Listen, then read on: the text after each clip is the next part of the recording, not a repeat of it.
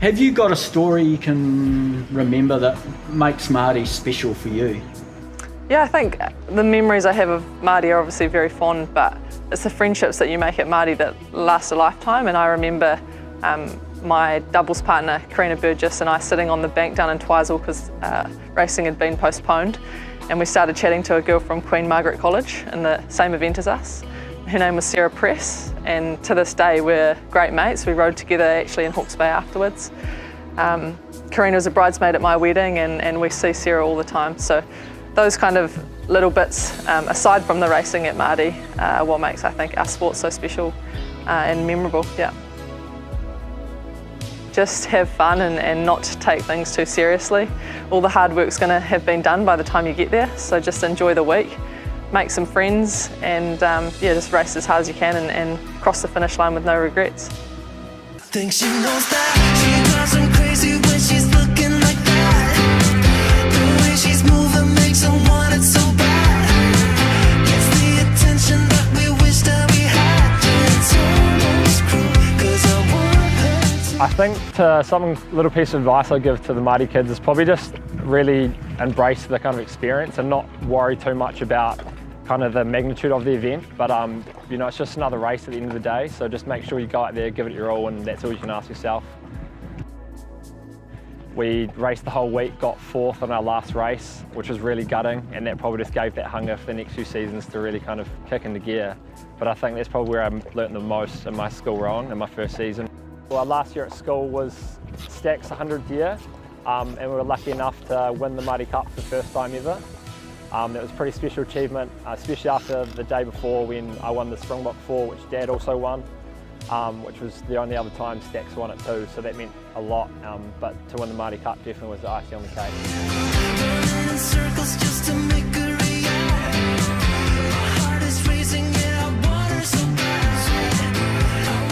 My fondest memory of Maadi Cup, I have a couple, but one was definitely winning the under-18 double. It's pretty special. We were down in Twizel, and as a Wellington school, winning a Maadi gold medal was pretty massive. But I think my actual fondest memory of Maadi was during a delay in the under 16-8. We all sat as all the school crews in a big circle at the 1K at Twizel and played clapping games, all the different schools, and we made so many friends, and that was actually my fondest memory because it's not always about winning, it's about meeting new people and just having a good time. Really eat lots. You do so many races during the week that sometimes it's hard to keep fueling properly, so definitely eat lots, eat heaps of pasta, and hydrate well, drink lots of water, and also sunscreen. It's really important to think about being strong rather than being lean. I think that's kind of a movement that we're trying to push at the moment, is that it's not about being small, it's about being strong. And the more you can eat, the better you're going to feel, and the better you're going to train, and the better you're going to race, and the faster you're going to go.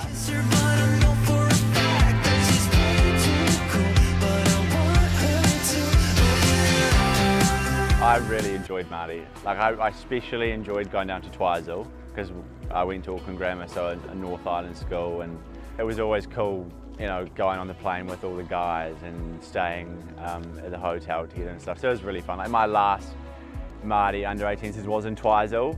We actually got 4th in the 8, which I was pretty disappointed with because I was club captain of that season, and then I was like, oh, I really want to finish our year off well and have a good season. You just make such great mates at school, right? So that's what I look back at the most. Enjoy the Maadi week, enjoy the racing, and embrace the nerves. And I know it is really serious, and it does get, you do get pretty nervous because it means a lot. So try lean into that and try embrace that. Like enjoy it, like make the most of it, and whatever happens or whatever results you get, just like be proud of the work you've put in before that. Like that's a massive achievement. Patience and just one goal at a time.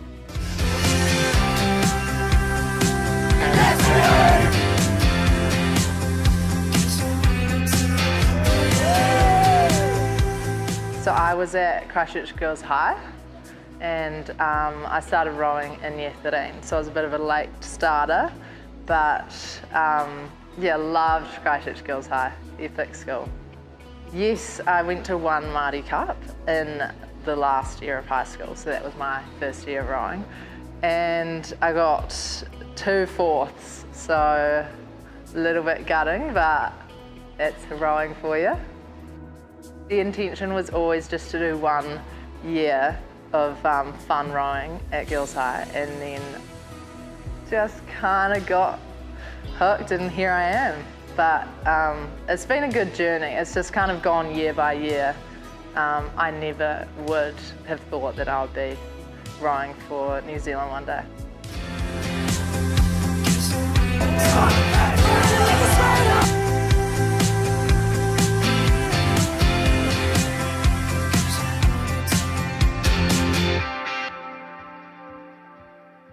What are you saying?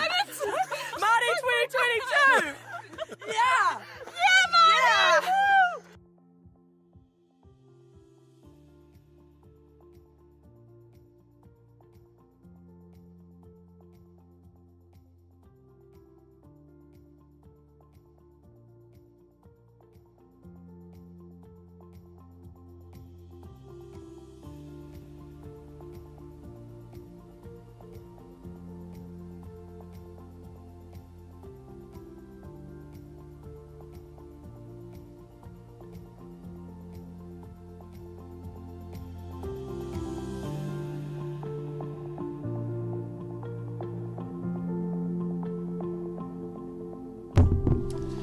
Very good morning, welcome into day 5 of the Aon Maadi Regatta. It is finals day, looking forward to having your company.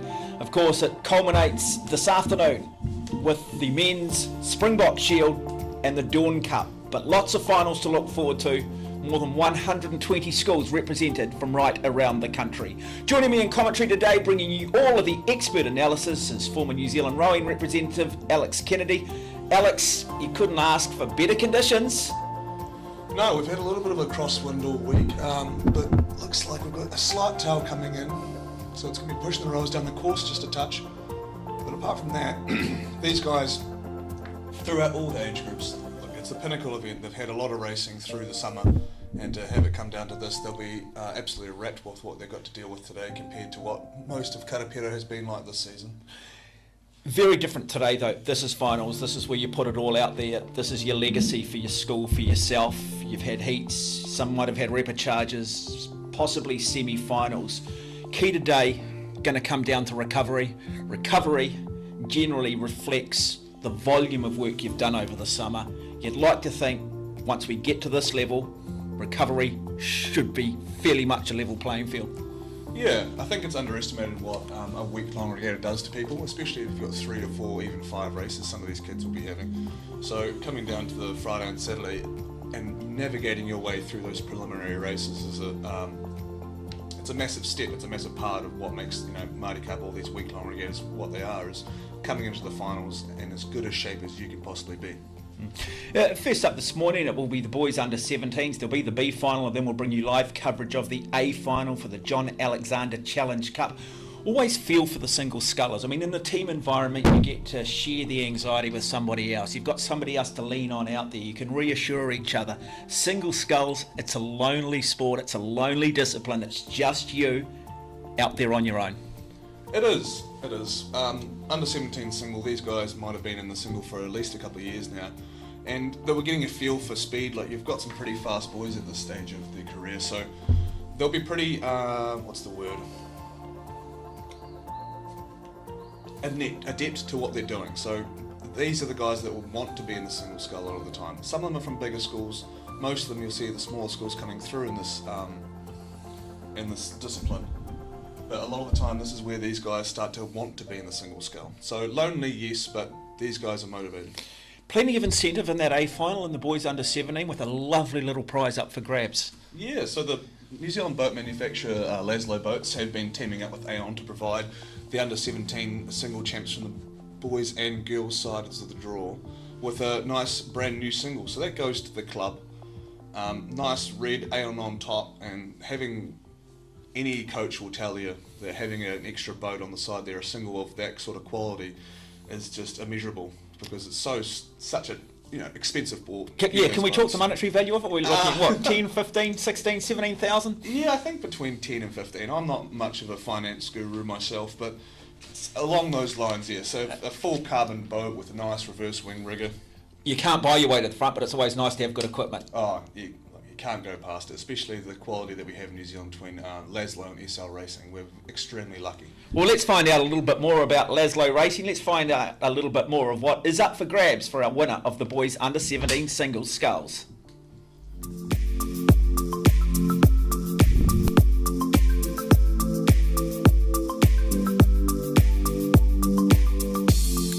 Yeah, Mandy, the Aon Legacy was a discussion with Laszlo Boats.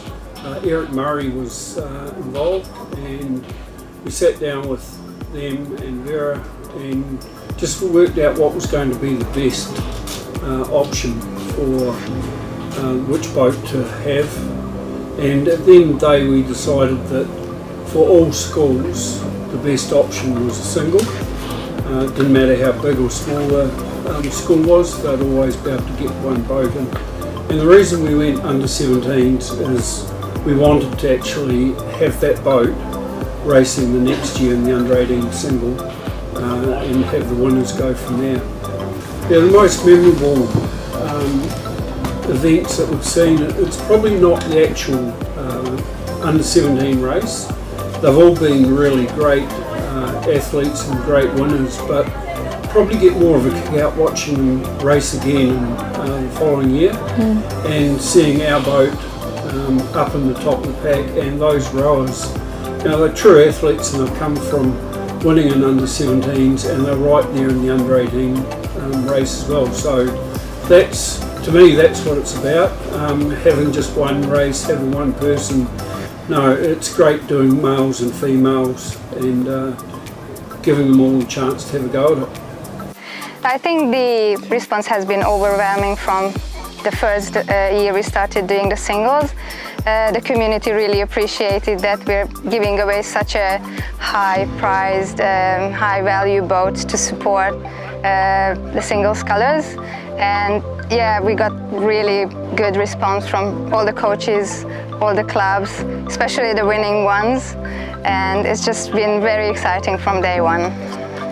I think what's really exciting for us is the continuity and the progression, and as soon as we started to pick this particular event, how it gradually started to grow bigger and bigger, and I think just seeing that growth is what really excites us the most. When I talk to an athlete after they won, or even years after they had won, and they tell me how big a difference the boat has made in their journey, and I think having that ability to contribute to someone's development in such a way, it really is something truly special.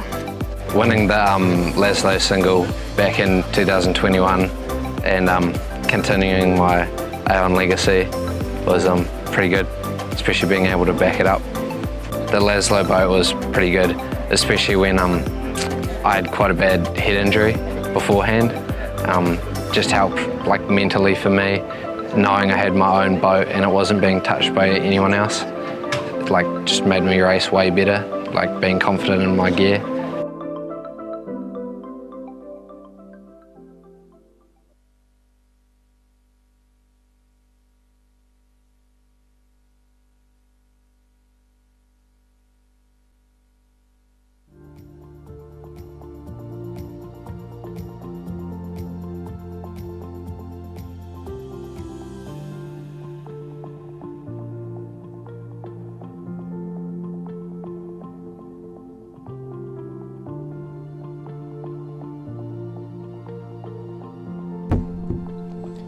You're watching live coverage on day 5 of the Aon Maadi Regatta. The boys under 17 single sculls B final is underway, but this is the start list for those in the A final looking to try and win and add their name to a long, illustrious list of winners on the John Alexander Challenge Cup. Alex Kennedy sitting alongside of me. Alex, when you run through this, it is very much schools from across the region. John McGlashan College in 1, Maclean's College in 2, Timaru Boys High in 3, Tauranga Boys College in 4, St Peter's College in 5, St Peter's School in 6, Hauraki Plains College in 7, Bethlehem College in 8. Nice local flavour with Tauranga, Bethlehem, Hauraki, of course St Peter's, so there'll be a lot of locals here urging those boats on. But talking about the individual scullers, there are some athletes here that come with some pretty big reputations. Yeah. Josh Bartlett from the south from Timaru Boys High School, coached by Brian Smith and Jamie Harrison. The Timaru Boys come with a hard reputation. They train really hard, and he'll be there in the second half of the field. Jack Whitcomb, the St Peter's College out of Auckland, rowing out of West End, have had a fantastic last few years, working really well, and here comes another sculler. They've won a bunch of titles as scullers, and Jack Whitcomb is no different. He was pretty dominant through the semi-finals. And you've also got Harrison McClintock at St Peter's School. St Peter's School are, they are rowing in Cambridge alongside Cambridge High School, like everyone knows who they are. Yeah, and they've always been very good on the smaller boats, haven't they? St Peter's School of Cambridge, and great to see St Peter's College in Auckland, as you mentioned, also making their first ever Maadi Cup under 18 eights, which will be set to go 5 o'clock tomorrow, so not too far away from a start in our first A final as we get set for the under 17 single sculls. 3 out. I'd be remiss not to talk about Jameson McConaughey. He was a silver medalist in the intermediate single down at the Nationals for Tauranga Rowing Club. And coached by Richard Keane, A final, boys under 17 single. Olympic champion and ex-New John Zealand Joe McGlashan. Sullivan has actually been poking his head around there, helping out in a more mentor role. So it'll be good to see how Jameson goes here today. He's in one of the middle lanes. You'll see St. most Peter's of the School. lanes being the faster boats as they work their way through the stages. Bethlehem. And lane 8 there is Bethlehem College, represented by Luca Mercer. And we are underway in this boys under 17 single sculls A final here, the first final on day 5 of the Aon Maadi Regatta. And immediately getting out quickly, it is the athlete from Hauraki Plains College, Matthew Simpson, who's decided just to take it out quickly with the B7 on the bow of his boat. Across there in B5 of St Peter's College, Jack Whitcomb, as talked about, and it'll be interesting to see just what tactics Whitcomb applies here. Does he look to just try and put the pressure on early, out of sight, out of mind perhaps? Yeah, young fellas, they'll be full of vinegar getting out of the start in the final with some flat water for once at Karapiero. This season's been a bit troublesome for these guys, so they'll be looking to get the fastest time that they can possibly do. But great start from Jack Whitcomb, St Peter's College out of Auckland. Also a very good start coming from Matthew Simpson, Hauraki Plains College, second to bottom. And then across the far side too, John McGlashan College, represented by Angus Lowe.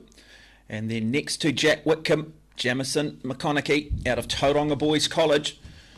But as we approach the 250 metres, it is all Jack Whitcomb from St Peter's early on in this boys under 17 single sculls final. Yeah, it can be a little bit lonely being out there in lane 1 from the boy from Johnny's and Dunedin, Angus Lowe, but he's doing a great job just keeping it looking left. That is one of the advantages of being in lane 1. I personally quite enjoy it just because you can get a little bit out of sight and people don't forget about him. You've only got to look one way. So he's only looking away to Jack Whitcomb, and as we say, Jameson McConaughey is just ever so slightly inching his bow up towards Jack Whitcomb as we head through the 500. Yeah, interesting race, isn't it, tactically? Just how many matches do you burn early? Remember, 2,000 metres, as I like to say, 1,500 metres of hope, 500 metres of truth. It's interesting, though, the great sports people make it look easy. And you've got to say at the moment, Jack Whitcomb, he looks smooth, technically looks very good. Yeah, you can see from the front on angle, these boats are no more wider than your hips a lot of the time. So it's a very touchy boat, and whenever you do something bad, that's reflective upon you, and then if you do something good, that's also 100% on you. So the singles, while we can be quite lonely, it can be very rewarding because it's all on you. So if you're doing well, it's a nice boat to row. You can see here the middle three just separating themselves out a little bit, with Harrison McClintock out of St Peter's joining those boys at the front. Yeah, so it is McClintock now just starting to put a little bit of pressure on Whitcomb. Also the challenge is coming from McConaughey in lane 4, so it's lanes 4, 5 and 6. All the action in this boys under 17 single sculls.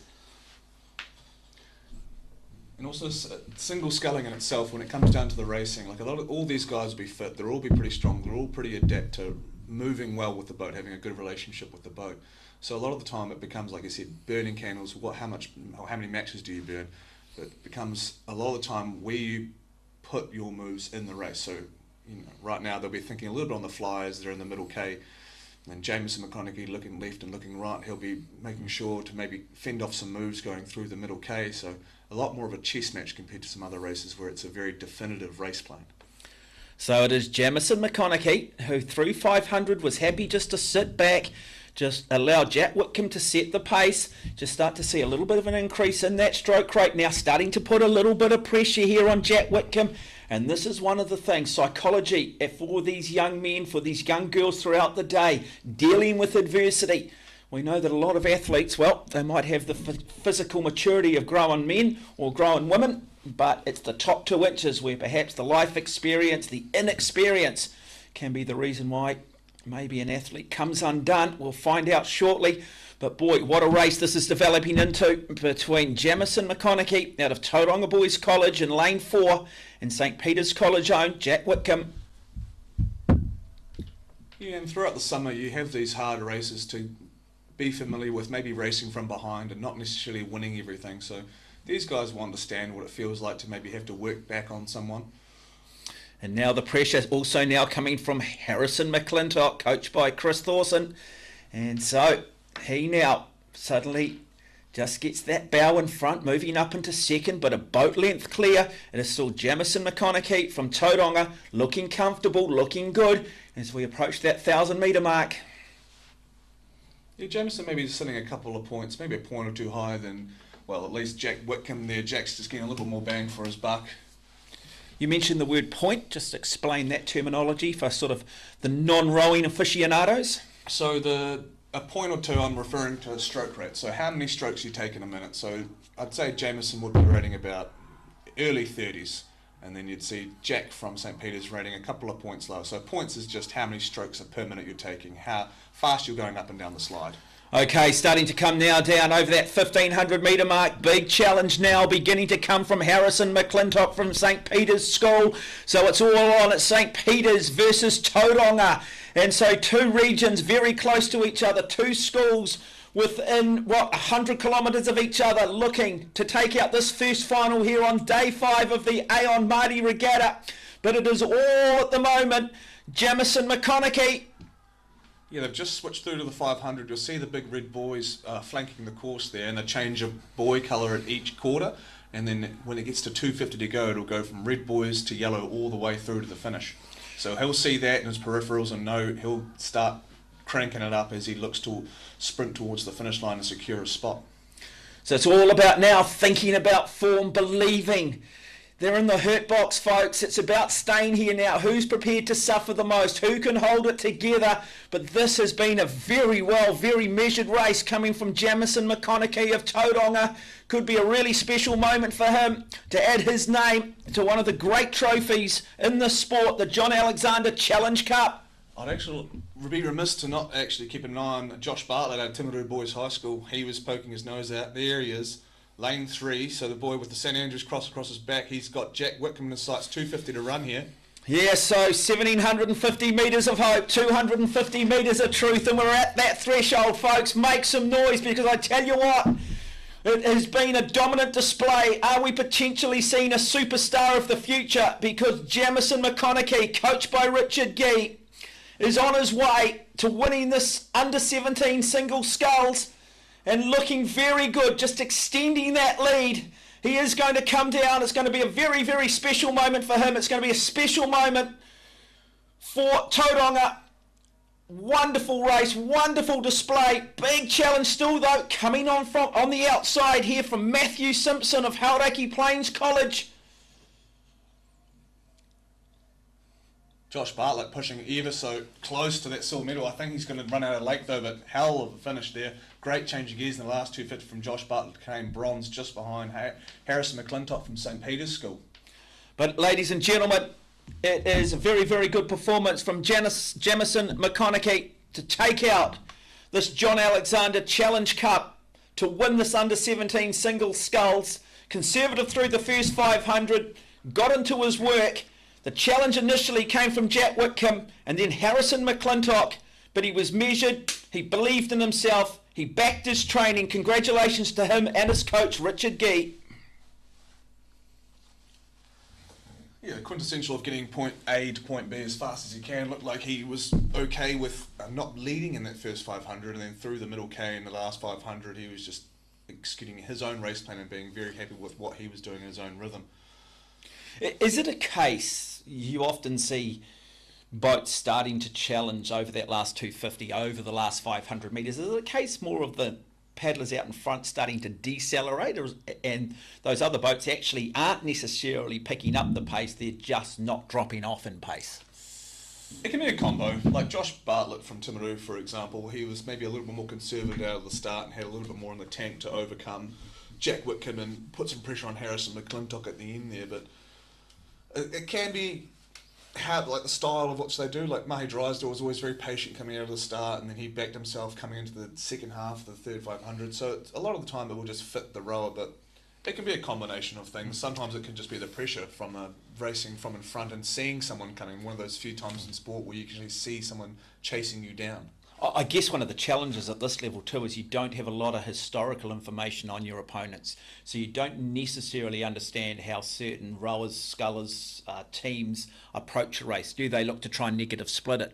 And so you're often only learning about your opponents through the heats, through the semi-finals, so that can be a difficult thing in terms of the way perhaps you want to approach the race and how you perhaps want to put a little bit of pressure on perhaps those pre-race favourites. Yeah, and when you're a little bit younger, that pressure can, we talked about the top 2 inches, those sort of like pressure moves and getting out of the peripheral so you actually can't be seen by your opposition can play massive mind games, especially when you're younger. So it all plays into it, but a lot of these times, these under 17 singles, while they're still young, they understand racing. They've had a whole summer of racing, so it comes and goes. So that is the schedule. The next 5 races, it will be the girls under 17 4B final. Then we'll bring you live coverage of the girls under 17 A final before we then move on to the doubles, the boys under 15 B final and A final, and then the under 15 Cox 4s B final. So an exciting day of racing. It is finals day here on day 5 of the Aon Maadi Cup. We'll take a break. We'll come back with more.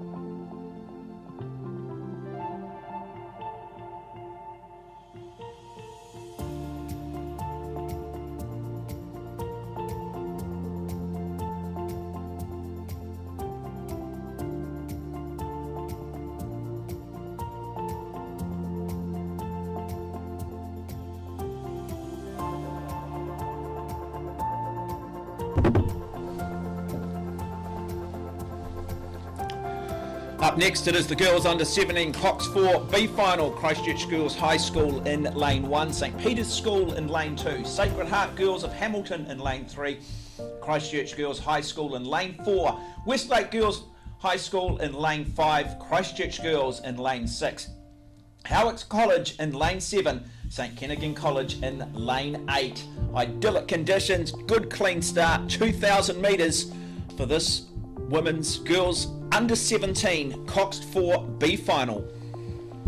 Yeah, these are probably the best conditions we've had all week. The sun shining on the Mangatatari and the Waipā, and yeah, it's fantastic to see this the sun come out and the water flatten out for finals days for these young athletes. So it's Christchurch Girls High School who have decided to take it out reasonably quickly across there in lane 4. Nice little challenge coming on the outside from Westlake Girls, well known school on the North Shore that have the ability to access Lake Pupuki, where they do a lot of their training, also the training ground for a lot of the New Zealand kayak program, including Lisa Carrington. And also down here in lane 8, St Kennigan College, a rising power, but a school that probably by their own high standards yet to truly fulfill their potential, but great to see this young crew trying to set the standard for future generations, for next year's athletes and those that come through the school. The Christchurch Girls have absolutely gone out like cut cats. They've been given all marching orders here in the B finals. Kira Wolf, Kate Ryle, Katie Gardner, Isabel Williamson, and Coxman's Pippa Ford. Coaches here, Joe Barclay, former rower of our high school. He's been around the Christchurch scene doing great work for a couple of schools.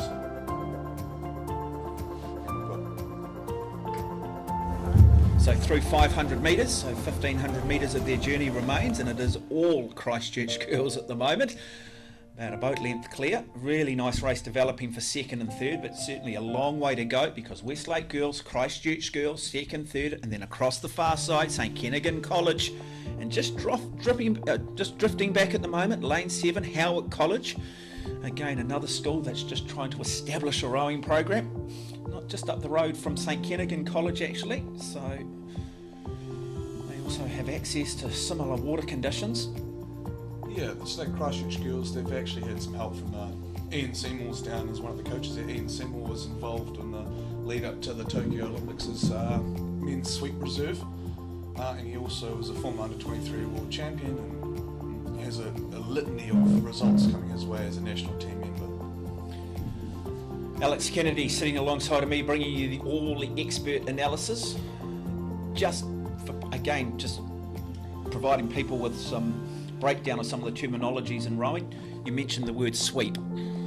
Sweep rowing. One oar, two hands on one oar. So what Hamish Bond and Eric Murray won their Olympic gold medals in is a sweep boat or sweep rowing, and then you've got sculling, which is one hand gets one oar each. So it's more Mahi Drysdale, Emma Twigg, the likes. That's the difference there. Sculling, you'll stay a little more centred in the boat. Sweeping, you'll be swinging out to your right or your left or your barren stroke side. So barren your left, stroke on your right. You'll be swinging out to those sides a little bit more and using those leverages. So through that 1,000 metre mark, and at the moment it is Christchurch who comfortably lead this B final in lane 4. Yeah, it looks like they would have had the pedigree to move on to the A final, but sometimes the draw just puts you against some really tough crews, and unfortunately you just can't quite get there. But these girls are making the best of their B final and putting their best foot forward to have a performance they can be proud of at the end of the week. Yeah, and a lot of it is too at under 17 level. There's still another year, possibly 2 for some of these youngsters, so it's all about gaining experience. And it's amazing, isn't it, through the teenage years. A year is a long time in terms of growth, development, but I would imagine that one of the key things too, particularly for some of the younger athletes, develop the technical side of it, get the skills right, because you can always build the athlete a little bit later. Yeah, and sometimes even if it is a B final, the way you finish a regatta can really push you on into that winter training and wanting to come back and having that motivation. So small things go a long way. Well, we'll leave that girls under 17 B final, and now we bring you the start of the A final.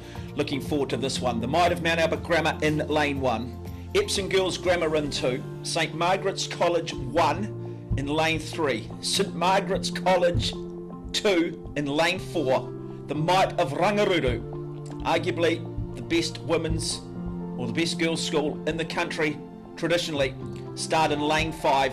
Their number 1 crew starts in lane 6, and then it's Waikato Dio in lane 7, Marlborough Girls College in lane 8. Well, St Margaret's versus Rangiruru, it's Manchester United, it's Liverpool, it's Barcelona, Real Madrid. Certainly when it comes to secondary school rowing amongst our girls, it doesn't get a lot bigger than St Margaret's versus Rangiruru. Rangiruru training on the Kerrs Reach in the middle of Christchurch, and then the St Margaret's girls train on the Kaipua and Waimakariri Rivers just north. They split the heats together actually, so we had 2 winners from Rangiruru and 2 winners from St Margaret, so it's quite even. Like you said, it's one of the rivalries for female rowing at the Maadi Cup level, secondary schools level. Pronounced with their colours there, with their tricolour boats out of Laszlo. And they will be racing for the Hauraki Oar. That is the trophy that is up for grab, one of the many famous trophies here at the Aon Maadi Regatta. And so, a lot of nerves, a lot of work to get through to this final. 8 crews, like coiled springs, set for a start in this girls under 17 Cox 4A final.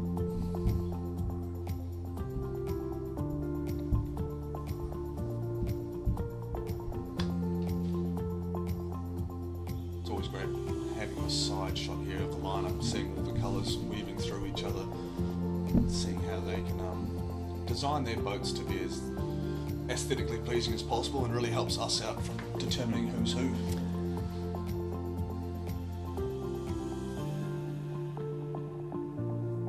So you see a hand raised there from the coxswain in lane 7, that just means they're notifying the starter or the starting umpire that they're not quite straight and ready to go, and the umpire will wait until the hand's down before they let them go.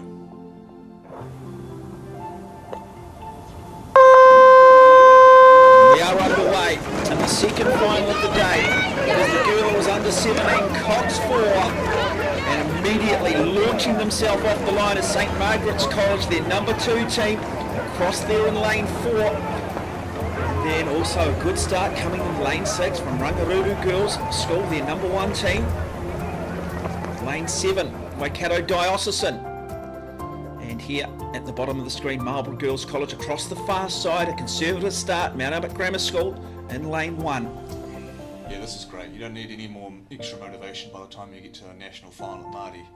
But to be right alongside your rivals, design like this, we've got 2 St Margaret's crews right next to each other and 2 Rangi crews, so it's just battle of the schools. But I'll tell you what, Waikato Diocesan are nothing to sneeze at either. That program itself has a illustrious history in women's sweep, and they'll be looking to upset a few Christchurch people. Yeah, Rangiruru with the narrowest of lead through the first 250 metres. It's fascinating, isn't it? I talk about the rivalry between St Margaret's and Rangiruru, but within this we've got 2 St Margaret's teams, we've got 2 Rangiruru teams. Are they set up with an A team and a B team? Traditionally, yes, but at this, like for as young as they are and the programs that they have and the numbers that they have, the A and Bs can be borderline, you know, it's just how you write it down when you do the entries. So yes, probably they've done some set racing to establish the A and B crew, but the difference in speed might be quite minuscule. So it's Rangiruru Girls here in lane 6, Jessica Hickling, Alice Ferguson, Lucy Vance, Sophie Cusile. Their cox is Annabelle Wynne-Williams. Their coaches are Adam Ling and Logan Keys. See Annabelle Wynne-Williams, who's got the coxswain seat there tucked in behind the bow girl. The bow girl's on the far right of your screen, so she's the girl, and you've got the coxswain in a cockpit that kind of lies down in the boat, that faces forward the whole way for steering and has a little microphone for the comms between the crews. So Annabelle Wynne-Williams actually won, she was coxswain of the regatta at last Maadi Cup, so if you want someone controlling your boat, it's hard to look past Annabelle Wynne-Williams for school rowing. Now big challenge here coming from Waikato Dio in lane 7, so just starting to apply just a little bit of pressure on Rangiruru Girls School 1 on the lane inside in lane 6, and then across in lane 4 it's St Margaret's, the best of the 2 teams from St Margaret's, but it's still Rangiruru who are just trying to get out by a boat length. But Waikato Diocesan, how do they manage this? What is their strategy? Is it about negative splitting? Who's going to burn too many matches too early? How much experience do both crews have? It is a fascinating girls under 17 Cox 4 final, not too far away from approaching that 500 metre mark.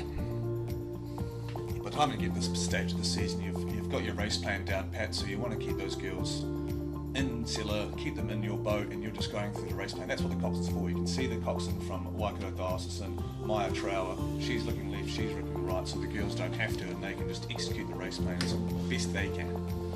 And you've got Pat Peoples coaching, and there's an Alexandra Peoples in the Waikato Dio crew, so some sort of relation there. Pat's a bit of a legend, he's been around the sport for a long time, so it's unsurprising to see the Waikato Dio girls up near the point end of the field. Yeah, good form being shown by all of these crews at the moment. Certainly looking comfortable, Waikato Dio. And again, don't look at the facial expressions, look at the form. And so through that 1,000 metre mark, halfway through it, it is Rangiruru continuing to apply the pressure, but the challenges still come from Waikato Dio in lane 7, and then across the far side in lane 3, St Margaret's College. So St Margaret's 1. And then next to them in lane 4, it's St Margaret's 2, who currently sit probably in 4th place. They're separated by Rangiruru Girls School, their second team in lane 5, and it's Rangiruru's number 1 team in lane 6. Just having a look here at this very impressive performance from Waikato Dio. What do you make of the form here? Can we see any fatigue in any of these boats? I think they're big crew to watch. I think Rangiruru, they're solid and they know how to race in front. Coached by, heading the program is Logan Keys. He's done phenomenal jobs at Christchurch Boys, winning their first Maadi Cup. He works with the Avon Rowing Club. He's now at Rangi, and it's the speed is showing through. So I'll back them to hold on, but we'll see what happens. St Margaret's and lane 3 are the big movers. It's interesting when you think rowing though on the girls side, you think Rangiruru, that is just the program they've had. That's what happens when you've got legacy, you establish that reputation, and success continues to breed success. 17 wins in the Live-In Jubilee, which is the under-18 girls 8, speaks for itself. You can see out there in lane 3 the St Margaret's crew of Millie Farrell, Phoebe Wilson, Lila Stallard, Evie Leeson and Ashley Tackon as the coxswain, coached by former Olympic reserve and national team rower Holly Greenslade. She's back at her alma mater doing fantastic work alongside Ian Smallman and the Keys. Okay, so now we start to get into that business end. Have they burnt too many matches too early? We'll find out shortly, because now they are well and truly in that hurt box. The lactic acid is building up in the legs, it's building up in the arms. This is where it comes now down to the top 2 inches. Which of these crews is prepared to suffer the most? They've been urged on by their coxswains. A wonderful race developing, but it's all Rangiruru in lane 6 at the moment. Yeah, Rangi just cleared out at the start, and they've just been fending off all comers as they come down to the last 250. You get the Royal New Zealand buildings, a really nice landmark for anyone that's rowing down the course to understand how much further they've got to go. But that St Margaret's crew have really turned it on, coming into the last 500 and are chomping back on that, almost they're cutting off that clear water you see at advantage. So now you've got St Margaret's coming up and getting a little touch of overlap with that Rangiruru crew out in front. Okay, so it's St Margaret's now. If they left it too late, because it is Rangiruru who will come down. Not far to go now to try and win this girls under 17 Cox 4. And a little change, Waikato Dio still hanging tough in 3rd, but it is all this very classy crew from the great Rangiruru who continue to set the standard, who continue to set a legacy in arguably the best girls rowing school in the country. And another victory for them. Big challenge though, still coming from St Margaret's. They're not giving up, they're comfortably in 2nd now. It's Waikato Dio going to have to hang on. And here we go, folks, coming down to take yet another victory. It is Rangiruru Girls School who will take out this girls under 17 Cox 4. Form's holding, long arms, good aggressive swing, rates through the roof, doing exactly what they need to do to get to the line. They're not changing how they row too much, they're just going through the gears. Great race, nailed it. Yeah, really good victory. Really good race for 2nd and 3rd. And 2nd will go to St Margaret's College across there in lane 3. And then Waikato Diocesan, who were brilliant throughout this race, certainly showing that they will be a force to be reckoned with in a year from now, when they will probably challenge for the Dawn Cup. They'll take out 3rd.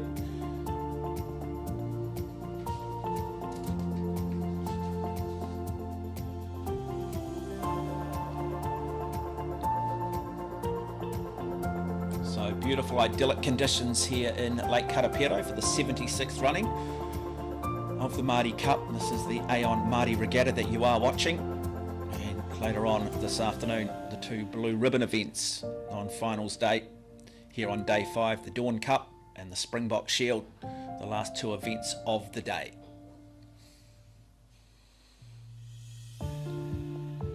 Yeah, coming up, we've got the boys under 15 doubles that are coming up next, the B final, the A final. So that's the youngest grade we have at the Maadi Cup.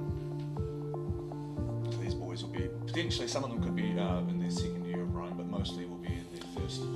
And this is what we talk about, is that this is about experience, this is about dealing with the peripheral, this is a really big event. You know, you often hear about athletes going to the Olympic Games and not always getting it right because it's so much greater than the sum of its parts. And at a micro level, this is the same for these young men, for these young girls that you will see competing in these under 15 age categories. And this is, again, we mention it, you know, we're always going to get kids who develop earlier at teenage years, develop the technical side of it, work on the technique, work on those things that you can train, build the athlete later.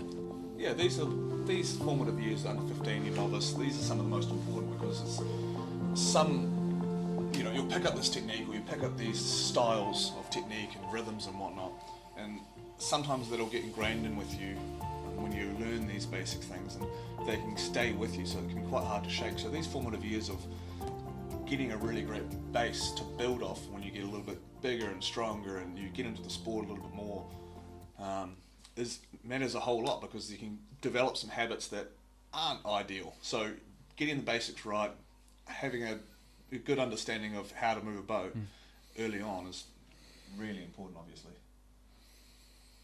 So this will be the B final, and the B final of the boys under 15 double sculls. You'll have Francis Douglas College in 1, Wellington College in 2, Takapuna Grammar in 3, Ashburton College in 4, Mount Albert Grammar in 5, St John's of Hamilton in lane 6, Pukekohe High School in lane 7, and Tauranga Boys College in lane 8. And great to see the traditional colours of the schools. Mount Albert Grammar School there, of course, winning the first ever Maadi Cup back in 1947. I should mention that that's my old school. You're sitting there and you're smiling at me, Alex Kennedy. But I'm sure that when Rangiora pop up, we can have a little chat about the might of Rangiora. But that's what it's all about. It's about tribalism, isn't it, school? It's all about passion. And I got to say that... Well, it'll be fleeting when Rangiora comes up, because we've got one athlete up here.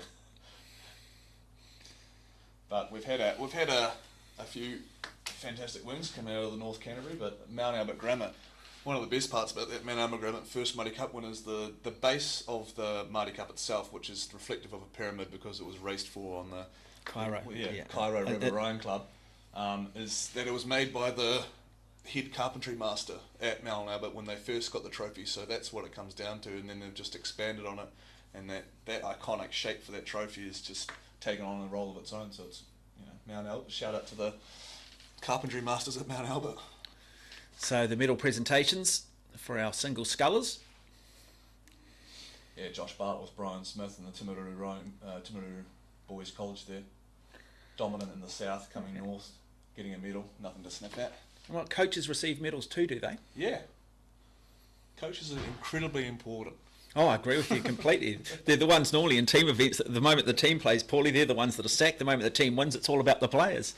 It's a tough job being a coach. Oh, yeah. I tell you what, I often look at those NBA coaches and those American coaches where there's so much pressure. They must surely have the shortest life expectancy. The anxiety and the level of adrenaline. Well, and you hear about the coaches that, like, even like college football and whatnot, and they're staying in their offices till 3 a.m. and getting a few hours sleep, but at the other side of that, Nick Saban in Alabama's getting paid $11 million a year to coach young men in college sports, so there's the trade-off, I guess. Yeah, I was up in Birmingham, Alabama last year actually for the old University of Alabama. Their big rivalry was Auburn. Yep, the Iron Bowl. Yep. So Jameson McConaughey from Tauranga Boys College hoisting that trophy. He'll get a nice new boat from Laszlo. He'll hopefully come back and we'll see him next year up the top end of the field with that Laszlo boat, like we might see Marley King Smith out of Wakatipu, who's trying to do the same thing, win 17 and 18.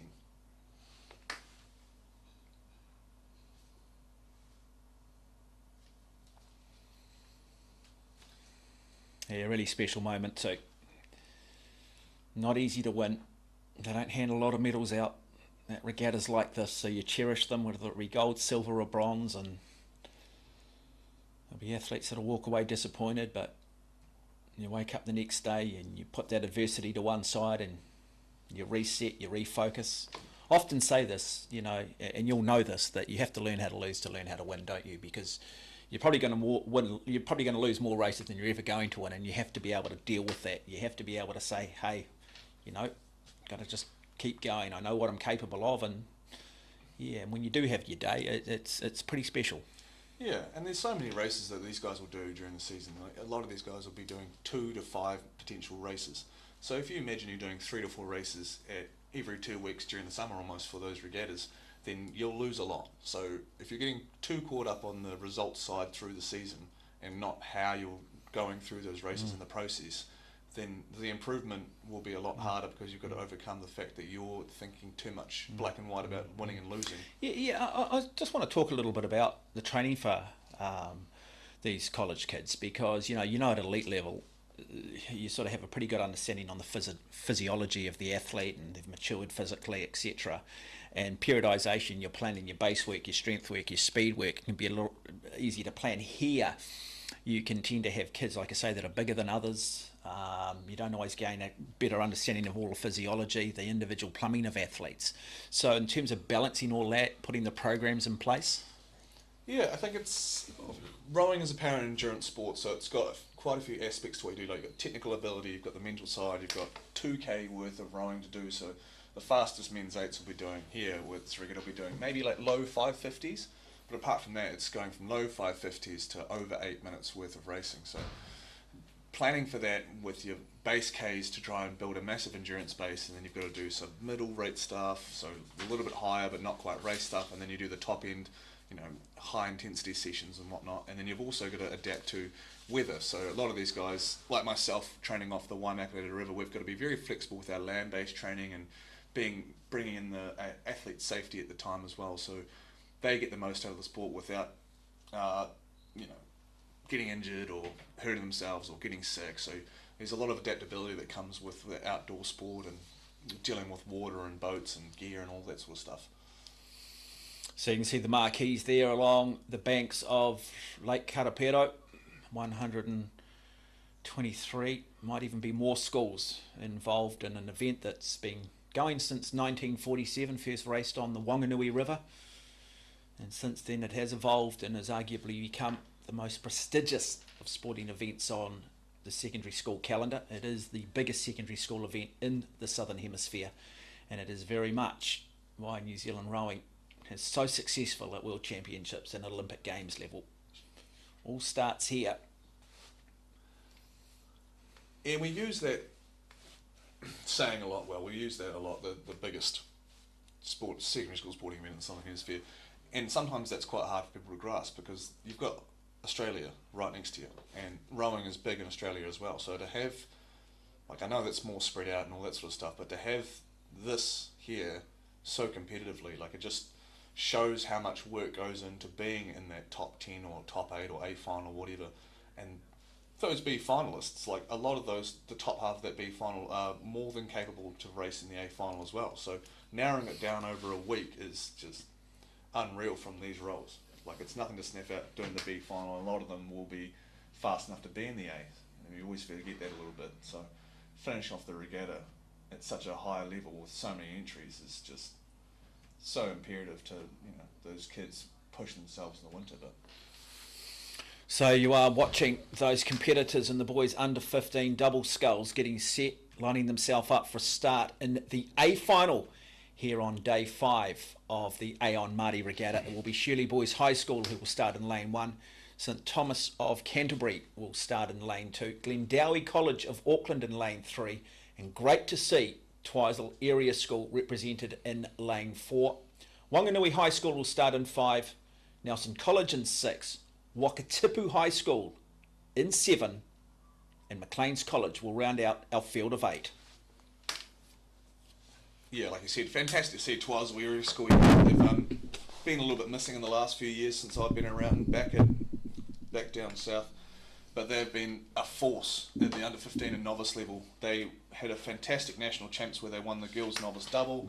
These boys got bronze in the men's double at national novice men's double and silver in the men's novice quad. So they've got form, and I don't think they were actually going to come up until they did those results at nationals. Okay, so a lot of work, semi-finals, heats, semi-finals, arguably rapid charges, and now it comes down to 2,000 metres. The youngest of our crews, the under 15s. Arguably for many their first Maadi Cup experience. Yeah, I was lucky enough to race this event way back in the midst of time of 2007. I got second in the B final. Oh, I was going to say, are you comfortable talking about the result? You clearly are, Alex Kennedy. I was all right. But again, look where you came through the sport. It's that evolution, isn't it? So you finished 5th in the B final or 3rd in the B final. But look, you go on, you represent New Zealand, you get to an Olympic Games, and that's what it's all about. Yeah, you don't need to be a superstar at 14. You just need to be in the game. Well, I got one medal at Maadi Cup, and that was a bronze and 16 double. We had a few close calls, a few fourths and whatnot. That probably spurred me on a little bit to keep going, just out of spite. Okay, Maclean's College here, closest or bottom of the screen, in lane 8. Declan McLean, Ben High. Then Wakatipu alongside of them, and that is Michaela Thornton and Charlie Manser. Great to see Nelson College, one of the great traditional schools, final of the represented boys by Oliver under White, 15 double. Smith. Shirley, St Thomas of Canterbury. Down here by Miles of Ramblin, who was actually a cox in that Auckland Grammar way back in around 2008, 9, 10, around that area. Miles of Ramblin in 2007 with Mike Owens, former Olympian. He's helping us out here with the drones, but interesting this made his way down to Golden Bay. And now we are underway. Boys under 15 double sculls final. Fast, explosive start, out quickly, high turnover initially. Just wanted to get out quickly, then look to try and settle down. It's all lane 7 at the moment. Wakatipu High School, and then across the far side, Shirley Boys High School also being very aggressive. But it's about settling the nerves. It's about just getting into your work, hoping you warm up, hoping that your pre-race protocols are allowing you to maximise your effort, to get that nervous system up and to get into that cliche known as the zone. But Shirley Boys High School, very aggressive at the start, across there. In fact, it might be St Thomas of Canterbury, is it? My apologies, St Thomas of Canterbury, Flynn Grace, Noah Callick, and their coaches, Ben Wright. Yeah, St Thomas is South Island champs, so good to see them poking their nose out early. Wakatipu, that sculling program in the last 4 or 5 years has been phenomenal, winning a lot of junior events and starting to eke their way into 17 and 18 as they work their way through the grades. But here comes another addition of Charlie Manser and Michaela Thornton. Yeah, really impressed too by Glen Dowie. You know, when you grow up in Auckland, and again, I went through Mount Abbott Grammar, it was always Westlake, it was the likes of Auckland Grammar School, and I guess those traditional schools. And then suddenly we have seen the emergence of Glen Dowie over the last 10 to 15 years, just starting to establish themselves with their rowing program. And this is another example of it. And Glen Dowie in lane 3, just settling back at the moment, but still in the contest. Yeah, some of the best things about the under 15 grade is just they'll just see read and just be super aggressive with their race plan. So it's a really pure version of the sport where these guys are just doing their best, absolute best is what they can. And that might not be 100% efficient, but that's the point. So it's Glen Dowie, Xavier Warren, Finlay Christensen, currently sitting in second place. It is Wakatipu who lead half a boat length. And then sitting back in lane 6 by the looks of it, Nelson College, Oliver White, Murdoch Smith. Yeah, we'll keep an eye on Wanganui High School, coached by Axel Dickinson, another former New Zealand national team member and under 23 world medalist. He's gone down to Wanganui High School, and they've got the most A finals they've ever got at a Maadi Cup this year. So congratulations to them. A lot of them the younger. I think their oldest grade is the under 17 boys quad, who are pretty rapid. So we'll keep an eye. I know Axel likes to work as athletes just like anyone else, and so expecting Wanganui High School and Twizel to make their way through maybe a little bit in the second half of the race. Okay, so it is Wakatipu High School at the moment. Glen Dowie across there in lane 3. Let's just talk a little bit about the stroke rates. What is the expectation through the middle stages of a race like this for our double scullers? it's always depending on the coach's preference, and some people like to rate a little bit higher depending on how long their oars are, and it gives them a better leverage to rate higher. But it looks like Wakatipu, early 30s. I don't really have a rate watch on me, unfortunately, but you know, I think it's just fantastic that under 15s, like these guys are in their first year of rowing. I know they've been rowing for a few months now, but those Wakatipu boys, like that's clean rowing. Like they've got the great posture in the bow seat, the stroke seat's setting a great rhythm.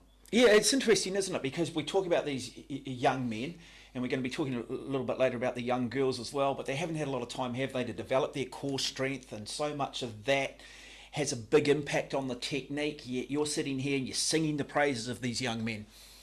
Yeah, I think it's underrated. I know that people look at under 15s and they just see them as the young ones and the whatever, but like these guys are rowing really well, and there's a reason like they're out in front. Like those Wakatipu boys are clean. Like there's a nice long reach from the stroke seat there. Charlie Manson and Michaela Thornton in the bow seat's just doing a really great job of just setting him up and just backing him all the way down the course. St Thomas of Canterbury sitting there in third at the moment. Good challenge coming from Nelson College, who look like they're in fourth. So Nelson College, lane 6. Just outside of them is Wakatipu setting the pace, and it's Glenn Dowie across the far side in lane 3. Through that 1,000 metre mark now, through that threshold, and now the pain does start to kick in. This is where we find out who has that mental fortitude. It's a tough sport, ladies and gentlemen. If it was easy, it'd be called Disneyland and people would be paying to get here. But you've got to be a special breed. Now, the big challenge comes from Glenn Dowie. For the first time, we're seeing Wakatipu under real pressure. So the Auckland school now starting to apply the pressure. One of the great races in this under 15 double sculls final.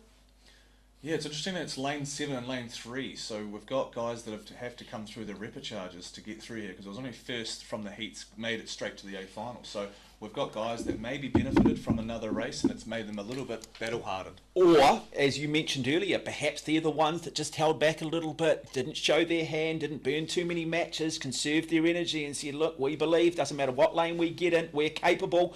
But it is all Wakatipu at the moment, so Michaela Thornton, Charlie Mansa, they'll be getting a little bit of an idea. They'll be looking out to their right-hand side. They will just start to see the white boat of Glenn Dowie, of Xavier Warren, Finlay Christensen beginning to just increase their stroke rate. Who can hold the form? Who can hang the longest? Who can lock themselves in this hurt box and throw the key away? One of the great races here on finals day beginning to develop.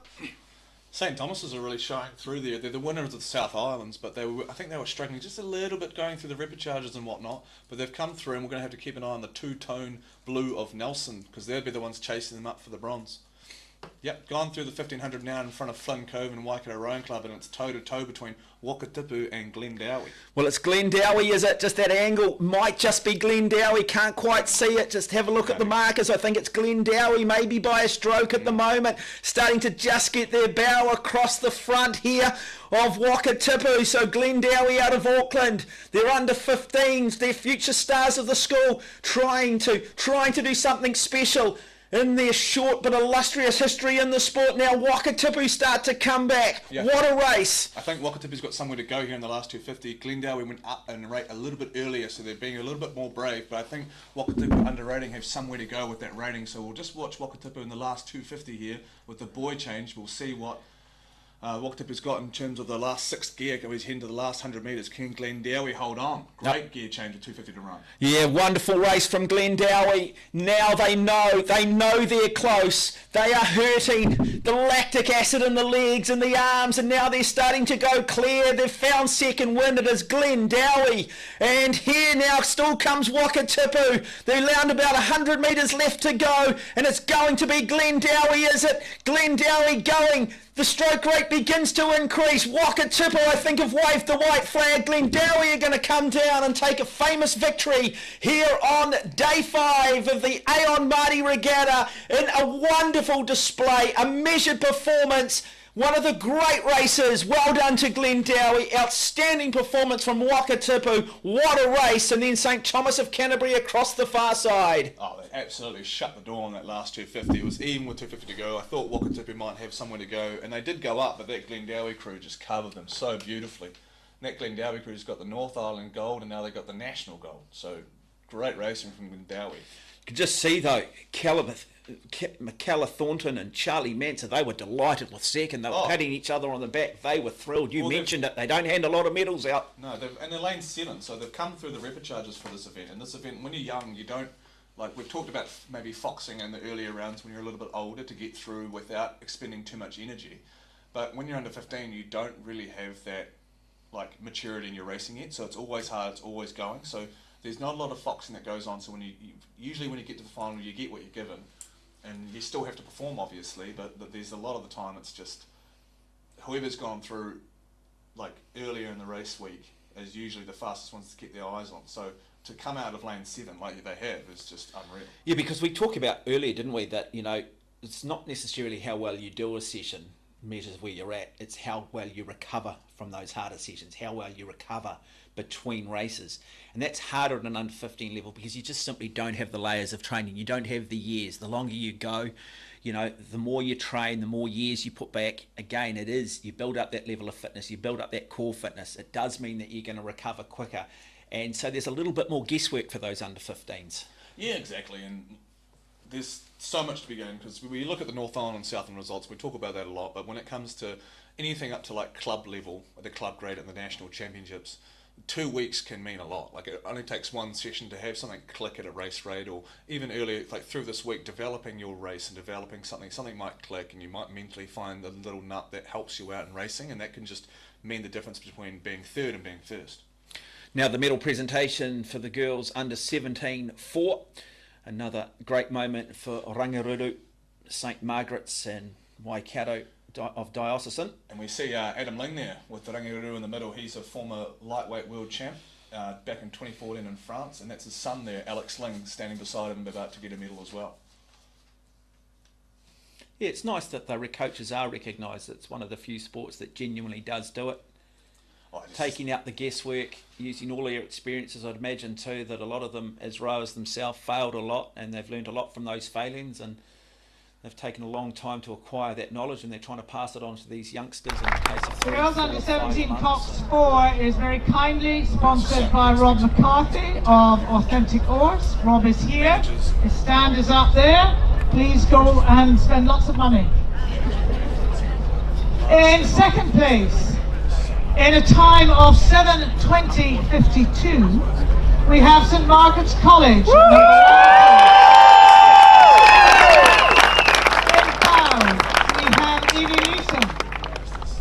Lila Stallard, Phoebe Wilson, Melly Farrell Stroke, coaxed by Ashley Taken, coached by Holly Greenslade.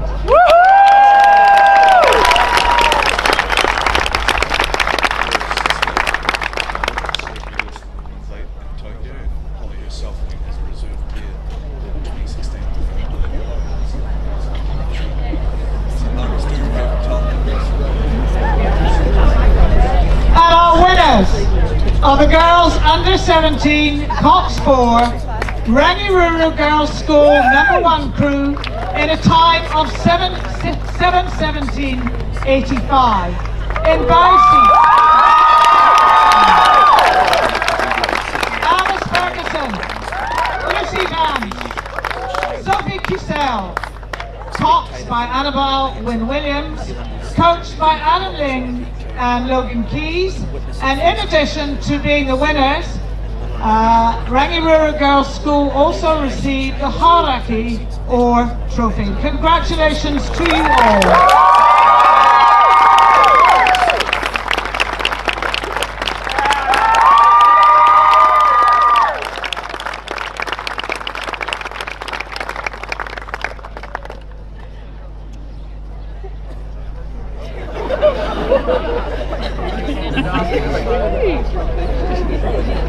Oh, look at it.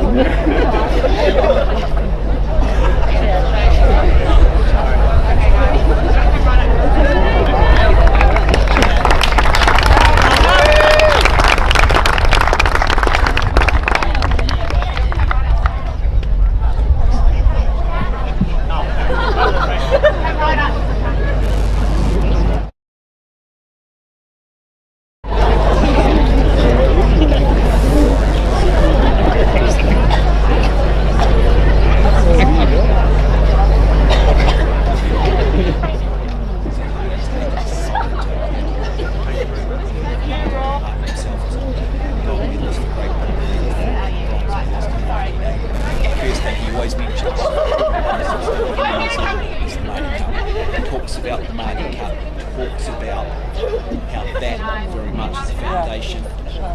Part of a big reason why New Zealand rowing boxes well above its weight based on population. Yeah, Cross is a fantastic personality to have in the role. He does a lot of work in different places.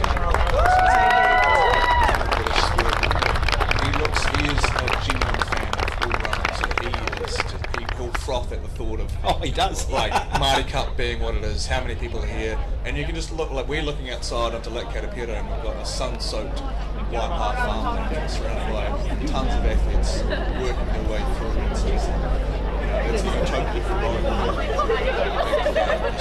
I love this here, these photos here, these two great schools out of that Christchurch region, and Rangiruru and St Margaret's. You have to look at the shout out to the photographers here. Waikato Dyer. Sharon. Is there anyone you don't know? Not really. Well, Sharon Robinson's son is Ruben Cook, who's at Princeton, and he's from the Maadi Cup.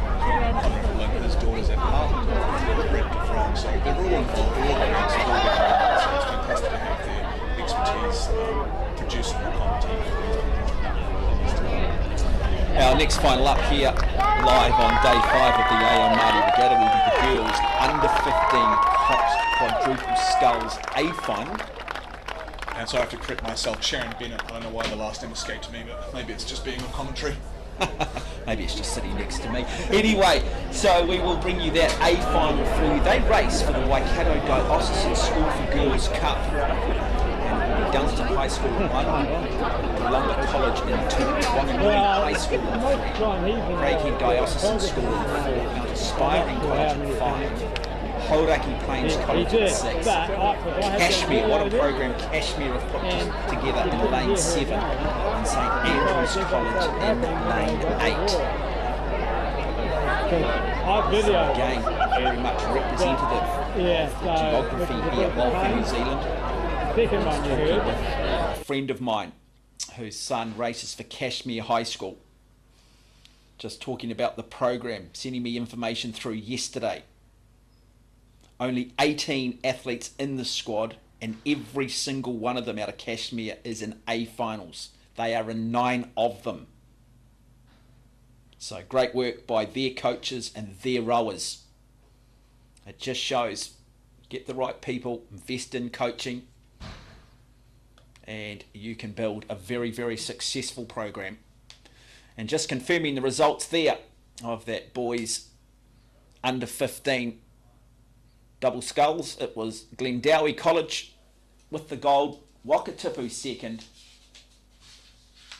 and in third place in a very good performance it was St Thomas of Canterbury.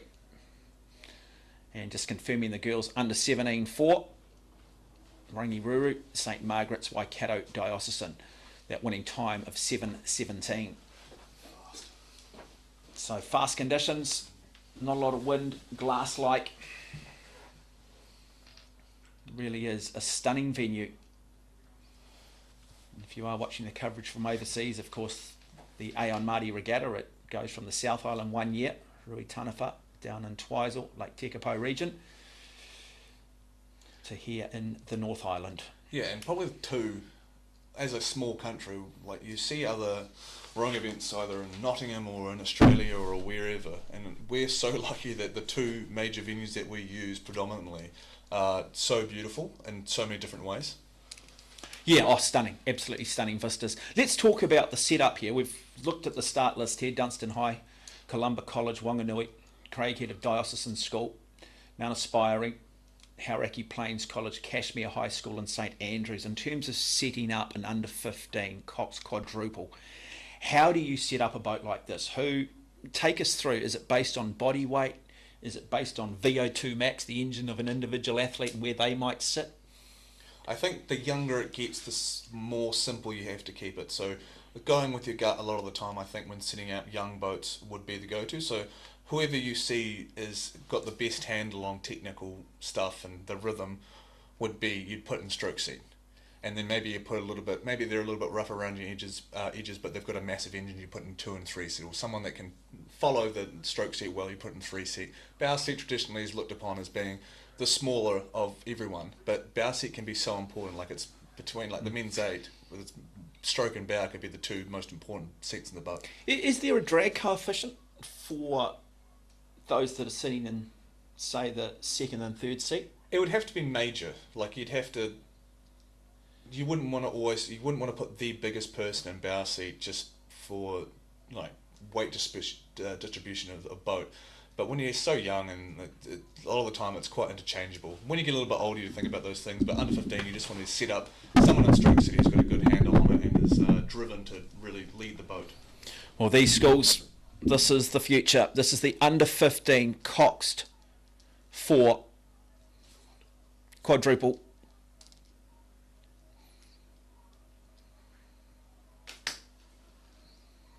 Closest to us is St Andrews College, famous colours. Cashmere alongside of them. Keep an eye on Cashmere, big dark horse. Hauraki Plains College, not too far from here. Part of this whole sort of Bay of Plenty Waikato region, Thames Valley. Yeah, Cashmere High School, only really recent to the rowing world in terms of you've got these teams that have been around for 50 years or so. Cashmere High School only come into it the last, I think it's maybe the last 6 years, and they've had some great coaches help out to get that program off the ground, and they've got strength to strength. Well, I mean, when you've got the power of Christ College and Christchurch boys, suddenly you've got the smaller school Cashmere, and now those bigger schools are looking over their shoulder when it comes to rowing. Great to see Mount Aspiring College out of Wanaka here. Craighead Diocesan School will start in lane 4. Wanganui High School, great history and tradition in the sport in 3. Craighead College Mount in 2. Aspiring, And Dunstan Hauraki Plains, in Central Otago Cashmere, will start across the far side St in lane Andrews. 1. Attention. Ruby Smith, coached by Father Simon.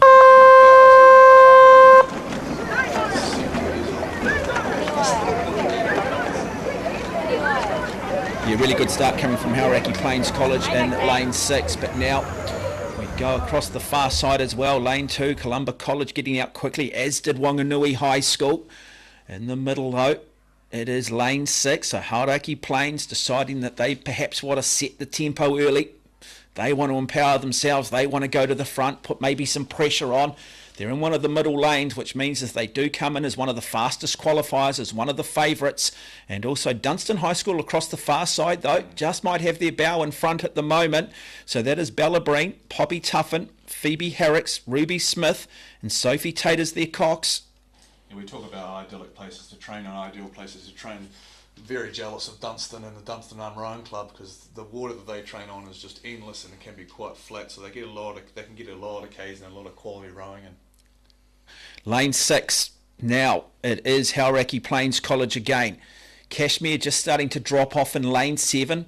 Lowest to screen, St Andrews College, you know they'll be measured. You know that they'll be technically very good, well coached as well.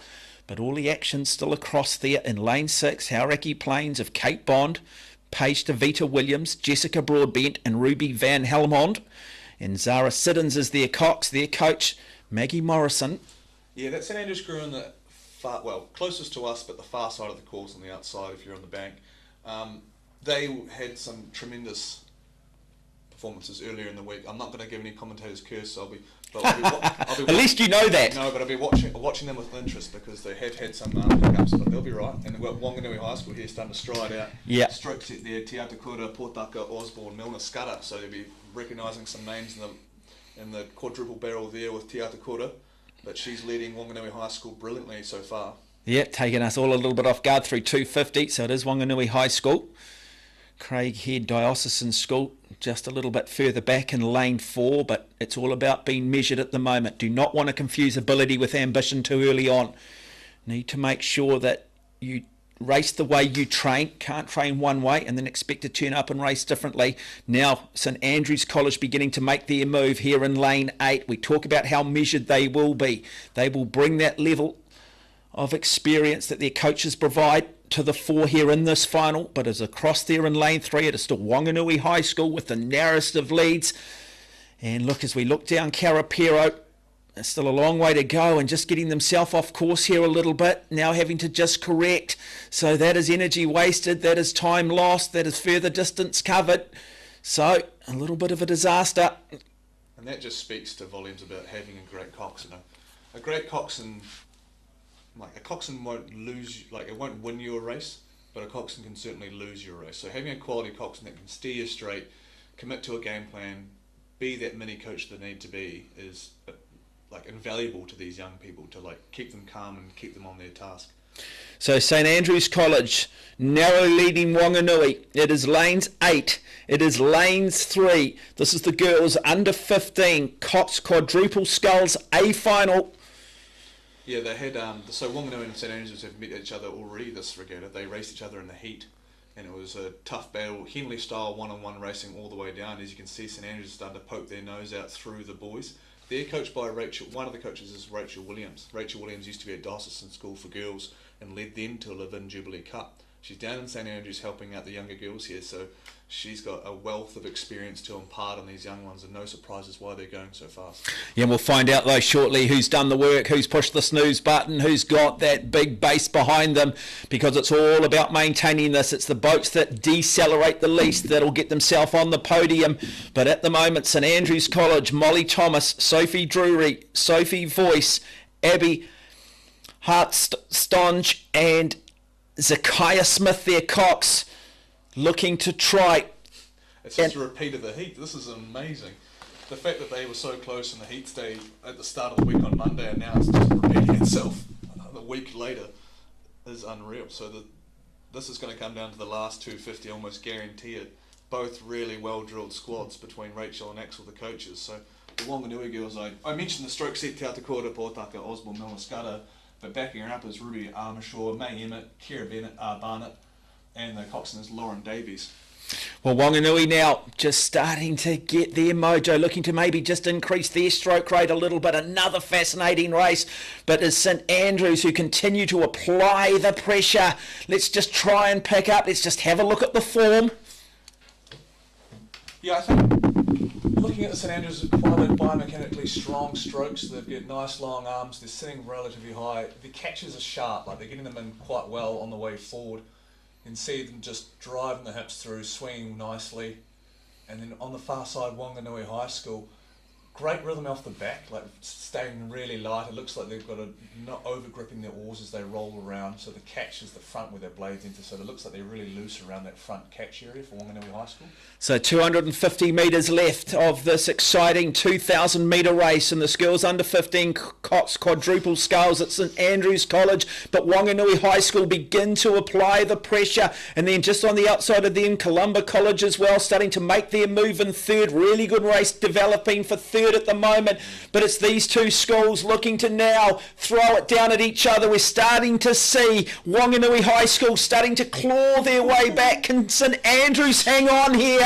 What a race, folks. Here we go. St Andrews at the bottom of your screen, but the big challenge comes from Wanganui now. They begin to increase their stroke rate. They look across at each other. Who's going to crack first? Who's going to wave the white flag? Oh, this is exactly like the heat. This is great. So they're just going to run down to the last 250. St Andrews have a bit of a canvas lead, so that part between the cox and the bow number, that's the canvas. So that's what we talk about as a rough unit of measurement when racing. And then Columba College in that third place with the orange hats and the green boat, their coach Matt Adams is from Wanganui High School. And that is the 250 metre mark. So 1,750 metres of hope, 250 metres of truth, ladies and gentlemen. Here we go. Don't blink, because now you just sort of sense Wanganui High School looking to come. But look at St Andrews. They're digging deep now. Boy, they're in a world of hurt here at the moment. Put your hands together. Here we go. Another one of these great races on finals day. Two great schools establishing a great rivalry. It is St Andrews, they're hanging on, but look, here comes Wanganui. Wanganui, can they get their bow in front? Oh, there's a metre in it, ladies and gentlemen. It's going to come down to the line. Here we go, Wanganui now. Wanganui narrowly in front, getting up over St Andrews College. We might have to go to the photo. St Andrews now start to come back. It might just come down to who gets the final stroke in. One of the great races in the girls under 15-4, and it is St Andrews. St Andrews have found their second wind, and they do take this final in a dramatic fashion. But wow, what a performance from Wanganui. What a performance from Wanganui. I think we're a little bit back on the angle there, so I'm going to be very interested to check the results when they come through. Man, what did come, I thought St Andrews had it with like 10 metres to go, and then it came to the line. Looks like Wanganui drew even, so we'll have to have a look at the official results. But that was exactly like the heat, and that's exactly what Maadi Cup's all about.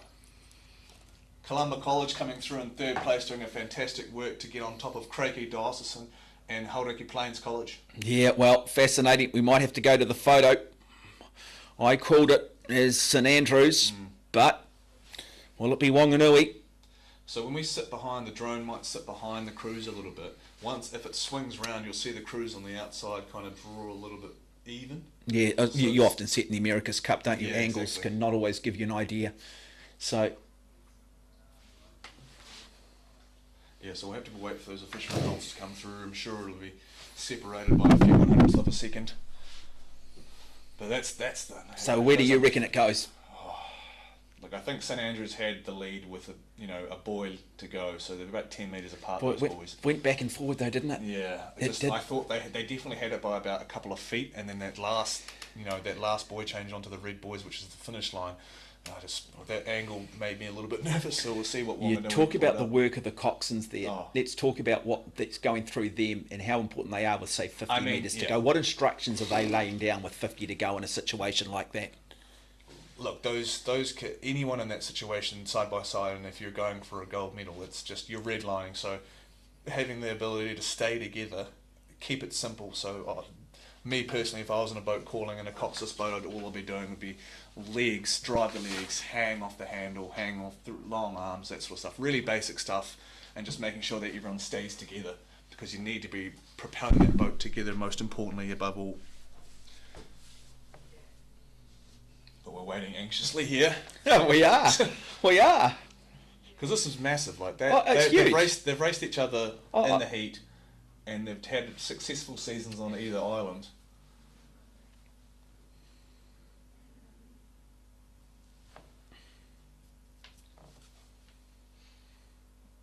So it's probably best to tell people we're actually in the canoe building, which is to the left when you see it on the screen. So that's the B final. Girls B final, Burnside High School. Well done to them. Congratulations. Samuel Marsden Collegiate School, Hamilton Girls High School, trying to follow in the footstep of the boys. Barradine College out of Auckland, finishing in 4th. And well done to Wellington Girls College, valuable experience gained. And it is officially St Andrews College winning 739.38 opposed to a Wanganui High School of 739.70. But thanks to both those crews for just a fantastic... And it's actually Hauraki Plains College from Thames Valley that got up for 4th. And what was separated at 2 100ths of a second, separated 3rd from 4th. And what are we talking about? 4 100ths of a second separating first from second. That is unbelievable just how close that racing is, and it often can come down to a good night's sleep. The difference between a good night's sleep and a bad night's sleep. Oh, when it comes down to those, And then we do go confirm it. So it's St Andrews who take out that girls under 15 in a time of 7:39.38. Wanganui High School 7:39.70. Look at the time difference. Hauraki Plains College getting up over Columba College, who was so good, and would be sitting there knowing just how close they've come to getting themselves on the podium. But a big future for them, along with Craighead Diocesan School, Dunstan High School, Cashmere, Mount Aspiring College, setting the tone and standard for future years to come. And this is like the baseline. This is what makes Maadi so great. It's just the competitiveness and the closeness of racing. Just whether it's 1st, 2nd or 3rd, or getting into that wooden medal in 4th, it's just, this is it. This is separated by a second, and unfortunately it'd only be, when you 200ths of a second, that's 5 strokes going right as opposed to 5 strokes going okay. But hopefully those Columba girls and the Craighead Diocesan girls are proud of what they did, because that's great racing, and they just ended up unfortunately on the wrong side of the result. Well, you've got to have rivalries, don't you? And this now sets the tone for the next 2 or 3 years with these girls. They'll know each other. And so it'll be like, okay, we lost this one, but let's see in, say, a few years' time that maybe we can line up, we can maybe win a Dawn Cup. Oh, speaking from experience, I I have my rivalries that range from under 15 to under 18, racing the likes of Nathan Flannery, from under 15 to elite level premier racing, and then both of us making it to the Rio Olympics together. So they span a long time, and you can get a lot out of having that rivalry and seeing the same faces every year and seeing if you've grown to be a little bit faster than they are.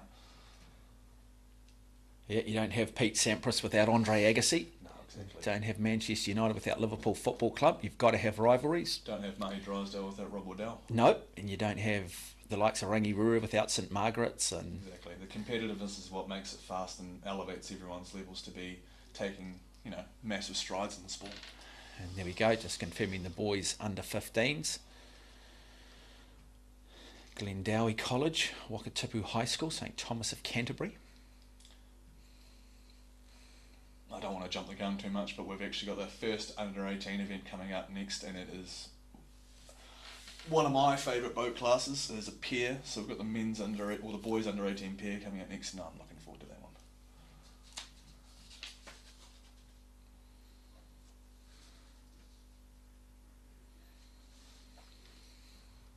Hope you are enjoying coverage here on day 5 of the Aon Maadi Regatta. The venue is Lake Karapero, just out of Cambridge, part of the Waikato Bay of Plenty region. Home of Canoe New Zealand, Rowing New Zealand, the Cambridge Rowing Club. Bike NZ. Yeah, a number of major sports have centred themselves here. So you've got the Avanti drone for the cycling program as well, and that's been very successful in recent times.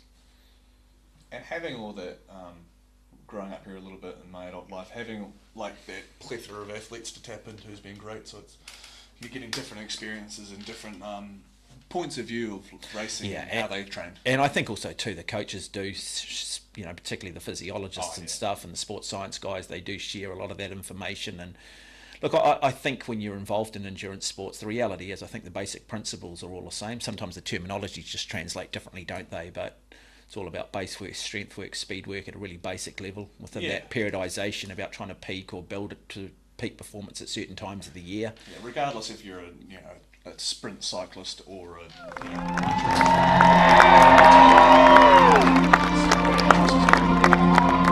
that again is something that really put in place the great running coach.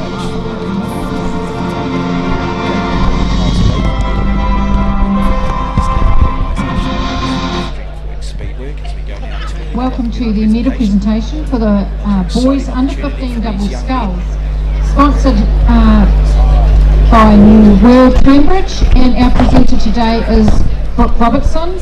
Brooke was, of course, our Olympic representative in the men's pair. Thank you very much, Brooke, for being here today. In third place, in a time of 7:17.99 from St Thomas of Canterbury, number 1 crew. Glenn Grace. That's the thing with the Aon Maadi Regatta, isn't it?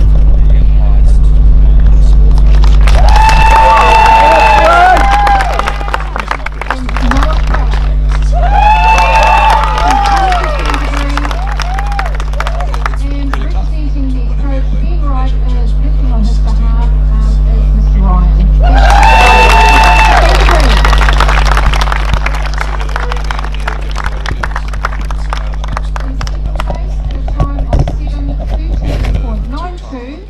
Wakatipu High School.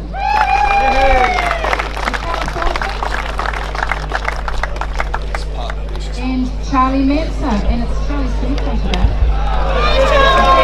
And Coach Scott Ellis. And in first place, in a time of 7 minutes 12 seconds 53, Glendowie College.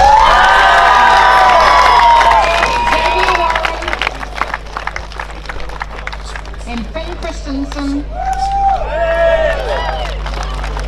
coached by Tom Gethin and Kieran Smith. And the trophy they collect today is the Mark Meeks Cup. Mark Meeks, of course, was our Olympian number 472, who was the reserve in the top sport in Los Angeles. Mark was and is a stalwart of Avon and South Island rowing and rugby. So congratulations, Glendowie College! Continue with the sport after they do leave school. And you'll see there that 776 BC, the supplies of the women's shirts for those t-shirts.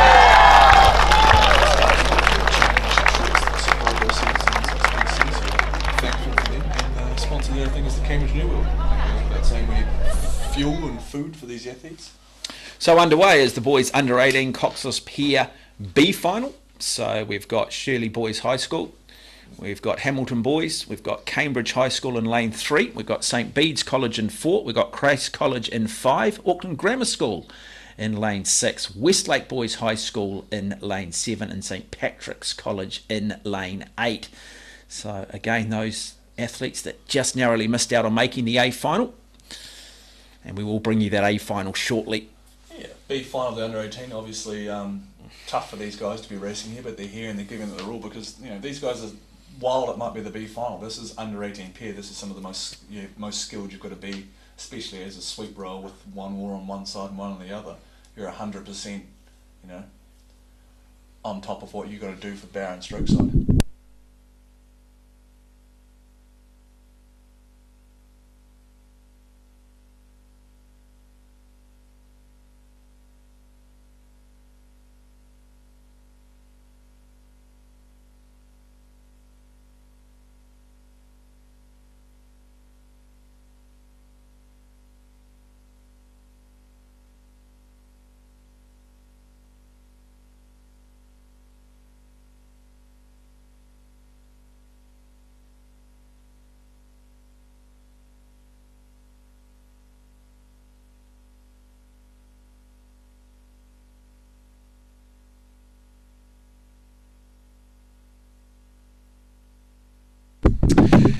And well, the first of the under-18 finals, and it doesn't get much better than this. Two teams representing King's College and Auckland will start in lanes 1 and 2.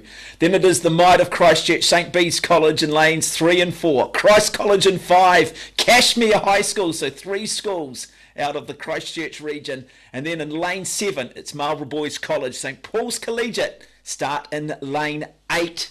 Wow, looking forward to this. Got goosebumps thinking about it, Alex Kennedy. Yeah, there'll be a few eyes on this race. A lot of the junior selectors, a lot of these boys will have their names down to try and represent New Zealand at the under-19 level. My eyes directly go to lane 4, St Bede's College, Luke Hickling and Matt Glenn, coached by Dale Maher. He's the under-19 national team coach for this season. So they're training out of the Waimakere River, so alongside Cure Boating Club and St Margaret's, they're a bit of Waimak warriors, so I'll keep an eye on them.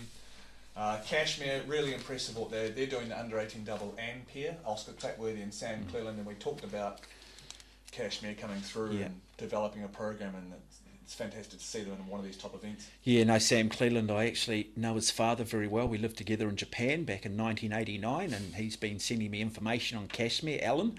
So good morning to Alan, and good luck, and hopefully I know that they're desperate to try and win a gold medal.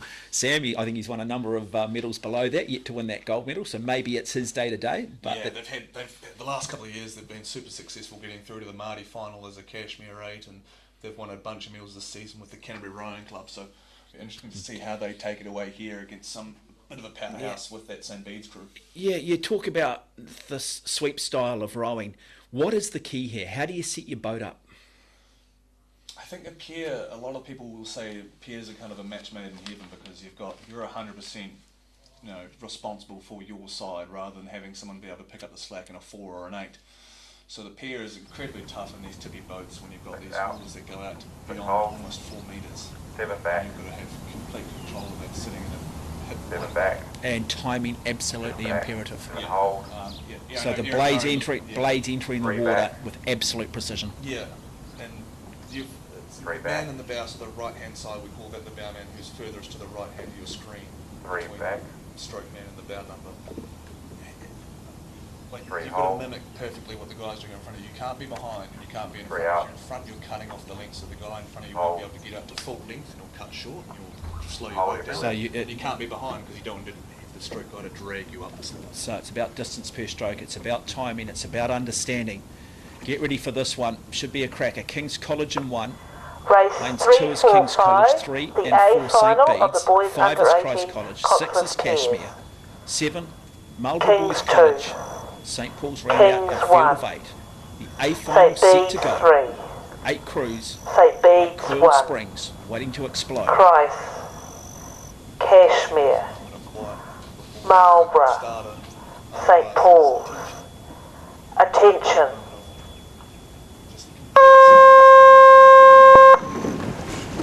And so we are underway, day 5 of the Aon Maadi Regatta, and immediately you can... Hands up from Cashmere, protest. And So what they do here... There would have to be some sort of breakage in their boat, and it would be reviewed by the start umpire whether or not it was a valid protest in the first 100 metres. Okay, so testing time here. That is that Cashmere crew of They've kept it going. Sam Cleland and Oscar Clatworthy. They've said no, they've called it. There it goes. So they have called it. So we will have a restart in the A final.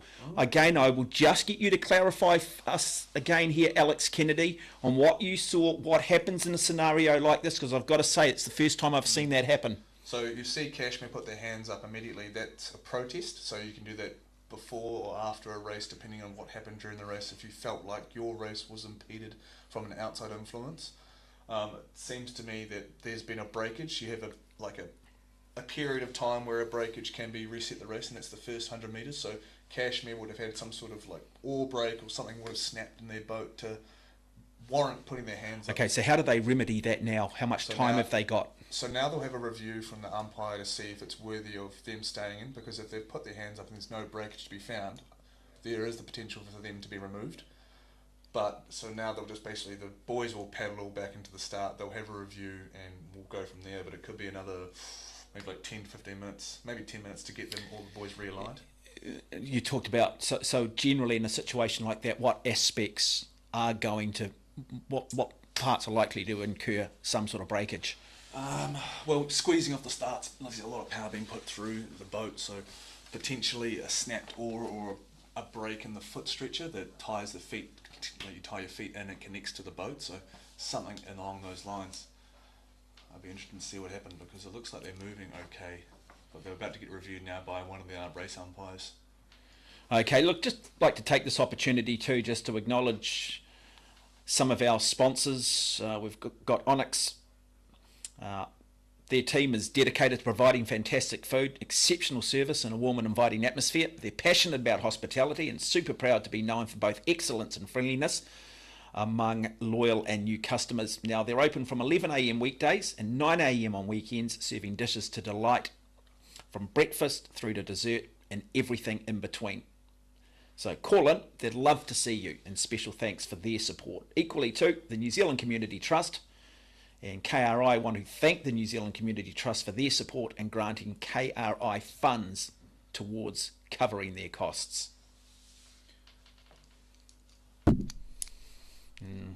We'll just go back now and run through that starting lineup. So how does that now impact on those crews? They've been sitting there, they've been nervous, they got underway, only now to have to go through that whole process again. Well, it's just like any sort of restart, really. Like, someone could have just had a flyer of a start there. Like, Cashmere actually jumped out in that first 10 strokes, so it was interesting to see well, not interesting, but the protests go up.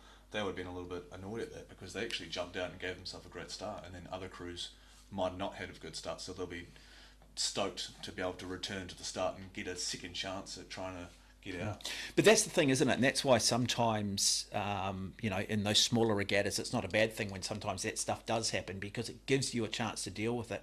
And I often say this, particularly in sports like swimming, where you've got long warm-ups, where you go, I'm looking at tiles, and I'd imagine sometimes you've got long warm-ups in rowing and you're just going through the motions. It is a chance to do what we call negative visualization. So how are you going to deal with things if things don't go right, if you catch a crab early, if you do get a breakage? Now, it doesn't matter as long as you've got a plan. Everyone might have a different plan, but you've got to have a plan.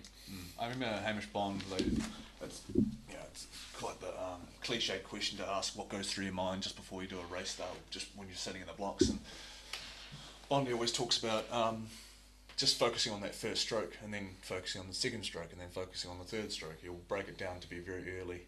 So he'll just focus on that first stroke when he's sitting in that blocks, rather than looking too far down the course. He's trying to stay present.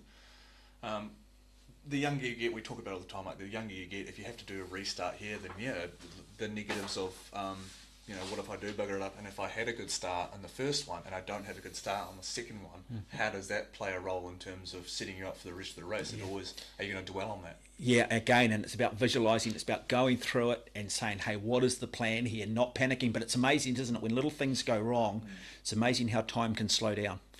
And you think, oh, I've lost the race right here. And in fact, you haven't, but it's been able to deal and make decisions under pressure. You often hear it at the highest level. It's being able to make decisions under pressure. Yeah, and like this is under 18, and these guys have done like hundreds of race starts. So doing them again is not the big deal. It's like we talk about the Olympics, it's inescapable. Like everyone kind of uses the cliche of, oh, it's just another race, just another round we get it. It's like you've got the Olympic rings set up right in front of you. The insignias everywhere. It's inescapable. It's a different thing. And same thing with Maadi. Like we're down in Regatta, but we don't have Aon everywhere. We don't have the setup. We don't have the TVs. It does play. Yeah, it's the peripheral thing. You know, it's like in the Olympics, isn't it? Suddenly you've got opening ceremonies. You've got this media. It's on a scale like you can't believe. Look, even as a commentator, it's daunting. We are set now for a restart in the boys under 18 coxless pair. Race 3, 4, 5, and 2, St. the Bede's A final of the boys Christ under College 18 in 5, coxless Cashmere in pairs. 6, Marlborough boys in Kings 7, 2, St. Paul's Collegiate in 8. Kings 1, St. Bede's 3, Keep an eye in St. lanes 4, Bede's 5 and 6. Christ, The King's College Cashmere, finds in these pairs, I think Marlborough, potentially. So St. Paul. while they're on the inside there, on the Attention. lanes and the slower lanes, quote unquote, keep an eye on them, and also Cross College can be underestimated. So we are this time away in this under 18 A final, the first of the under 18 finals here on day 5 of the Aon Maadi Regatta. St. Paul's Collegiate taking it out quickly here in lane 8. Across there in lane 2, it is King's College. So it's King's College in lane 2 across the far side with the early lead. But now we start to see Cashmere get into their work across here in lane 6. Really tidy from Cashmere. You can see there's not a lot of ore splashing around or hitting the water. They're on top, and it just looks really tidy from them. So it's a really great start after regrouping after the breakage. So Sam Cleland, Oscar Clatworthy, their coach Matt Allen, Joe Young. So probably 10 years ago, nobody in Christchurch really would have said Cashmere have a rowing program, but they have put a lot of work in over the last 5-6 years. 17 athletes here in total from Cashmere. There are 9 A finals across the boys and the girls, but it's now King's College, 1 across the far side. Thaddeus Cryer, Callan Ogilvie, their coaches Mike Hasselbank and Peter Mills will be sitting nervously watching. So it's King's College, it's Cashmere, and now a big challenge also coming from St. Bede's in lane 4 of Matthew Glenn and Luke Hickling. Yeah, this settling after the 250, when you start to really settle into your base rate, that'll carry you over the course, and when crews start moving there, I wouldn't say alarm bells go off, but it's definitely like, oh, okay, so this crew's going to go, this is their base speed, or this is what they're going to work with. So if a crew starts moving after that 250 metre mark when people are settling, then you know like they're going to be quick. And this crew, Luke Hickling and Matt Glenn, coached by Dale Marr, like these guys have been unreal with their speed this year down south. They got second in the senior pair at national champs, only beaten by the Cross College coach there, Nathan Luff. So these guys, young, but like they've been unreal in terms of boat speed for an under 18 pair. Yeah, high stroke rate at the moment from all crews, pretty close there for second, third and fourth. Not much in it. We've got Christ College there in lane 5, who sit between our leaders St. Bede's College, Cashmere High School, who is still currently in the silver medal position, and then across the far side it is King's College, 1 of Thaddeus Cryer and Callan Ogilvie. Cashmere, I just want to keep an eye on that bow side, so the left side's the all closest to us. They're just tight roping the buoy line a little bit, and you don't want to hit those buoys. They're made out of pretty hard plastic, and you hit a buoy there that could end your race a little bit. So that would be wary to stay in the middle of the lane. Piers notoriously hard to steer, obviously, with you covering one side and another guy covering the other. You just talk about, for people again watching this, what is the steering mechanism on these boats? So you've got a pivot, so one of your feet can rotate about on the ball of the foot, and you can rotate with basically wire attached to the top, and then that filters down into underneath the boat that you have the rudder. So you turn a rudder that's attached to the fin, and the steering will done by feet, by rotating one of the feet. So you point your toes generally where you want to go. So if you're going towards the left side, you want to turn your foot right, and then it'll turn the boat back to the right. Okay, at the moment it is the pre-race favourites, St Bede's College of Matthew Glenn, Luke Hickling, who very much in control, out by a boat length at the moment as they come through the 500 metre mark. Yeah, bulletproof rhythm from the St Bede's boys, and this Christ College pair's kind of not come out of the woodwork, but Christ aren't notorious for putting out pairs, but here we are with Fergus Johnston and Charlie Poulter. Now St Paul's Collegiate here in lane 8 of Gain Harbert, Samuel Jeffries now moving up into third and starting to just apply a little. In fact, it's Marlborough College, my apologies. Cashmere High School in second, and then it is Marlborough Boys College in lane 7, and lane 5 is Christ College. So you see Christ College rowing there in a bit of a yellow tinted boat. That's an Impacker boat, which is out of Germany. Yeah, just keep an eye on the rhythm here, nice and smooth. Talk about that timing, just having a look at that just absolute precision in terms of. Well, they've got just like this. Hickling and Glenn have done a ton of rowing together, so they're so familiar with each other and they're familiar with their rhythm. So it'll be second nature to them of how they're racing this. They've raced the pair so many times this year, but you can just see like the precision around the front and the rhythm. They're just completely and utterly in their own world in a good way. But Christ College now beginning to make their move here of Charlie Poulter, Fergus Johnston. Don't underestimate them just yet. They're truly in second place, and it's Cashmere just in a little bit of difficulty at the moment. They were second for much of it, just dropping back into third. And then across the far side, we've got the two King's College crews also looking to desperately try and get themselves on the podium. It's King's College in lane 2 of Thaddeus Cryer, Callan Ogilvie, who currently are battling for that third place. Yeah, Christ doing a really great job to hang on to the Speeds crew. Like I say, hang on, but Christ haven't exactly done a lot of peers work in terms of racing a lot, so it's good to see them putting out a crew like this, and the coaching staff there with Tony O'Connor, who coached the Olympic men's eights, heading that program, and you've got Henry Smith, Nathan Luff, Malcolm McIntyre. You've got a group there that 3 of those guys could be head coaches on their own, so to have that like brains trust is invaluable for Christ College there in second place. So Matthew Glenn, Luke Hickling, really just a masterclass at the moment. You want a video in coaching, you want a video of technique in a race situation. It has been a wonderful display from these two, but it's still Christ still hanging tough. So not prepared to throw in the towel yet. Charlie Poulter, Fergus Johnston, and looking really, really good too. And we now get to that threshold where really the pain level and fatigue levels kick in. It's a tough part of the race. Yeah, that gap hasn't opened up much from Christ College. We'll see what the St Bede's boys went up in the rate and changed gears just after the 500. It looks like they're pulling away just a little bit now, but Christ College, great fight from them in the second half, but St Bede's starting to really look towards the line and finish this race off with an exclamation point. Well, set 2, just over 150 metres left remaining in this boys under 18. Coxless pair, it's been really from start to finish, haven't really looked challenged, have looked smooth. The form from the start looks pretty good as we come down to this finish line, and it will be a gold medal going the way of St Bede's College. They will do it comfortably. It'll be Christ College in lane 5, and on their outside, picking up yet more medals will be Sam Cleland and Oscar Clatworthy out of Cashmere High School. But ladies and gentlemen, one of the most dominant displays, write down the names of Matthew Glenn and Luke Hickling, genuine superstars of the future. Great performance from Charlie Poulter, Fergus Johnston out of Christ College to pick up silver, and Sam Cleland, Oscar Clatworthy continuing this incredible rise of Cashmere High School, picking up bronze. Yeah, South Island 1, 2, 3. I won't show my bias too much, but it's great results from us. Oh, so if you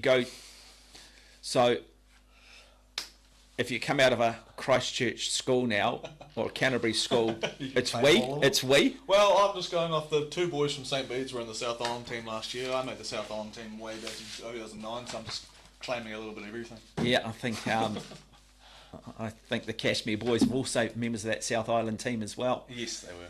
So you just wonder too, just what impact maybe that start had on the rest of the crews. I don't think anybody was ever going to beat that St Bede's crew.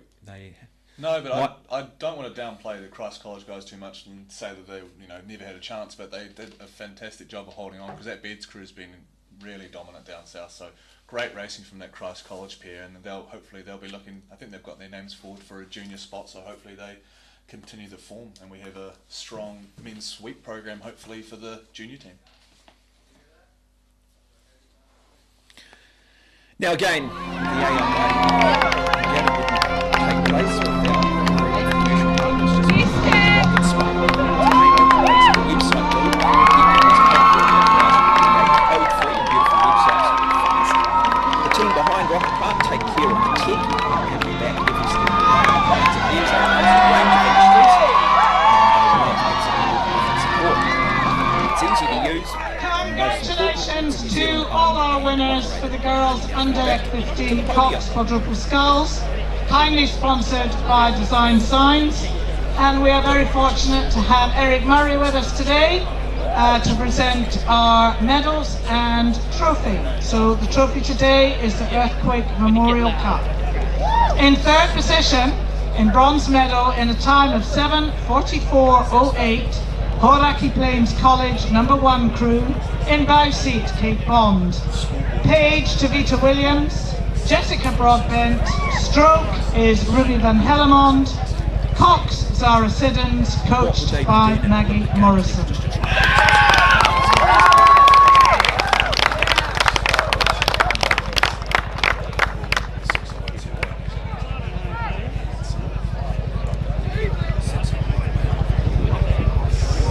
Now Eric has to just hightail it down to this end. In silver position we have Wanganui High School. In bow we have Kira Barnett, May Emmett, Ruby Armshaw, and our stroke is Tiata Kura, Patako Osborne Millen Scudder, coached by Lauren Davies and coached by Axel Dickinson and Dave Dudley. They won their silver medal in a time of 7:39.70.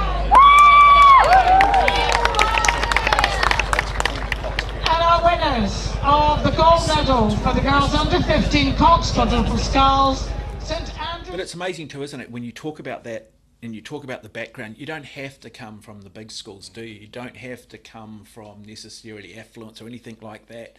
Champions are everywhere. Well, St Paul's, Otago, Columba, Attention. We now move on to the girls under 18 double sculls. This is an A final. Onslow College will start in 1. Craighead Diocesan will start in lane 2. Pukekohe High School in lane 3, Wellington East Girls College start in 4, Wakatipu start in lane 5, St Paul's Collegiate in lane 6, Otago Girls High School start in lane 7, and Columba College will start in lane 8, and we are underway immediately. It is Wellington East Girls College in lane 4 who have looked to try and take this out quickly, go out with a high stroke rate, looking to try and put pressure early on the rest of this field. The challenge is coming from Wakatipu High School in lane 5, and a very good start also from St Paul's Collegiate of Sophie Dunn, Jenna Bragwin, coached of course by Beth Ross and Alison Mills. Beth Ross, the name there, also an Olympic silver medalist from that women's 8 from Tokyo, originally from Chiltern St James in Wellington and Potoni Rowing Club. She's made her way up to the Waikato post-retirement from the national team. So Wellington East Girls College, they were incredibly dominant at the North Island champs, and the rise of the Wellington girls. Star Boating Club had a ton of girls at the national champs, and it's come through here with Wellington College and Wellington East Girls College. And we talk about stroke rate before and how fast and how up tempo these crews go over a course. This Wellington East Girls College crew like to rate a little bit lower and really let the boat do the work. So a little bit more distance per stroke, certainly got that unison, get a feel. Some athletes say they just have a bit of a feel for it. They just have this sort of uncanny ability of knowing whether that bow's nice and high, whether or not they've just got that boat speed. They're one with the boat. So really nice job being done here by Kate Barnum, Ava Johnston. Yeah, the relationship with the boat and knowing how to move and picking it up at the right place and letting that boat breathe a little bit between the strokes is imperative, and how relaxed you can be between the strokes. Yeah, really nice race here also starting to develop between St Paul's Collegiate and lane 6. On their inside they've got Wakatipu High School in the yellow boat, and then here cross in lane 6. Is it Otago Girls, or are we talking lane 7? Columba College, I think it is. It is Columba College in the outside lane of Briar Duncan and Millie Scott. So really, really good battle for 2nd, 3rd and 4th, but it is all Wellington East Girls College at the moment in complete control, a boat length clear.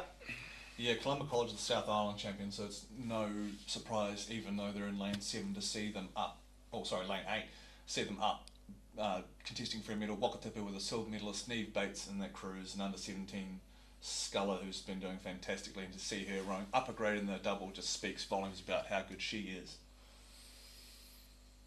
Otago Girls, the Harriet Thompson there, the stroke, she's the under-18 single champ from the south, so she brings her own pedigree to that boat, backed up by Isla Merriman. Yeah, you talk about Wellington East Girls College and how it's more distance per stroke, and I think you can contrast that with Wakatipu outside of them in the yellow bait. You can just see Wakatipu a lot busier, aren't they? You can just naturally see that it's a much higher turnover than what we are seeing from this girls team out of Wellington who are leading. Yeah, there's been a bit of a shift in terms of rating profiles in world rowing overall. Is that it's getting higher and higher. You'll see crews going over the course at 40 and not dropping below that, which is 10 years ago you would never have thought a crew could sustain that, and it comes through a little bit. So it's quite interesting to see a little bit a reverse of that trend with the Wellington East Girls crew. Yeah, it's an interesting thing. Swimming is another sport which relies heavily on hydrodynamics. You know, the old school is distance per stroke, which still appears to be the case. So coming through that 1,000 metre mark, halfway through this race, and now 2 boat lengths clear is Wellington East Girls College. But look at this race for 2nd, 3rd and 4th. Wakatipu, now St Paul's Collegiate of Sophie Dunn, Jenna Brangwyn starting to make their move as well. And on the outside, Columba College of Briar Duncan, Millie Scott. So it's certainly game on for those minor medals. And as we look across to lane 3, Pukekohe High School sitting there as well. At what point do one of these 4 teams pull that trigger and look to bring it home? Maybe at the 1,500 metre mark, but nobody can deny the dominating figures of this Wellington East Girls crew of Kate Barnum and Ava Johnston. Yeah, Nathan Wallace, the coach there for the Wellington East Girls, and he's doing a great job because he would have set the boat up. You always try to set the boat up to, push the strengths of the crew. So if this crew felt more comfortable rating a little bit lower, then maybe you'd make the oars a little bit longer and a little bit heavier so it reflects that and they can get more distance per stroke. Yeah, and that's it, isn't it, too? You've got to understand the mechanics of your athletes. You've got to understand their plumbing, what works for them, their physiology. And, of course, as you start to get a little bit older and you've got more time and you've had a few years, you can start to gain greater understanding. Of course, if coaches ask the athletes, and then when you get a little bit older and you maybe go into the elites and 23s, it moulds together a little bit more because there's so much technology and studies that get done on what is ideal for athletes, and by the time you get to that arena, then you're more aware of like the body types and whatnot. But when you get to these like under 18 and below levels, then there's quite a bigger discrepancy between crews because you've got such a large population you're working with.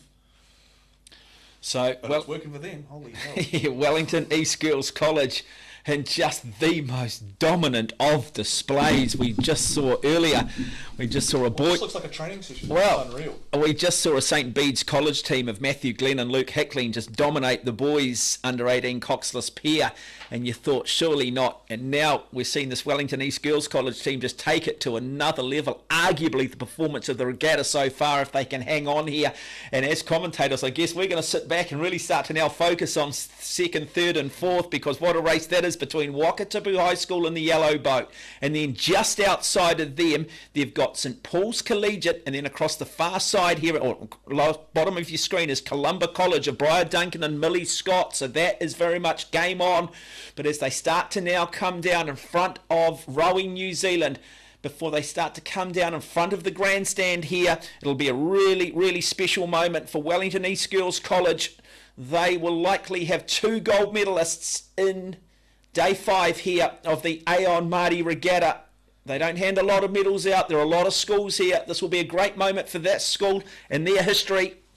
Yeah, that race for the last 250 there, don't ride, and I know Wakatipu's got the advantage, but do not ride off the bumblebees from St Paul's Collegiate because they're well trained with the head coach there. Martin Simmons-Sally is also a junior representative coach, and just as I say that, it looks like they're whittling down that lead that Wakatipu had on them, and here comes St Paul's. Yeah, you just felt though, didn't you? You just saw a slight momentum shift there from St Paul's Collegiate, but The fight back now comes from Wakatipu again, nothing in it, wow, but I think narrowly at St Paul's Collegiate.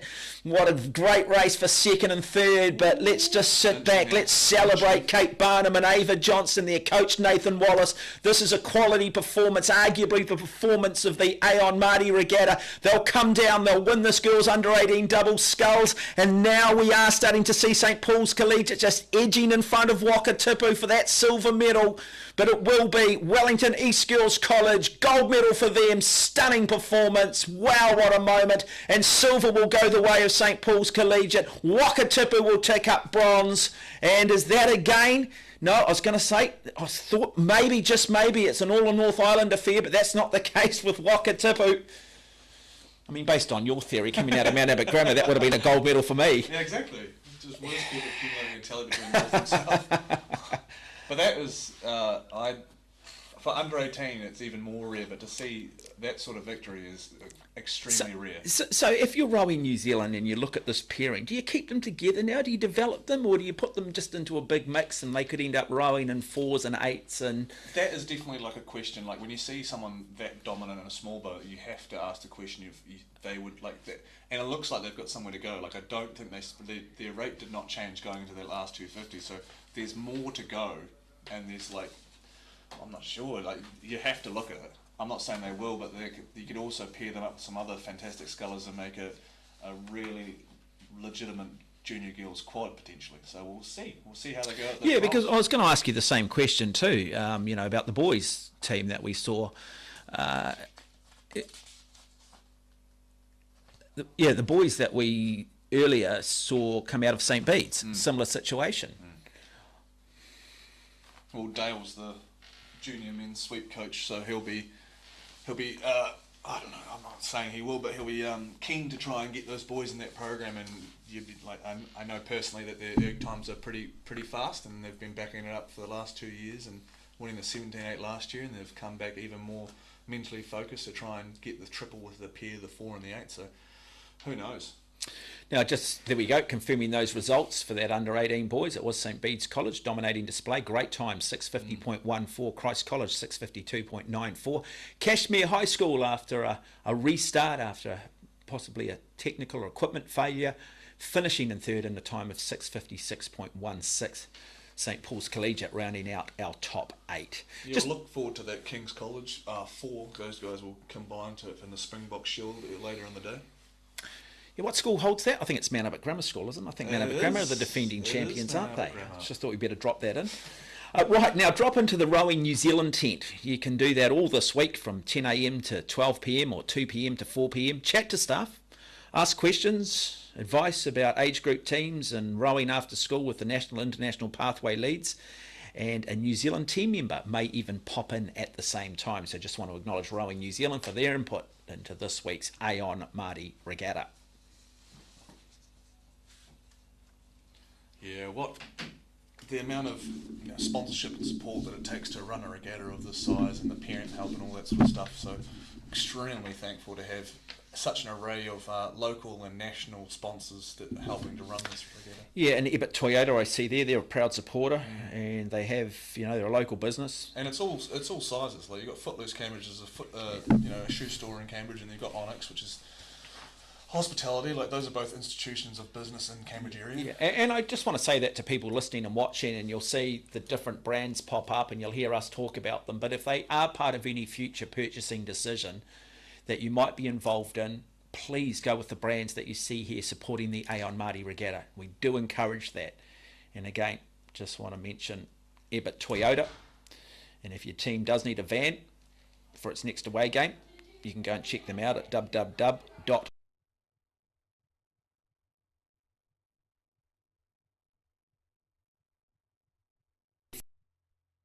in Cambridge for quality fashion footwear and accessories for women. So go and check out the team at Footloose Cambridge. I was really expecting to see more wind today, so it's fantastic to see Karapiro really putting on a show for us, because I've said it a few times already, I don't want to harp on about it, but they've had a really tough time up here getting regattas through without people falling in and getting pushed around, so to have some actual flat water for these young people is just great. Well, the next finals up will be the boys under 16 Coxed Quadruple Sculls in A final. Another stepping stone for these young men. And when you've been here all week, like these, every single race is something you look forward to. You see the development and the storylines come through and see what the final actually like puts forward. But every race here is just going to be great. Well, what I'm loving about it in this final, and they're going to come up here, look at that, we've got Ashburton College being represented, okay, so more of these South Island schools in that sort of Christchurch region. But what I'm loving, lane 6 there, Whakatane High School, Whakatane High School. Whakatane High School are an institution of young sculling. Graham Watt, who holds multiple ERG lightweight world records as a master, like they are always fast in the quads and the doubles. And of course then you start to get those more traditional schools like Marlborough, Otago Boys High School.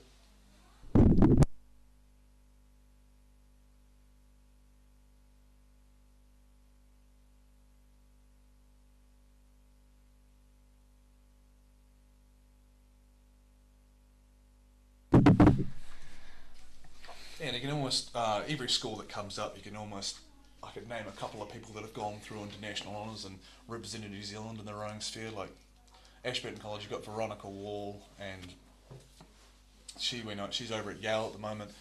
She's won multiple titles in the single, and then we've got St Paul's Collegiate, you've got Martin O'Leary's helping out there, and Beth Ross obviously helping out as well. Timaru Boys High School, you've got Sam Wilson who was in the junior squad last year, you've got the Crampton Boys that went over to, went on to elite honours. Otago Boys High School speaks for itself. You've got Ben Mason who's currently in the program, you've got Ruben Cook at Princeton, and of course you've got Hamish Bond and Carl Meyer, Olympians and world champions together. Whakatane High School, Nathan Twaddles from Whakatane High School. Yep, no, I was lucky enough to work with Nathan at the Olympic Games. Well, I didn't actually work alongside of him, but we spent a lot of time together at the Olympic Games when he was part of the rowing commentary team in Rio, and got to say what an absolute gentleman and a scholar he is. In Whakatane, I've got a feeling that's where Lisa Carrington might have come out too. Yeah, she's different from the area. I'm not sure. She is. Whakatane High School. And then she's from Hopi, but I've got a feeling she went through Whakatane High School. And Marlborough Boys, they're flush with rowers that come through. The latest would be Tom Murray, who was the 3-seed of the men's 8. But like I love, as we mentioned earlier, Glendowie College. You know, historically in Auckland, you didn't really consider Glendowie College. It's a school, when you think about them now, you think about their rowing program. No, well, they've had a really great, like, regardless of how they've gone, they've always put out some really quality sculling performances at the Maadi Cup. Timaru Boys, it's the home of Tom Walsh. They train on a bit of a creek down in Timaru, so they do a lot of work going down to the lake just outside of Fairlie. It escapes me right now. But they do a lot of work, a lot of travel, a lot of farm boys that are at the school. Timaru, Jack Lovelock, I think, out of Timaru. Yep. And then, of course, the great Dick Taylor, 10,000 metre winner, 1974.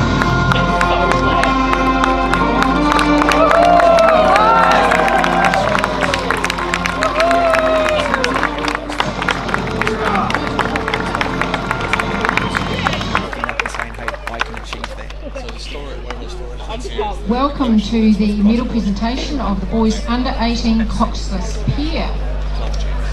Congratulations to all our winners, and this event is sponsored by Air Force Careers, and we have presenting today Sergeant O'Neill.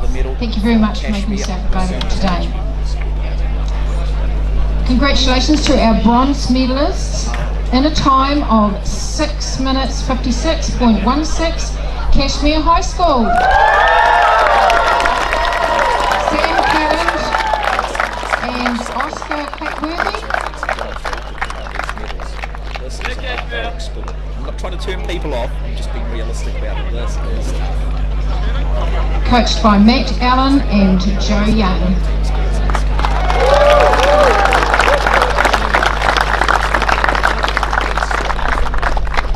Our silver medalists in a time of 6 minutes 52.94, Christ College. We have Charlie Porter and Fergus Johnson. Coached by Henry Smith and Nathan Luff.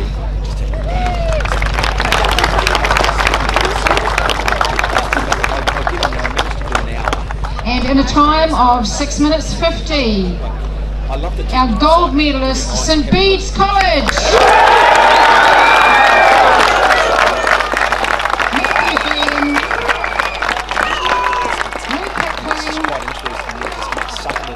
coached by Dalma.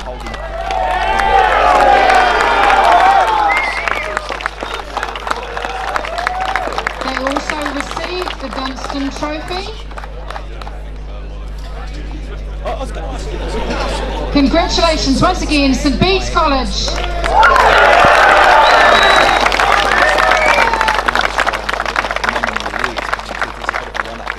Does that happen in Rome? Yeah, there's a few people sitting on a seat for them.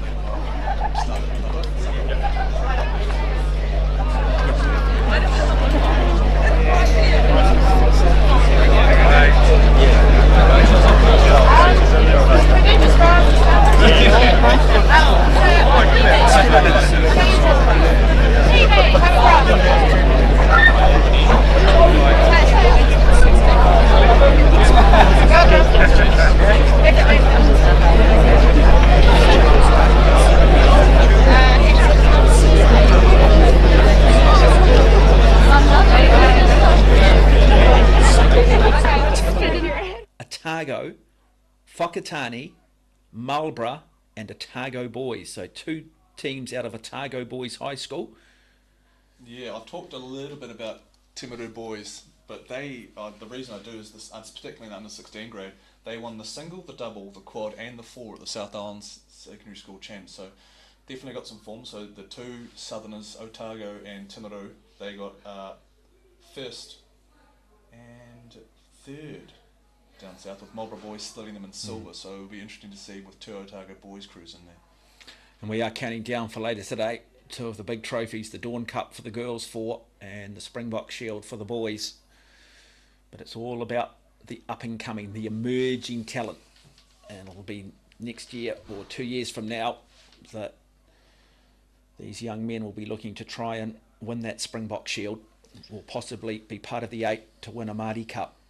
So this is Otago Boys High School, closest to us, and their famous blue and white colours, and then Marlborough Boys College alongside of them. Maybe in gold sashes. Pretty Boys under 16, Cox Quad, Glendowie, Ashburton, St Paul's, Timaru, Otago, Whakatane, Marlborough, Otago. Attention. Stay nice and low.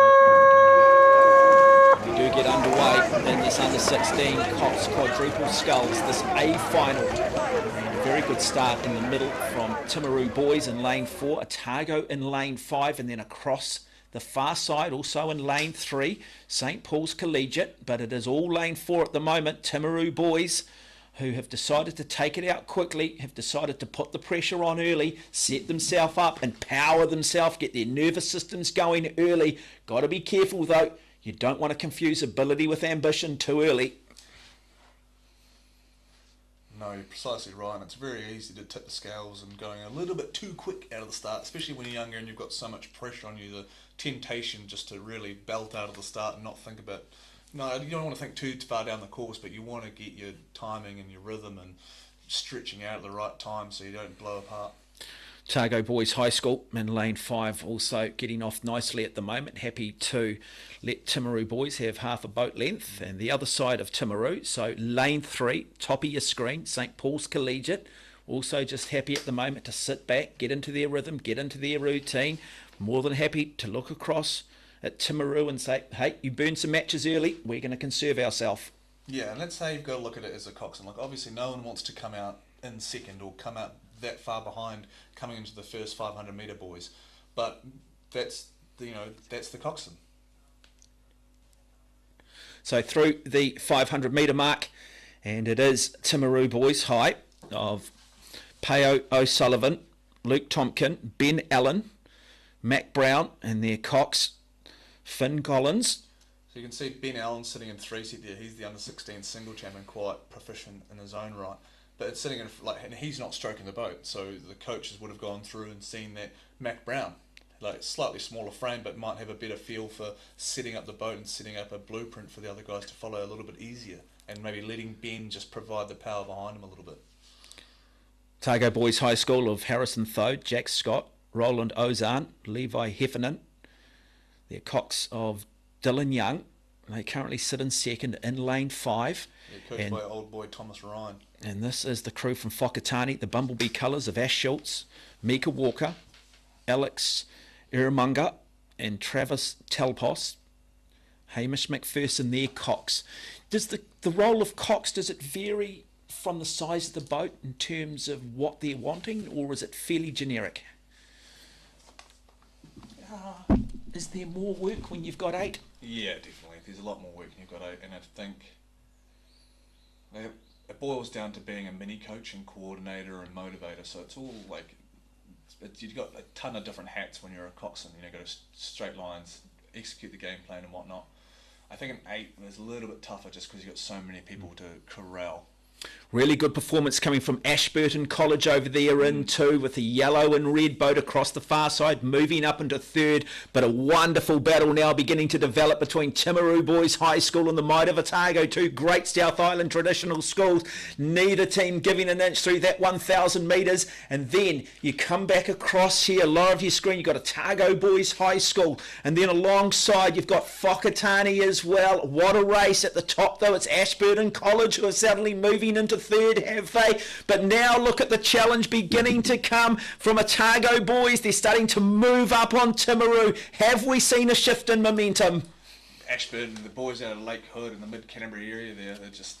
Justin Ward have done a great job making sure these guys are fit and mentally strong to go through that second half. Whakatane, Otago Boys got 3rd and 4th. Back-to-back at the South Island Champs, so it's unsurprising to see them battling away for 2 medals here, but this is a great effort. They're just inching forward on Timaru Boys. You can see that yellow bow number creeping up next to the bowman and the Timaru Boys. 2,000 metres, 1,500 metres of hope, 500 metres of truth, and we're approaching that threshold. It was billed very much as a battle between Timaru and Otago. Otago might just be coming in here as favourites, but it's been Timaru who've decided to just take it out quickly, put the pressure on, see how well Otago deal with a little bit of adversity, and they're still hanging tough, Timaru. Let's just have a look at the bow, let's just have a look at the stroke. Who looks the smoother? You can just see that the bow ball was right next to the man there. That's a great shot. The blonde man in bow set there, so... Peo Sullivan, he was head right next to that N5, was right next to him like, 100 metres ago. Now that N5 is next to Ben Allen in 3 seats. So you can see Timaru's putting in a massive effort in that 3rd 500, trying to gain a little bit of momentum to push them into the line of the last 5. They'll all be having to deal with this mentally themselves. There is that 1,500 metre mark, and now we find out, it's a tough sport, ladies and gentlemen. You cannot underestimate just how much every one of these rowers is suffering at the moment. They're all just urging themselves on. They're playing their own little individual mental game, collectively relying on each other. Great move from Timaru Boys into the last 500. They moved in the hardest part of the race, which is the second half of the 3rd 500. That's the hardest quarter because you're right in the depths of it and you've still got a wee while to go. But Ashburton have going toe-to-toe with the North Island champs Whakatane is unreal in that yellow boat on the far side, one of them with the carrot decal on the canvas there. So it's Timaru Boys who now have that boat length. They are a boat length clear. They have taken it up another level, but do not underestimate this. You can be leading at the 750 metre mark and suddenly hit the wall and find yourself in 2nd, 3rd, 4th very quickly. It's not over yet, ladies and gentlemen, because the Otago Boys are starting to push again, but it's all this crew out of Timaru at the moment. They are a quality 4. They're a class act, but here come the might of Otago Boys as well.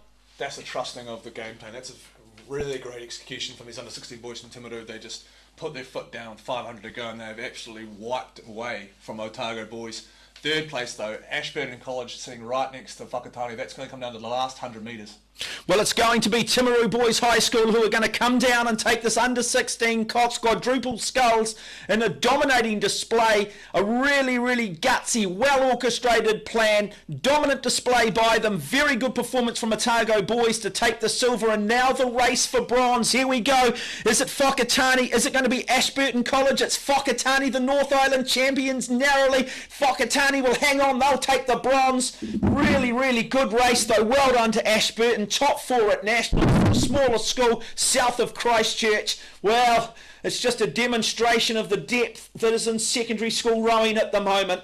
That race there, that's what you want a coxswain for. That's your eyes and ears. Otago Boys played their cards through the middle, drew up pretty close, only a quarter of a length down on Timaru Boys. Timaru Boys, they held it together, they stayed mentally strong and looked like they just doubled down on their teamwork to just move away in that end of that third 5. You earn the right to start in those middle lanes. What are some of the downsides of the starting in lanes 1 or 2 or being in 7 and 8? I mean, how, we saw Ashburton, they started across there in lane 2. Clearly, lanes 4, 5 and 6 seem to be of benefit. What are they up against in lane 2? Lane 2, it's just on the outsides you're more likely to be with other slower crews that are slower going through. So if you're not in the middle, then it's really easy if you've got someone directly next to you in those lanes to kind of stick to them like glue. When you're on the outside and you're going well, and maybe the other outsiders aren't going well, then you're kind of out there by yourself. So it's a lot harder to get a gauge for the coxswain, for the rowers to know how close they are a lot of the time, and sometimes that motivation can just lack, which is massively important through the middle of the race for these young rowers. So we'll have more podium presentations shortly, and then we're going to bring you a girls under 16 single sculls A final to find out who is the best of our junior scullers coming through. And this is an incredibly prestigious title.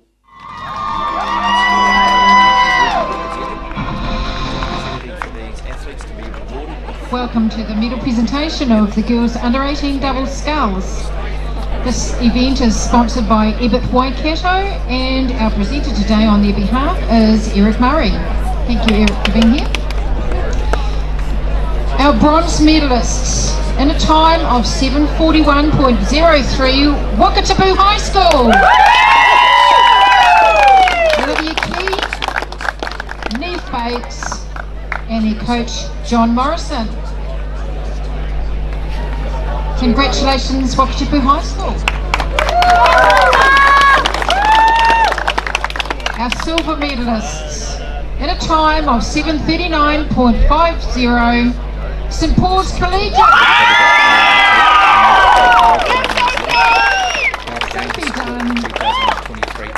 Jenna Bringwin and their coaches, this year in collaboration Beth with Ross and Alison Mills. Scholarship aims to assist the school Gold that has a medal rowing program winners in in a its time of infancy. 7:36.64, Wellington East Girls College. Aon has $5,000 to assist. Visit Ava Johnston emergingscholarship.co.nz. and the always lovely Nathan Wallace. Also, the Aon Maadi Congratulations, Regatta Wellington Girls Legacy College. has returned this year. This initiative has been running since 2018 and sees the winners of both male and female under 17 single scull race. They also received the Pitt Island Trophy. Single skiff pits. So, well done. Again, great acknowledgement, great appreciation. Aon.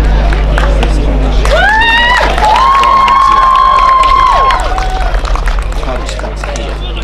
Aon.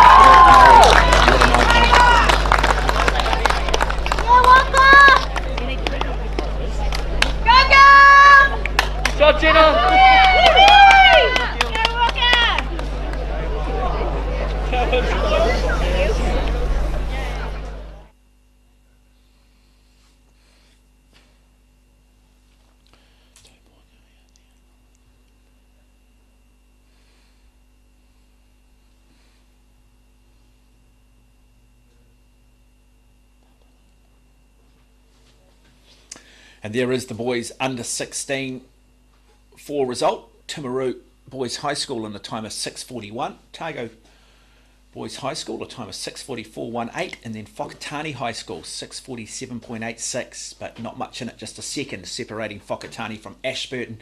Well done to Glen Dowie College, rounding out our top 8 in a time of 6 minutes 56.81.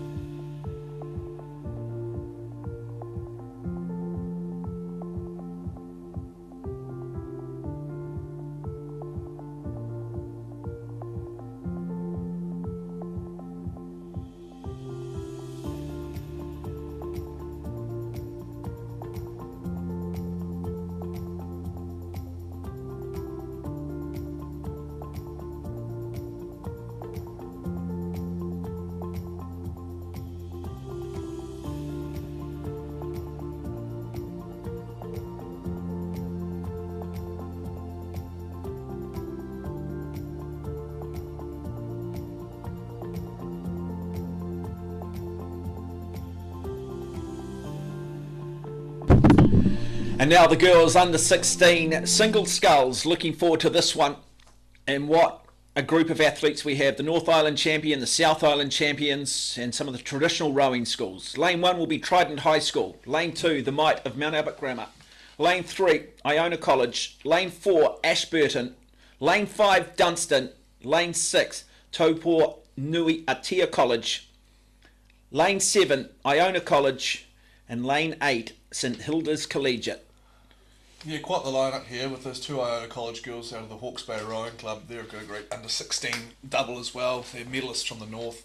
Taupo Nui Atia, Papillon Pointer is the North Island champ. Dunstan High School is the South Island champ. Ashburton College actually won the 17 single down south and got silver. So a lot of pedigree heading into the final. And these girls, this boat grade, the 16 single, was introduced in the last decade. It's been a really welcomed addition to the Maadi calendar because it's just so competitive, and under 16, you've got it's a great handle for these smaller schools to get some representation.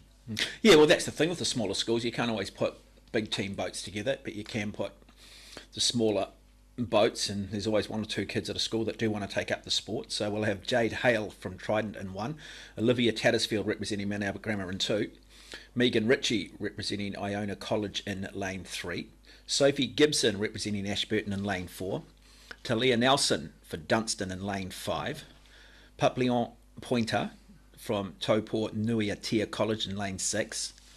It'll be Angalikani from Iona College in lane 7, and it'll be Perry Hoare from St Hilda's College in lane 8.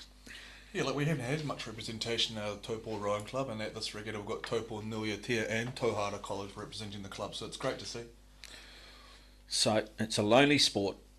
8 of the best under 16 single scullers in the country vying for national honours, vying to create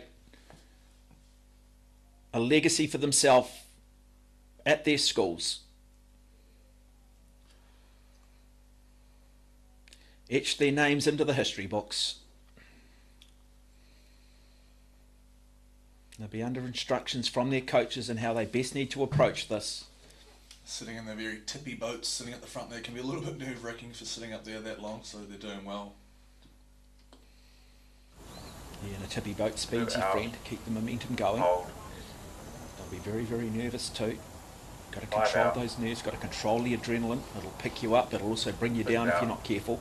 Yeah, don't want to be overdoing it, using every single muscle at 100% of everywhere. Using what's necessary so you can be efficient. Yeah, haven't really seen anybody sort of really go out hard and just take it to the rest of them. Maybe some of those I think you'll find boats that boats that perhaps are not expected to win, change the game. I think you'll find that more in the small boats particularly. Well, hard to say really, because some of the big boats you can really get steal a march on the squad like in an 8 or something. So well, single scull it's a lot more individual, so someone might just steal a march and just get after it. Well, often I say that too. If you've got athletes who are so used to winning, sometimes you just got to put a bit of doubt in their head. You've got to take it to them. You've got to just see how they, see how they deal with a bit of adversity. Hang on a minute, I wasn't expecting that. Am I not going that way? You know, the every little game that go through. You know, young final. Exactly. Girls under 16 single scull. So here we go. Closest to us is Trident, St Hilda's Collegiate, Mount Albert, Iona, Ashburton, Dustin, Taupo, Iona, St Hilda's. Attention. Just to the left hand of the screen there you can see the stuff.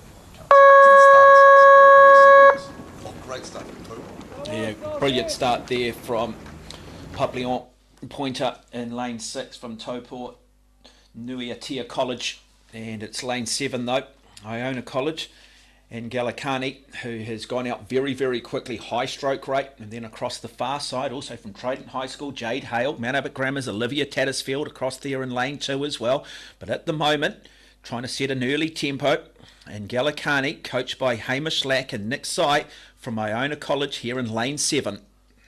So Angela, when she was running for the Hawke's Bay Rowing Club at the National Champs, got a silver in the intermediate single. She rows, she tries to maximise her frame as much as possible, so you see her getting really over with her body, long arms and really leaning back. She doesn't rate particularly high, but it works for her and she pours everything she can into it. Yeah, really close race behind that across the far side from Trident High School, Mount Albert Grammar's representation there in Olivia Tattersfield. So that's lanes 1 and 2. Lane 3, Iona College, Megan Ritchie just dropping back a little bit. Then it's lane 4, Ashburton College, Sophie Gibson, Tahelia Nelson from Dunstan High School in lane 5 as well. But at the moment, as they come through, if they come through around about the 300 to 400 metre mark, it is lane 7. It is Angalikani. Yeah, expecting the likes of Sophie Gibson and Talia Nelson from Dunstan to show out here. Talia was only thrown in the single quite recently before the South Island Secondary Schools. Simon Smith, the coach there at Dunstan, was saying that she hasn't rowed a single at all really, so for her to jump in like she has and just get after it is extremely impressive. Yeah, looking good, looking comfortable, just has a wee look over her right shoulder there. She'll be aware of it certainly looks a little bit smoother than perhaps what we've seen from Sophie Gibson there out of Ashburton. Yeah, Sophie's a pretty aggressive young rower, but they're doing similar in the ways that they are trying to maximise potentially a slightly smaller frame by really reaching out and getting over with their body to maximise that length up front. So at the moment, it is lane 7, Iona College. Very brave. And then across in lane 4, Ashburton's Sophie Gibson, currently in second. Now a little bit of a move now starting to be done by Talia Nelson here from Dunstan High School in the red boat, starting to just make her move, starting to just increase her stroke rate. But the big question is here, Angelicani, has she gone out too hard? Has she miscalculated this, or is she simply following the instructions of her coach who understands her physiology, who understands her training, and says, you've got this? As we talk about that, we had Angelicani actually had a touch of clear water not too long ago, but it's being shaved away slowly by Sophie Gibson. On that angle was a little bit deceptive, but Sophie does have overlap. That's Wouldn't this be a great moment for Ashburton College, another one of these schools that probably lives in the shadow of the likes of the Rangirurus, the St Margaret's? Suddenly, hey, we're getting ourselves on the podium, and that then sets the tone for next year. You get more kids joining that rowing program. You know, they've got access to great water. Well, Sophie, she's wouldn't have grown up with Ashburton not being a successful program with Veronica and Justin running it with his sons and daughters Isabel, Veronica and Jed, and then Sophie's sister herself, Molly Gibson. She also won the under-17 single and potentially maybe the under-18 as well. I'm not sure, but she won the under-18 quad, made the New Zealand representative team, so she's very familiar with being successful out of Ashburton. Alex Kenny, I'll just get you to just talk us through the contrasting strokes here from what we are seeing from Sophie Gibson across there in lane 4 out of Ashburton and what we've seen here from Angelicani at the bottom of the screen. We talked about it before with the Wellington East Girls College crew with a really low rate. As Angelicani's going down that same sort of avenue of moving the boat, there's always a different way of doing it. And then Sophie being a little bit smaller as well, but she's gone a different route and tried to throw as many strokes as she can at it and keep on top of her boat run a little bit more. Now, really good performance also coming from Olivia Tattersfield out of Mount Albert Grammar School. India Maddox coaches her. Got a lot of work still to be done, but very much in the fight at the moment, because Talia Nelson out of Dunstan High School having a very good race as well in lane 5, so a really good battle developing for third place. But at the moment, and starting to go clear, it's Sophie Gibson, coached by Justin Wall, Mary Hefford, in lane 4 out of Ashburton who leads, and now almost up to 2 boat lengths. You've got 2 proud parents coaching there, so Mary Hefford, her son Haxby Hefford, he was a rower out of the Ashburton Rowing Club as well, so it's all just family affair down there, which is great stuff to bring through these kids and see the success provided by the parents helping out. And he's on the far side there, he talked about Olivia Tattersfield from Mount Albert, the sky blue and the gold. You can see the difference in technique. She's a little bit more upright, so she looks like it to be a little bit of a taller athlete compared to Sophie and Angala, but she's doing it in her way. So being a little bit taller, she doesn't have to get over so much. No, that's it. Sometimes, you know, you're talking running about running economy, and so you'll see some athletes that look technically really good, but it doesn't always relate to necessarily great economy, and you've still sometimes just got to set it up based on your own mechanics and what works for you. And we've seen that from Tattersfield across there in lane 2 from Mount Albert Grammar. Now just starting to see, I just sort of sense Angelicani just starting to settle down a little bit more here. She seems to have just found a little bit more of a rhythm, but she's got a lot of work to do if she's to catch Sophie Gibson. Yeah, look, that work out of the start would not have gone unnoticed by the other girls. Angelicani went out really hard. She had a clear water lead at some stage out of the start, so that will weigh on her coming into the last 250, so we'll have to see what Talia and Olivia from Mount Albert and Dunstan do in that last 500 to see, like we talk about burning the candles at both ends, but Sophie Gibson looking imperious and aggressive. Look at the heart in this young lady. What an absolute street fighter. What a warrior. Wow, this is an impressive display. It's very reminiscent of Zoe McBride. Zoe McBride won a bunch of titles when she was younger and also a world champion in the lightweights, but she had a similar style of just super aggressive, long through the body and just getting after it. Yeah, and so now she is just racing away with this under 16 single sculls, and you just sort of feel that Angelicani, she's just starting to tie up a little bit because that gap is just starting to close. You've got Tattersfield out of Mount Albert Grammar School And then next to her, out of Dunstan, we've got Talia Nelson as well. So Talia Nelson in the red boat, looking to try and move up here on Gallicani and cross the far side. It's Mount Albert Grammar's Olivia Tattersfield, so a very good race for second and third. Tattersfield currently sits in third, but the challenges are coming. But nobody can deny Sophie Gibson out of Ashburton. She is in a class of her own. This is almost an individual display, almost an exhibition of single scull racing. 250 metres of her journey remains. She's doing the two singles at this regatta, the 16 and the 17, so she's being super aggressive here. A couple of links up, she's leaving no stone unturned to make sure that she nails this gold medal, but the fight there for the silver and the bronze, and Gala was brave coming out. You've got Talia and Olivia. They've worked off each other and they've now gained the momentum to draw up alongside Gallicani. Yeah, and Gallicani at this point, you almost feel like she's probably thinks she's paddling through quicksand. The fatigue levels will start to increase. It'll be exponential at this point. She's going to have to hang tough. She's going to have to draw upon all of that experience, because this is a great performance coming from Talia Nelson out of Dunstan High School. And now Dunstan beginning to make their move. Great race for second. And now you just sort of sense here that Sophie Gibson, well, it's all just about maintaining her form, maintaining her technique. She is going to come down in another very dominant display. Congratulations to Ashburton College. Congratulations to this young woman. You're a class act. Sophie Gibson is about to win the girls under 16 single sculls title, and then it will be in second place Talia Nelson out of Dunstan. In third place, well, it might just be enough for Angela and Gallicani to hang on and get up over Mount Albert Grammar's Olivia Tattersfield, and it will go that way. But it is Sophie Gibson from Ashburton who dominates the single sculls race. Yeah, really well timed race from Sophie Gibson. You see Talia was coming back at her actually in that last 100 metres, so you could see that Sophie was out by a few lengths at the third 500 into the last, but they came home really quickly there to draw back a lot of water on Sophie, so she timed it extremely well.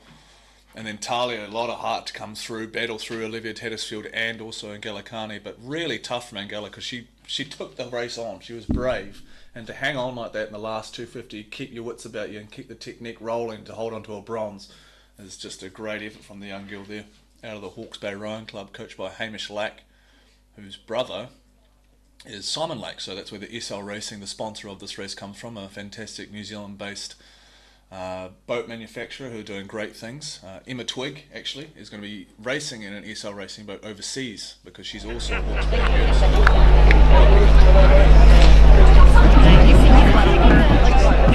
with SL Racing, supporting local. Yeah, I was talking to them and they don't believe in second best when it comes to customer service.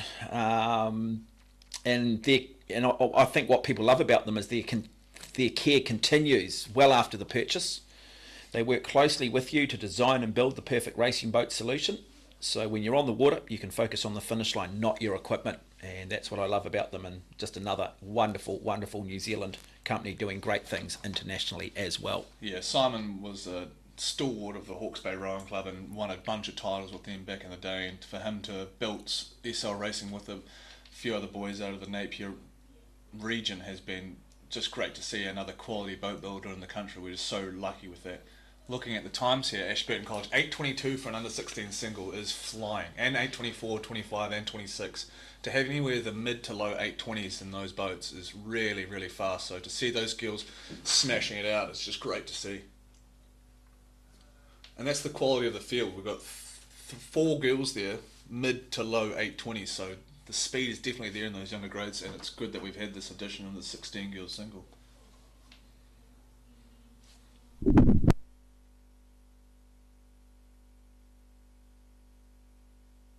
I might have something to eat. Oh, is it on?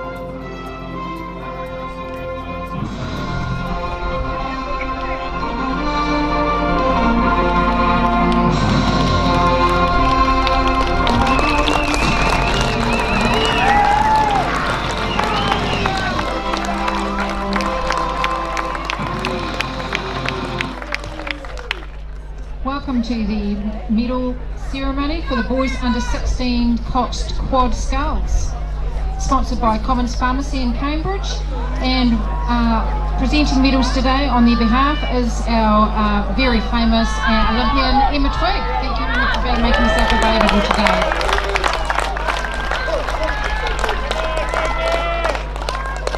In the bronze medal position, congratulations, in a time of 6 minutes 47, Whakatane High School. We have Ash Schultz, who's off in another race, Mika Walker, Alex So the boys under Ironmeyer, 18 novice double and sculls, Travis Telkos.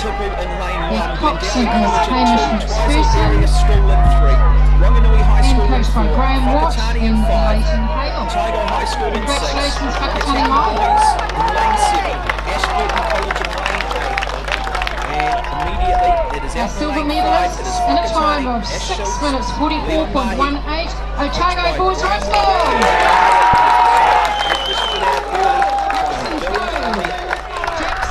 On the sleeve through his 250 metres. It's an interesting one, the novice double sculls. Probably even harder to get a gauge on your opposition.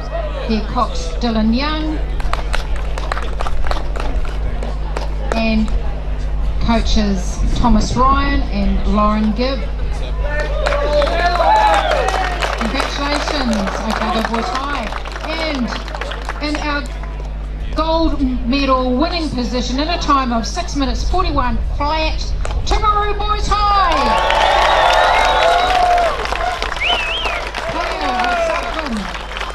Luke Tompkins, Ben Allen, Matt Let's just take Brown, us through this game. and We've got their an audience out there that are watching coxswain individuals Finn that are Gollins, fully up to speed. and congratulations to the winning coaches Brian Smith and Liam Parker. Well, if you want to like break it down a little bit, maybe like 70% legs, 20% like trunk, like body, and then like 10%ish of like arms. Well, a lot of the time it's legs and like leg driving through, kind of like picking a weight off the ground. So you drive the legs, the body stays really braced, nice and long, and the arms, then you kind of whip the body through to work with the momentum of the leg drive, and then those arms kind of like follow along rather than actually like overworking them, because then you'll just get tired. So for scullers at a novice level, what you're watching here, how good technically are these rowers, considering that they are novices, they are new to the sport? Rating that high, that consistently, you know, still being able, like look at the bowman from the Wanganui High School. Like that's a pretty still head. He's following along really nicely there. So that's Nicky Maxim and Jake Newton. So Jake Newton in the bow seat there is doing a fantastic job of just backing his mate up there. And then these two fellas from the Bay of Plenty, Leon Mahi and Ash Schultz. Like I said, Whakatane have quite the reputation in the sculling schools and the sculling groups and sculling races, and the novice men's double is just made for them.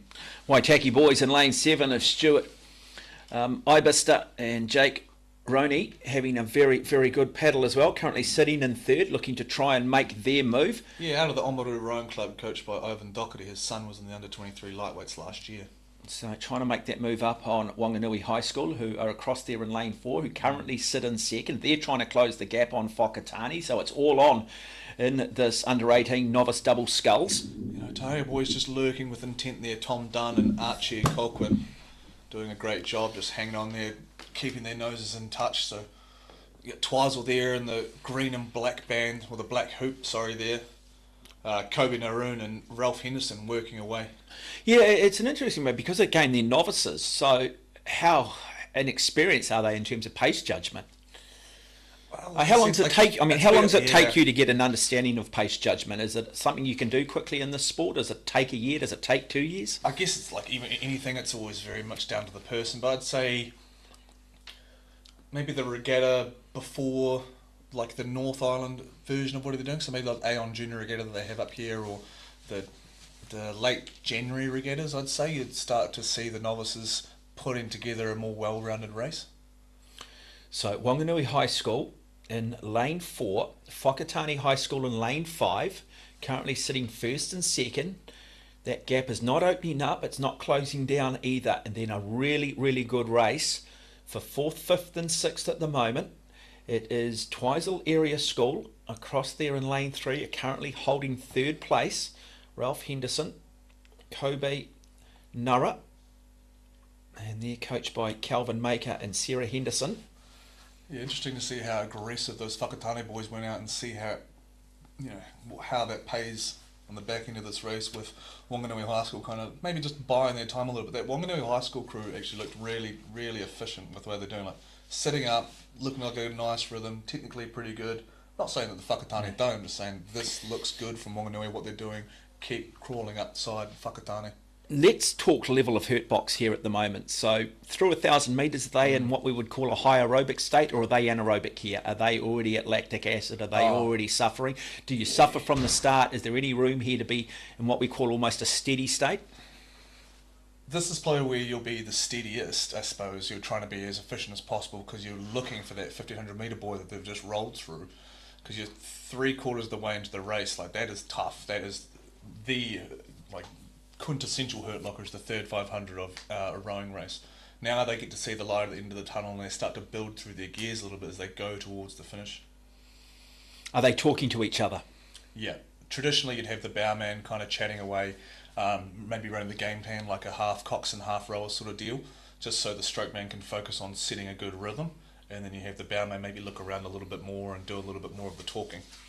So Whakatane leading this under-18 novice double sculls, and then on their inside it is Wanganui High School, and then outside of them the Twizel Area School. Yeah, great little lineup. But it's about a boat length separating all three of them. Yeah, Whakatane just did a great little push there, just going into the last 500, just to edge a little bit further away and give them a little bit more breathing room coming to the last 250 on Wanganui. Yeah, 250 to go. And see the rates up from Whakatane, heads down, just going after it. This is them burning to the line now. They're in their 6th gear. This is them. This is what they're going to hold through to the line and hope it's going to be enough. So Wanganui looking to try and up their rate, but they just can't do it because Whakatane have locked themselves in. They're prepared to go to that dark place. They're prepared to stay there too. So really good performance coming from these novice crews. Outstanding display being shown by Ash Schultz and Leon Mahi. And they'll know that they've got around about that 100 metres left to race, and they should get the job done here. The form looks good enough. A little bit more pressure now being put on by Wanganui, but it won't be enough. Now you're just waiting for that line. And now you're just waiting for that buzzer. And it will be a very good victory for this team out of Whakatane. Great race. And silver will go the way of Wanganui, and bronze across the far side in lane 3 will go to the Twizel Area School of Ralph Henderson and Kobe Nurra. Really mature from Whakatane to go out like that hard and put themselves out there, then have Wanganui walk back on them a little bit through the middle and then hold their middle enough to come through with a nice sprint finish. That's really mature racing from Graham Watt's crew. Yeah, what I like by watching that novice crew, what that just says to me is the quality of coaching that we've got out there, because, you know, this is a sport that is governed by technique. It's not just power and grunt. But you wouldn't have known that, if you're not, if you didn't know the sport and you're watching this for the first time, you wouldn't know that these guys are novice. No, you wouldn't. And that's always the goal of the coach, is to advance them as much as you can. And Graham Watt does a really great job of setting a base where young men and women can quickly adapt to the sport and go quite quickly from a short period of time. So he's got his own framework and institution out there in Whakatane that gets people up to speed very quickly. So credit to Graham and the coaching team out there in Whakatane with Lake Name.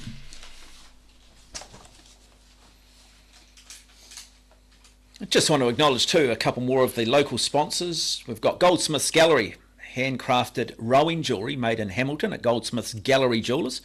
Now they've got a range of pendants, rings, cufflinks, earrings, and they're here on site, so please pop in and see them. As we just confirm those results for you, Whakatane High School 711.90. That's not hanging about.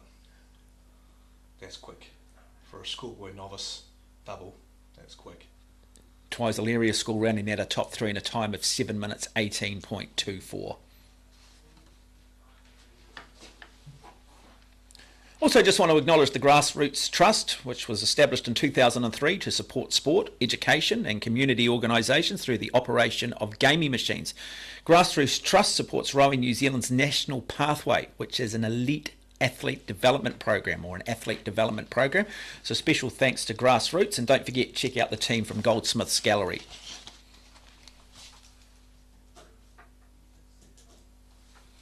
You'll see a bunch of green boats that are dispersed around the Waikato and Bay of Plenty schools here. So Grassroots Trust worked with a program with the Waikato Regional Performance Centre to supply them with boats through the trust and through Laszlo with a partnership.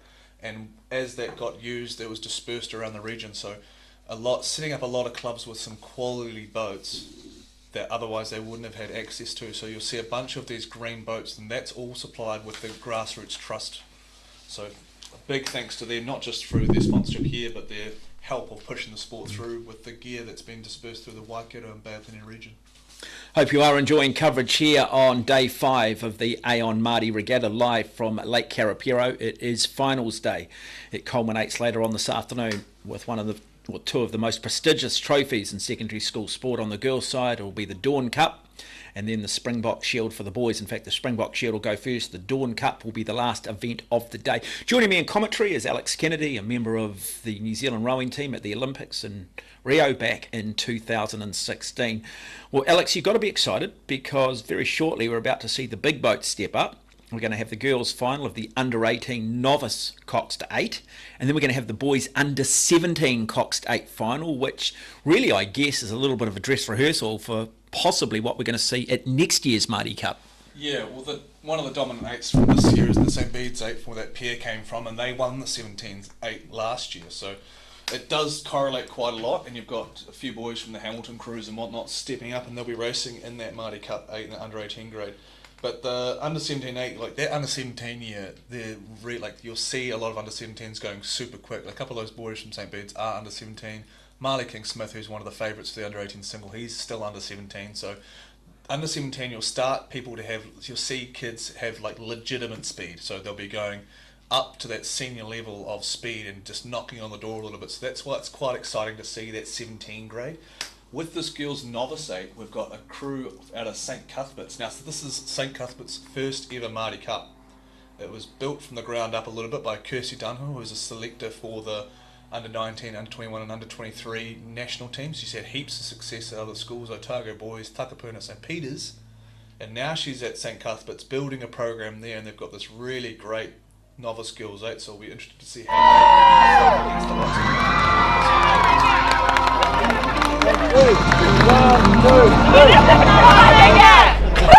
Welcome to the medal presentation for the girls under 16 single sculls. This is sponsored by SL Racing, and presented for them today is Emma Twigg. Thank you, Emma. In our bronze medalist position in the time of 8 minutes 25 is Iona College. And Galapani, and she is coached by Hamish Leck and Nick Sy. Congratulations.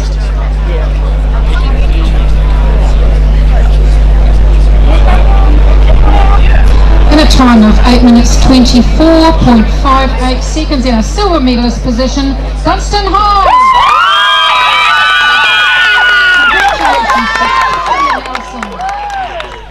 And coached by Simon Smith and Natalie Wilson. And in a time of 8 minutes 22.62, our gold medalist, Ashburton College. Congratulations, Sophie Gibson, coached by Justin Wall and Mary Hefford, and they received the Mary Thompson Cup. Congratulations, Ashburton College.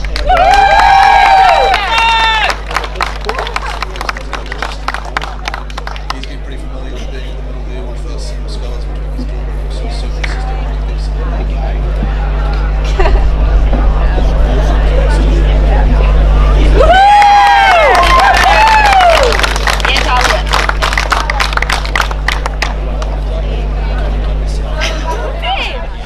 Just time in the sport, isn't it? Year on year, just have that breakthrough season. It's just a wonderful example of just being tenacious and dealing with adversity but still believing. Yeah, and do that in somehow with such a long period. She did one World Championships in 2014, and then she's won a Crunch World Cup and everything else. But to see like the Olympics is obviously everyone puts everything into that middle of the year to try and it's just so and it does credit for life in terms of like self-reflection upon your own. Was it worth it? Was it worth getting that medal to play? Put the full stop and help that kind of feeling afterwards. So for her to hang around, she should trust her for such a long period of time. And that's it, isn't it? I mean, there are just certain things in this world you can't buy. Olympic medals are one of them. You know, even the wealthiest people in the world can't buy them. You can buy the nice houses and the nice cars, but you can't buy Olympic medals. And she's got the rest of her life to go and get all those other assets and all of those other material things, but no one can ever take away from her Olympic champion. And now she's just infancy of being a mother with tummy to it, so we're interested to see how she changes that aspect of it with trying to back up that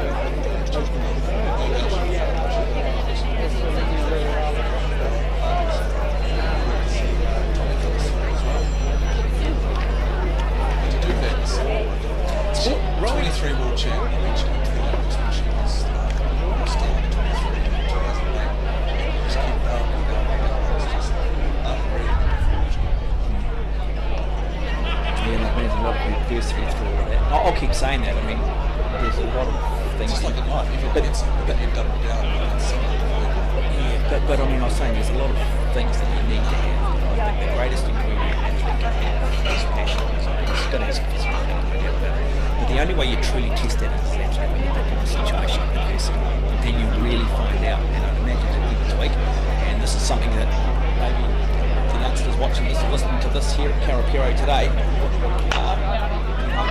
learn how to lose to learn how to win.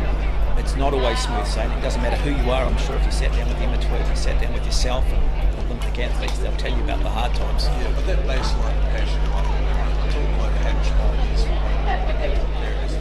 super strong, quite black and white with how he approaches things. He's very simple when it comes to training, like just work hard and take care of yourself.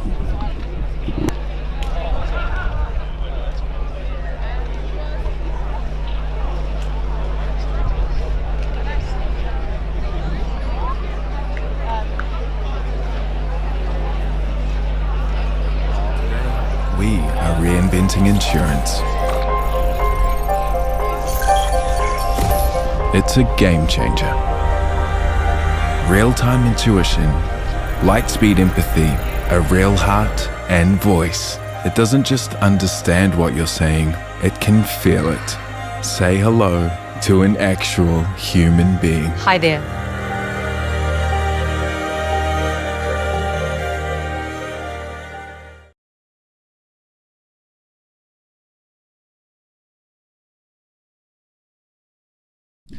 So to the girls' novice Coxed 8 final, Nelson College will start in lane 1, Christchurch girls will start in 2, St Margaret's College in 3, St Cuthbert's out of Auckland in 4, the Might of Rangiruru girls in 5, Waikato Diocesan, the home school in lane 6, Marlborough Girls College will start in 7, and then Diocesan out of Auckland will start in lane 8.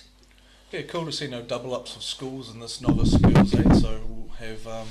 Well, I'd imagine that Diocesan of Auckland will want to beat Waikato Diocesan, and Nelson St Margaret's will want to get up over Rangiruru. Nelson College girls, they got silver, I believe, at the national champs in the novice 8. So transferring here to keep going at Maadi will be interesting. It must be a challenge though for the schools to get a whole lot of 8 athletes together who decide to want to take up rowing under the headline of novice,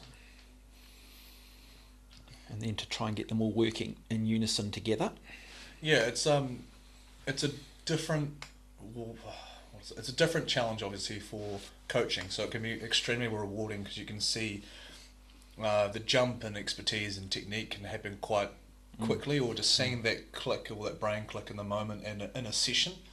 So seeing that development of novices so quickly is just so rewarding. And building an 8 is always rewarding, but building a novice 8 is even more so. The Cocks, do they need to be novices? No.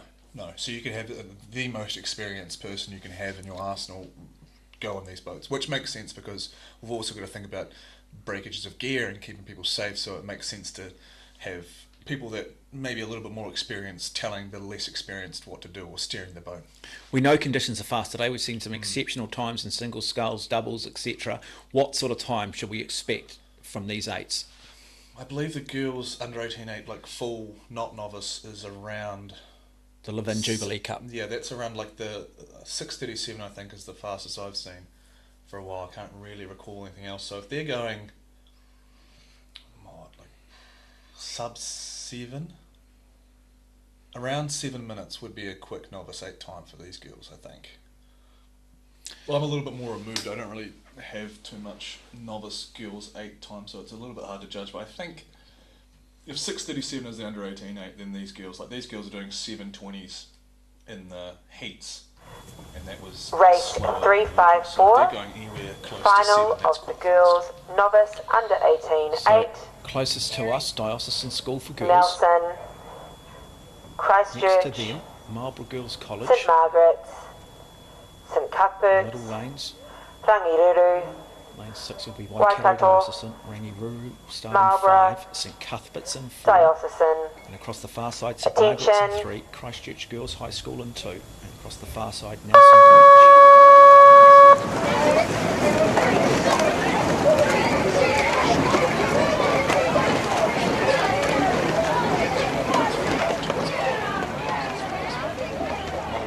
Smart man, always had a lot of time for the Irish. Now, we do get underway. It is all lane 7 at the moment. And I shouldn't say all lane 7. Marlborough Girls College getting out quickly in lane 7 with the early lead.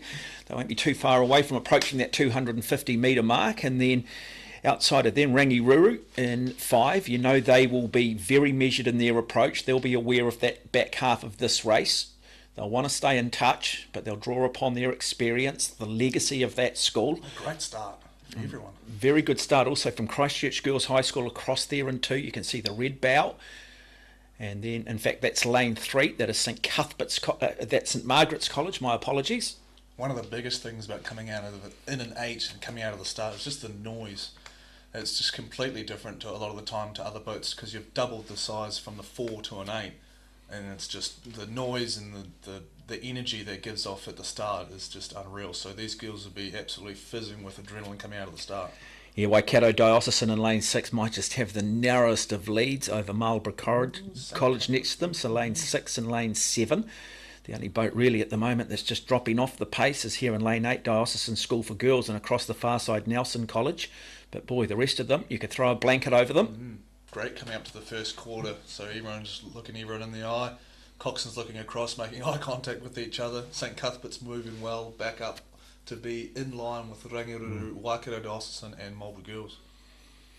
There goes St Cuthbert's, maybe just poking their nose ahead, undulating back and forth with Rangiruru.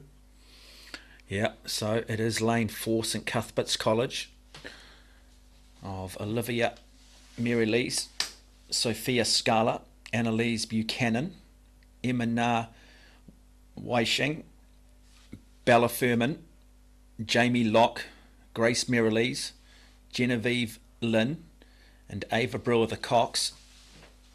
This is great. Toe-to-toe racing between 3 novice 8s. Let's talk about the communication style of the cocks, because I know that when I was under fatigue and under duress, I don't like a lot of noise. Now, you don't really get a choice here. Other athletes might like it. So how does a Cox, do they have to adapt their communication style based on the personalities of the crew, or is there just one way of doing it? No, definitely. There's, I think here with novice girls, you've got to be very simple and clear cut. So sticking to technical stuff that you've talked about previously, not getting too expansive in your vocab, just kind of keeping it simple and just getting after it and just making sure everyone's going together. When you get a little bit older, more people understand the race plan and whatnot, so it's making sure you've picked a few things out and that's all that you work on, and there's a little bit more chatter within the boat. But the coxswain here is definitely just the dictator of the boat. So it is Waikato Diocesan who have a narrow lead over Rangiruru in lane 5. Then lane 4, we've got St Cuthbert's College, and there with the S3 on it is St Margaret's, who currently probably sit in 3rd place. And on their outside, we've got St Margaret's, and across the far side, Nelson College for girls. This is a great race unfolding. Hopefully it stays like this all the way to the end. Well, they're through. Margaret's moving well. You talk about this though, through that 1,000 metres, this is that third 500, which is so important. This is where it is just ugly. There is no way back. You're not quite through that 500 metre to go threshold where you can sort of feel like it's going to take care of itself to a degree. So now you just start to see a few of these heads just starting to have a wee look around. Need to concentrate on form at this point. Cannot afford to lose concentration. No, you've got to be pretty locked in with each other, because it's 8 people, so it's a lot harder to coerce these people together and get them on the same page. You've got 8 different personalities, 8 different strokes, so you've got to be. That's why the 8 is probably the harder boat to row, because you've got to compete with all these personalities and these different styles, and you've got to hone them to come together and propel the boat together. Well, this is great for the local crowd here, very much one of the home schools, Waikato Dio. Now just starting to really extend that lead, going out by half a boat length. Still, the challenge is coming from Rangiruru, and we know their experience. Who's going to have the plan to look to try and bring this home with 500 metres to go? We're approaching that threshold shortly, so 1,500 metres of this journey almost complete. Well, through the heats, the Waikato Dio went down to Rangiruru by only 2 seconds, so having this advantage at this stage of the race will have the girls absolutely pinging. And very good race there across the far side as well. In lane 3 is St Margaret's College in the red, so we're starting to now see the red bow just begin to lift. Good form being shown, starting to just increase their stroke rate, but it's still Waikato Dio in lane 6. But are they just starting to feel like possibly they're paddling through quicksand? Are they just starting to decelerate a little bit? Because now we are starting to see the challenge of St Margaret's across there in lane 3. Yeah, you can see the S3, on the bow ball of St Margaret's. Just every time that boat moves forward, you can see it just pushing up. Now that we have a little bit of change of angles, but you can see that bow ball just climbing up ever so slowly on the Waikato Dio girls. So it's going to come down to how they gauge their momentum and how they transition into that sprint phase coming into the line. Fascinating race. Girls under 18 novice. Cox Day. Big opportunity here for the local school Waikato Dio to get themselves on the podium. They've led from start to finish. Now starting to look to try and extend again. But that camera angle maybe just a little bit deceptive in terms of just what that lead is. Yeah, Lake's running out now. 250 metres to go though. They'll know that they're within sight. They'll be counting through this in their head. They'll know that they can't eat an elephant whole, but they can eat it in small pieces. They're playing the mental game now. But here comes the might of St Margaret's across the far side. Yeah, they have to go now, St Margaret's. Waikato Dio hanging on. The orders have been barked out by their coxswains. Now, who can suffer the longest? Who can suffer the most? Who wants this? St Margaret's are moving. It's whether or not they've got enough lake to claw back Waikato Dio, because it's really hard to sprint down an 8 because that boat speed is very high and it holds its boat speed as well. So see what St Margaret's canvas down now, rolling into the last. There's the 100 metres to go. Well, this is going to be a great race, because St Margaret's now, you feel, have got the momentum shift, but it is still Waikato Dio. The crowd urges them on. The local crowd urges them on. They're clear, but not by a lot. They will hang on, will they? Will they take this novice 8? They do, I think. Oh, look at this, folks. We go to the photo, but it will be Waikato Dio by the looks of it, and assuming that camera angle is the correct one. But what a performance from St Margaret's across the far side. Turning that into an outstanding girls under 18 novice Cox State final. And I think they know they've got it. You can see the emotion, you can see the celebration. The local school in the Karapiro area win gold in the girls novice under 18 8. Yeah, special shout out to Kerry Ormsby, the coxswain of the Waikato Dyer girls, to keep her girls calm, make sure they're confident, they trust the program, they trust what they were doing. Because St Margaret's were coming, they were kept on coming towards that last 100 metres, so to hold their patience and make sure that the girls stayed together with no mistakes being made in the novice grade, that's just great work from the coxswain seat. Yeah, really, really well measured race too, wasn't it, from both crews? Both had probably slightly different tactics there, and just a really good example of great racing. And yeah, and mentally going in for that for Waikato Dyer, like I talked about a little bit before, they were 2 seconds down off Rangi in the heat, so having that to break through that barrier a little bit of knowing that this crew's beaten you recently in the last 5 days and come through that and have the confidence to go out and still commit and believe that you're going to win it. Really important for those novices to understand that, and it's a really hard concept to get around sometimes when you're quite young. Absolutely iconic conditions here at Lake Karapiro for the 76th running of the Aon Maadi Regatta. And don't forget, later on this afternoon, 2 of the real big blue ribbon events. On the women's side, or the girls' side, it will be the Dawn Cup, and on the boys' side, the Springbok Shield. But not too far away from the boys' under 17 Cox 8 final, which might just give us a little bit of an idea of how the Maadi Cup might play out in a year's time. Speaking of, I've got St Andrews here, one of the big players in this under 17, and they only won their first Maadi Cup of all time in 2017?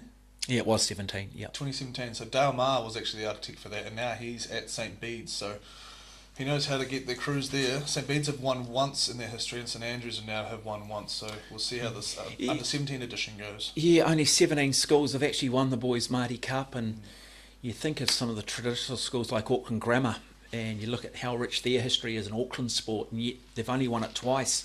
King's College 3 times in Auckland. St Kennigan's haven't won it. Schools that are well resourced. I really have quite, I guess, facilities on their doorstep to tap into. Christchurch boys have only just won it the once. And that was a massive effort for Christchurch boys. That was Logan Keys, who's now head of the Rangiru Girls program. And I keep saying these names because they keep on where they go, the success follows. So it just shows you how much having a head coach with a vision and a structure from the ground up can really change a program no matter what resources they have.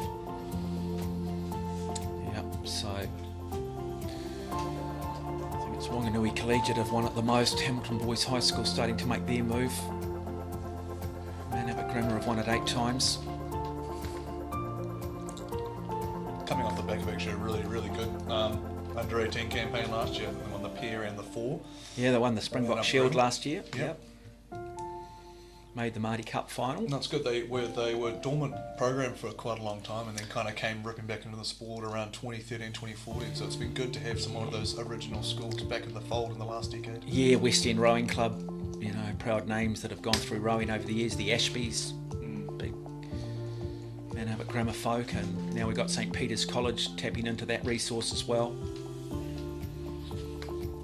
And you've got the likes of the West Lakes. Ironically, we haven't seen a lot of the other North Shore schools really have rowing programs over the years, the likes of the Ros Minis and the Rangitoto College, largest school in the country. They've got one athlete here, I think. Tend to focus a little bit more on sports like basketball. But I think often it just comes down to a coach who comes along who might have a child at the school or has somehow been asked, and it's amazing how quickly a school can turn around. I think Cashmere's a great example of it in regards to the Christchurch schools. We've talked about Glen Dowie also in Auckland. Well, Dale Maher actually made also a wee trip into Shirley Boys and helped that program out as well. He's got a boat named after him there, so he was significant in helping propel Shirley into a regular rowing program when before, I'm not sure, maybe 2015ish or 2014, they didn't have any rowers. So to see Shirley come and be a regular player is quite impressive. Same with St Peter's of Auckland. home of Stephen Jones, who stroked the New Zealand 8 at the 2016 Olympics and went to the Tokyo Olympics in the pier. He's from St. Peter's, and when he was there, it was just him and his mates and doing a quad and a double and a few singles and whatnot. Now it's grown to where they're major players in the under 18 8, which is fantastic. Yeah, great school. St. Peter's, a small school, very, very good rugby school, recent national champions, produce a lot of All Blacks and Super Rugby players. And Caleb Clark, Jack Goodhue. Oh no, they're Mount Albert Grammar, mate. Let's not go wrong. Oh, sorry. We're talking about St. Peter's. Tuipulotu, sorry. Yeah, Patrick Tuipulotu, the Lambs have all come through there, Bryn Hall. Yeah. So I'm so enamoured with Mount Albert Grammar, it's all on my mind now. No, it's all right. It's all right. I love Rangiora too. Have I told you how much I love Rangiora? I love Rangiora. Yeah. Well, it's home of Todd Blackadder, you know. It is. Brian Rhodes, triathlete. That's the one. McGivory name there in the Mount Albert Grammar stroke seat for the under 17 and probably the younger brother of the McGivory that won the 4 in the pier last year, and he also won the 17 pier a couple of years ago, so he's come through and done great things, and he's moved on to higher honours since leaving Mount Albert Grammar, so good to see another sibling coming through the ranks. Yeah, I think it's hard for a lot of the schools though, isn't it? You know, some schools that you know, you've got a large student body, but there's an expectation, I guess, to do well in sports like netball and cricket, rugby and those traditional sports. And there's a lot of other sports kids can now choose from, and try and find, you know, to get 8 kids wanting to row an 8 and then trying to bring them through together in a tough sport and then trying to have that squad to select from. It's not an easy thing to do, and particularly if you don't have facilities on your doorstep or training conditions aren't that conducive. No, but I think what the one thing that rowing has above some of those sports is the foothold that it has in collegiate sport in America is gaining more and more traction in the New Zealand sphere. So we have lots of kids going from high schools going over to get full ride scholarships or help education wise at these really wonderful colleges over in America, female and male, and have experiences that other sports you would not have. Yeah, water polo is another one like that too, particularly on the girls' side with water polo, because there is an expectation from the university, same enough scholarships must go to girls that go to the boys. Boys have the football programs. They don't have football programs, so you know, water polo's picked up that. It was the inclusion and equal dispersion of money between female athletics and male athletics. So rowing was one of the big winners on the female side, to where college programs look towards their rowing to disperse their funds for the athletic year. So a lot of the rowing programs got a lot of help from that. So it's a fantastic opportunity for young females, in particular, to get over and get an education for less costly and have an amazing experience racing and living in America. No, absolutely. Yeah. And I think also what helps the sport of rowing is that, you know, clearly there's a lot of success at the Olympic Games. That really does provide a great sense of nationalism, and then they've backed it up at World Championship level. We see them often recognised at the Halberg Awards as well, and you know, our biggest names in sport come from rowing. Yeah, and they sit alongside of our All Blacks, don't they? And I think there's just something about the black singlet and the silver fern. And when you think about the black singlet and the silver fern, I mean, symbolically you've got the All Black jersey, we get that, but it's track and field, 1,500 metres, and it's rowing, isn't it? It's quintessentially like and New Zealand you sport. go back to Peter Snell Walker, but you go back to the 4 in 68, the 8 in 72. The Ever Swindell twins. The Ever Swindells. Mahi Yeah, Mahi Rob Drysdale. Waddell. The great Rob Waddell. Yeah. I was just talking to you about Rob Waddell, because Rob Waddell, until recently, held the world record was one of, I think, the only athlete to go under 15 minutes for 5,000 metres, which means he's going 3 minutes per K. Now I encourage people... well under 3 minutes. Well under 3 minutes. Yeah, sorry. But I encourage people to get on an erg at your gym and try and see, even if you just do it for 100 metres, how hard you have to row to try and hit those sort of numbers. And his world record for the 2K stood from he broke it in 2008, so it was 2008 when he had a rivalry with Mahi Drysdale, and that was only broken a few years ago. Yeah, and of course out of King's College. Here we go, let's have a look at this under 18 8. The Maadi Mount Albert Grammar first ever winners of the Maadi Cup start in 1. Christ College in 2. Hamilton Boys High School, the recent powerhouse. What a school they are across all sport. St Andrews College, and then St Peter's out of Auckland, Christchurch Boys High School, Westlake, St Bede's.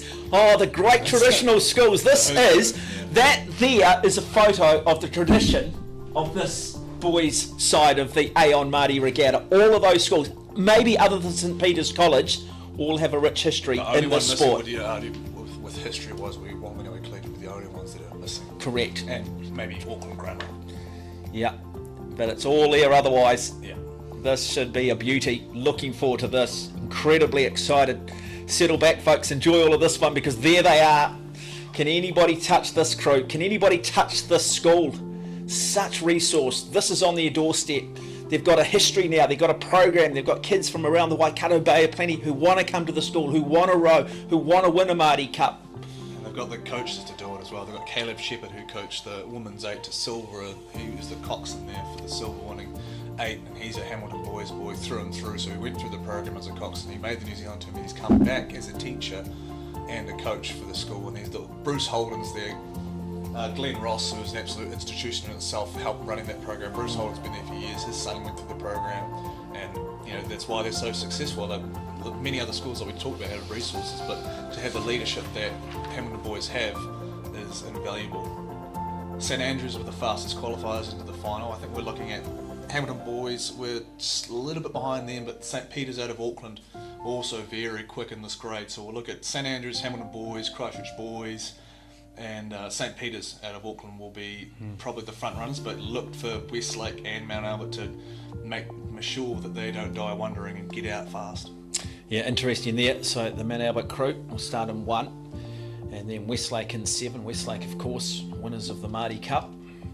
Another really big, rich history in the sport. Again, these days, a bit of a basketball school. Yeah, pretty iconic with the big red swan on the back, so they're pretty easy to spot for most people. And they're an institution in their own world. Michael Brake, who was the force of the Olympic men's 8, he's a Westlaker. We've got plenty of guys. One of the guys that's in Team America, the team for America's Cup, Cam Webster, who's an absolute monster on the erg and in the gym. He's setting up to be one of the grinders on the bike for the America's Cup team. So they get around, the Westlake boys. There's a lot of talent that get out and amongst the sports.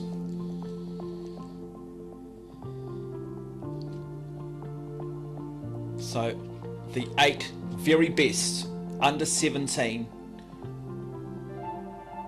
boys 8 crews set to go on finals day here, day 5 of the Aon Maadi Regatta, set for a start.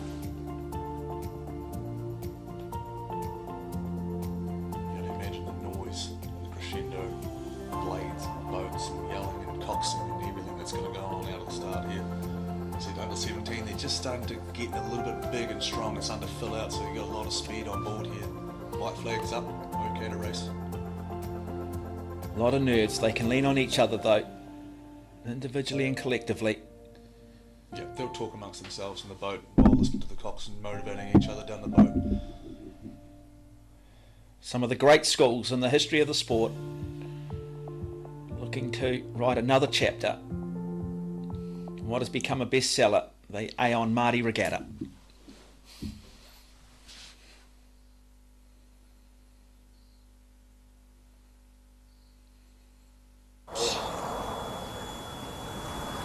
Sort of just feel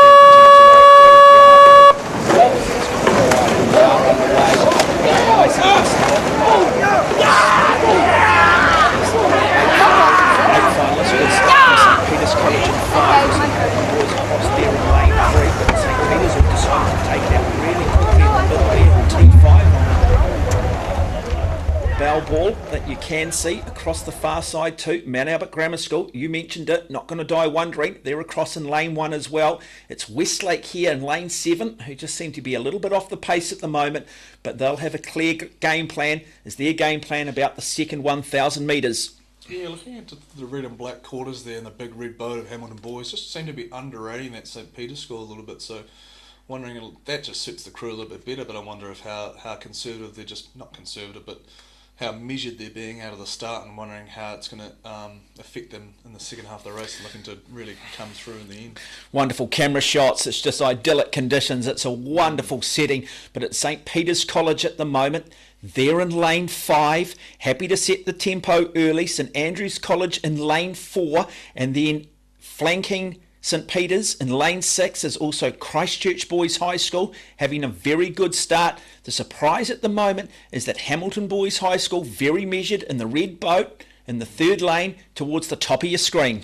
St Andrews starting to show early. They've been very fast down south. That's the 500 metre mark there. They'll be settling well down into the pace that'll take them over the course of the race. But eights racing in general, especially the top boats, will be. This is a drag race. You go as hard as you can. Most crews that are winning at the 500 will win the race. A little bit less when you get a little bit younger, but that still holds true. You've got to be in front because these boats do not slow down much. So there it is, St Peter's and their famous blue and gold. Wonderful school. Yeah, St Andrews, you see, in the blue, navy blue and the white there, just starting to draw up alongside that T4, the alphanumeric lane number there, just starting to poke its nose past the bowman on the right-hand side of St Peter's, climbing up onto the Aaron Bowball. And here come, you mentioned that too, but you can also now starting to see it come from Hamilton Boys High School across there in lane 3.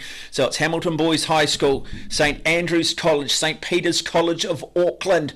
And do not underestimate Westlake Boys not out of this. Mount Abbott Grammar across the far side in lane 6 as well. But now 4 boats starting to go clear. 3 boats, in fact, starting to go clear. But a good performance coming from Christchurch Boys High School as well. They're hanging tough. Great race as they come through that 500 metre mark.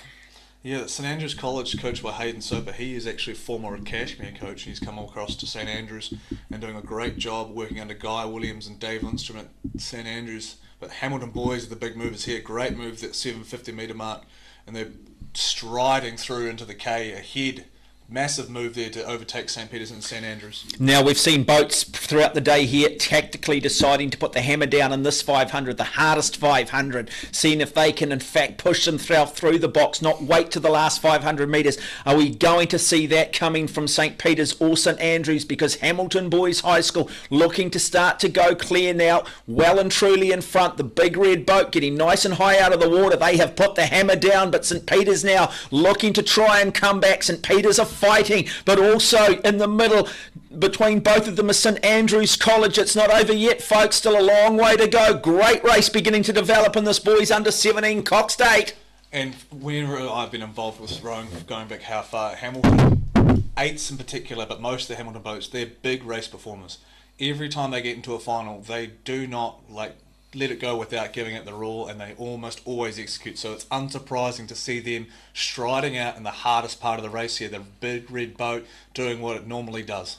Okay, they're striding out, but St Andrews are hanging tough here. This is a very good performance from Cody Good, Charles Butterfield, Jack Pitts, Benjamin Ashman, Jake Burrows, Logan Gardner, William Long, Cameron Scott and William Tavendale there, Cox. So a lot of work will fall upon now the coxswains and all of these 8s. This is where they come in, this is where they earn their money. Yeah, Cameron Nada, the coxswain for Hamilton Boys, he's a very experienced, he'll be in charge of the top 8, I'm sure. I've called his name a few times in the last couple of years. But here comes Hamilton Boys. This is where they usually just walk away. This last 500, they're so well drilled and they're really tough. That's quintessential Hamilton Boys rowing. And they are starting to draw away. You can just see that. Got that bow nice and high. Really now just starting to put the hammer down. Form looks good from all 8. But big push now coming from St Peter's again. St Peter's trying to draw up alongside of St Andrews College. But it's all Hamilton Boys High School at the moment. The big red machine, the big red sled is on its way. Will it be another medal, another gold medal for Hamilton Boys High School at another Aon Maadi Regatta? It's looking very much that way. But they've still got 250 metres left to race. Oh, this is unreal. This is the way they've put their foot down. They've just changed gears, and this is their going to line. They've played their cards just after the 500, and they're not looking back. Cameronada's got them on the right-hand side of their lane, so they're kind of shadowing St Andrews a little bit, which is, a little bit of gamesmanship, which is fine. But here comes the last gear. Hamilton Boys trying to put everyone else away. Just see the coxswain there, animated, sitting nice and high, really now just asking for everything, urging them along. Come on, pain is temporary, legacy lasts forever. It's going to be Hamilton Boys High School who are going to take this boys under 17 Cox State. Great race for second though between St Andrews College and St Peter's. St Peter's looking to come up on St Andrews. I think they might just run out of real estate, but it'll be Hamilton Boys High School who do win this under 17-8 and win it comfortably in the finish. And a very good performance from St Andrews College to win the silver, and then St Peter's College of Auckland take home the bronze. And you talked about legacy there, the Hamilton Boys, and they've got a great legacy in the 8 side of rowing here. Under 17-8, I couldn't tell you how many times they won it. They won the under 15 Boys 8, something like 10 years in a row. So to see them coming through and doing this under the tutelage of Bruce Holden and Caleb Shepherd is no surprise. But still, fantastic and just dominant that last 500, just absolutely to game plan, just really ruthless. Great racing from Stack, St Andrews from Christchurch and St Peters as well. Like, that is a tough race, and that's why I'm talking about Hamilton boys. Being able to walk away from those two class crews is no mean feat. So St Andrews and St Peters also going super quick. I'd be curious to see what the times come through like. Yeah, great performance from St Peters of Auckland. You've talked about their program, just a new one, never really sort of acknowledged in the Auckland rowing scene. They're basically a very small school. They're about 100 metres down the road from Auckland Grammar. There's a little bridge that separates the two schools, and when they do play rugby, it's known as the Battle of the Bridge, and probably in more recent years it's been dominated by St Peters. Come down with a smaller student body. But they've got a sniff of rowing now, and do not underestimate them.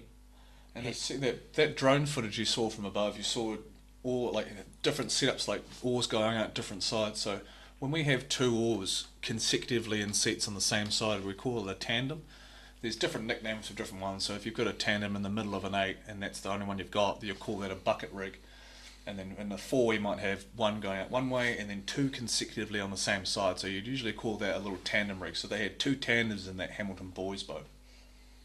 Usually just a preference of like how you seat your crew. You might want some people in particular seats to back up the stroke, or the rhythm just works better with this person following this person, especially for 8. So it's interesting to see the two tandems in there for Hamilton boys. Usually it's just a preference from the coaches. And big shout out to everybody watching the live stream around the country. Big shout out to Garth Galloway down there in Christchurch. Some leads ball through and through. I think we might need a little bit of quiet just for a second. Congratulations to all our winners for the girls under 18 novice Cox State, kindly sponsored by SL Racing. And we are very lucky to have Emma Twigg with us, who's a legend in her own lunchtime. Green and white quarters there of and we are very fortunate to have Emma presenting. Yeah, the other thing I do love about rowing, it's got with the uniforms and with the way the crew's set up, there is this lovely nostalgia. Terence has recently passed away. He was a life member of the New Zealand Secondary School Rowing Association. I think he was a life member of rowing. Yeah, and rowing is an old sport, and sometimes to its detriment it holds on to the tradition, but there are some traditions that are just great, and seeing like the classic kits that kind of don't change over time, I think is quite nice to see, that we have these really bold, simple colours that are identifiable and they relate to the school so well over such a long period of time. The nice thing, it has changed though. Clearly a lot of the clothing is a lot more functional now, almost to the point where you'd argue that some of it is equipment. Yeah, I think row suits hard to change. It just need to be something that's comfy and allows the people to row comfortably. In second place, we have St Margaret's College, number 1 crew.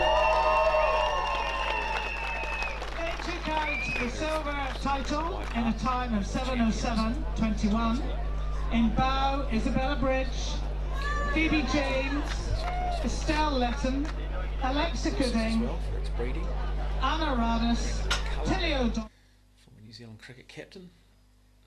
Lives down in this part of the world these days, more a Matamata, but the Cambridge region. Of course, a lot of cycling champions come out of here. Rowing.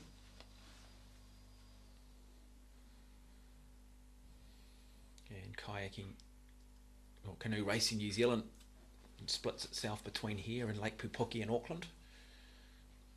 Yeah, quite a recent development, but cool to see the kayakers joining in on the rowing sessions and having their own space there with the Canoe New Zealand building right next to Rowing New Zealand. Well, I think it's earned the right, hasn't it? Now, definitely. We're a small country, and we've got to share resources. We don't. Yeah, I mean, not even obviously Lisa Carrington, the massive beacon for that revival of kayaking New Zealand from the Ferguson days, but to have the likes of Amy Fisher and the Kayla Emery and those girls that have been backing them up, and Caitlin Regal, those girls that have been in that K4 and getting the gold with Lisa Carrington at the Olympics. Just so it's there, like the talent is there, and to have a really push for a little bit of centralisation to get all these top kayaking athletes together in the same place worked well for rowing, so hopefully it has the same effect on the kayaking. We can look forward to a lot more Olympic medals coming through the kayaking setup. I've just had a text come through from Garth Galloway, who's listening down there in Christchurch, who's heavily involved in sport and does a lot of cricket commentary. I think he's telling me that he might be Christ College in Rangi. That's a shame. No, it's great though, isn't it, that you've got people who are, you know, leaders in broadcast and sports like cricket who just are following the Maadi Cup. It's amazing how big this is. Yeah, and that but it's reach not, has you to know, outside some of sports are, yeah, that's what I'm saying. Some sports, they're limited by their own little niche, aren't they? And then even as commentators, you're trying to say, hey, how do we build this beyond the niche? You don't need to do this for the Maadi. No, it's amazing how many people have said to me, oh, Mark, can you come and do a radio interview this week on the Maadi Cup, or can you come and talk about the history of it, or are you going down to do the Maadi? And there's always somebody that knows someone that's been involved. Yeah, it's the amount of people that I've run into in my life outside of the rowing sphere immediately, just maybe just at the pub or whatever, and we get to talk and they're like, oh, yeah, I rowed in high school and I did this and that and the other, and then to know that they won medals at Maadi Cup and how much it impacted their life, whether or not they stuck with the sport or not, it's just the volume of people that pumps out that people have rowed in high school is unreal, and everyone has like a shared experience of the early mornings and the hard work and the reputation that it has, and it carries the winning with like tough work ahead of them, sort of thing, and they share in that. So as we see a lot of the pomp and pageantry that goes with the sport of rowing, and we recognise and honour our champions, coming up next will be the girls under 17 coxed quadruple sculls. We'll have schools from Ashburton College, Columba College, Wanganui Collegiate, Diocesan School for Girls, Cambridge High School, boy, just literally next door, Wellington Girls College, Marion College and Iona College. So it's interesting when you run through that, you don't see the Rangirurus, you don't see the St Margaret's here. And that's like that, you know, it's nice to have that change and to have different schools always. Like, it's always nice to see, like, it's good to see the Rangiruru and the St Margaret's and stuff, but you always want to see, it's just nice to mix it up. The Cambridge High School quad here are forced to be reckoned with under the tutelage of Michelle Munro. Michelle Munro was my manager for one of my under-23 tours, and then she's transitioned out of that more managerial and admin role to, well, there's still a little bit of admin and coaching, but to be coaching and bringing that Cambridge program through has been so impressive. And you've got the very familiar name there in that boat of Libby Tonks, in relation to the legendary New Zealand coach Dick Tonks, who coached the men's pair to their first gold, Mahi Drysdale off and on, and the women's double Olympic champions of the Everswindale twins. Hard man, Dick Tonks. Yeah. No time for fools. Like his approach, though. You talk about Arthur Lydiard. That's that sort of realm of miles make champions. Yeah. Did I mention Arthur Lydiard was a man up at Grammar Old Boy? I probably didn't, did I? Ashburton College, Columba College, Wanganui Collegiate in 3, Diocesan School for Girls in 4, Cambridge High School in 5, Wellington Girls College in 6, Marion College in 7, Iona College in 8. Now, interesting, I remember used to catching up with Arthur Lydiard, and he said the only trophy he ever kept was his intermediate cross-country championship from about 1937 at Mount Albert. 37? Yeah, and he went on and ran for New Zealand at the Empire Games in Auckland in 1950. And then, of course, he decided to experiment and work out what the body was capable of handling, and as they say, the rest is history. We talked about traditional powerhouses in the Maadi Cup sphere, and Wanganui Collegiate School here have a really handy girls in the 17 quads. It'll be interesting to see with the blue and black quarters of the Wanganui Collegiate under Tyler Scott, I think, heads the program there at the moment. He's an old boy from Wanganui Collegiate, so it's good to see him giving back to his school and helping out. Yeah, Tyler Scott and Rick Robicker. Okay, so let's just talk about the challenge here of setting up these quadruple sculls. I mean, it's about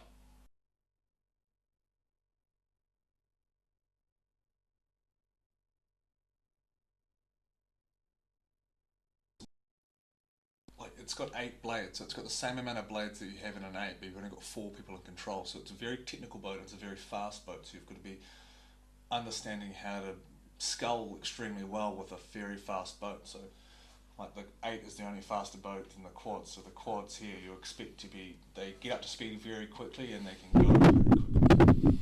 So Ashburton College in 1, Columba in 2, Wanganui in 3, Diocesan in 4, Cambridge in 5, Wellington Girls College in 6, Marion College in 7, Iona College in Lane 8. And how many times have we called Iona College already today? And that's a very small Hawke's Bay school. But even Columba College. Yeah. Columba College, yeah. Matt Adams has been there for 9 years, and the girls that he's been able to, the crews that he's been able to bring through in the last 5 or so has been unreal. That's a massive credit to him. When we talk about coaches going somewhere, Matt Adams is a Wanganui old boy, and he had a great success in the senior level with him, and he's gone down there and turned that program around. Yeah, so those traditional powerhouses, the likes of St Margaret's, the Rangirurus, the Christ College, the Hamiltons, are going to need to look over their shoulder, because I tell you what, there's a lot more schools that have suddenly got a feel for this, suddenly realised that they'd like to be a part of it.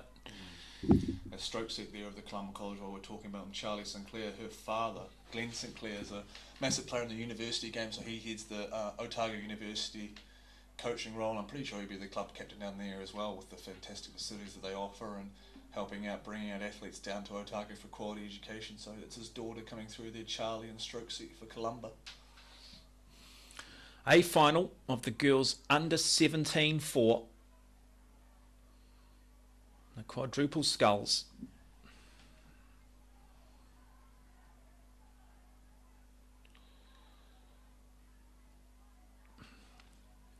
Making sure they're well hydrated. They would have gone through their pre-race protocols, make sure their nervous systems are up. They've got that beater sweat on. Not a lot of time to come right. All about recovery. Been a big week. Still very young. Who has recovered best? Who believes? We'll look at Cambridge, Marion and Wanganui Collegiate coming through with the fastest times going through to the final, but it only takes one race, so we'll see what everyone brings to the table here and whether or not those girls that have had the fast times can reproduce that speed here. Well, that's it, isn't it? It's a fine balance between making sure you get through to the final.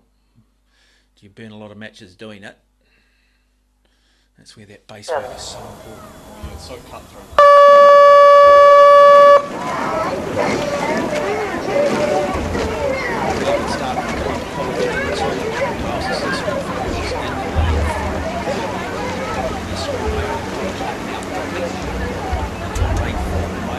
Alina from Garth decided that they do want to just try and get in front early, try and lead through that first 500 metres, put a little bit of pressure on the rest of the crews.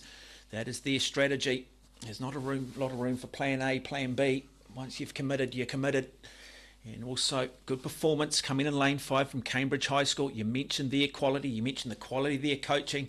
Again, they'll be very familiar with Karapiro because this is their backyard, this is their training ground.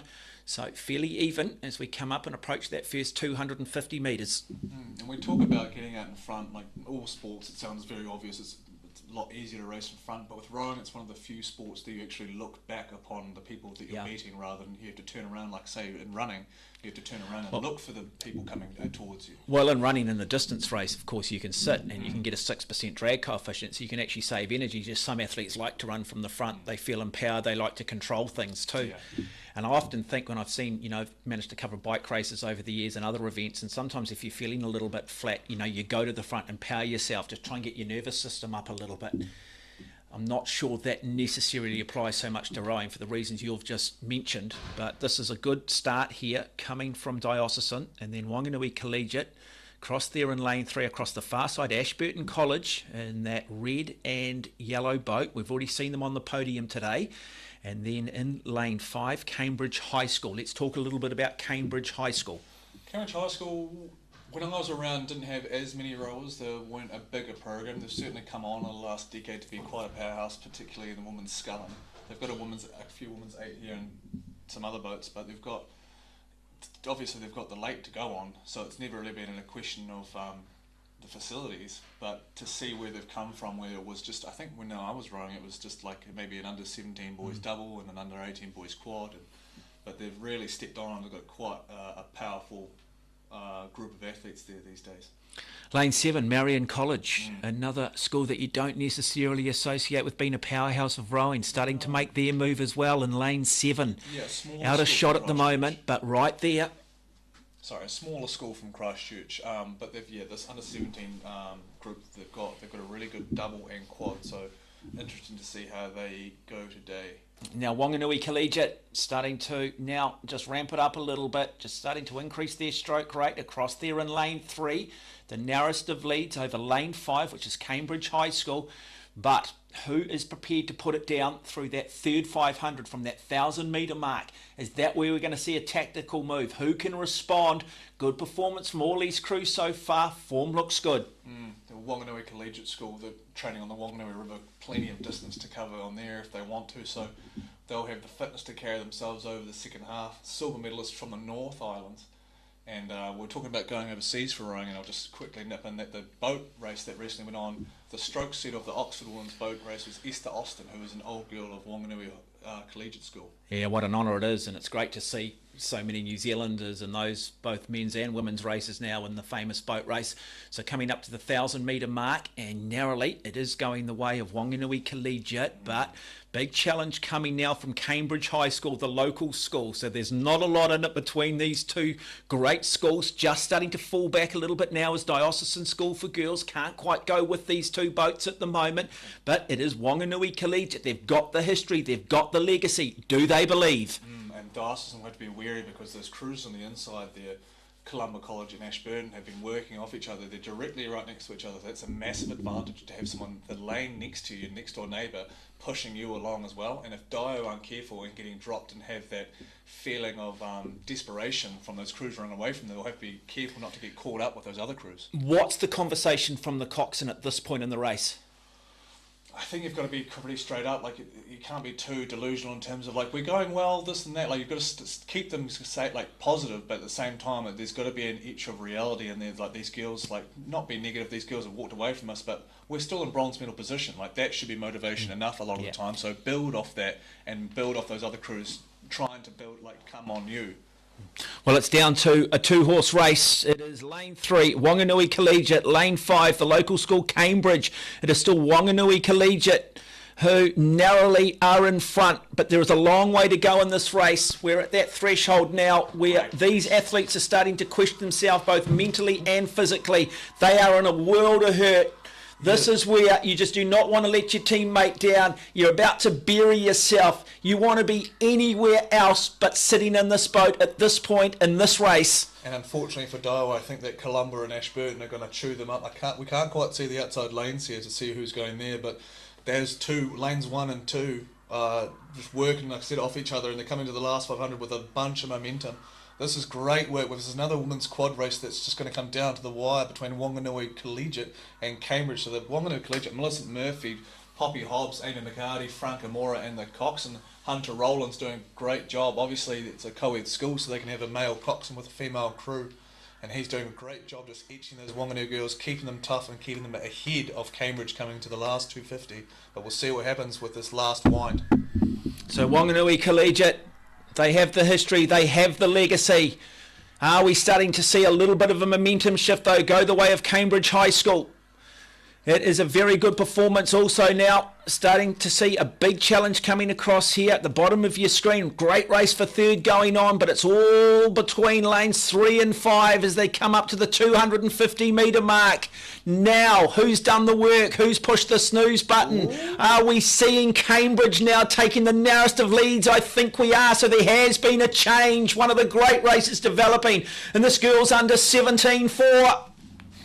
And then Marion looking on the outside. We talked about the outside crews, and they look to be the ones to be trying to run down Diocesan for that bronze medal. But Cambridge, look at that change of gears. This is their last gear. They're going through the roof, throwing strokes at it, and it's working. They've pushed to half a length up on Wanganui Collegiate as we come down to the final moments of the 17 quad. Well, you sort of get to a point in a race like this where maybe individually or collectively you sort of say to yourself, well, perhaps second is good enough today. Is that the case for Wanganui Collegiate? But coming down, it's the local school, and one of the great moments in their history, it will be Cambridge High School who will take out this girls under 17 quadruple in emphatic fashion, in just a performance that was just so beautifully measured, so tactically raced. Well done, Cambridge. That is a stunning performance. Wow. What teamwork to have that change of pace at the end. That coordinated effort to go through the gears together is not something that's easily done, and for them to just nail it and just walk away was so impressive. Credit to Wanganui Collegiate. That was a fantastic race from them as well.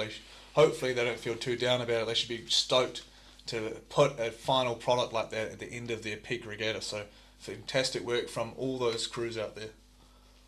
Marion unfortunately just running out a bit of puff to try and run down Dyer. So Dyer super tough to be able to get dropped by those top two crews and still hang on for that bronze with all the pressure coming from the outsides. So there it is, wonderful performance for Cambridge. Great moment for that small school, the local school, up against maybe some bigger and better resource schools, but just showing with good coaching, a dream and a lot of hard work, you can do the unthinkable, and hopefully that sort of sets the groundwork for future generations and inspires the younger kids at that school to take up this sport and to follow in the footsteps in the years to come.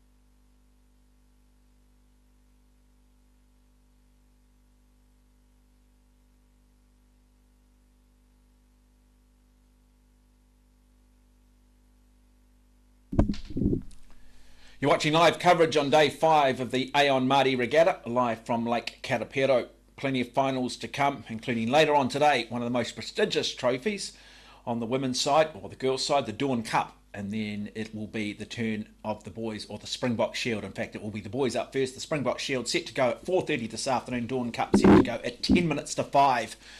Of course, then we count down to the Maadi Cup set to go 5 o'clock tomorrow afternoon on Saturday. Up next, it will be the boys under 15 Coxed Octuple Sculls, and I will get Alex Kennedy, our Olympian from 2016, to talk to us a little bit about this class of boat. Pretty rare worldwide. I think New Zealand secondary schools, at least, would be the only secondary school national body that races octuples. It's become extremely popular amongst the under 15s, and it's a great teaching tool because it's such a big boat. There's so much more balance, you have more people, so there's less chance of falling out and getting injured. So having that basic setup is kind of like the training wheels for sculling when you're young. So you have the 8 for sweeping and having the octuple for sculling. So came in maybe a decade ago. They brought in the under 15 octi. And so it's just grown and grown and grown, and it's just a great teaching tool for sculling and understanding rowing with a better balance and a better setup with more people involved. And let's have a look at those schools. Lane 1 will be Otago Boys High School, 2 Marlborough Boys College, 3 the Maida Hamilton Boys High School, Christ College, wow, what a powerhouse they are in the sport of school rowing, St Paul's Collegiate. We've got Hamilton Boys High School, the second of their teams, Christ College are there as well, and Takapuna Grammar on Auckland's North Shore, rounding out our top 8. Yeah, just going through the heats results and whatnot, we can look towards, like we talk about the middle lanes all the time, but I think specifically we'll look towards St Paul's, Christ College, Hamilton Boys, and look to see what they can offer us in terms of another great race we just had from Wanganui Collegiate with Cambridge and the girls under 17 quad, and we'll expect much of the same here. It was a really close race up north here for the under 15 Octi at the North Island champs with Hamilton Boys taking the win just slightly over St Paul's Collegiate. So expect more, and then you throw in Christ College, who are a big proponent of octuple sculling. I know Tony O'Connor, the head coach there, loves an octi. He's not opposed to putting his senior boys in an octi just to mix it up and get them understanding like hand speed and whatnot. The control of the sculling can be quite technical, and then moving an octi quite quickly, you've got to be well versed and technically quite proficient to move it properly. So it's a great tool for young and older athletes.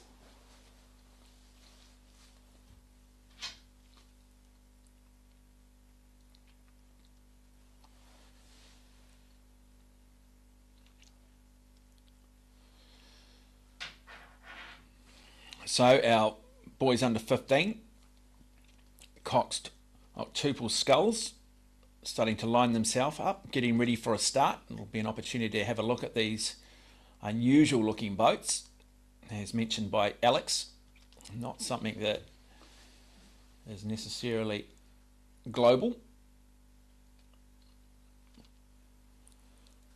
No, it's been a great step though for the evolution. It's gotten a lot of those bigger schools like the Hamilton Boys, like the Christ Colleges, to look at sculling a little bit more, because it is a great discipline to help develop other things you can get out in the single, and understanding the single is never a negative to any of your other boats. So to have this opportunity for these kids to do sculling and sweeping at a young age is only a positive in my eyes.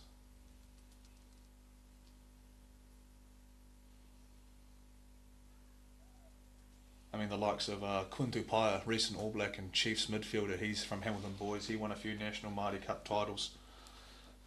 And using a lot of those guys, the rugby players, those big schools will do rowing in the off-season to get their fitness up and overall mental work, and then they'll dive straight into the rugby season and be fitter and stronger than ever. Like the likes of Sam Derry won a Maadi Cup for Christ College, and now he's one of the Blues integral locking partners and also Canterbury rowing. Canterbury Rugby, so he's coming out of the massive Christ College program and moved on to big things in the rugby sphere. Well, the other sport that benefits well out of rowers is the sport of cycling. There seems to be a really big crossover between cycling and rowing. Hamish Carter, of course, came from a rowing background through Auckland Grammar School, went on and won triathlon gold in 2004, but it was very much rowing that I think set the platform for him. And well, it's a massive crossover in terms of we do it, like, back in the national team, we do a lot of road work on the bikes just for building that massive fitness aerobic base with hours and hours at a lower intensity just to keep building that Ks in the legs. So this is the under 15 octuple sculls final for boys. Otago Boys High School in 1, Marlborough Boys College in 2, Hamilton in 3, Christ College in 4, St Paul's Collegiate in 5, Hamilton Boys High School in 6, Christ College in 7, the Might of Takapuna Grammar in 8.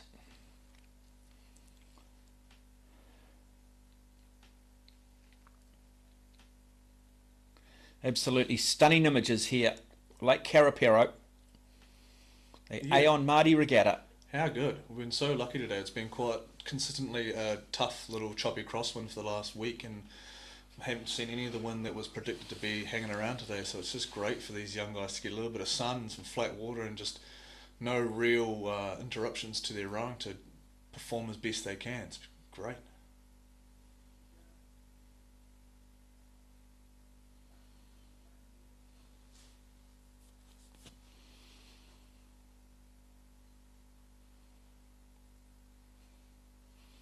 Famous black and red or crimson of Hamilton Boys High School there in 6.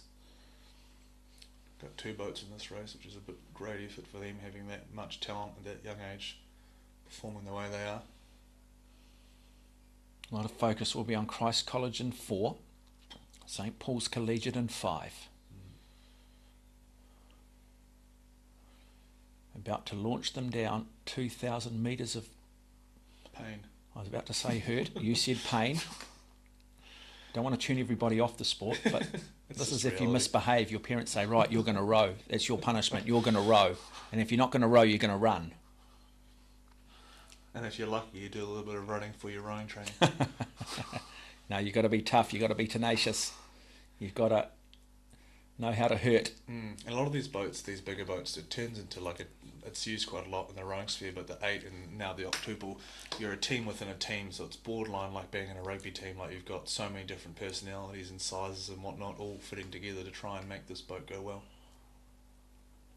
Yeah, challenge in itself to set the boats up correctly, weight distribution, individual physiology as well. And just feel of, like for each other, like who follows who well and what can this person provide in terms of rhythm to transfer down the boat and all that sort of stuff. Yeah, we'll talk about it because I do want to chat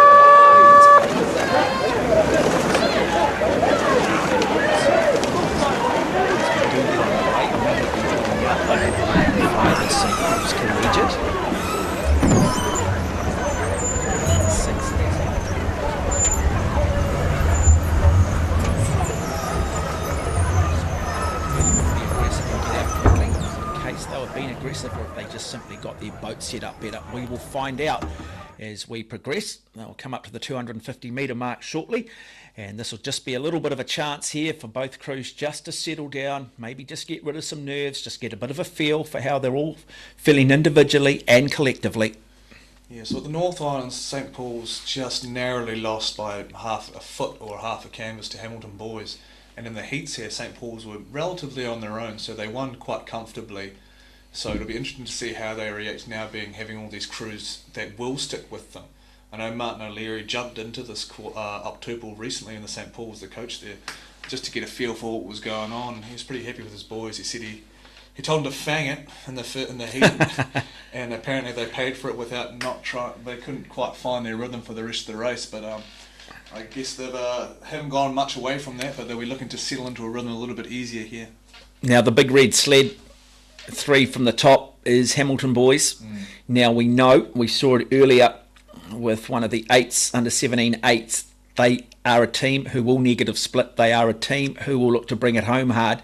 So this team of St Paul's, Christ College, are going to have to make sure that they stay true to themselves and that they do have something left in the tank, because you know the challenge is going to come, but it is still St Paul's Collegiate, and it is a team that is made up of Lachlan Murphy, Harry Parnham, George Benjamin, Te Kokoro Thompson Evans, Christopher Snyman, Angus Weir, Tyler Trethaway, Caleb Blake, and their cox James Very. So at the moment they are doing a nice job, but you know that Hamilton Boys High School haven't executed their plan just yet.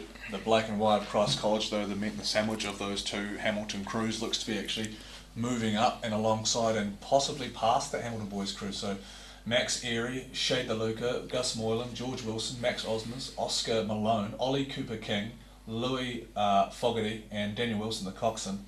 They seem to be just churning through the big red sled right now. So the black and white of Christ College just working their way up the barrow of St Paul's Collegiate here. St Paul's, great start. We'll see how they respond here through the middle as those two bigger crews start to wind up. Yeah, and this is the challenge, isn't it? You come with a big reputation, you're Hamilton Boys High School, everybody expects you to win. There's an expectation within your team to win. The school sets a standard here. What do? You take it to them. You put them under a little bit of pressure. You test their mental fortitude. You see how they deal with just that little bit of adversity. Now, one or two might handle it okay, one or two might not. Collectively, you've got to be on tune. There's the halfway point. It's basically restart the race again. So the second K is often talked about as a completely different race. So once you get to the K, you reset and you go again. And this is the case. You basically just started the race all over again. We've got three crews that are sitting even with each other, 3, 4 and 5. You couldn't ask for a better situation if you're up the front there. You've got these crews right on you and you're hearing all the noise and all the action. I still like the way St Paul's Collegiate look, though. Technically, they look smooth. I think Christ's do a really good job of doing what's only necessary to get through, so they almost look soft as their catches go in, but as long as they've got some direction they can stay really relaxed, and that goes a long way, especially for young people.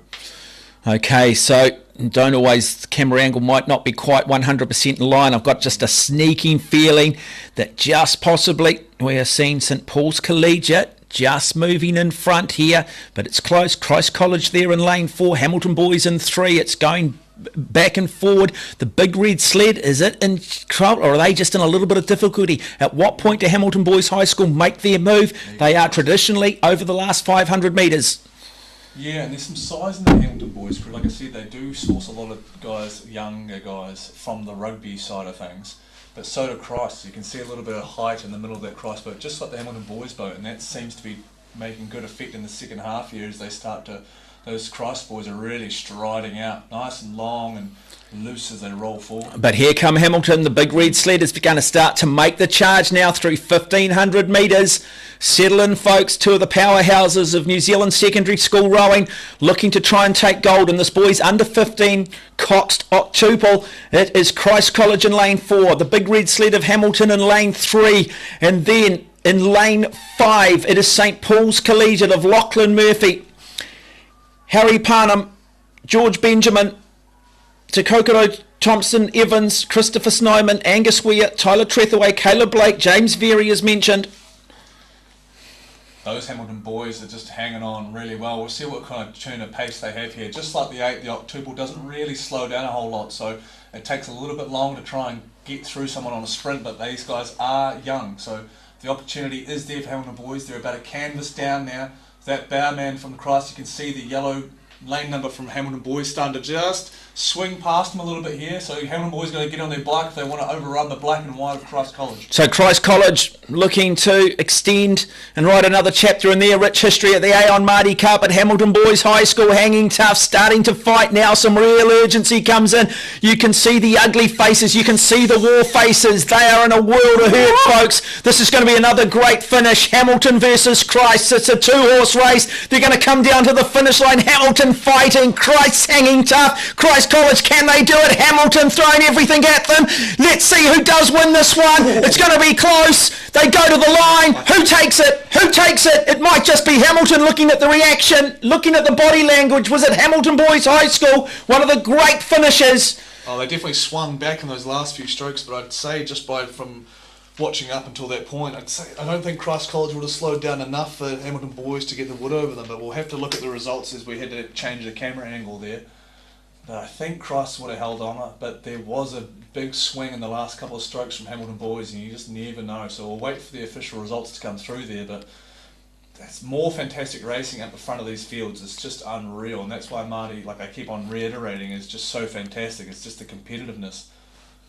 By the time you've entered that many people into these events, by the time you get to these finals, you've just got the best of the best and you're at the peak of the pyramid. So it's just unreal to see these back-to-back races keep churning out absolute classics.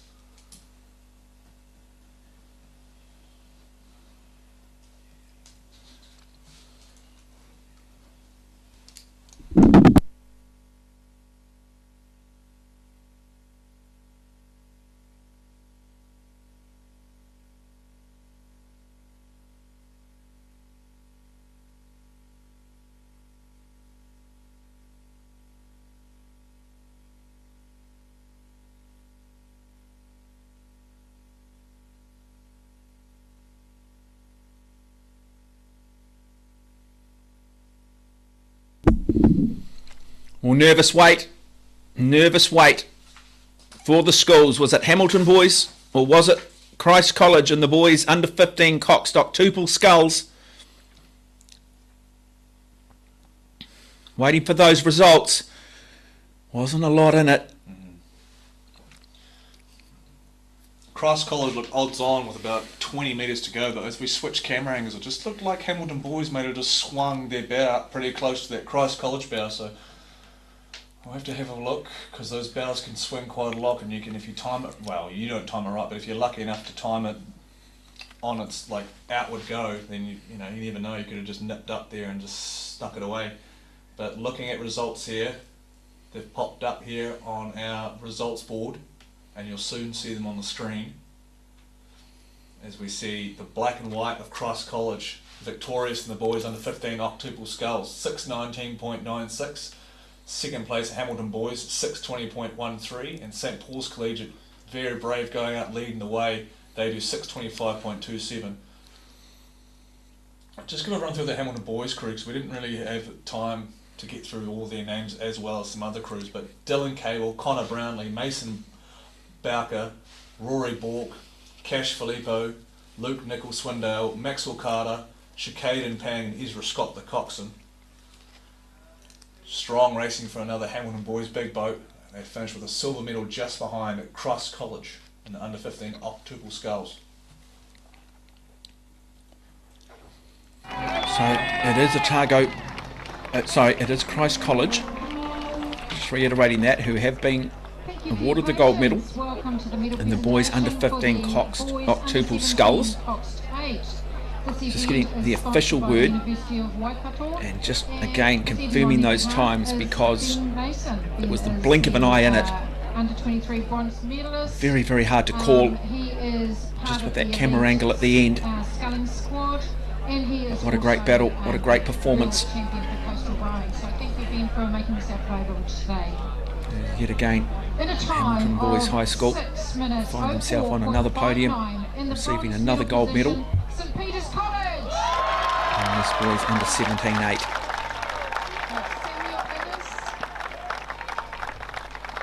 A lot of them will be hoping that next year or in the years to come that they're a member of a Maadi Cup winning 8. Just the pinnacle for boys at high school, and of course the Levin Jubilee Cup on the girls' side, as well as the Dawn Cup and the Springbok Shield on the boys' side.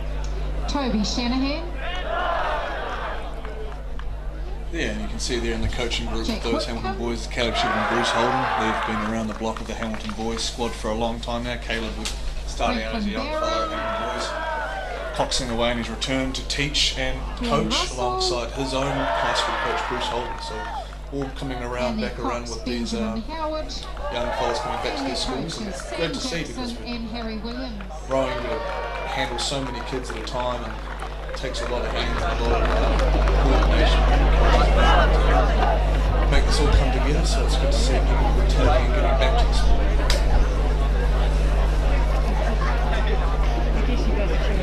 In a time of 6 minutes 03.51, and if you've listened to the time before, you could do the math. Very, very close.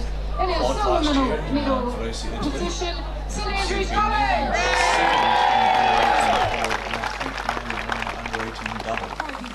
days at Maadi Cup down from the boys from the Harbour Otago boys. Yeah, great looking uniforms. We've already talked about those, and I just want to talk about Get More Kit. It's the New Zealand partner for JL Racing Rowing Technical Kit. They work with clubs and schools right across New Zealand to provide custom rowing team kit that is high quality, fits perfectly, and is designed specifically for our beautiful sport. Now, if you want to find out more, head to www.getmorekit.co.nz. That's www.getmorekit.co.nz to see their gallery of custom kit photos, as well as sort the Christmas shopping for the rower and your family. Just want to acknowledge them for their support of this event. Also, Kawasaki, thank you very much to Kawasaki New Zealand and Takapulta Estate, who provided us with the use of the 2023 Mule Pro MX over the weekend to save our volunteers, in some cases working up to 12 hours, on a significant number of steps getting around the regatta venue. The Mule Pro MX is Kawasaki's mid-size, 2-passenger, 700cc, side-by-side. It's built to withstand the demands over New Zealand farms.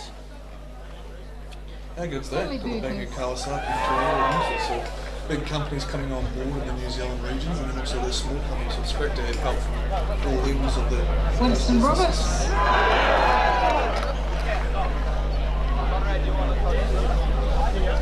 Zach Brownlee.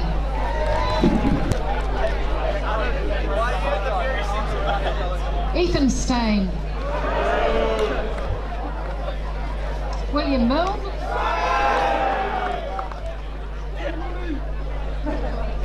Dylan McConnell. Here's stroke John T. McIntosh. Most important member of the crew, Cam Netter. And coaches Bruce Holden and Caleb Shepherd. They also received the Arthur Andrews Memorial Shield. Congratulations, our gold medal winners, Hamilton Boys High School.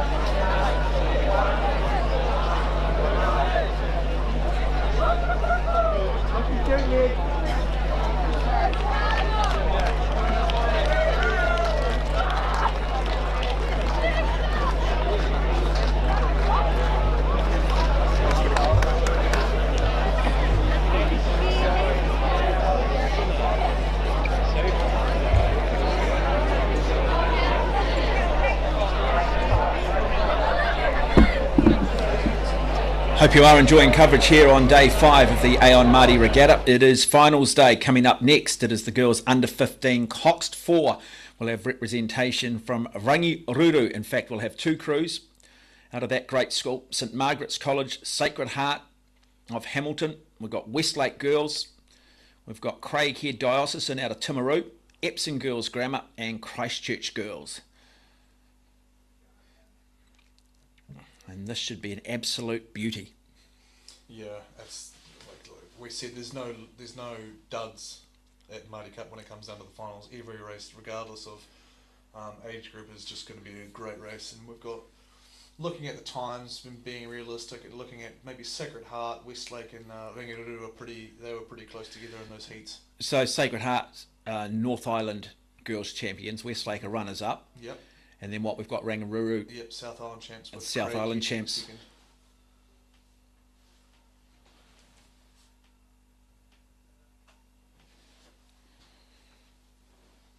Epsom Girls Grammar, of course, a powerhouse in Central Auckland. Christchurch Girls. My wife's a former old girl of that school.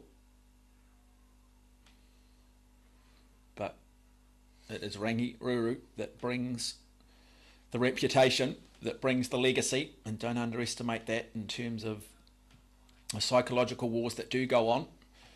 Those famous colours have established themselves pretty much as the school to beat when it comes to girls rowing traditionally. Can they do it at an under 15 level? And there is lane 3, which is Sacred Heart Girls, North Island champions. Yeah, Sacred Heart girls come and go. They've had some really good coaches actually come through that program, so they do have some pretty high highs coming through that program. So they've got Livy Moon, Lily Johnson, Georgia Kendrick, Lily Ashton, and Rose Abbott as their cocks.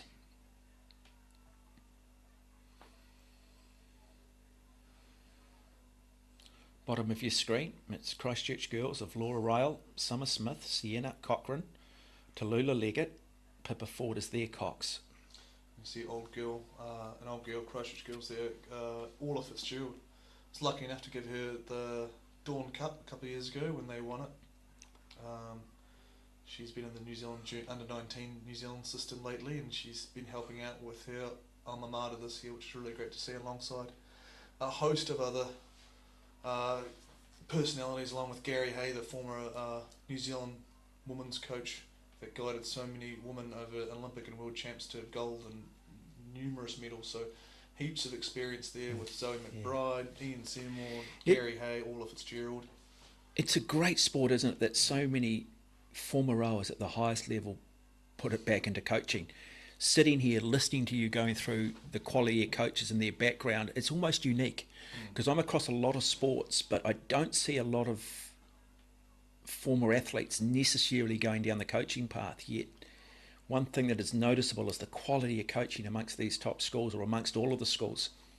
I think it just shows how much of an addiction rowing is. Yeah, institutionalised. The impact that rowing has on some of these people, and they want to give back to the schools and the programs and the coaches that help them so much to achieve so much and see so much. 6-0, a final, girls under 15, Cox 4, world champ, Rangiuru, St Margaret, Sacred Heart, Westlake, Rangiuru, Craighead. Yep, famous blue and yellow, like a blue and gold. Like a lot of schools, Girls. Grammar, you've got St Peter's, you've got Mount Albert Grammar. Attention. That all share similar colours. Auckland Grammar, they've got more than navy blue.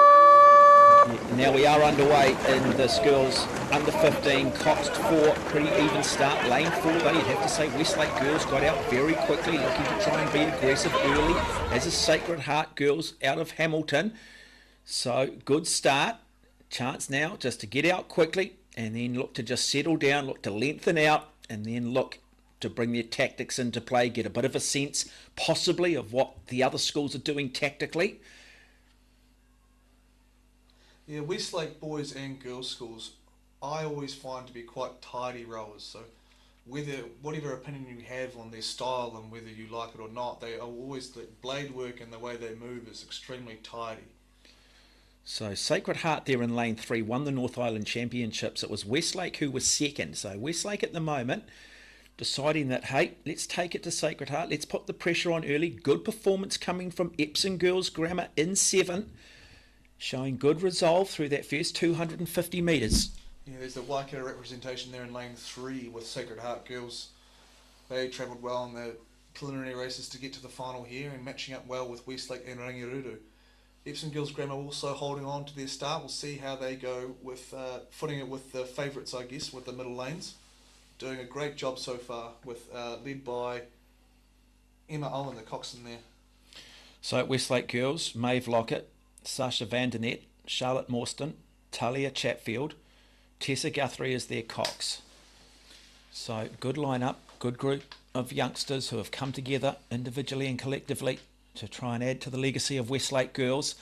Very, very even race between lanes 3 and 4, Sacred Heart. So it's the North Island schools at the moment who just have the edge. Interesting that Rangiruru sitting here in lane 5 come with a big reputation.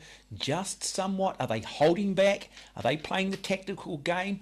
Or is just the pressure and the heat just too much from those Auckland schools? I think at this young grade, there's not that there's no tactics, but you never plan to be behind. Sometimes you can be a little bit behind in the older races and you feel okay with that, but most of the under-15s, you keep it pretty simple. You get out and you try and win it from the front. So it's interesting, we now talk about that, but Rangi seem to be making indent into that Westlake lead right now with Sacred Heart from the Waikato doing well as well and canvas down. Yeah, and Epsom girls, well, they're sort of going back and forward a little bit. They've just settled down, Epsom girls, but they're very much in the chase at the moment. But it is still Westlake girls who have led from the start, deciding that they just want to try and get out. Let's just see if we can just put a little bit of a doubt into the heads of Sacred Heart. They got the better of us at the North Island Championships. But as you know, sometimes it's about building. Sometimes it's where you are in your periodisation. Some programs might have just come into their speed work phase, might still be in a strength phase.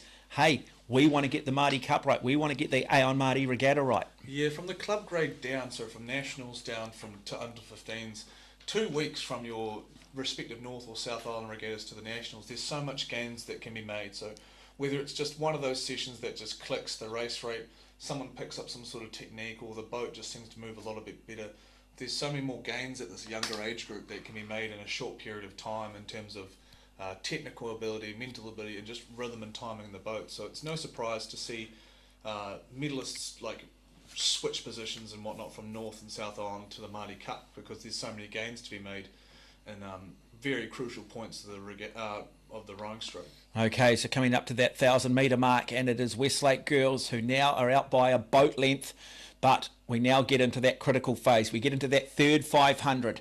This is where we find out who's gone out a little bit too quickly, who's maybe got the big adrenaline rush or possibly confused ability with ambition. But down here, Epsom girls still, they've been steady all day. They're just looking nice and controlled. But it's Westlake girls who continue just to ramp the pressure on and are throwing it back on the North Island champions, Sacred Heart girls out of Hamilton. Yeah, not much of a lean back coming from the Westlake girls. So with those bodies not really swinging back and through, and they're really opening up their chest and finishing through with their shoulders and whatnot. So staying on top and kind of keeping their weight on their hips while as they turn around and exit the water.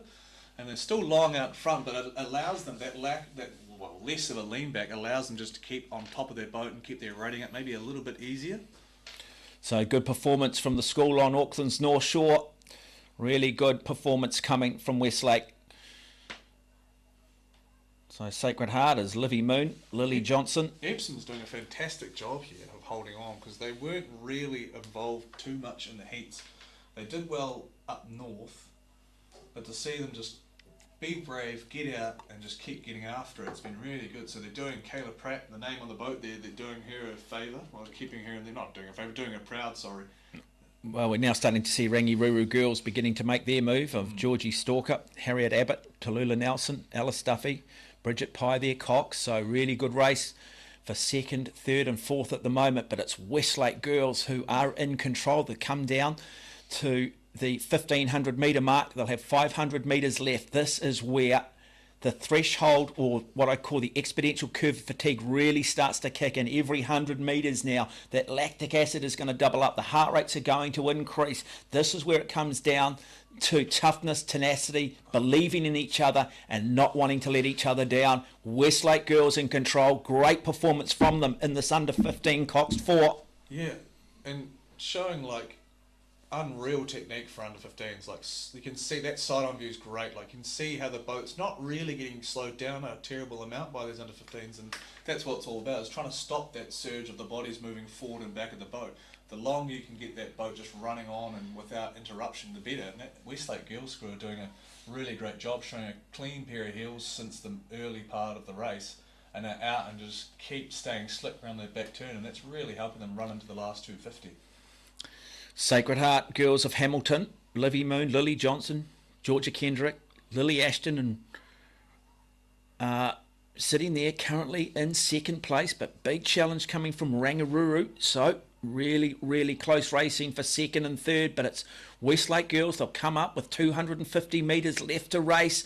They will start to believe now. They'll start to realise that they just need to hang on here for another 15 or 20 seconds. Just tolerate the pain. They'll get a big pickup from this large crowd on the banks of Karapiro, but this is good for their program. Westlake girls, when you think of rowing in Auckland, you think of Westlake girls, you think of Westlake boys. They've got legacy, they've got history, and this is a dominating display from them. Yeah, and they'll get a massive shout coming from the girls, their teammates on the bank, and they'll feed off that in the last 100 metres, and it'll be euphoric when, hopefully with barring disaster, they cross the line in front, because they've earned it. They've got out in front, they've executed their race plan, and they've rowed really well for under 15s for anyone. So it's great to see it being rewarded. So Maeve Lockett, Sasha Vandernet, Charlotte Morstan, Talia Chatfield and Tessa Guthrie, not too far away, and for the rest of their life will always be gold medalists at the Aon Maadi Regatta and the girls under 15 Cox 4. Whatever they do in the sport, it is a great performance, a great display, and then it will be Sacred Heart girls of Hamilton who will come down and win silver, and then a very good performance coming from Epsom girls Grammar. They'll pick up bronze, so it is gold and bronze to the two Auckland schools and silver to Sacred Heart of Hamilton. Yeah, just crushed it. That was just so impressive to see for under 15s. We talk about technique and setting a good baseline and stuff, and that is a great baseline structurally for those Westlake girls to carry on and build off, but unreal performance. Just got their tails up early and were just singing that thing along.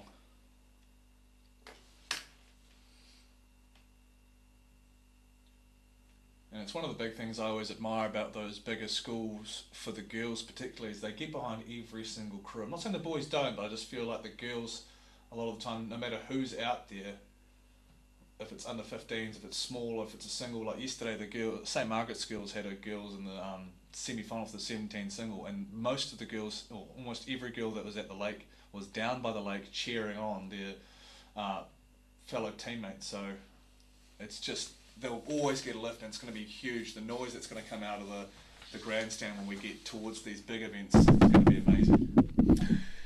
And so as we look forward to bringing the next of our live races, we go back for more medal presentations, opportunity to celebrate and recognise sporting excellence. And for the Dial girls, Kate Haynes, she could have been here to congratulate you, but she had to go off to training. So, in third position, in our bronze medal, we have Diocesan School for Girls.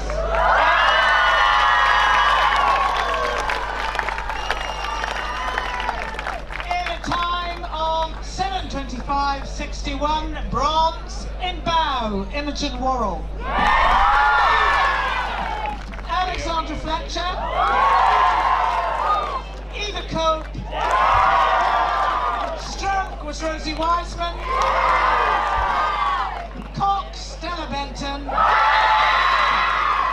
coached by Waldo Singleton and Darby Boniface. Congratulations. In the silver position, we have Wanganui Collegiate School in a time of 7:19.28. In bow, Amy Carney, Polly Hall, Emerson Murphy, Fox Hunter Rowland, coached by Tyler Scott.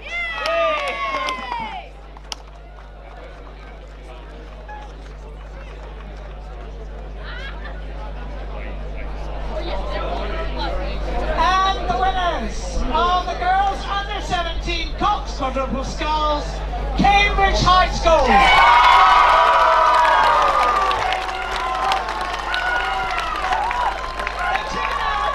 They took it out in a very convincing time of 7:16.67. Our bow was Lucy Eastwood, Tegan O'Dwyer,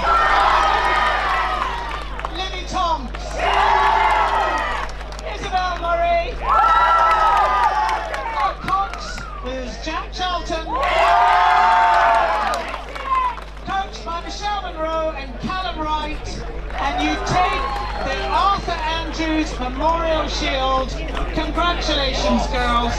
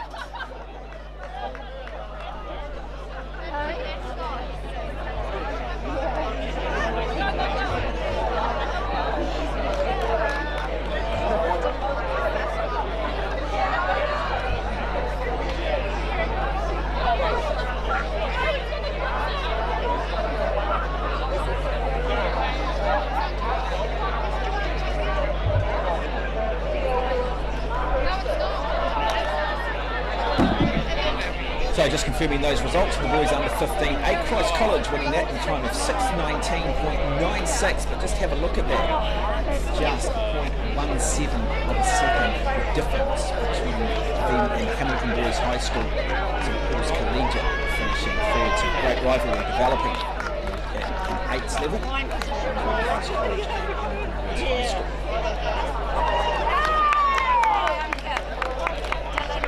Very shortly we will bring you the final of the boys under 18 Cox quadruple skulls.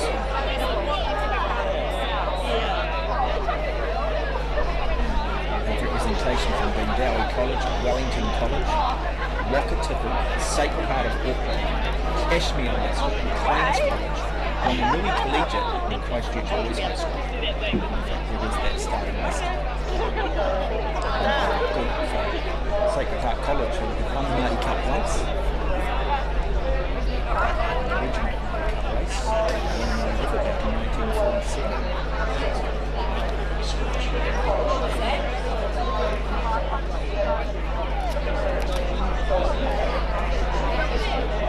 And what would be the rationale for them scratching?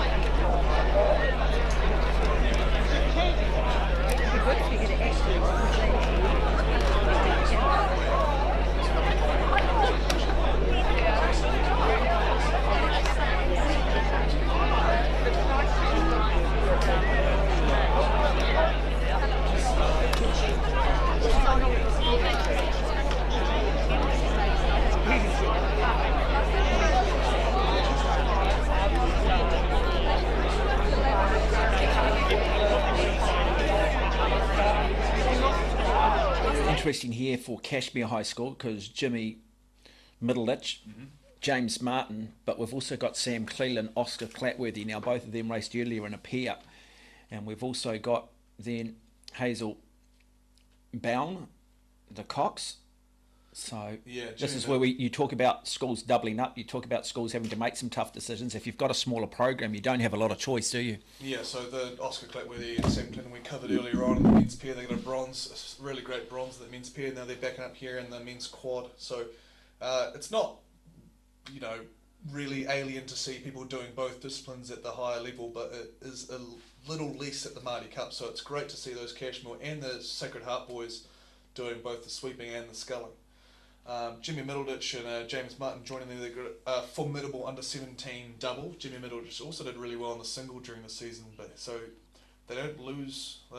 You've got the pedigree with Oscar and Sam there, but you gain a lot of speed as well with the James and Jimmy joining them in that quad. So it will be interesting to see how the Kashmir guys go against the likes of Sacred Heart, a powerhouse in the North Island who didn't even sprint at North Island Champs to win this. There we go, the Cox getting the traditional dunk in. It's the only thing you don't want if you win, is it? Cox looked huge as well. Yeah.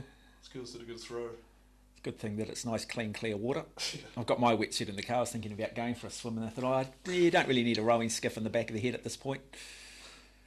I was going to talk to you. So these guys have raced. We've just mentioned Sam Cleland, Oscar Clatworthy. So what protocol-wise in terms of recovery, what are they doing the moment they get off the water, knowing they've probably only got a 2-hour turnaround? I'm pretty sure, I remember seeing them on the podium. So they would have rowed their boat over to the boat park and walked down to the podium. What they would have collected would most likely be a combination of either water and electrolytes and lollies, something like that, maybe bananas. The old jet planes and the old jelly beans. And it's not much hard to beat, just like immediate glucose after those things. They've had a little bit of a downtime, so they would have wanted to get some fast-acting carbs in their body as well, and they also would have done a warm down either on a bike or anything, just to flush out the lactic acid a little bit from the pier. Yeah, from our training days, we were always into the old Coca-Cola, athletes ahead of science. Yeah, and that's massive. Like and when you do what we used to, we used to call it the Black Doctor, because if you're feeling a bit bad, it would pick you straight up. It was almost medicinal, wasn't it? And then just when you wanted to reward yourself, we always just called it Black Gold. I'm not conveying it.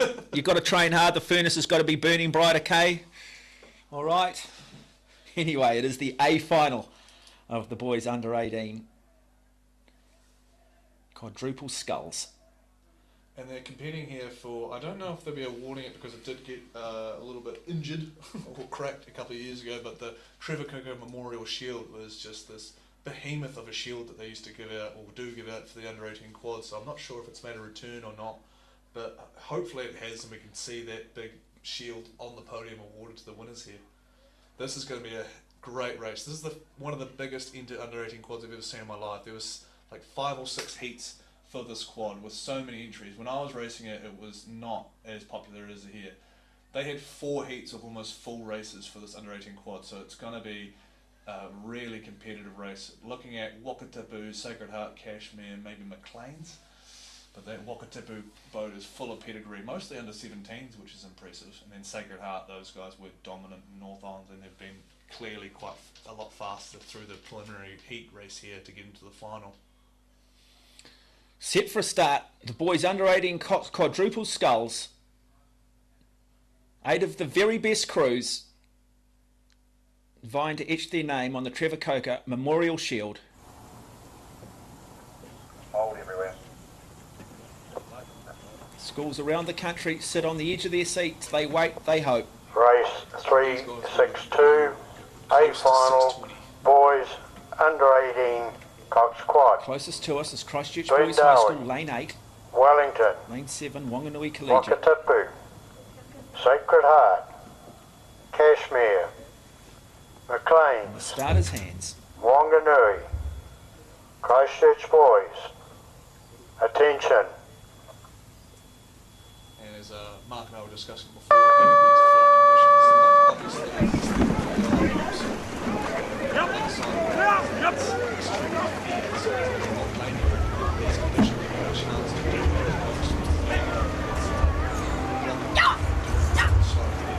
So Sacred Heart of Auckland probably got the best of the starts in lane 4. Wakatipu also in lane 3. So you can see it on that foul ball there. A4, A3. There the 2 schools have decided to take it out. They're aggressive early on. Lane 5, Cashmere High School, slightly conservative approach.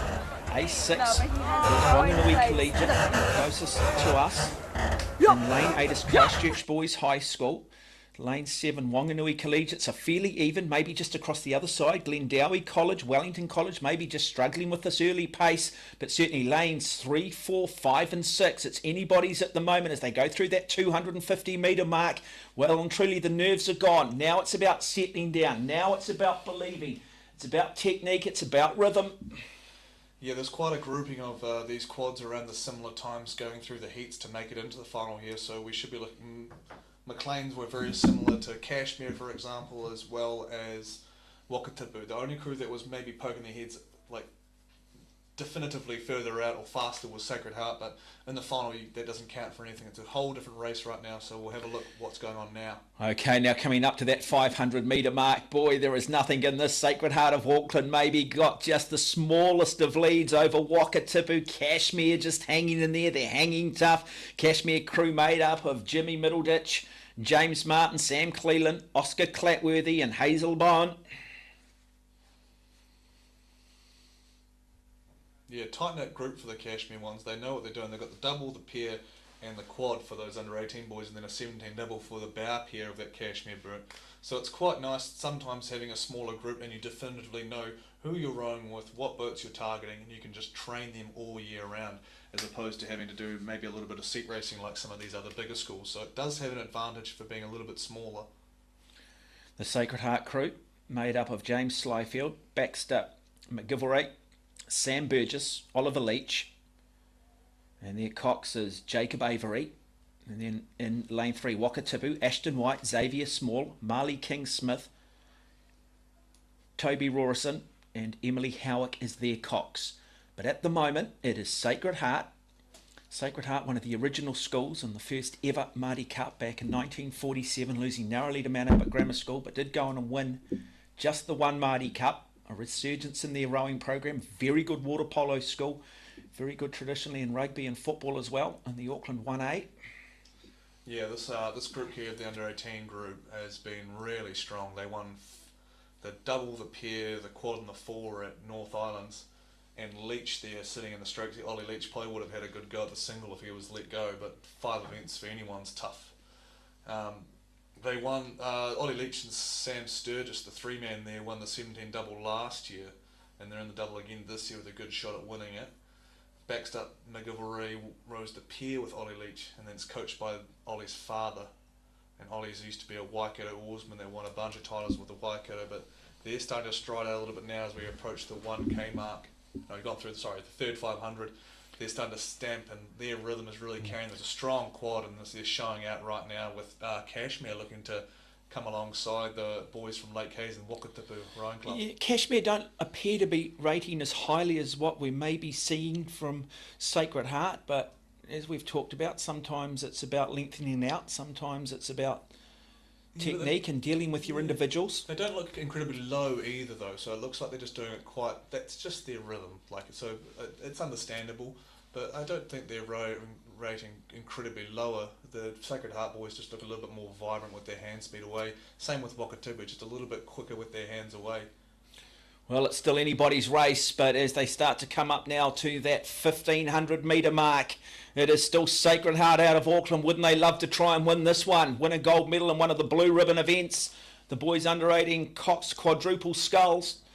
It is a very good showing so far, technically looking very good, great cohesion between them, but they are flanked either side by Wakatipu in lane 3 and Kashmir, the experienced Kashmir crew in lane 5, looking to try and just lift their bows, looking to try and just get themselves alongside of Sacred Heart, but Sacred Heart having none of it, continuing to look to try and lengthen it out through 1,500 metres. Yeah, as talked about it before, Sacred Heart had quite an easy time at the North Island. They didn't actually sprint, so it'll be interesting to see how they react and what their change of gear is like, because we haven't seen much of that from this under-18 quad and a couple of the other combinations from the boat. As we say though, Kashmir, the maroon and gold of Kashmir, starting to just edge their way past Wakatipu. It's going to be a little bit of a one-on-one battle there just to see who gets that silver. Back both the South Island crews though, they're both great finishers, so we'll see what unfolds here. Well, Wakatipu clearly had the orders come from their coxswain because they're starting to lift again. They're the top of this 3, and here we go, Kashmir now. Some real urgency. Both are just starting to claw their way back, are they, on Sacred Heart? Sacred Heart just starting to come back to the rest of the field. Here we go, 250 metres to go. Another very good race beginning to develop. Wakatipu seem to have some momentum, starting to lift. Now Kashmir asking everything of themselves here, but it's still Sacred Heart. Can they handle the pressure? Look at this from Kashmir starting to lift again. And both of those battling each other are climbing up on Sacred Heart. I don't know if they have enough lake to pull back Sacred Heart completely, but you can see what happens in a little competition as Kashmir go again. Kashmir move their rate again in the last 100 metres here. They're reaching a magical 6th gear, and it's put them up by half a canvas, going up to a full canvas in Wakatipu. Here comes Kashmir. What a change of gears. Oscar Clatworthy in the front there, just absolutely owning the stroke set as he rolls up right next to Sacred Heart. Sacred Heart's going to win by a canvas. Gold Sacred, silver Kashmir, bronze to a valiant Wakatipu crew. Yeah, outstanding race. Well done to Kashmir. That is superb. But boy, I tell you what, Sacred Heart led it from start to finish. They're a very proud school, a school that are across a lot of sport at the highest level. But you also need to congratulate Wakatipu because they were there. They were right in the hunt, they were right in the mix. It was really only over that last 250 metres that they just couldn't quite hang tough. But gold medal goes the way of Sacred Heart over Kashmir. That last 100 from Kashmir was fantastic. I don't know if they had anything left to give, but they just had that desperate last 6th gear and it just pulled them away from Wakatipu, but even more so, it changed their speed so significantly. They absolutely cleaned up Sacred Heart and got only a canvas down in the finish line, so it'll be interesting to see what the difference in times were there, because that was just great from Kashmir, especially backing up from a really tough pair row as well. Another coxswain getting dunked in the drink. Fair enough. All they do is yell at you. Is that all they do? Just yell at you, apparently? Yeah. You do nothing other than yell. Yeah. No, one of the Hamilton boys' crews. It's one of the great traditions. Always remember it when Andy Hay, I think it was, being dunked back when the New Zealand Rowing 8 won in 1982-83. Andy Hay was the cox. I always remember that as a kid growing up. One of those iconic moments, beamed into your living room. Yeah, couldn't quite deliver that 8 crew in 1984 Olympics, finishing 4th. But it was the 4 that got up that date.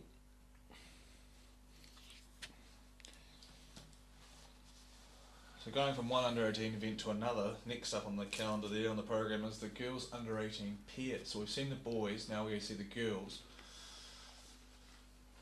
As you see the results fly up on the screen there, the girls under 15-4, brought to you by Kaz Design, a web design company, local one from Cambridge, so thankful for their sponsorship. Westlake girls taking the gold, Sacred Heart of Hamilton, and Rangiruru's Girls School coming through for another medal in the girls sweep category. But this under-18 pair, we've had, it's going to be interesting, but two extremely quick Rangiruru girls pairs, and the Wallace twins out of Rangiruru actually got 4th at the under-19 World Championships last year for New Zealand, so hard to go past them for favourites, but their biggest competition right now is Georgie Bethel and Vance from Rangiruru number 2. So those girls have been also tracking really well and also getting on top of the Wallace twins in a couple of races down south, so good to have that competition amongst those bigger schools, and looking forward to seeing what this iteration of their racing reveals. So Georgie Bethel, Nicole Vance and Alice Wallace and Phoebe Wallace. Also always worth a shout at St Margaret's, Hannah Wiley and Millie Farrell. Ian Smallman heading that program he's got almost, I think he's got 38 maybe redcoats. He's one of, if not the most redcoats in New Zealand rowing history, which is redcoats the most premier titles at the national champs. So him, Ian Smallman along with Chris White and Ian Wright up the top 3 there for amount of redcoats won. Now, if you're feeling a bit peckish too, there are some wonderful little concession stands around. Do check out Gourmet Delicious, serving food out of the Podium Cafe and the Servery. The Embankment Food Servery will open on Thursday, so that bad boy opened yesterday. Equally too, do check out Kebabalicious for great tasting kebabs and Turkish food. You'll find them on 64 Victoria Street, Leamington. We do appreciate and acknowledge their wonderful support of the Aon Maadi Regatta. Also Milo. This race is sponsored by Milo Cereal, and as they say, unleash your beast mode with Milo Protein Cereal. So that boys quad race that just went through, they came through in a time of 6:26 for Sacred Heart, 6:27 for Cashman, 6:28 for Wakatipu. So somewhere in those in the 20s for a Coxed under 18 quad is that's not slow, put it that way.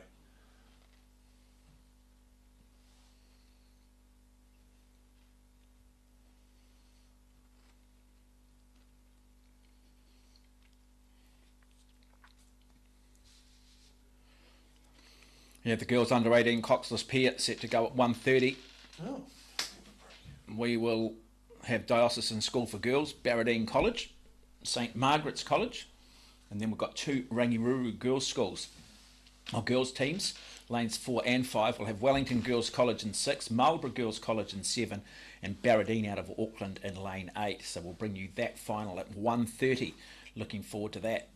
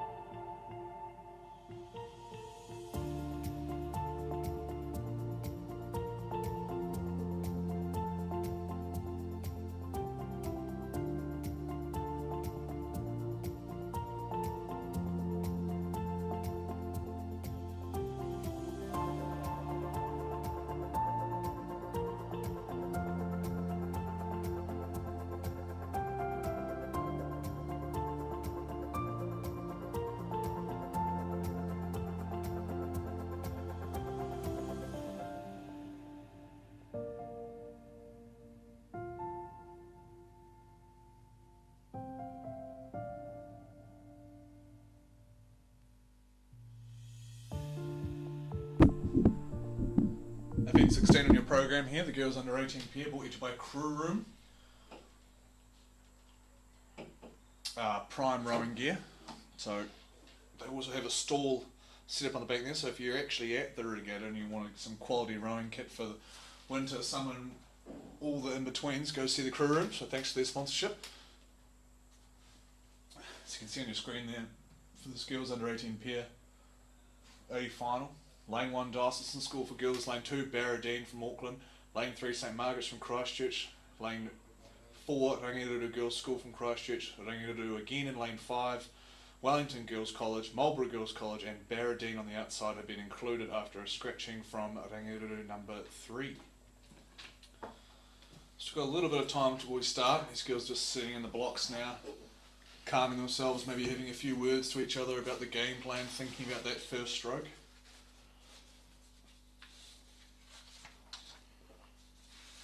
Just, as always, we find ourselves in these under 18s. We've been talking about Rangiruru, but this Rangiruru 1 and 2 pair combined for a 4 that were incredibly impressive against the senior athletes out the likes of Avon Rowing Club and all the rest from the south. So they've been beating up each other in training all year and fighting Avon all year, and now they've come up here ready to race. I think they've earned the right to be talked about though, haven't they, Rangiruru? Yeah. You know, it's like in rugby, the All Blacks, well, they've got the legacy, so you are going to talk about them. And we've seen it more recent times on the boys' side, talking about Hamilton Boys High School. It's always been Rangiruru, it's always been St Margaret's. And I mean, the Wallace twins there, Alice and Phoebe, they got 4th of the world champs as under 17s and the under 19s, and they've come here, so it's just, you can't not, like, these are special athletes regardless of what school they come from. So Diocesan School for Girls will start in 1, Barradine College in 2, St Margaret's College in 3. Then it's the 2 Rangiruru crews in lanes 4 and 5, Wellington in 6, Marlborough Girls College in 7, Barradine College will start in lane 8, so 2 Barradine crews, lanes 2, lanes 8. And 2,000 metres is their journey. They'll be now familiar with their surroundings. They'll be pleased the conditions are good. The conditions are fast.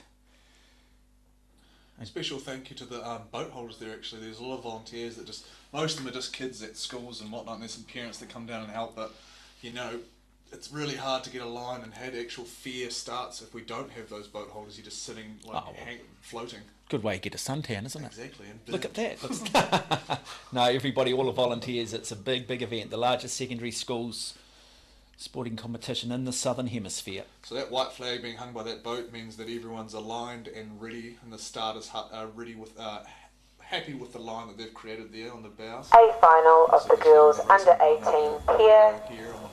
So will this be a case of a civil war between the 2 Rangiruru crews? St Margaret's, lanes 4 and 5, and can the likes of St Margaret's and Wellington girls look to try and upset them? Is someone prepared to take it out hard? Is someone prepared to put them under the pump early? Barradine 2, we talk a lot about the South Island, attention. They are the North Island champs, so they'll want to have that self-belief and see what they are capable of here in the final. Yeah, and that is Olivia Maisie and Zola Kemp, and we are underway, and immediately lane 5 just exploding. There's Rangiruru girls of Phoebe Wallace and Alice Wallace, and they are just charging out, aren't they? And Wellington look to try and go with them, and managing to do so, but not really. It is Rangiruru girls of Phoebe Wallace and Alice Wallace who look to try and establish that early lead, as they're not too far away from approaching that first 250 metre mark. Across there in lane 3 though, St Margaret's College and the red boat also performing nicely, and now it just looks like Rangiruru just starting to come back to the rest of this field. Yeah, super aggressive start. You can tell by the dexterity and like the technical capability of these crews, how fast they can get out in these pairs, which is a really hard boat to row, but this is what it is. This is the pinnacle of pairs rowing in school in New Zealand. So it is Rangiruru, the number 1 team, and then it is Rangiruru, the number 2 team, just above them, currently sitting in second, and then flanked on the other side in lane 6, it is the Wellington Girls College team, the North Island champions. So it is going to form at the moment, but it is looking to be very much as predicted before this race, to be a battle of the 2 Rangiruru teams. Yeah, to look at that top Rangiruru crew from the Wallace twins, like the way they go about their stroke and the way they're rowing is advanced, and it looks like it's beyond school rowing. So it's great work from the coaching staff there, which is a plethora of personalities and achievements make up that Rangiroa coaching staff. You just look at their body types too. They just look like they've got that natural level of agility as well. Just seem to have that flexibility. Well, they've got the leverages as well. They're not the shortest of girls, but they stay super flat off the front, so there's not too much of like ripping up into the shoulders. It's all down low, driving the hips and making sure they're being as efficient as possible, and super slick on the back end. That's why they can rate higher and just keep that going. And Wellington girls in lane 6 still trying to hang tough at the moment, but there's a good little battle developing because we've also got St Margaret's College across there in lane 3 in the red boat, looking to try and apply some pressure on the Rangiroa number 2 team of Nicole Vance and Georgie Bethel.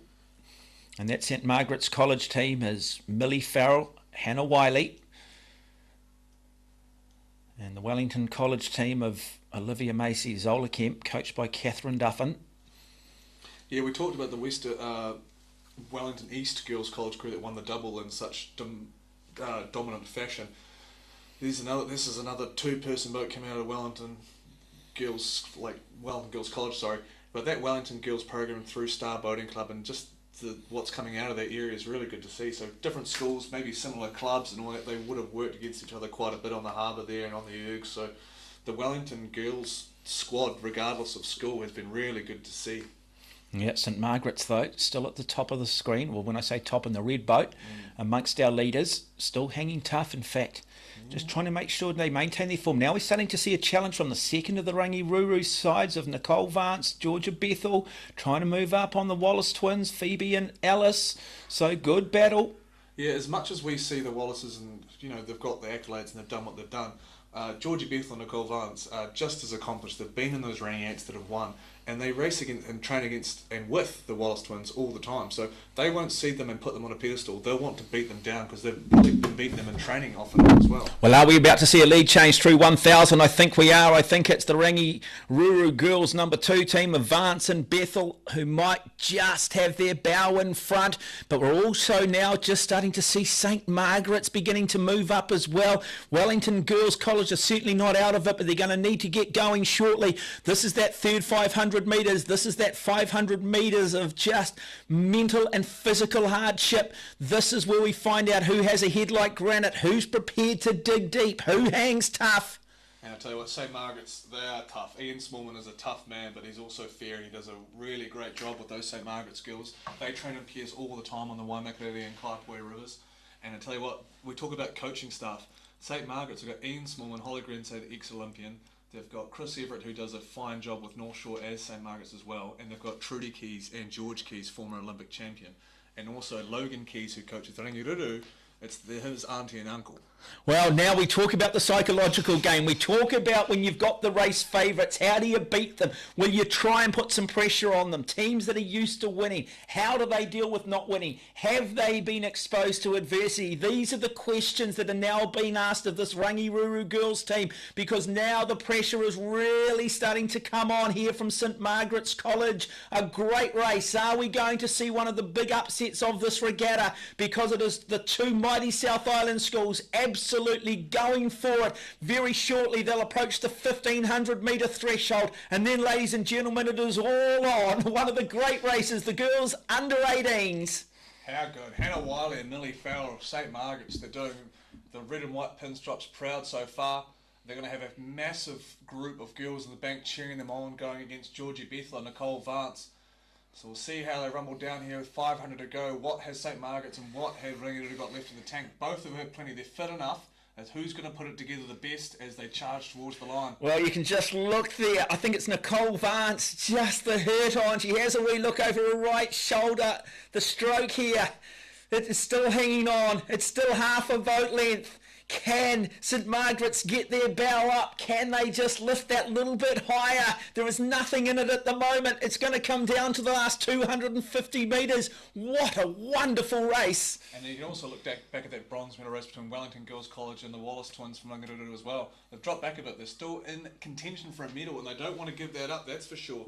But here comes Rangiroa starting to walk away a little bit from St Margaret's. Both from massive programs, lots of competitiveness in those programs, and it's showing up right now as Vance and Bethel start their climb towards the last 250 and the finish line. Yeah, they do. So Nicole Vance, Alice Wallace, coached by Logan Keys, Adam Ling, have decided that enough is enough. Now with 250 metres to go, they'll just be concentrating on form here. They'll be working through it. They'll have a pretty good idea of just how many strokes they've got left. They'll be counting it down in tens. They know that the pain is here. It's excruciating, but they know what the rewards are. They want to be part of the great Rangiruru legacy, and they're doing it, and they're doing it well. But a great performance from St Margaret's, who have pushed them hard the whole way.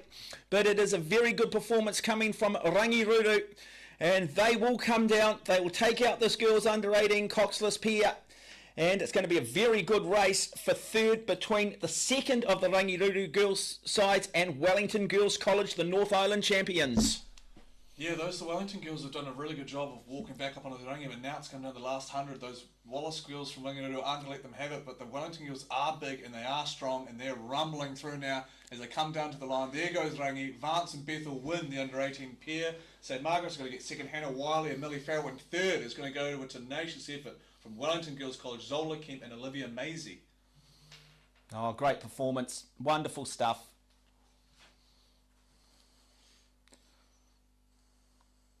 And a lot of these pairs, it's just so many races and so many training sessions in these pairs to really develop that mental toughness and that fitness and that competitiveness in these squads. So to come out like that and perform like that right at the peak of your regatta, or the peak regatta of your season, is just a dream almost. Yeah, there you have it, folks. I tell you what, just when you think a crew's about to maybe pop or doesn't have the ability or the energy to dig a little bit deeper, you see all the hard training, you see the heart in them, and they just take it to another level. Extraordinary athletes on an extraordinary day here on day 5 of the Aon Maadi Cup, the Aon Maadi Regatta. And just the amount of racing that they've done this year, like those Rangi girls particularly went down to nationals. The St Margaret's girls, they go on their camps away and they just train and train and train, and they've done so many races by the time they get to Maadi that they're so attuned to when to go and how they feel, and they can get it down to quite a fine art of when to push and when to hold, and just talking to each other and making sure that they're so in tune with each other and their bodies and how they're performing, like you said, with the recovery coming into that. And it is so often about recovery. Well, still lots of racing to still come here on finals day, on one of the 2 finals days. Very shortly we will bring you the boys under 16 Coxed 4 A final, and then it'll be the girls under 16 Coxed 8 A final, and of course we are counting down to the Springbok Shield for the boys, set to go at 4:30, and then one of the great prizes in secondary school sport for girls, the Dawn Cup, that is set to go at 10 minutes to 5.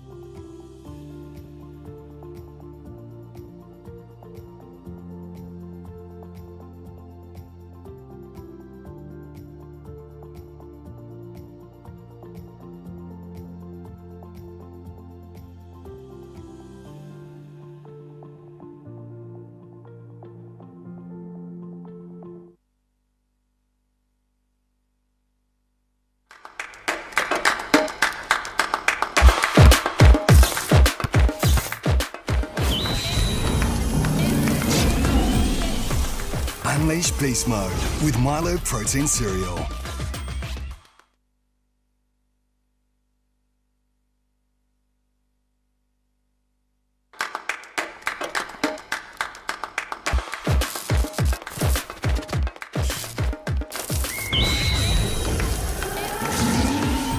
Unleash beast mode with Milo Protein Cereal.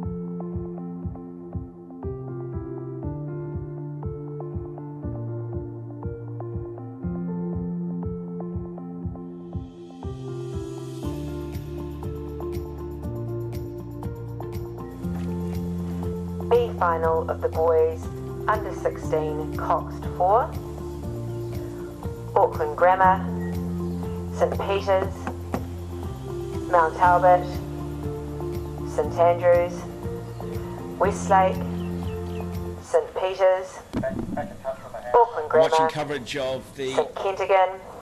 Attention. Aon Maadi Regatta. It is the first of the finals days.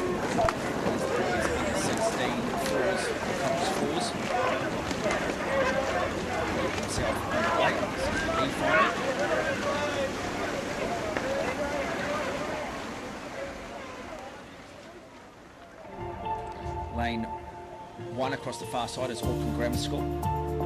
Lane 2 St Peters, Lane 3 Mount Albert Grammar, Lane 4 St Andrews, Lane 5 Westlake Boys, Lane 6 St Peters College, Lane 7 Auckland Grammar, and here bottom of the screen is St Kentigern College. So predominantly it is the Auckland schools in this boys under 16 Cox 4B final, and it is in lane 4 St Andrews College, who have decided through 250 metres that they'd like to try and lead, but there is a big challenge coming in lane 7 from one of the two Auckland Grammar School crews. Auckland Grammar across at the top of the screen as well in lane 1.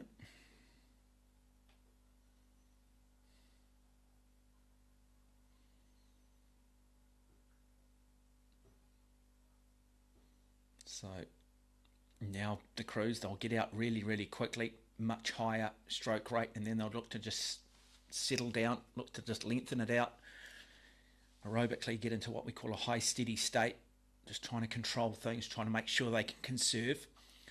And as they come up to that 500 metre mark, it's very much St Andrews College, and then it's the two Auckland Grammar crews.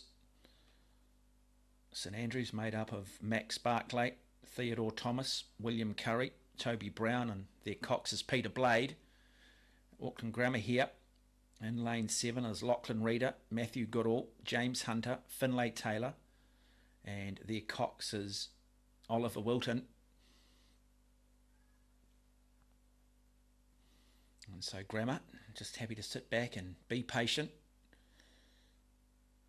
A school that just have such a rich history and legacy across so many sports. No school has produced more All Blacks. Not Christchurch Boys High School, in fact, my apologies, Auckland Grammar in the mix with the number of All Blacks as well. And a good little race developing for 2nd, 3rd and 4th between St Peter's College of Auckland, Westlake Boys High School and those two middle lanes. But it's now Auckland Grammar looking to just try and make their move, looking to try and get up alongside of St Andrews College.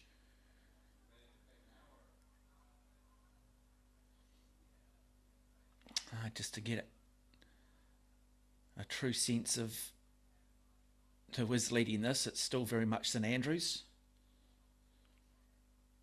St Kennigan down here in the bottom of your picture. Approaching that 1,000 metre mark. A number of these crew strategy will be looking to try and negative split it, race the second half faster than the first half. So it's always just about just holding back a little bit, just making sure you've got a little bit of energy in the tank. You haven't burnt too many matches. And as that B final continues, we now bring you live coverage of the A final of the boys under 16 Coxed 4. It's Waitaki Boys who will start in lane 1. Christchurch Boys will start in 2. The Might of Westlake Boys in 3. Timaru Boys High School in 4. Marlborough Boys College in 5. St Bede's in 6. St Paul's Collegiate in lane 7. And Ashburton round out our top 8. Opportunity here for Westlake Boys to follow in the footstep of Westlake Girls, who just won the under 15 fours. A school that has a rich history when it comes to the Aon Maadi Regatta. But certainly don't underestimate the likes of St Bede's College, Christchurch Boys High School. What can we expect from Marlborough College?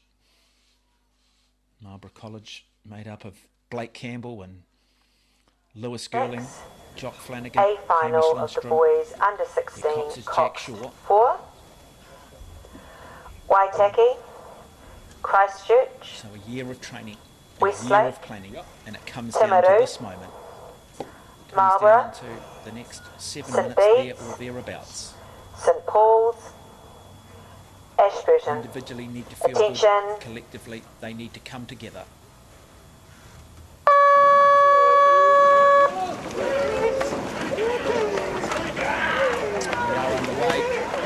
Here on day 5 of the Aon Maadi Regatta. Really good start coming from Westlake Boys High School there in lane 3. Equally from Timaru in lane 4 as expected. And then possibly down here in lane 7 from St Paul's Collegiate. St Bede's there in the red boat, the red sled. But it's lanes 3 and 4, Westlake and Timaru, who are looking to try and establish an early lead. And just look how quickly Westlake have taken this out. High turnover, high stroke rate.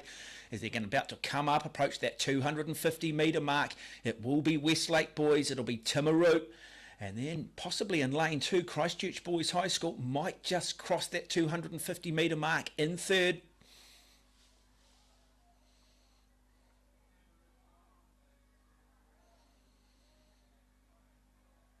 So Westlake, they want to be aggressive. It's a good crew of Alexander Meering, Dylan Henderson, Jack Buckley, Lucas Dobler, Flynn Wigglesworth is their cox. But like trying to get alongside of them now, Timaru Boys of Peo O'Sullivan, Luke Tompkins, Matt Brown, Ben Allen and Finn Gollins. incredibly prestigious, looking to try and build, looking to try and in time, a year from now, 2 years from now, line up, win a Springbok Shield, or possibly win the Maadi Cup in the 8. It's about development, it's about succession, it's about depth in your program. We've seen the re-emergence here of Westlake Boys High School, one of the great traditional powerhouses. Marlborough Boys College doing a really nice job in lane 5.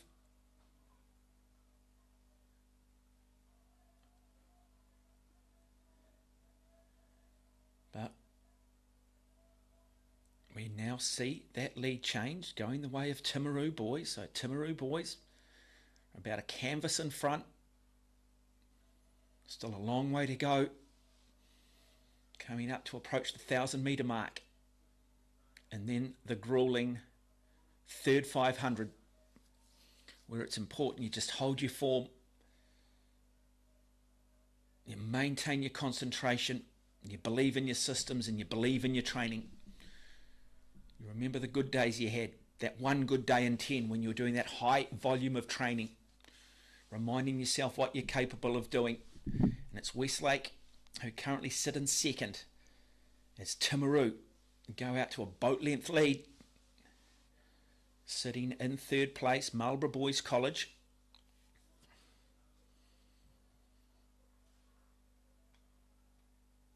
Good form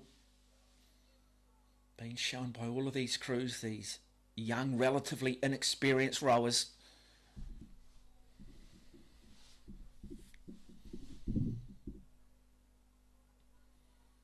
Now they go through the 1,000 metres, so halfway through their journey. This is where it starts to hurt. This is where you find out who's done the base work, who's done the big miles. You find out who's tactically got it right. Big move coming now from Marlborough Boys College, looking to try and close the gap across there on Westlake Boys High School. Also St. Bede's now beginning to make their move. The big red sled begins to challenge, but it's all Timaru Boys High School. Peo O'Sullivan, Luke Tompkins, Mac Brown, Ben Allen, Finn Gollins, St. Bede's of Bruno Dooley, Harry Cornane, Bede Guerra, Hugo Van Herel, Max Walsh the Cox.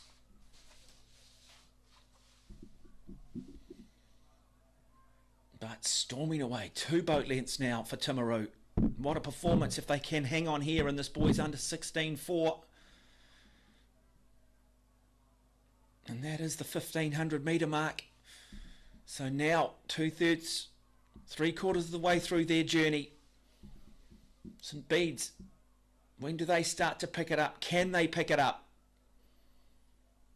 Because it's Marlborough Boys College who are looking to try and secure second place. Westlake Boys decided to take it out quickly, be aggressive. Are they paying for that now? Did they have a choice, knowing the reputation of Timaru Boys? And there is that 1,500 metre mark.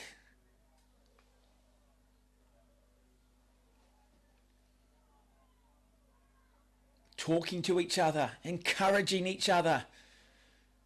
St. Bede's now begin to make their move into third place. Their bow is in front of Westlake. Their next target will be Marlborough Boys College in lane 5. But it's Timaru Boys who will come down to the 1,750 metre marker.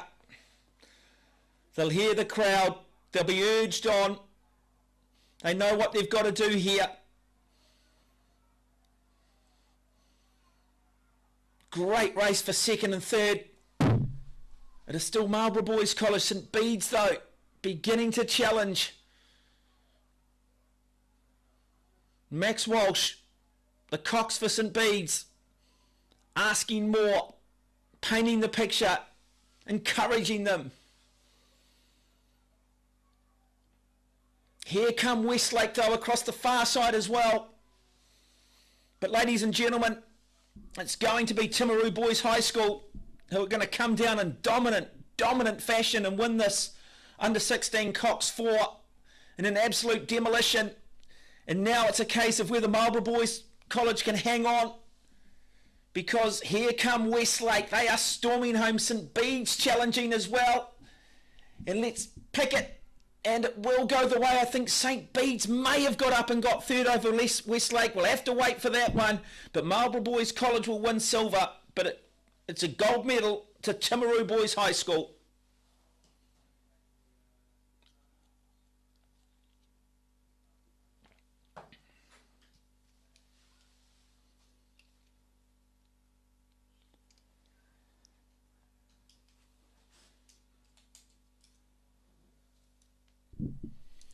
Well, a very good race in beautiful conditions, and it's great just to see the medals,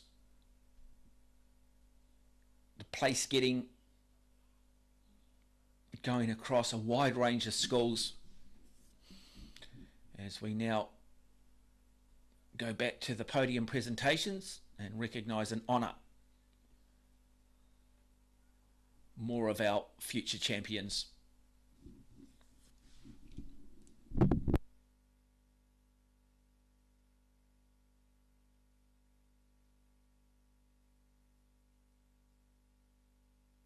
By commentating over the top, because everybody deserves their time in the glory. So this is the boys under 18 Cox quadruple sculls, very kindly sponsored by Waipa District Council. We have the Deputy Mayor Liz Stolwick with us to present the medals. In third place we have Wakatipu High School #1 crew, who became the bronze medal holders.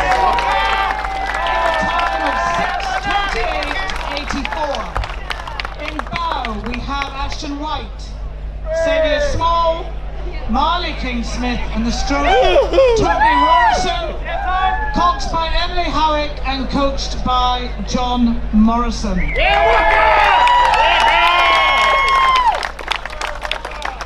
silver, in a time of 6:27.09, we have Cashmere High School.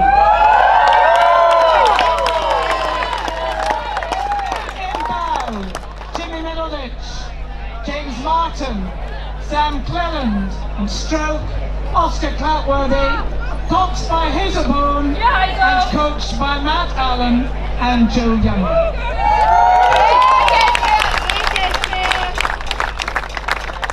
And the winners are the boys under 18 Cox quadruple sculls, taking out the gold medal in a time of 6:26.23 and taking home the Trevor Coker Memorial Shield, and Trevor Coker was the 2 seat in the Munich Gold Medal.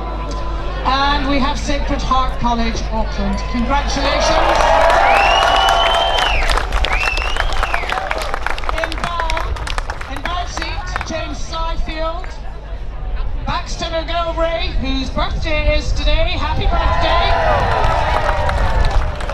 Sam Sturgis, Oliver Leach, coached by Jacob Avery and coached by Michael O'Brien and Brent Leach.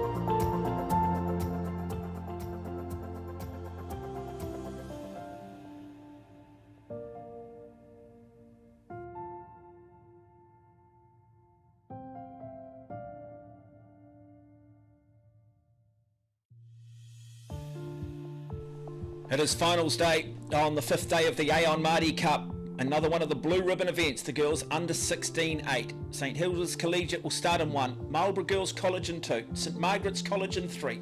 The Might of Rangiruru will start in 4. Waikato Diocesan will start in 5. St Peter's School of Cambridge will start in 6. St Andrew's College in 7, Diocesan School for Girls in lane 8. This is about building depth. This is about the future of your program. Winning this and then building on it, and in time looking to etch your name on the Levin Jubilee Cup for the under 18s.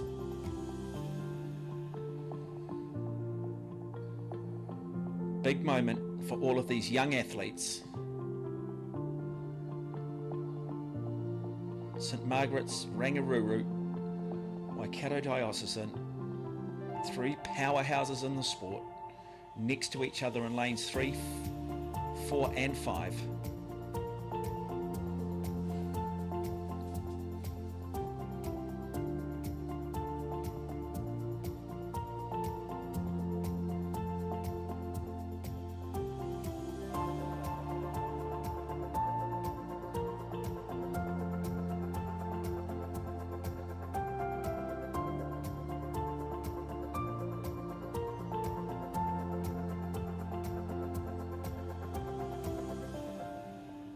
Absolutely perfect conditions, no real disadvantage in any of the lanes.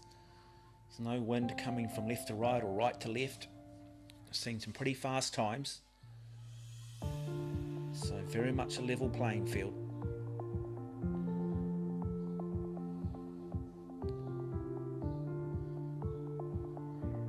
Will it be another victory for Rangiruru?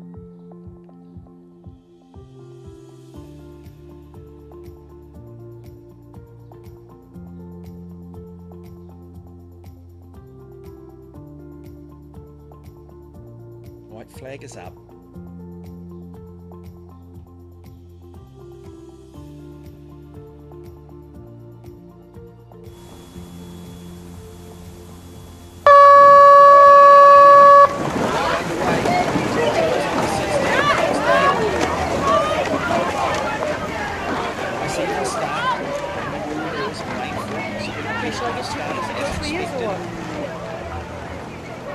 Start also coming across there from St Margaret's in lane 3.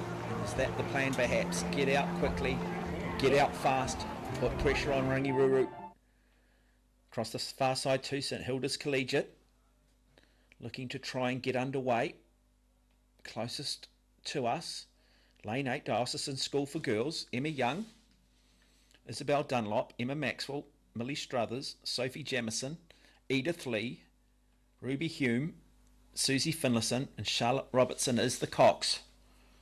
But beautiful as we go through 250 metres. Wonderful pictures. Hope you are enjoying the coverage. And Marlborough Girls College down there in lane 2. Looking to ensure that they are in the fight. They want to be in this boat race. They know the importance of trying to get out in front. But at the moment, it is the lane 5, Waikato Diocesan, who maybe just have their bow in front. Outside of them, it is St Peter's School of Cambridge, literally just down the road from this venue.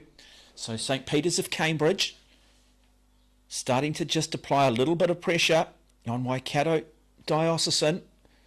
And then across there in lane 2, Marlborough Girls College. Fascinating race as they come through 500 metres. There is nothing in this. Now we do just start to see Waikato Dio just beginning to increase their stroke rate. Also lane 6. So it is St Peter's of Cambridge in 6. 5 is Waikato Diocesan. Lane 4 is Rangiruru. With their depth, with their program, probably come into this race as one of the pre-race favourites. But certainly these other schools not allowing them to have it their way. One of the most even races we've seen so far in terms of critical mass this far through a race.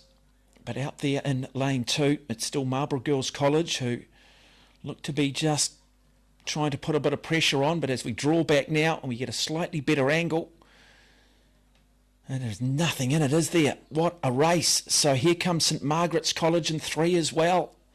Rangiruru there in lane 4 in the blue boat. So it's Rangiruru, it's St Margaret's, it's Marlborough Girls College, it's the South Island schools. Now, they're just starting to get half a boat length clear of St Peter's School of Cambridge and Waikato Diocesan.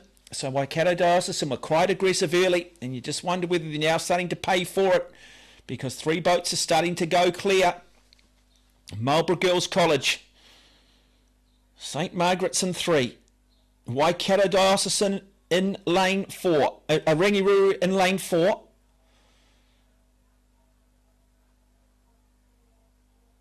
Nice and smooth, good high rating through the 1,000 metre mark. 1,000 metres of hope, and now 500 metres of truth, and then it's just a case of hanging on. Who's prepared to suffer the most? And it is about suffering. It's about holding your form. It's about concentration. Good performance though from St Margaret's.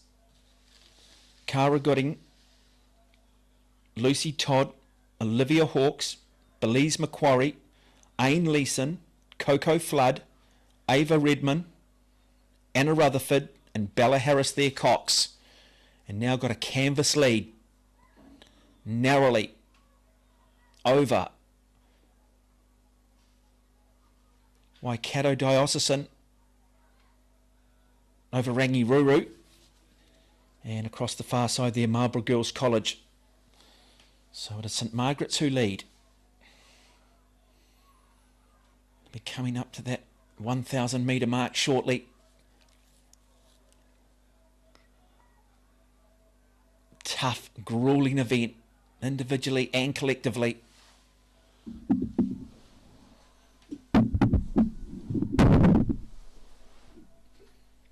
Coxswains will be urging them on.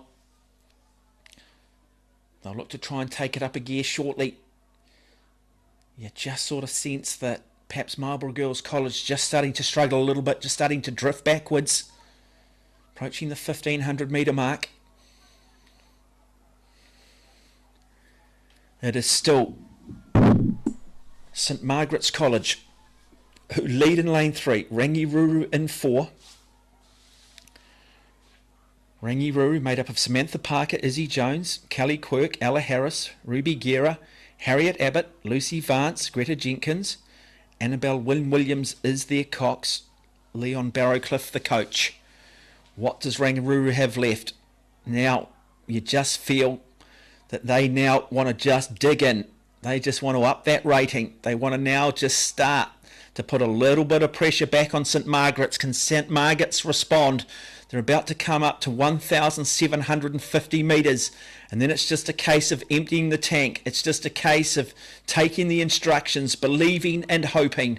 A very, very good girls under 16 Cox State about to draw to a conclusion with 250 metres left to race. It is still the might of St Margaret's. These two wonderful rivals, Rangiruru in 4, St Margaret's now, they've still got half a boat length lead, but here come Rangiruru. They're beginning to make their move. Are they going to have enough time? But wonderful response from St Margaret's. They're digging deep. Do they believe?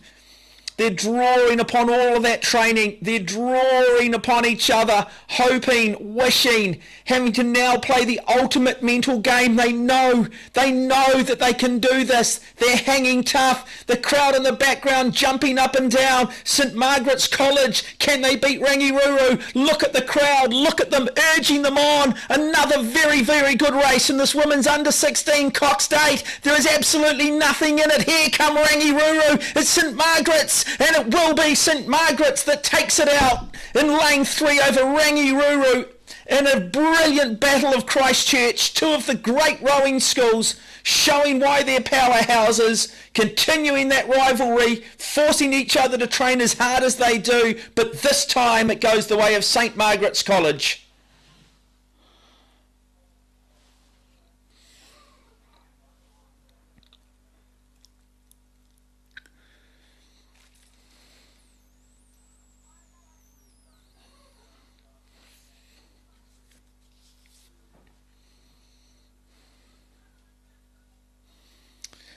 Stunning images coming off Lake Karapiro.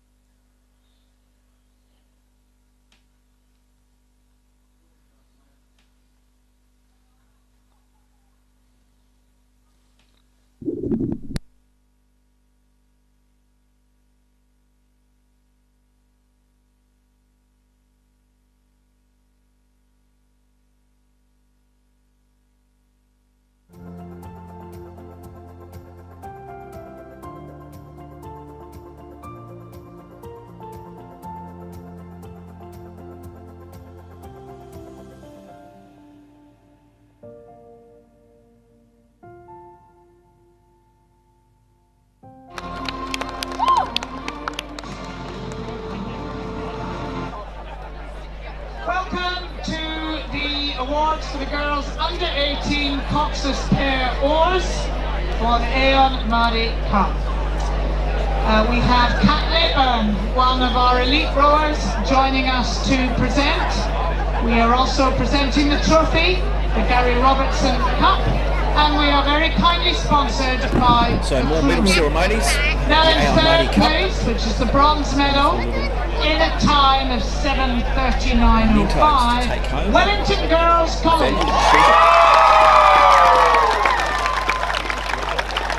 In bow, Olivia Maisie, stroke, Zola Kemp, coached by Catherine Duffin.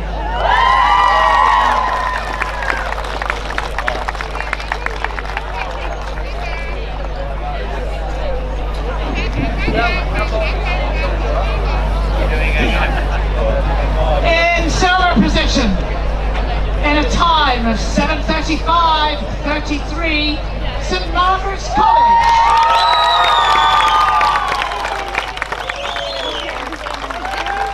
In bow, Millie Farrell,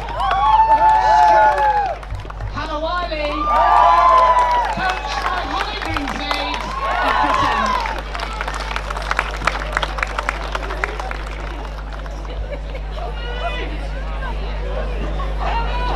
And the winner of the Gary Robertson Cup, the gold medal for the girls under 18 Cox's pair oars, Rangi Rural Girls School.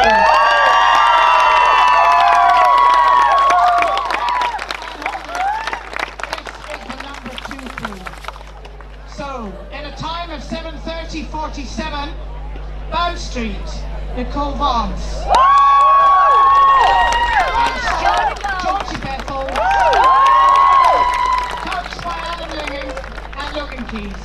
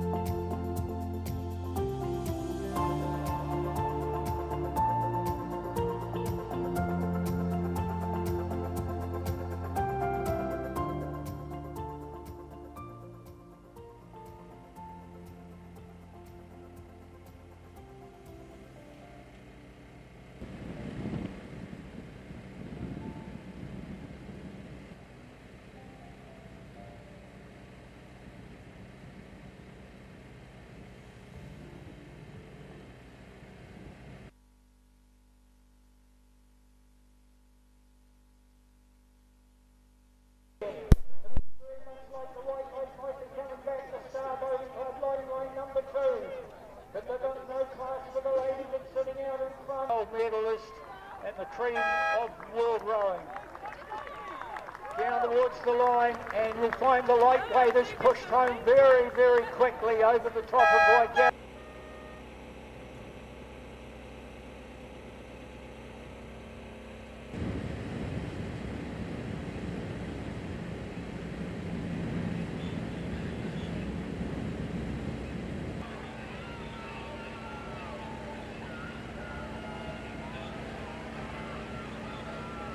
Big one's in for Tony Philip Wilson.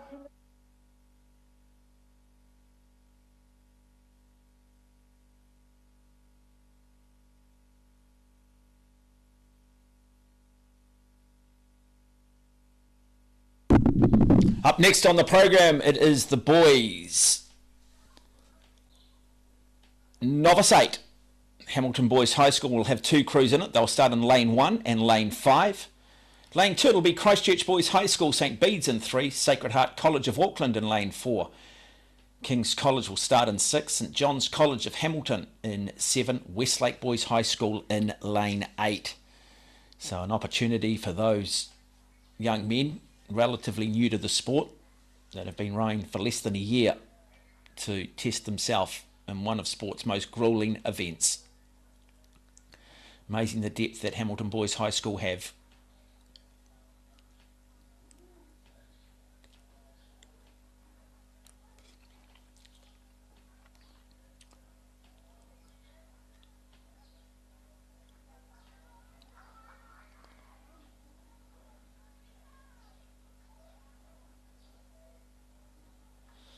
So, just getting themselves set for the start.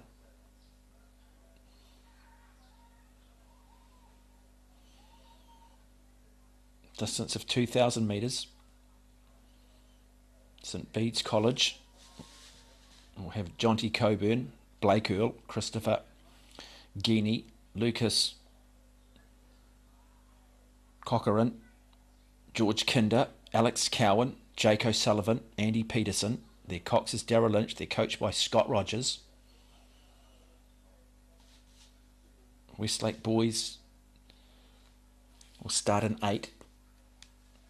A look at one of the 2 Hamilton crews. Or St Bede's.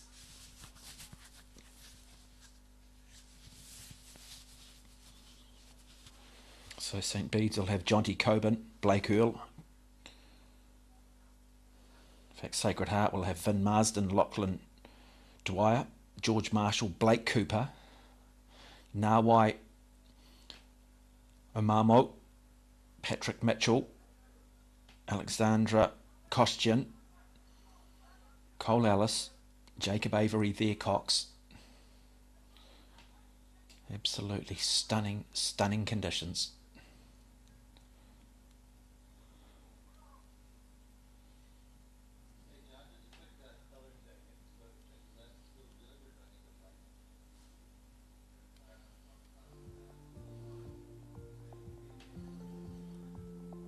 Be a lot of talking.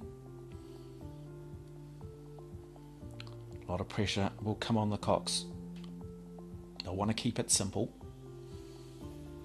They would have talked through their game plan. They would have gone through heats and possibly repecharges and semi-finals and sat down and talked about what went right, what didn't go right, making those little adjustments, talking about tactics.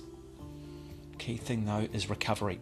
How well have these crews recovered off the back of 4 days of hard racing?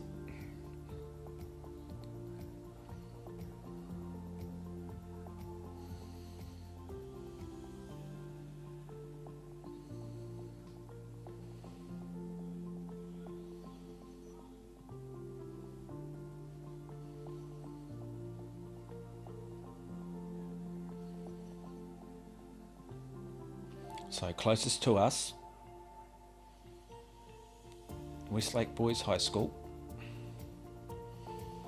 To their right will be St John's of Hamilton, Nathan Moore, Benjamin Sontag, Cameron Williams, Kenai Tony, George Coombs, Sam Overvest, JJ France, Lachlan Clough, and Bradley Kingma, the cox.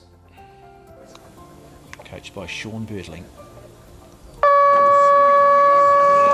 get underway. Great start to lane 4. Sacred Heart out of Auckland, just exploding out of the blocks there. Brilliant start from the red boat. Outside of them is Hamilton Boys High School. In fact, you'll see the red sleds of Hamilton Boys also across there in lane 1 as well. But it is Sacred Heart who have decided to take it out very quickly, looking to try and be aggressive.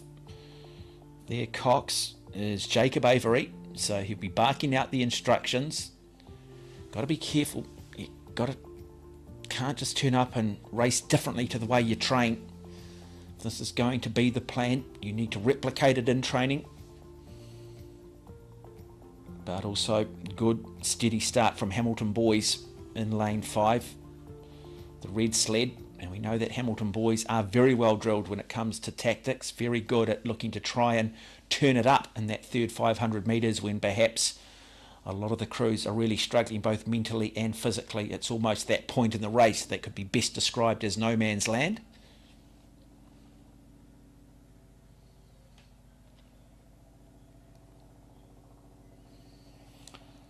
St Bede's College there in lane 3. Currently sitting in 3rd place. So we see Hamilton Boys High School now deciding to come up and try and get alongside of Sacred Heart, but Sacred Heart, as they come through 500 metres, just over a canvas in front.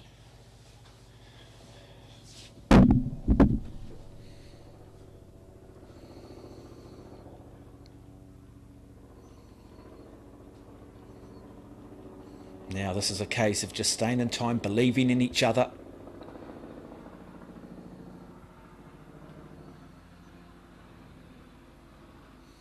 Second to the Hamilton crews across the far side there in lane 1 of Aaron Dingle, George Palmer, Samuel Kingdon, Jackson Alcock, Caleb Margan, Oscar Gaddis, Andrew Mitchell, Kay Jones and Max Cook as the Cox.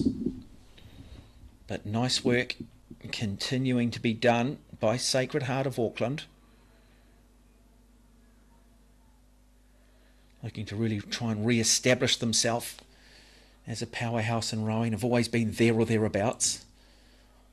Part of the first ever Maadi Cup on the Wanganui River back in 1947, narrowly beaten that day by Mount Albert Grammar, but would go on and win the Maadi Cup, but have only just won it once. But this is promising when you start to see interest in your program and you can put together a very good novice 8. And so they'll come down through the 1,000 metre mark, and it is still Sacred Heart, and then it is St Bede's in lane 3, Hamilton Boys High School in lane 5.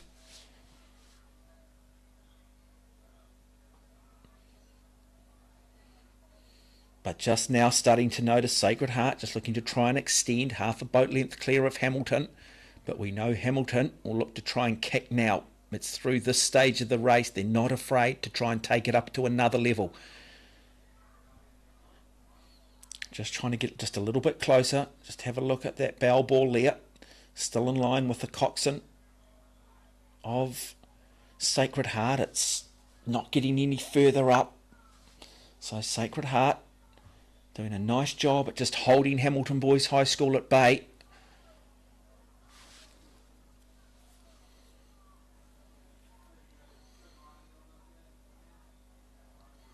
Form looks good.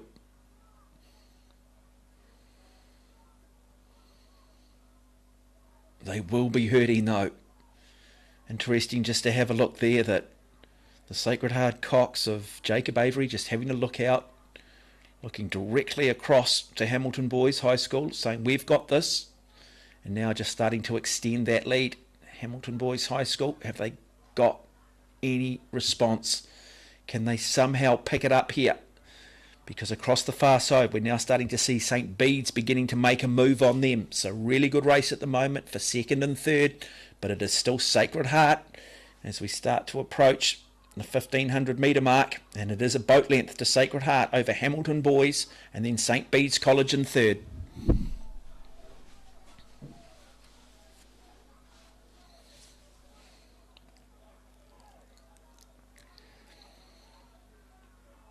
Starting to turn it up now, starting to really put the power in. This is where, if Hamilton boys have anything, they will start to put it on now. They will start to try and lift that rating, look to try and close the gap. But Sacred Heart hanging tough. Hamilton boys just trying to get that bow nice and high out of the water. Sacred Heart will note that if they can get through to the 1,750 metre mark, that last 250 metres might just take care of itself. And we are approaching that threshold now.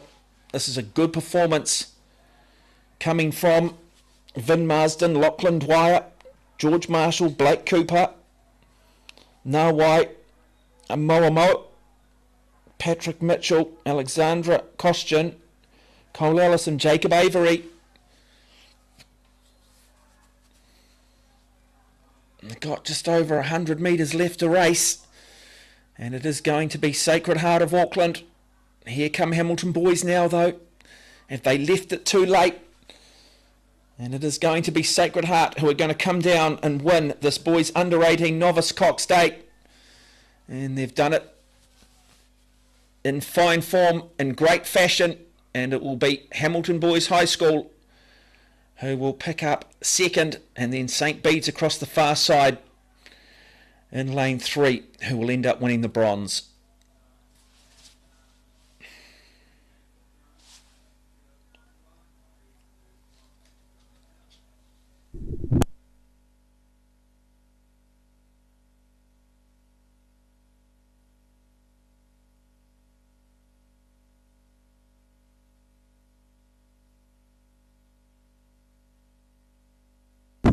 Counting down, of course, to one of the premier events in secondary school sport for girls. We've got the Dawn Cup, which will bring this day of finals to a close. That is set to go at 10 minutes to 5. The Springbok Shield for the Cox 4 for men's, for the under 18s, will go at 4:30. They are the two premier trophies here on the first day of finals. Absolutely stunning day, beautiful weather, great racing. Hope you are enjoying the coverage wherever you are.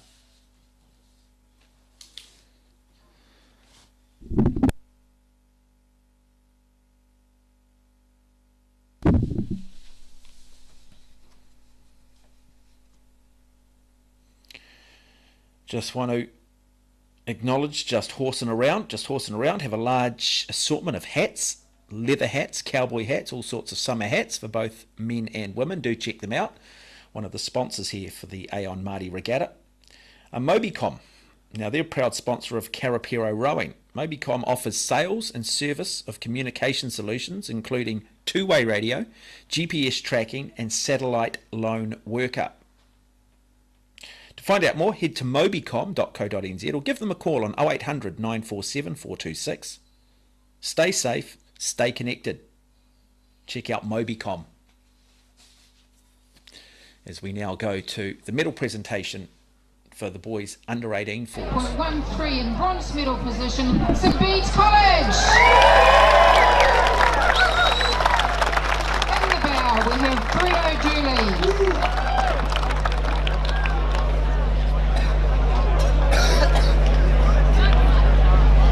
Harry Cornane. Bede Guerra.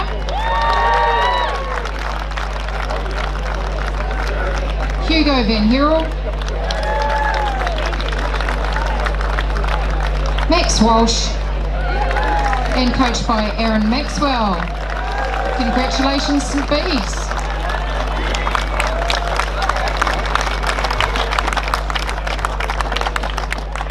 In a time of 6:46.59, and our silver medalists are Marlborough Boys College.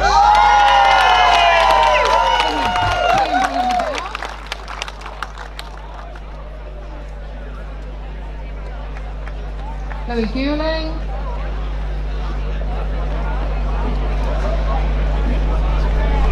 John Flanagan,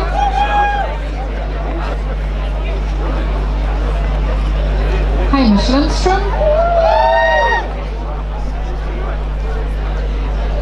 Cox by Jack Shaw, and coached by Clayton Lindstrom and Grant Morgan.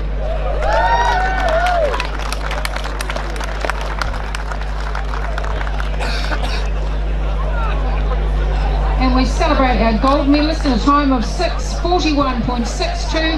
Timaru Boys High! Hello, O'Sullivan in the bow.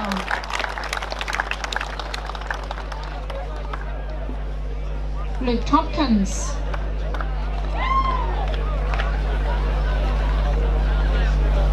Mac Brown. Ben Allen.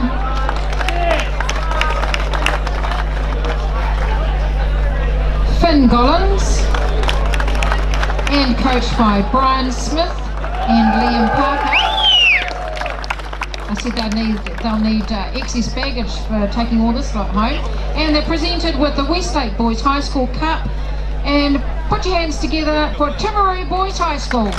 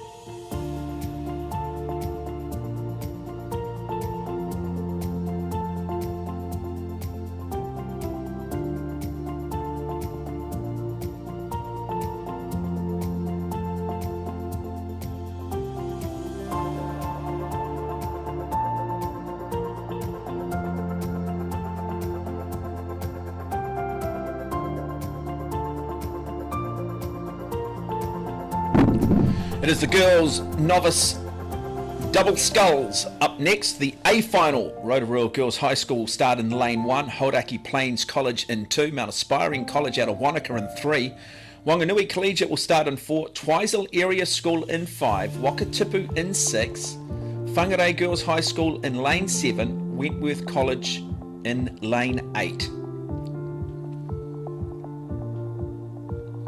So it'll be Keely Carter Conroy and Anna Olsen for Rotorua Girls High School. Ruby Van Helmond, Paige Tavita Williams for Hauraki Plains. Mount Aspiring College, represented by Fenella Millen, Sienna Marsden. Lane 4 Wanganui Collegiate, represented by Amy McCarty, Franca Mora.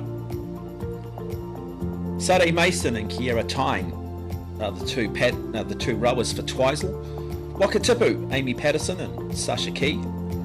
Whangarei Girls High School, Georgia Candy, Abby Armstrong, and Wentworth College, Ella Rogers and Kayla Paladin.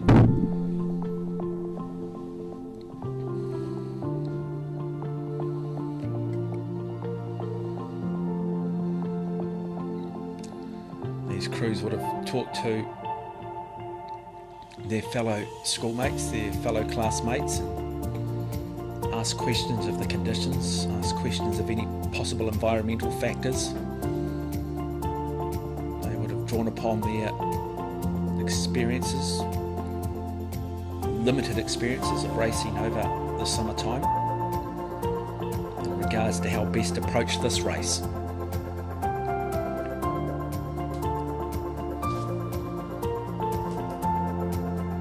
Another opportunity some of these schools to try and create that legacy, try and be one of those athletes that might just lead to the sport exploding in terms of interest at certain schools. So really nice to have some of the local schools in the area like Rotorua, Hauraki here on the start line. Also good to go to Whangarei and just up north of Auckland, also Wentworth College. So names that I guess historically you don't necessarily associate with rowing, but are here in finals, looking to try and add their names to a long illustrious list of winners over the years.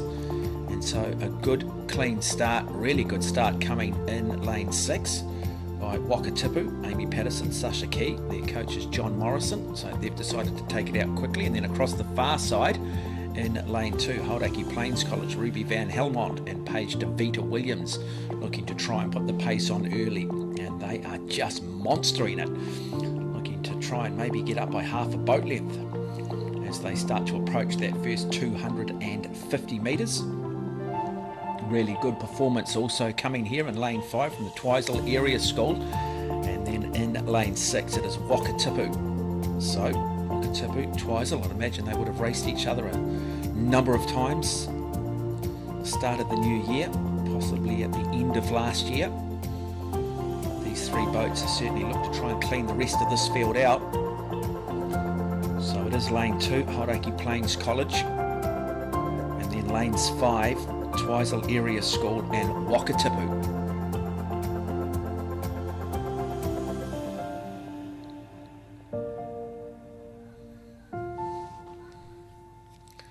Now just starting to see Hauraki Plains just beginning to maybe drop back. Might have been just a little bit too ambitious early. It is lane 5 though, the Twizel Area School of Sadie Mason, Kiara Tyne, well coached by Calvin Maker and Sarah Henderson, who are looking to try and assert themselves on this race as they come up through the 500 metre mark.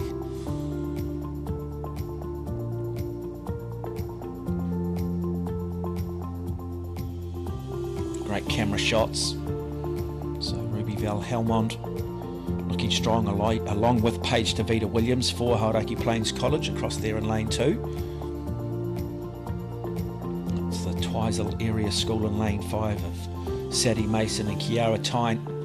And the green and the black though, that are prepared to go with them, are prepared to go with Hauraki Plains. Hang tough now, just beginning to try and just see if they can crack this very good pair from Hauraki Plains. And now, just got their bow in front. Want to try and extend this by a canvas, then half a boat length. And then that case of out of sight, out of mind. But there is still a long way to go. I'll very shortly come up to that 1,000 metre mark, and then it is game on. There is the point of no return.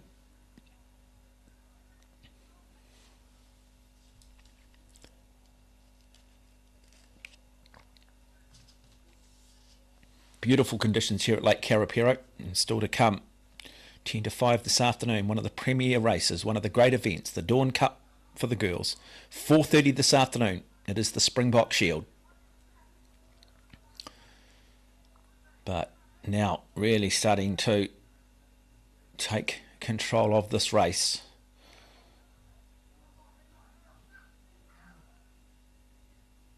Lane 5. That is the Twizel Area School, who have said enough is enough. Let's now just test these other crews. Let's see if they can respond.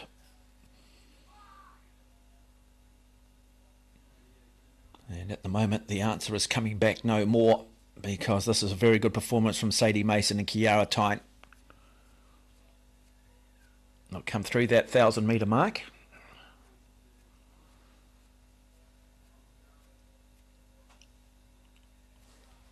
Still, nice job being done here by Wakatipu High School in the yellow boat. And then still across the far side, we've got Hauraki Plains College. Mount Aspiring College as well there in the mix. Wanganui Collegiate still in the hunt for silver and bronze. But it is still Twizel Area School, who are 2 boat lengths clear. Wakatipu here in the yellow boat. Across there with J4 is Wanganui Collegiate, and that is Amy McCarty and Frank Amora. Coach was Tyler Scott and Rick Grobecker.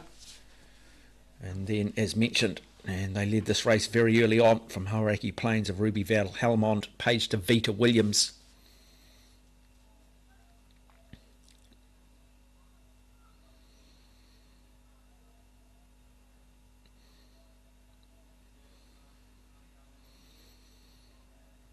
They'll all be thinking to themselves, well, if I'm hurting, everybody else is hurting, and that's sometimes what you've got to believe.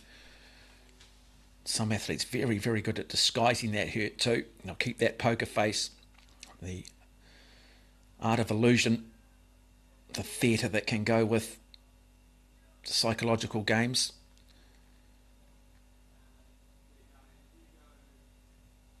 So they'll come through the 1,500 metre mark. It is still the Twizel Area School who comfortably lead this girls under 18 novice double sculls A final.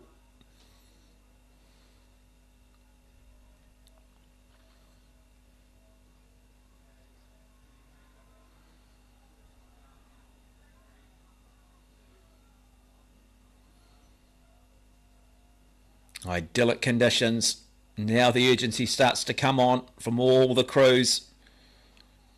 But it is absolutely one-way traffic for the Twizel Area School. They are in just complete and utter control. Sadie Mason, Kiera Tyne, just one with their machine, one with their boat. And you can just sort of see that togetherness. Great form. And it will be Wanganui Collegiate who now move comfortably into second place, and Wakatipu in the yellow boat now just desperately trying to hang on for third, because across the far side it is Hauraki Plains who have snuck back into third place, but Wanganui Collegiate, the big challengers in the second 500 or the second 1,000 metres. Now both crews trying to edge up on this Twizel area school, but they are out of sight, they're out of mind.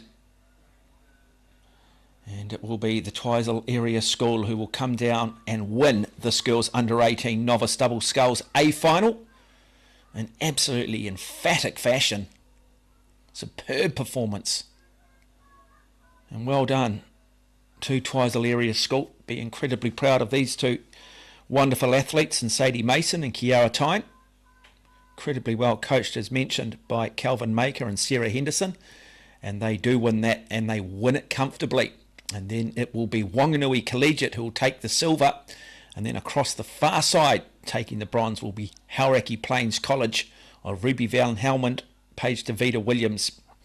Wanganui Collegiate, well, Amy McCarty, Franca Mora. So it is gold, though, that will go the way of the Twizel area school.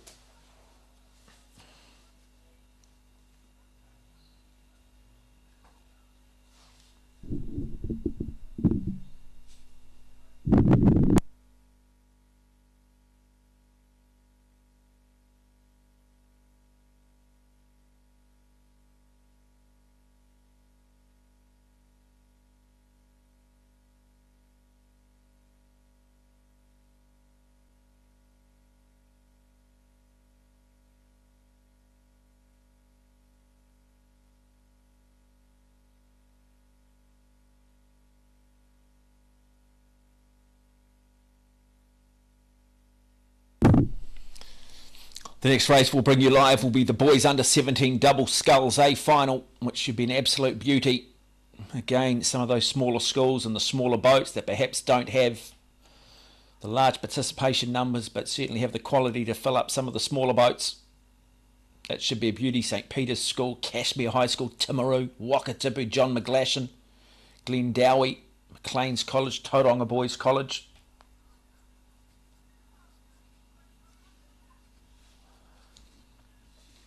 And as the athletes discuss and simply warm down from their finals, just another opportunity to acknowledge some of our wonderful partners here for the Aon Maadi Regatta. We've got Mitre 10 Mega in Cambridge, New Zealand owned and operated. And they are New Zealand's largest home improvement and garden retailer.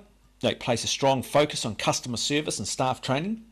They're also committed to providing the inspiration, advice, tools, materials that their customers need to see their home improvement project through to completion.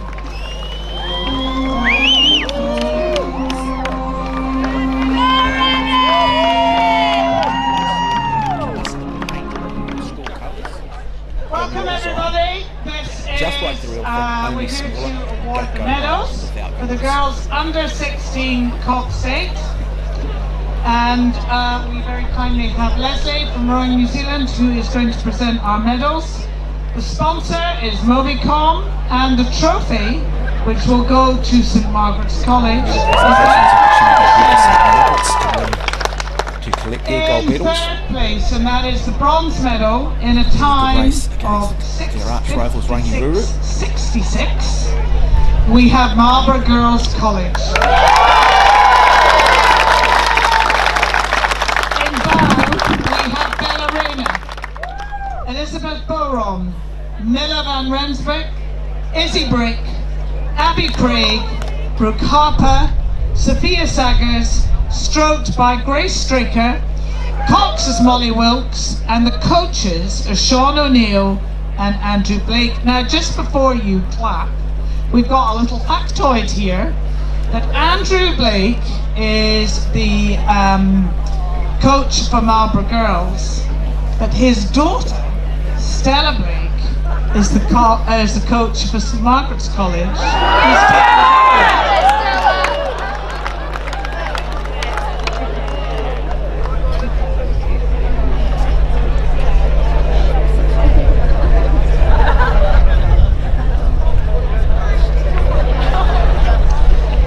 And in second place, with the silver medal, in a time of 6:49.23, we have Regatta Girls School number 1 crew. In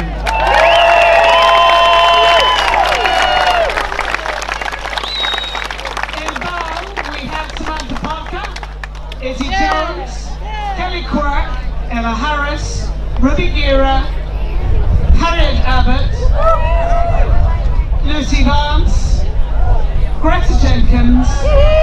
Our cox is Annabelle Wynne-Williams, and our coach here today is Alice Dyson. And Alice is here because Liam Barracliff is sick.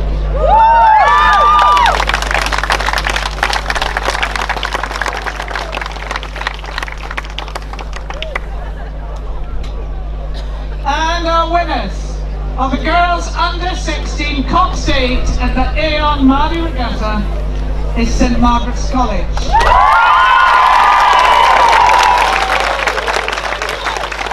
Margaret's College took gold in a time of 6:48.80 in Bell, Cara Gooding, Lucy Todd, Olivia Hawkes, Elise McQuarrie, Arnie Leeson, Coco Flatt, Ava Redman, stroke was Anna Rutherford, cox by Ella Harris, coached by Stella Blake and Ian Smallman, and they take home the McDonald Shield as well. Congratulations!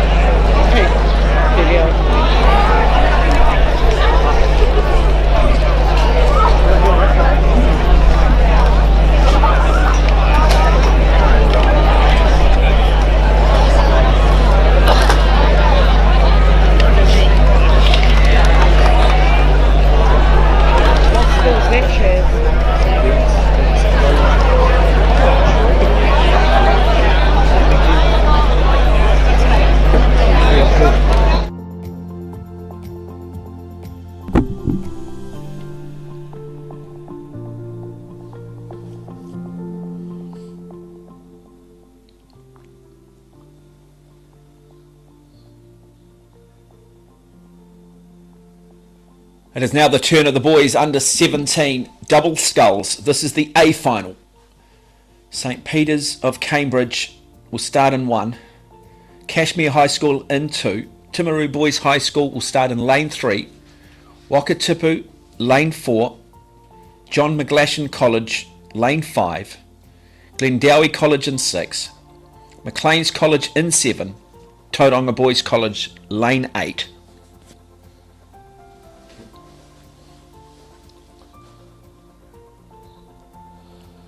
Valentin Barrio Froyan and Joshua Yeoman will represent St Peter's in 1. James Martin, Jimmy Middleditch for Cashmere. Josh Bartlett, Blake Parker for Timaru Boys. Ashton White, Xavier Small from Wakatipu, lane 4. Matthew O'Meara, Angus Lowe are the crew for John McGlashan College. Glendowie will be represented by Luke Holbert, Frank Eisen. McCain's College will have James Dimmick, Logan Turrell, and Tauranga Boys College represented by Jamison McConaughey and Eben Bircham. Another one of the Blue Ribbon events at the Aon Maadi Regatta. Tauranga Boys College closest to us, alongside of them Maclean's College out of Auckland.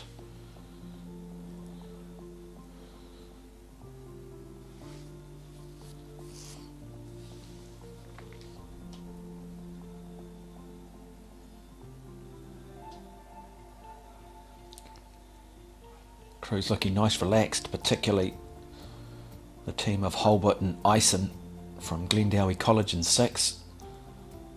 And the navy blue, white and green stripe there. Raced enough now this week to probably get rid of some of the nerves. But it will come down to which crews have recovered the best. Which crews have been able to flush the lactate, clear the head and set themselves up for this final.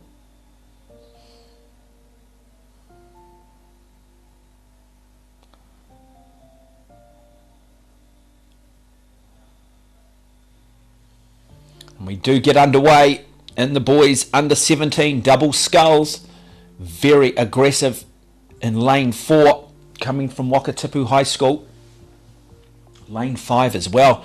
John McGlashan College really just putting their hammer down, and it is John McGlashan College who decide early on that they want to just maybe look to try and get clear and then look to just lengthen it out a little bit. We're starting to see them lengthen it back out.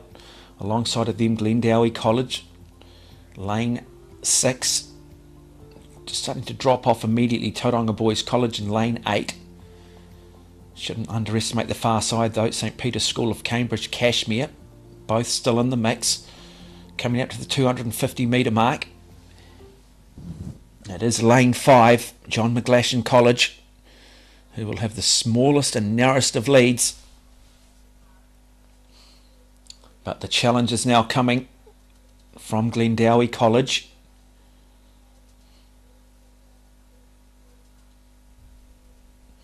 Lane 4 just sitting back, looking comfortable. Wakatipu. A number of these boats will just want to be in touch.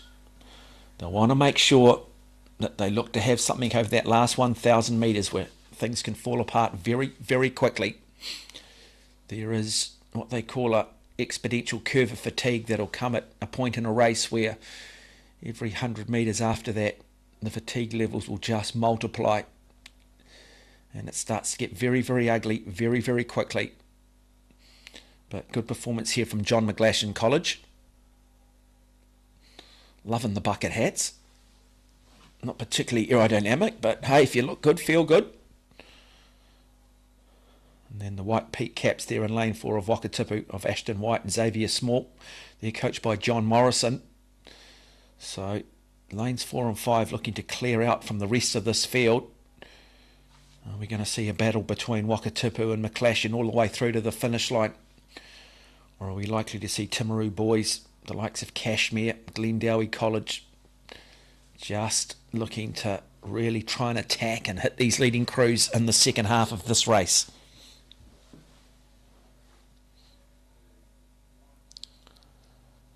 So it's Ashton White, Xavier Small in 4, Matthew O'Meara, Angus Lowe for John McClashin in lane 5, coached by Dylan Davis, Millie Davenport.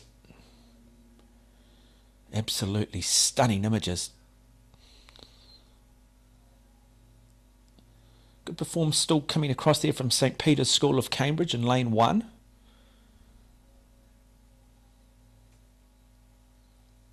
Lane 6, Luke Holbert, Frank Ison from Glendowie College. Love to get themselves on the podium. Love to get themselves in that top 3. Really good race developing for 3rd at the moment. But it's a good battle for gold and silver as they start to come up to that 1,000 metre mark.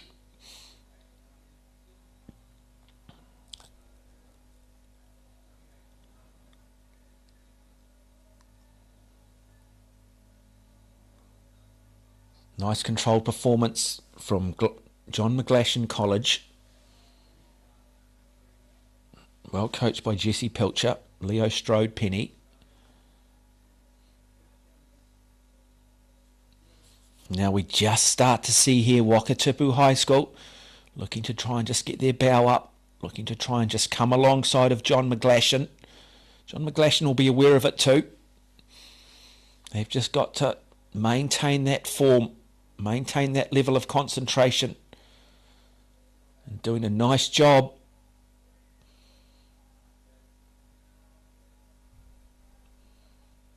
You do wonder what is going through the head of these young men, probably thinking to themselves at this point, why do I do this? It is such a tough sport. It's such a hard sport. It's a sport that knows no names, no reputations. You can't buy your way to the front.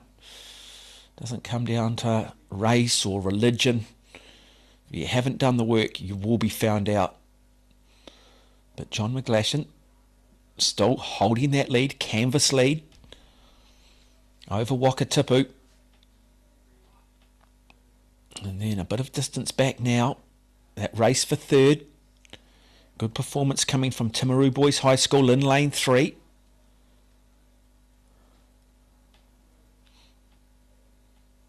Also Maclean's College here in the blue and the white. Just trying to lift their tempo. Desperately love to get themselves on the podium and win themselves a bronze medal. They've got some work to do because it is Timaru Boys High School at the moment who sit comfortably in 3rd. But it is a 2-horse race between the likes of John McGlashan College in lane 5 and Wakatipu in lane 4. Now this starts to get interesting because they've gone through the 1,500 metre mark. And now it's just 500 metres of nothing but agony and mental tenacity. The big move starts to come here. Lane 4, Wakatipu now have moved in front of John McGlashan College. So Wakatipu have decided to put the hammer down, have left something in the tank, begin to increase their stroke rate. What can John McGlashan College do? Do they have an answer? Or did they burn too many matches through that first 1,500 metres? Because now we're starting to see Wakatipu just looking to stretch it out. Good performance from Ashton White, Xavier Small. Their coach John Morrison will be thrilled with the way they've handled this, the way they've managed it. So 250 metres was that pink marker in the background. They've got around about 150 metres less to race. The crowd stands, the crowd acknowledges this. This is going to be a very, very good performance for Wakatipu. John McGlashan College, well, they've been in the fight for most of it, but you just get a feeling they're going to have to settle for 2nd. And Timaru Boys High School now in 3rd. It's Timaru Boys looking to try and just hold on, get themselves on the podium. But ladies and gentlemen, Wakatipu, Ashton White, Xavier Small in complete control. They will come down and take this boys under 17 double sculls final. And in 2nd place, it will be John McGlashan College. And in 3rd place, Timaru Boys in lane 3. That is how it finishes in the boys under 17 double sculls.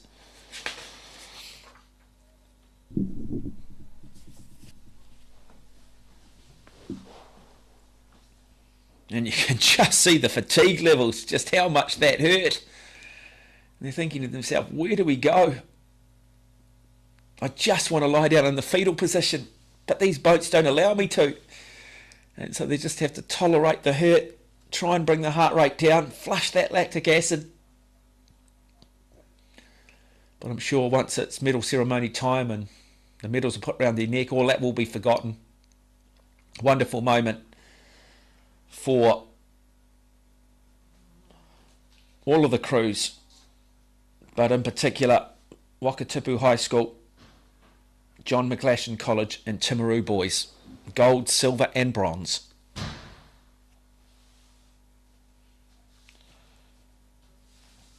And while we are just waiting for the official medal presentation, just a mention to Rob Bristow, Rowing Images. So Rob Bristow, long-time supporter of and Eric Murray. So thank you very much. The trophy that we have here is the Alan Tom Cup. Sponsor for the regattas. And in third place, in bronze medal position, we have St Bede's College number 1 crew.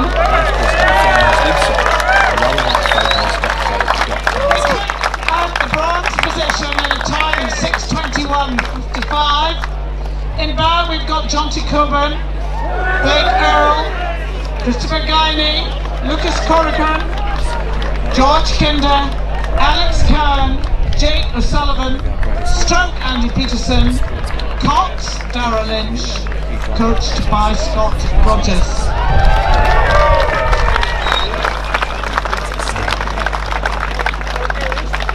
And in silver position, in a time of 6:16.29, Hamilton Boys High School,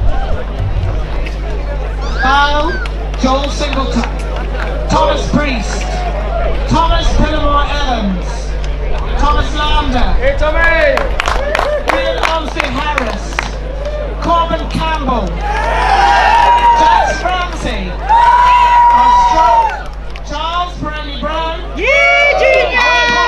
Brian Ollington, coached by Scott Brownlee and Scott Wilson.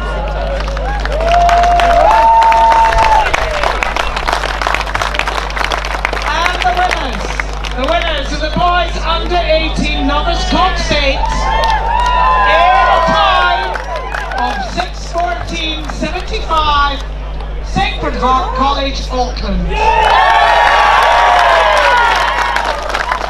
Our bowmen, Porky Gold, Ben Marston, Lachlan Dwyer, George Marshall, Blake Cooper, Nawa Mama, Patrick Mitchell, Alexander Costin, Stroke Cole Ellis, Coxon Jacob Avery, coached by Terry Dolan and Michael O'Brien. Congratulations to all of our athletes.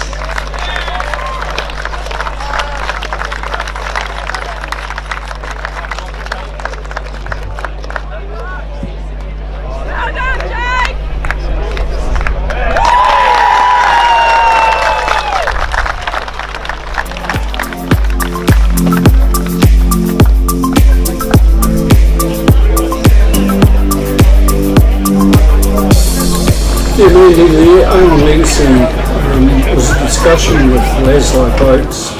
Eric Murray was involved, and we sat down with them and Vera and just worked out what was going to be the best option for which boat to have.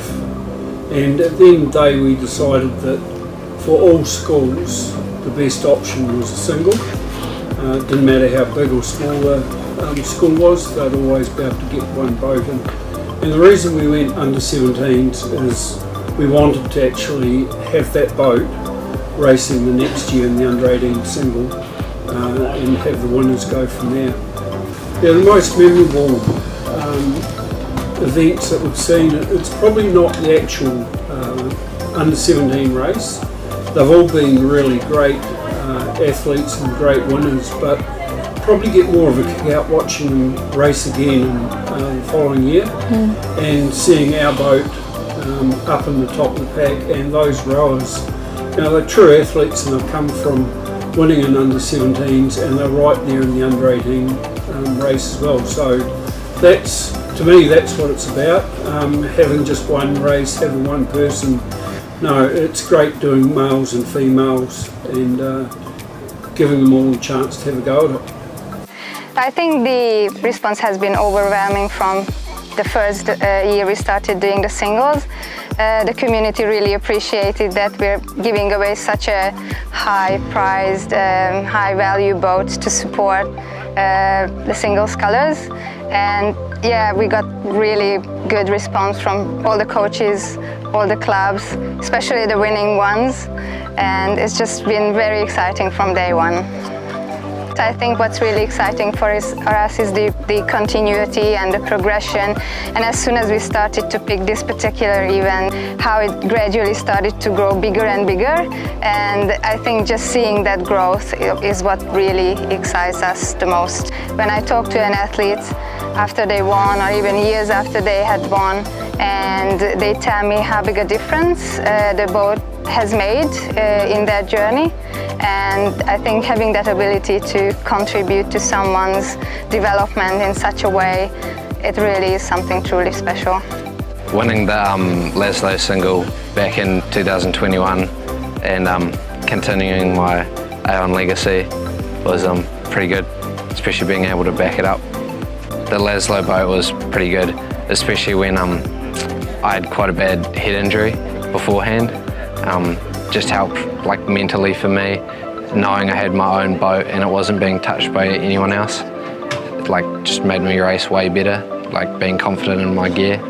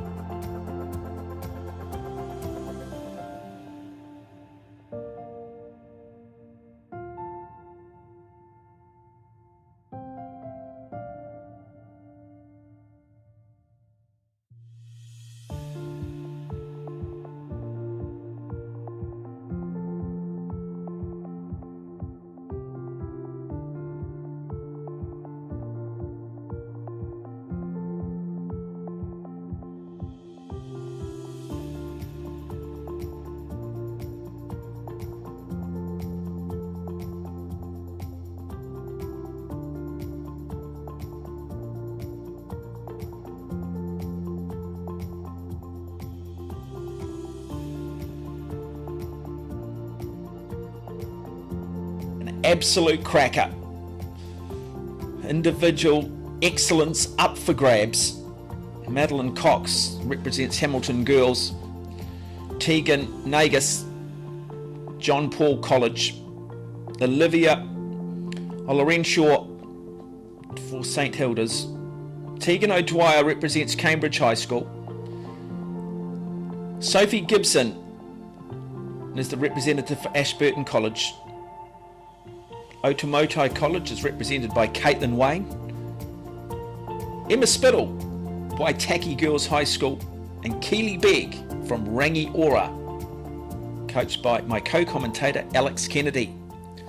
And we should just mention that too, it's not just about the athlete, it's about the coaches, the pressure they're under, trying to take the guesswork out for their athletes. Don't always get it right as a coach. I always say this though, a coach never gives an athlete a session or a program because they want them to go slower. And if it was an exact science, well, it would be easy. You're dealing with individuals, you're dealing with different age groups, different athletes with different mindsets. You've got to adjust your communication styles accordingly. You've got to spend time with your athlete. Find out what works, what doesn't. Do you have a day off before your race? Do you have 2 days off leading in? Do you train lightly? And every athlete will be different. And one of the ways of determining that is often write all your training sessions down in a diary and start just noting how you felt in certain sessions. And sometimes you find that formula by default. You find out what works for you. Did I go well because I did a speed session 2 days earlier? Did I go well because I did nothing 2 days earlier? And every athlete will have a different blueprint. And in time you start to refine that. And same with your warm-up protocols. How do I get myself in the zone? How do I get my nervous system up? Do I do some speed work? Is it just time on the water? Everyone will be slightly different. So a lot involved in the sport of rowing, a sport that is so much greater than the sum of its parts. So the girls under 17 single sculls A final is set for a start here on day 5 of the Aon Maadi Regatta.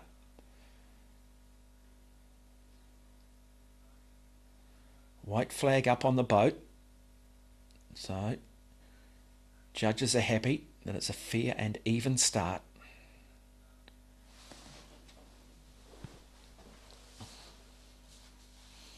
Lonely sport for individual sculls. No one else to lean on.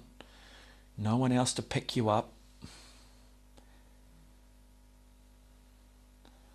And I think often you're not afraid to let yourself down, but when you're in a team boat, you never want to let your teammate down. So sometimes there's just that little bit more incentive to push harder.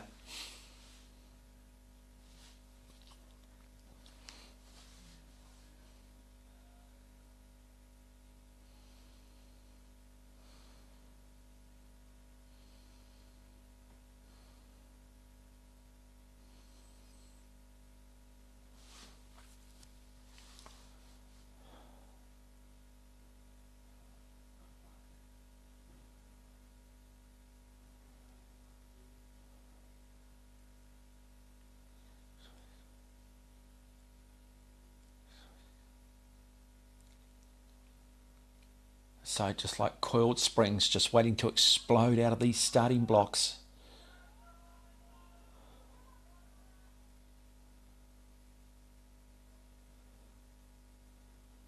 Very even final.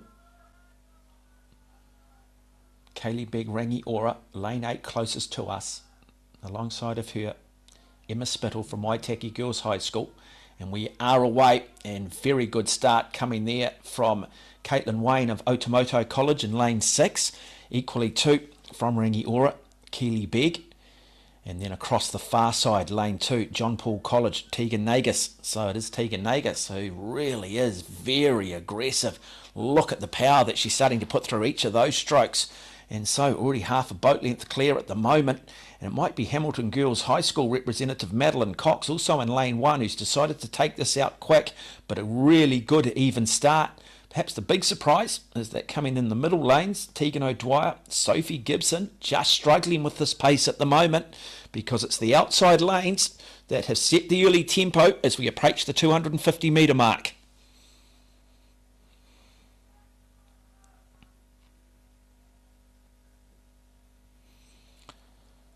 And through 250, Waitaki Girls, Emma Spittle, lane 7, Rangi Ora's, Keely Begg, coached by Alex Kennedy, who's been part of the commentary team today.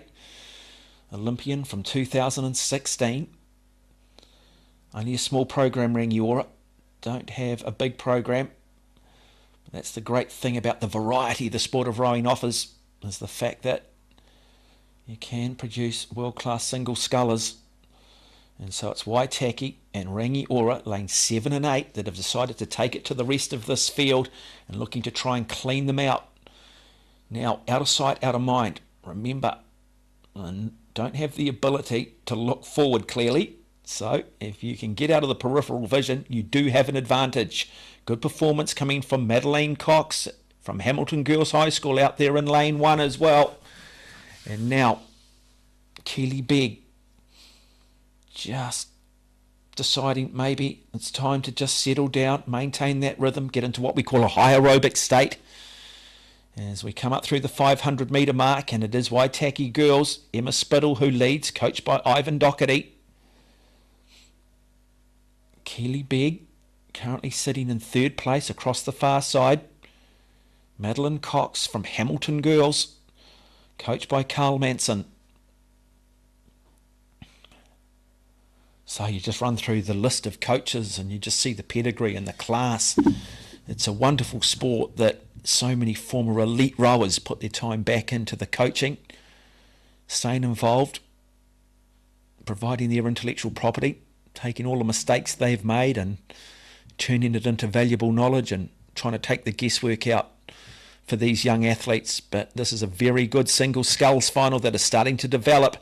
It is still Emma Spittle from Waitaki Girls here in lane 7. Madeline Cox from Hamilton Girls across the far side in lane 1. And also Rangiora High School representative Keely Begg in lane 8. So first, second and third. Now, we do start to see the move beginning to come from Sophie Gibson, Tegan O'Dwyer, I should say, from Cambridge in lane 4. So the athlete out of Cambridge, the local school, now beginning to make her move. Deciding to be patient early, looking to try and negative split, looking to try and bring it home quickly. Lane 7, Waitaki Girls, Emma Spittle just dropping back. Madeline Cox from Hamilton Girls High School, looking to try and extend that lead, looking to try and get half a boat length clear. And she is almost now half a boat length clear. But we start to approach that threshold of fatigue, that threshold where there's no going back, there is no plan B. You are committed and you just have to ride the wave of physical and mental exhaustion. You just feel, though, that Emma Spittle is not going to go down without a fight, starting to just increase that stroke rate, trying to hang tough, trying to see if Madeline Cox will wave the white flag across the far side. But they'll come through 1,000 metres, and it is Hamilton Girls High School. Madeline Cox, coached by Carl Manson, who continues to lead this girls under-17 single sculls final. A good performance too here from Tegan O'Dwyer from Cambridge, now looking to try and move up into second place. And just starting to now feel the pressure is Emma Spittle from Waitaki Girls in lane 7. Keely Begg there, still in the mix from Rangiora High School. And on her inside is Emma Spittle from Waitaki Girls. Still, when you look at that angle there, that is a very, very good single sculls race. This, folks, is going to be an absolute cracker. Tegan O'Dwyer, Madeline Cox. Lanes 1, 4. Sophie Gibson from Ashburton also in the mix. There she is in lane 5. Sophie Gibson, Ashburton College. So, another one of these smaller schools in that Christchurch region beginning to make their mark at this Aon Maadi Regatta. What a boat race this has been, though, because now we start to see Madeline Cox really start to try and extend, but fighting hard as Tegan O'Dwyer for Cambridge High School. Coming up in lane 5, Sophie Gibson from Ashburton. This is just going to come down to tactics. This is just going to come down to who wants this the most. You'll often say in a bike race, it's the athlete who's prepared to suffer the most. And I think you can apply that analogy to this race because it is starting to develop into an absolute classic, an absolute beauty. So Madeline Cox across there in lane 1, lane 4, Tegan O'Dwyer, and now starting to make the move in lane 5 from Ashburton College is Sophie Gibson, and you just start to now see Tegan O'Dwyer look to try and put the hurt on.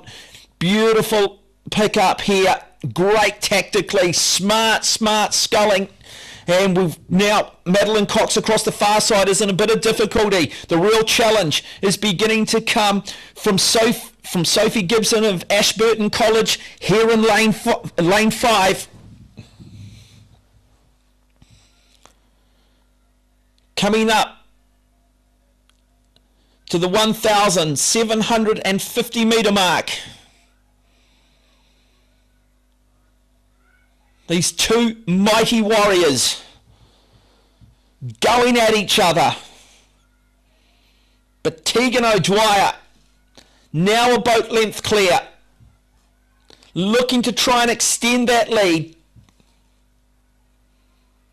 There is that 1,750 metre mark, so 250 metres left. She'll be aware of that. She'll be counting this down in her head. Such will be the fatigue levels. Saying to herself, just hang on here. Think about your form.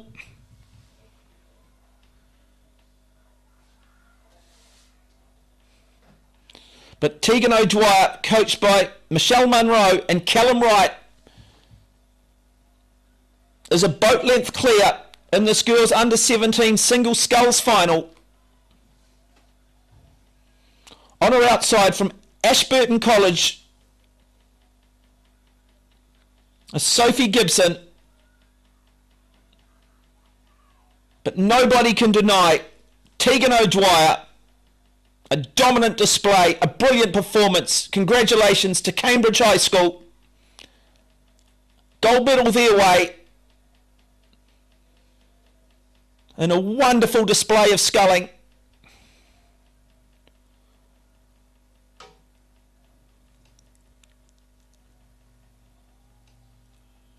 It'll be Sophie Gibson of Ashburton College who will pick up silver. And we'll have to wait for the results of who will pick up that bronze medal. But what looked like a very close race through 1,500 metres ended up just being a really controlled race from Tegan O'Dwyer, and she wins that race with distinction and ends up winning it easily in the finish. Mind you, she'd tell you differently.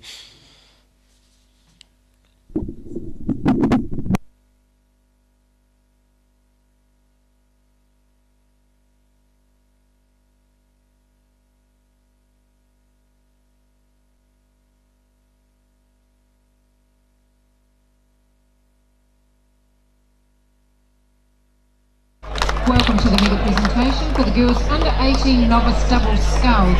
This event is sponsored by podium and medal presentations. And on their behalf presenting is Eric Murray. Thank you, Eric. In a time of 8 minutes 01.78, the bronze medalist, Home Hussain's College. Over the weekend to save our volunteers a significant number of steps getting around the regatta venue. And strokers Page to Vita Williams and their coach Maggie Morrison. Congratulations, Kariki Plains. Appreciated the all-day comfort from its independent suspension, contoured seating and adjustable ergonomic steering wheel. The safety features such as downhill engine braking and roll-off protection provide a 4x4 diff lock meant that we can enjoy this for 12 hours a day for all of our volunteers. Tyler Scott and Rick Frank.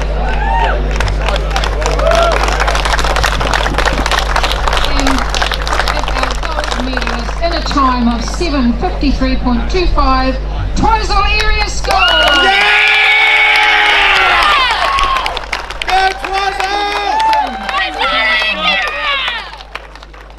Stroked by Kiara Thine and ably coached by Calvin Maker and Sarah Henderson.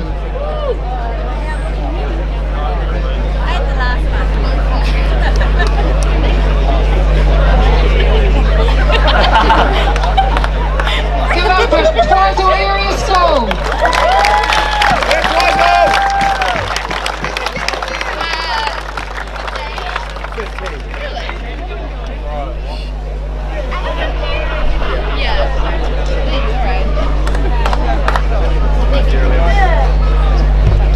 Go, Calvin!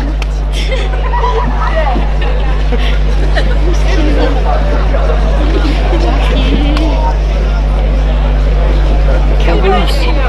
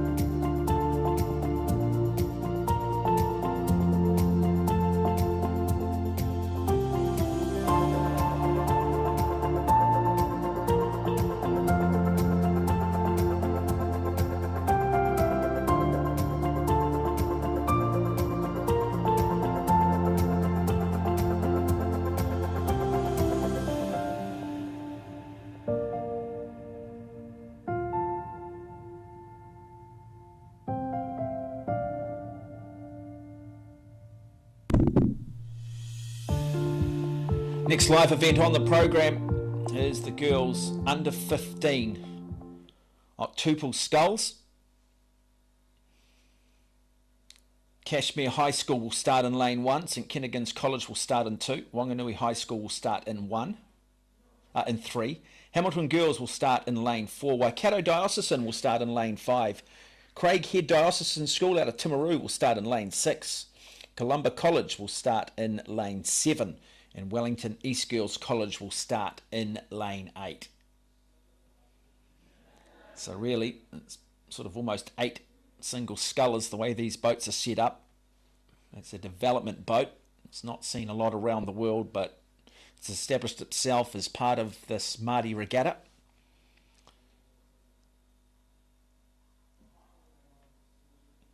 So Cashmere in 1, St Kentigern in 2, Wanganui in 3, Hamilton in 4, Dio in 5, Craighead Diocesan School in 6, Columba in 7, Wellington East Girls in lane 8.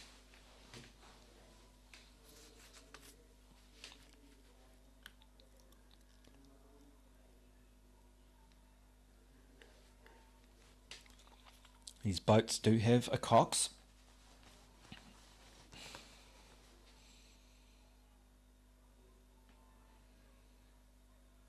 So closest to us is Wellington East Girls College, coached by Bernie Fisher. Opportunity for national honours. A little bit of an unknown quantity this final. Idyllic conditions, so no real advantage to any one lane. Really good even start from all crews. Hamilton Girls probably getting the best start there in lane 4, but which one of these crews is prepared to take it out? Be aggressive early. Look to try and put a bit of a marker on. Try and lead through 250 and get a little bit of a lift by empowering themselves. It is Hamilton Girls in lane 4 who have their nose in front, and inside of them Wanganui High School in lane 3, and now starting to make a move in lane 5 as expected. Waikato Diocesan, who will be very, very familiar with these conditions. And so Waikato Dio in the green and the white, starting to just settle in now. More than happy, I think, for Hamilton Girls High School to take up the pace. Good performance also coming here in lane 8 from Wellington East Girls College. Across the far side, lane 2, St Kentigern College. And at the top of your screen, Cashmere High School. So really nothing in it at the moment. Good performance coming from Columba College here in lane 7.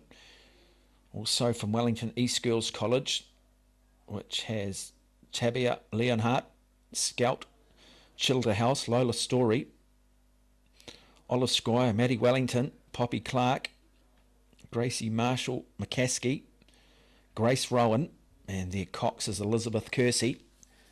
And Kersey doing a really good job just controlling this Wellington East Girls team.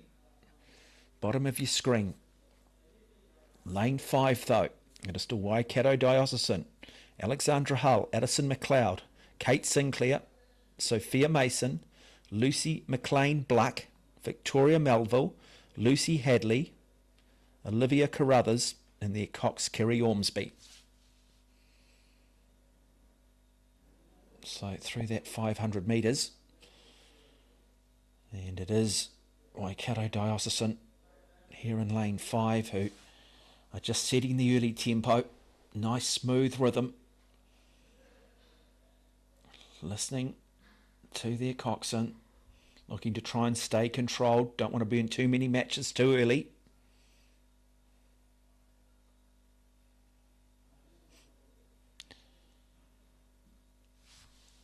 Cashmore High School across there in lane 1, represented by Karishma Baichu, Rose Swinburne, Millie Brooks, Pippa Mays, Regan Kelly, Ellery Clare, Charlotte Clatworthy, Tia Murdy, and Hazel Bone, or Bown, I should say, Hazel Bown, the cox.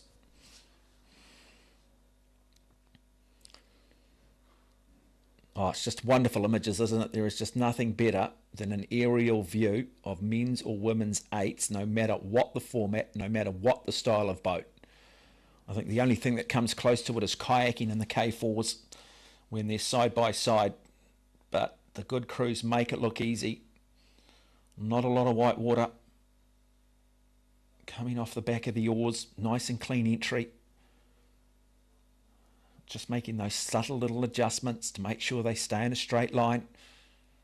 But it is still Waikato Diocesan out in front in lane 5. Pressure though being applied at the top by Cashmere High School. Columba College here in lane 7. The green and white bow. Looking to stay measured, looking to stay controlled.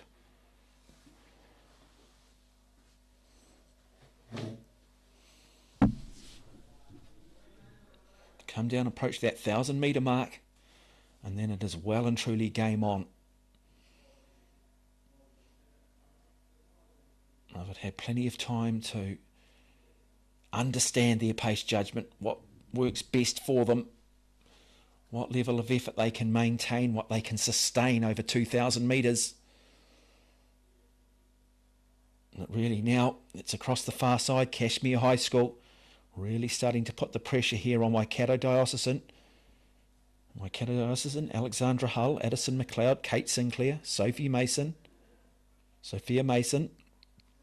Lucy McLean Black, Victoria Melville, Lucy Hadley, Olivia Carruthers, Kerry Ormsby, as mentioned. And now, lane 7, Columba College.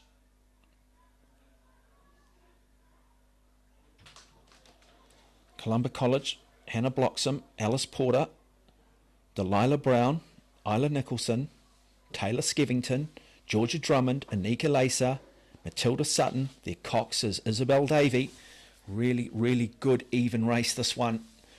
About to come up to that 1,500 metre mark. It is still lane 5. It is still Waikato Diocesan who lead this girls under 15 coxed octuple sculls.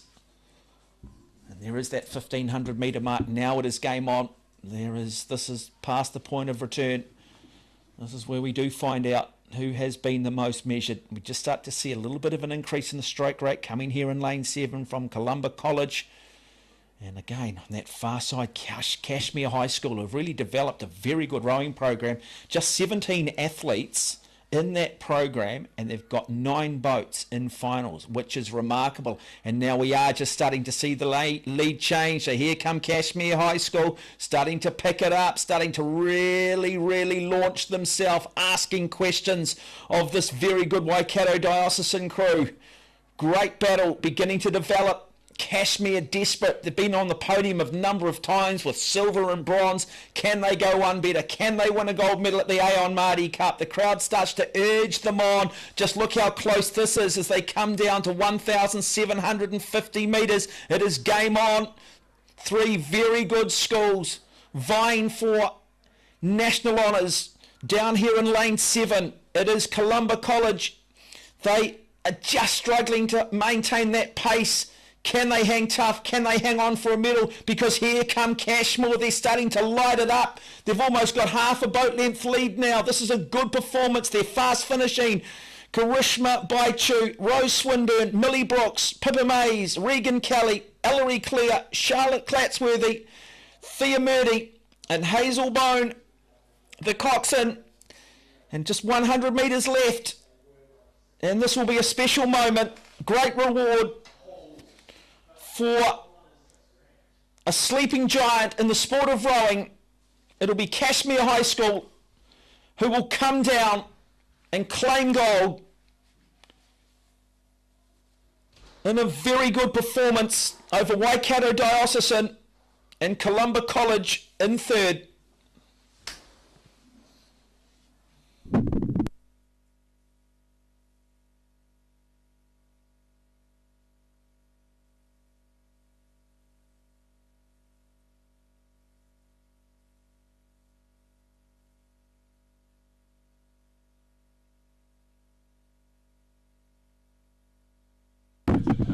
ratio sorted.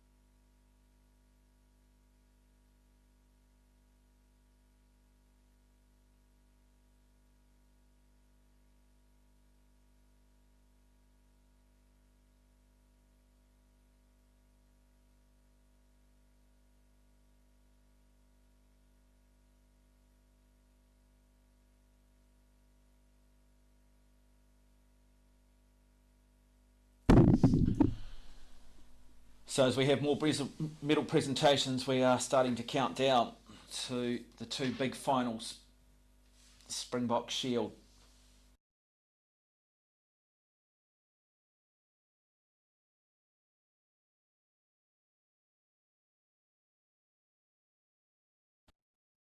Last event to go, the girls under 18 Cox 4, set to go at 10 minutes to 5. Alex Kennedy alongside of me, bringing all the expert comments. Alex just been involved in coaching his young charger in the single sculls, but he joins me back in the commentary box. And Alex, having to swap hats again. Yeah. What was it like out there coaching? Good. We did what we wanted to do. Gave ourselves a chance early and see what could happen. Got to give yourself a chance at the start. So no, happy. Good to be amongst it. Lots of people rolling around. So the atmosphere is really great down by the finish line there.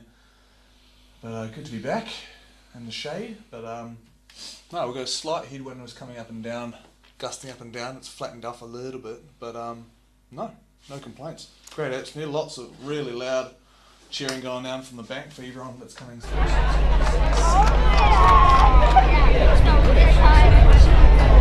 Coached by Dylan Davis and Millie Davenport.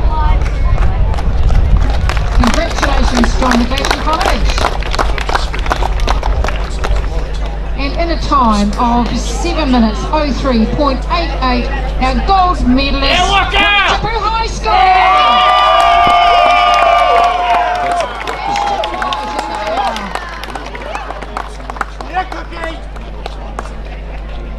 Stroking Xavier Small.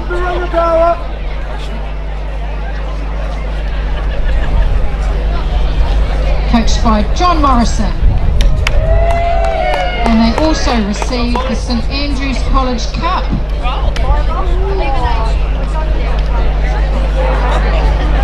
So put your hands together for Wakatipu High School.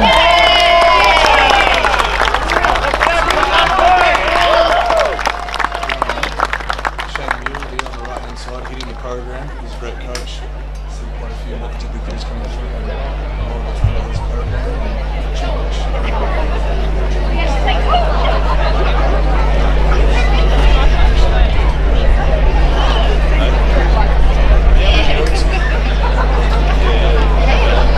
Waka!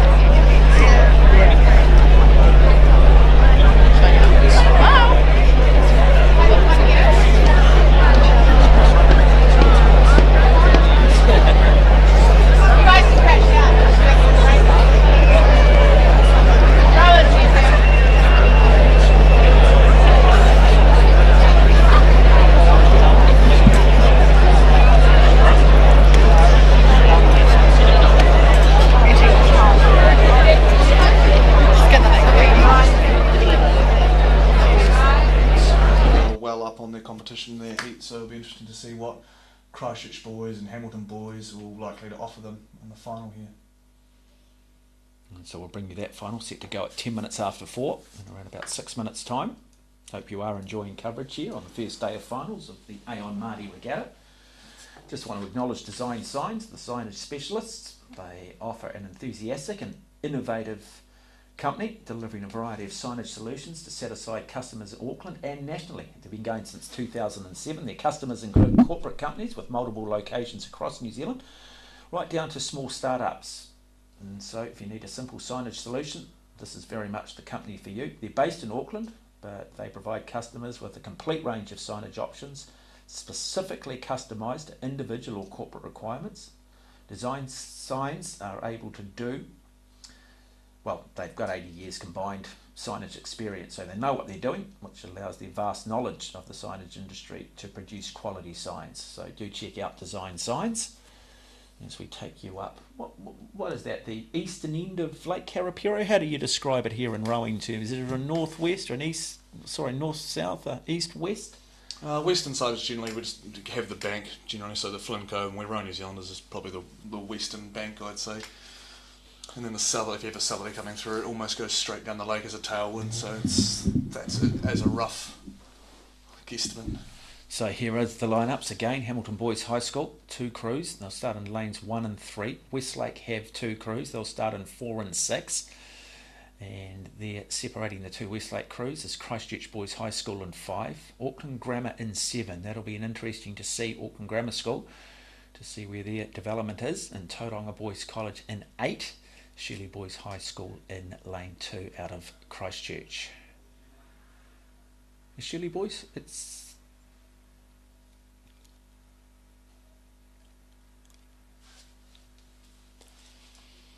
Yeah, Shirley Boys is a program that also didn't really have much of a rowing history in the last decade or so, before the last decade, but it came in with a hiss and a roar, with a lot of talent coming through and doing quite well on the 8s and whatnot, straight into like the really competitive events there. So it's good to see Shirley Boys just continuing to build.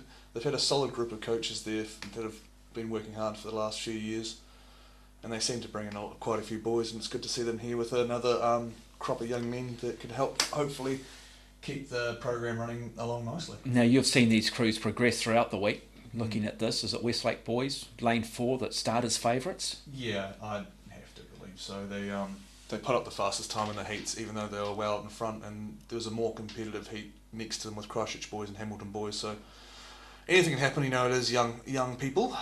First year rowing, traditionally there'll be a few row downs, so some of them will be in their second year of rowing, but you know, still extremely young, and you've still got to get out there and execute, and anything can really happen on the day, and then all cliches. Yeah, and you've got to deal with the weight of expectation, you've got to deal with the weight of pressure. Exactly, and that can amplify when you've got such young guys and they've seen their times and they've seen how much faster they are, the expectations start to build on yourself. So it'll be interesting to see how Westlake deal with it. It's a big program, so they think they'll have the coaches in their in-house, that'll help them out and talk them through that process a little bit. So this is the under 15 boys 8 A final. A lot of pressure on all the crews, a lot of pressure and responsibility goes on the coxswains. The cox for Hamilton Boys in lane 1 will be William McPeak. Lane 2, the cox is AJ Jordan. Lane 3, the cox is Urza Scott. Lane 4, Westlake Boys High School, their cox is Mark Clemo Hampson Tyndall. Lane 5, Sam Moffat will be cox for Christchurch Boys, the second of the Westlake teams. Their cox is Sam Heron. Auckland Grammar, Guy Smith, the cox for them, Tauranga Boys College, and it will be Jacob Gilbert. We've already seen young Ezra Scott from Hamilton Boys. He's been running the ship for a lot of those big red boats, so he'll have his work cut out for him today with the Red Swans right next to him. Hopefully Cole Hampson Tyndale, the coxswain there, has got his boys nice and calm but ready to rumble here as the white flag rises up from the race umpire. Locked and loaded. You see the young fella from Tauranga Boys there in 2 seats from the right. He's just touching it around to keep his boat straight. You usually use the guys in bow because they've got the most leverage to move it around. And you see the Tauranga Boys boat there called the Mahi Drysdale. Obviously, he didn't row when he was at Tauranga Boys. He was pestered a lot apparently, but didn't start rowing till he was at university.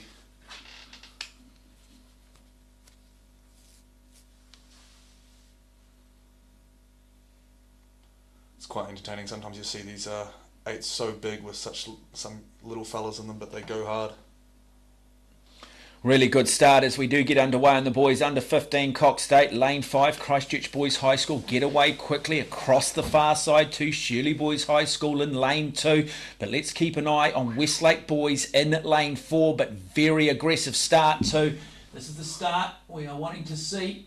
Probably weren't quite expecting maybe Westlake to go as quickly as they've gone, but already a canvas in front. Yeah, it doesn't look rushed either from the Westlake Boys. It looks fairly measured, looks like they're just doing their own thing. They've got a nice hang off the front, slick back turns getting on to the next stroke, and everyone seems to be on the same page together, so it looks just like a really solid start rather than being desperate to get out. Everyone looks like on the same page. Well, half a boat length clear through 250 metres. It's the big red sled across the far side from Hamilton Boys, who currently probably sit in 3rd place. Big challenge coming from Christchurch Boys High School in lane 5, but it's all Westlake at the moment. Yeah, one thing you can count with those Christchurch boys is they'll be fit and they'll be mentally tough, so they'll hang around, and they've been going pretty well down south, so on this national stage we'll see what they can bring to the Westlake 8.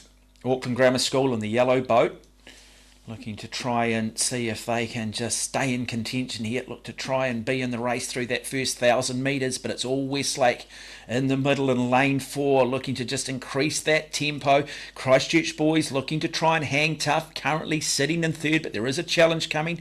In lane 3 is Hamilton Boys High School, but Westlake Boys, second team, beginning to make their move as well. But what a performance from Westlake. It's almost a boat length, and we're not even through 500 metres. Yeah, if this is a truly under 15 crew, then this is some outstanding technical work. They all look like there's no one really showing out looking like they're a part of the, like, there's no differentiation in terms of drive and swing for an under 15 crew, just like that Westlake Girls under 15-4. Very technically sound here, coming from the Red Swans from the North Shore. Yeah, and that Christchurch Boys High School is Ruben Fifield, Harvey Moyle, Jack Dennehy, Patrick O'Regan, Jamie Carmo, Hugo Parnham, Charlie Greenslade, Ryan Hong, and as we said earlier, Sam Moffat is their Cox.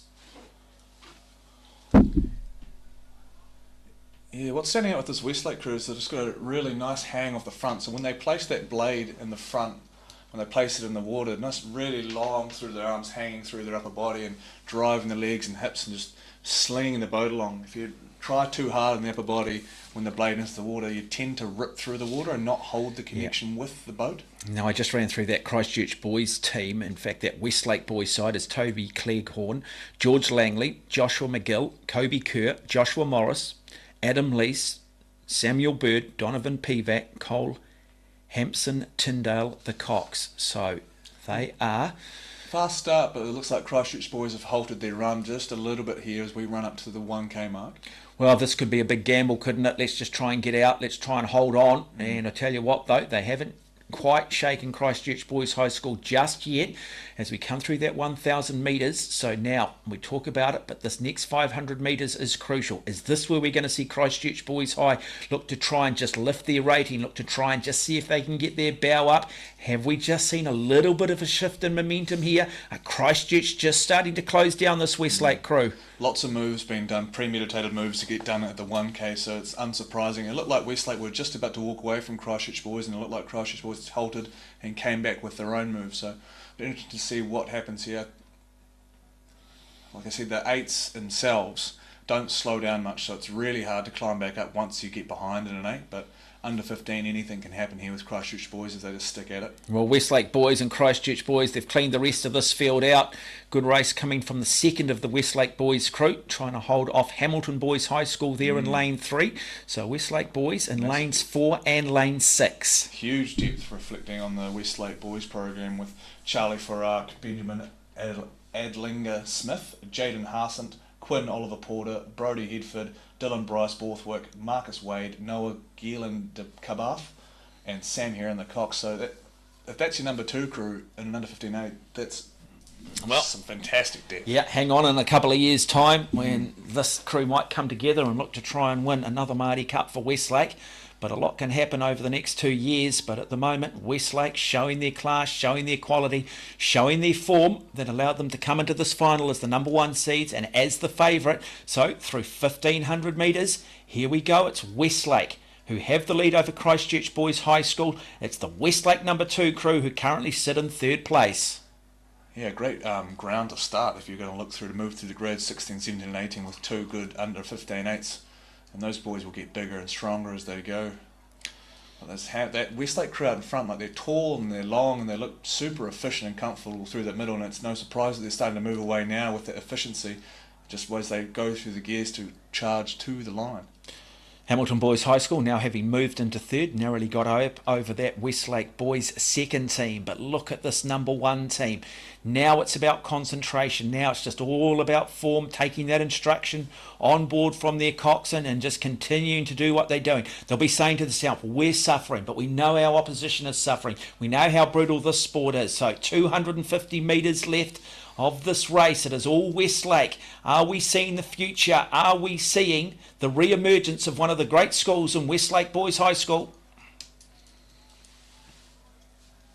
Well, they've got a fantastic 15 and 16 setup, so this is not unsurprising, but to see this dominance and to see how they're rowing is probably the most exciting part. Not just the winning, but how they're winning and how they're going about it, the process of how well they're doing it. They're rowing really well, they've got nice length, long arms, the catches are going in on the way forward, everything you look for a good 8. Yeah, comfortably doing it too, and really good performance though from Christchurch Boys High School, showing their depth, showing their future potential as well. And you can just see in the background the Westlake students partying, they're going hard, they're shouting, they're screaming, they recognise they're seeing, well, an under 15/8 that you could say is just a little bit freakish, and they just did a demolition. Might just be the best performance of the day. And in 2nd place it will be Christchurch Boys High School, and now a really good race for 3rd. Who will pick up 3rd? Might be Hamilton Boys across the far side. We'll probably have to wait for the official timing, but it does look like Hamilton Boys High School across there in lane 3 that'll win the bronze medal. But nobody can deny Westlake Boys High School. They are Aon Maadi Regatta champions in the boys under 15 Cox State, and one of the best performances of the day.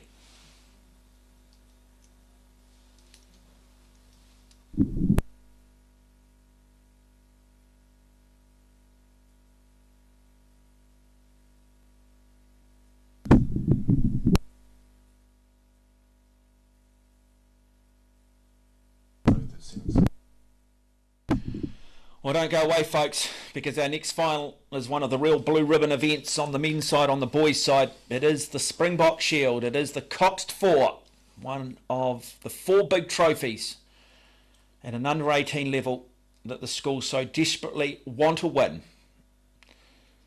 We will bring that to you very shortly here on day 5 of the Aon Maadi Regatta.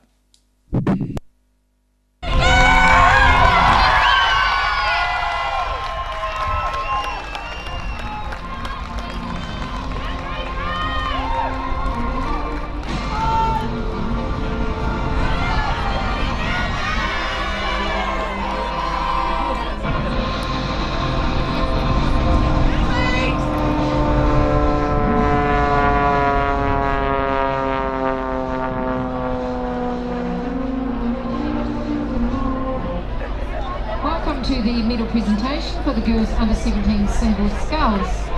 This event is sponsored by Laszlo Boats, and we have Vera here from Laszlo to present the medals. Thank you, Vera. Our bronze medalist in a time of 8:59.67 from Hamilton Girls High School.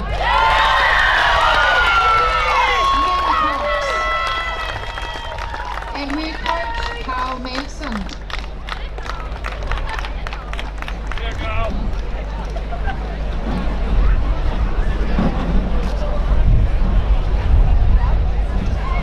In a time of 8:54.10, silver medal goes to Ashford College.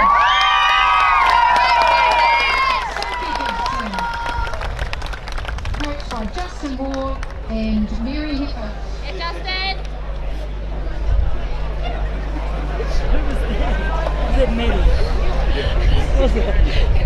And gold medalist at a time of 8:49.35, Cambridge High School.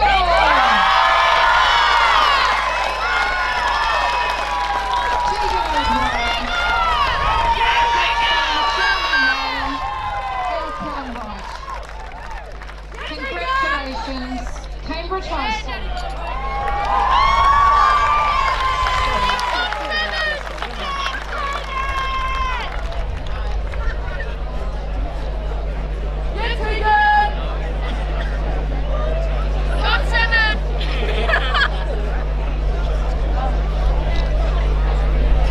I've just been notified that Tegan has won for her school a single scull sponsored by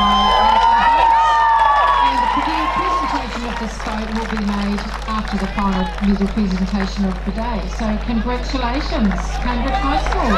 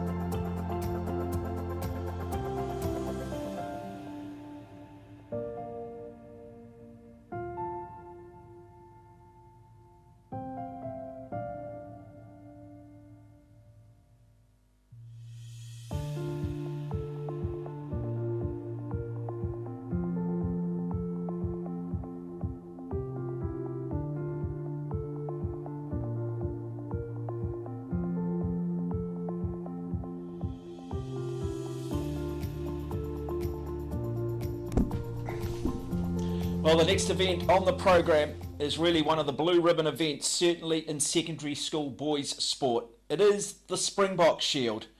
It was instigated in 1964 by Mr. Cecil Purvis, who was visiting South Africa, met with members of the Johannesburg youth rowing community. After much discussion, the Springbok Shield eventuated. The shield is made from segments of all the woods from South Africa. It was first rowed for in 1965 when it was won by Hamilton Boys High School. It's got a rich history, and today 8 schools from around the country look to add their name to a long, illustrious list of winners. Auckland Grammar will start in Lane 1. They've won it on 7 occasions. The last time was 2021. Hamilton Boys High School, well, they've won it 16 times. The last time they won it was 2018. Westlake Boys High School, 4-time champions, but it's been a long time between drinks, having won it last in 2002. Ironically, arguably the 2 biggest favourites in this race, St Bede's College in Lane 4, Sacred Heart in Lane 5, have never won the Springbok Shield. Lane 6 will feature King's College, who have just won it once. That was way back in 1992. Christ College, 6 times champions, winners in 2016, will start in Lane 7. It's Christchurch Boys High School, the 2-time champions, who won it back in 2019, who will start in Lane 8. 2,000 metres, 1,000 metres of hope, 500 metres of truth, and then 500 metres of hurt. Joining me in commentary, Olympic Games representative, New Zealand rowing rep, Alex Kennedy. Alex, it doesn't get much better than this. No, and this is what people prioritise for a whole season, so this isn't just some crew you've thrown together. This is one you've seat raced for, you've worked hard with for months on end, and this is your top 4 from your school. Big responsibility on the coxswains. We had 4 crews go straight through from the heats. All 4 of them are all within a second of each other, so don't discount Christchurch Boys on the outside either. They scratched their quad, I think, to focus more on this 4, so they were a little bit fresher than some of these other crews, but King's College had 2 pairs in the Age 18 pair final. Christ College never right off the black and white from Christchurch, and St Bede's have been on a tear all season in this 4, so it's really up in the air. Well, getting goosebumps. There has been a lot of hype, a lot of talk around this. And I tell you what, then following this, we of course will then bring you the women's version, the girls' version, the Dawn Cup, one of the biggest prizes in secondary school sport. We are underway, the 2023 Springbok Shield, and immediately Christchurch Boys High School in Lane 8 explode out of the blocks. But across the far side there in Lane 4, as expected, St Bede's College, Sacred Heart in Lane 5 as well. Yeah, look, Sacred Heart have only raced it one way all year, and that's just get out in front and catch us if you can, sort of ideal. And Bede's do the same thing, so everyone's going to be gunning for that start to assert dominance early so they can fend off competitors coming at them in the second half. But great start all around. Yes, St Bede's, the big red sled. We normally refer that to the Hamilton crew, but they've got the big red boat there. And again, Lane 5, Sacred Heart College. Neither school have ever won the Springbok Shield. But it was Sacred Heart who were part of that first ever Maadi Cup back in 1947 when it was raced on the Wanganui River. Can they add to their long, illustrious list of sporting champions over the years? Well, Dale Maher, the coach of St Bede's, has a knack for breaking records and whatnot. He brought St Andrews to glory for their first Maadi Cup title in 2016, so it would make a lot of sense if he could bring the St Bede's boys through, but Sacred Heart will have a big say in that. There's a really strong crew. They've been together for a few years now, super familiar, and they have been really successful this year. Well, the St Bede's crew, Matthew Glenn, Luke Hickling, Thomas Woodgate, Sam Woodgate, Liam Duff the Cox, Sacred Heart, James Slyfield, Sam Sturgis, Baxter McElvery, and Oliver Leach, Jacob Avery, their Cox. Their coach is Brent Leach. So the 2 race favourites starting to look and try and establish that early ascendancy. The 2 favourites going toe-to-toe. They're out clear. They're out by half of both length across, maybe from Auckland Grammar across the far side in Lane 1. Yeah, and both these crews have already struck gold already. We've got the bow pair of the Bede's 4 won the men's pair this morning, and then that whole 4 from Sacred Heart won the men's under 18 quad. So these guys, they know how to win. They've been winning all season, and they've already got a win under their belts today. So they'll be going with a ton of confidence, and they'll be in their boat completely. And don't underestimate too that King's College crew in lane 6. Just can't see them at the moment, just out of shot. But sometimes these camera angles can be a little bit deceptive. It's only when we pan back that we really get a true understanding. But good performance across the far side by Auckland Grammar, Sebastian Lynn, Finn Helton, Daniel Morton, Finlay Dickens. Their cox is Samuel Fisher. Yeah, also extremely dangerous to keep in mind that these two crews that are incredibly fast and were the fastest through the heats, and now they're right next to each other out in front of everyone else. So they're just going to bounce off each other and potentially just take themselves further away from the chasing pack, which spells, you know, a lot of hard work for the Kings and the Westlakes. Yeah, Westlake's there in lane 3, currently fighting for that third place spot, still held narrowly by Auckland Grammar. Westlake in 4th. And then down here, it's King's College in lane 6, but it is still St. Bede's, the big red sled that continues to lead the 2023 Springbok Shield.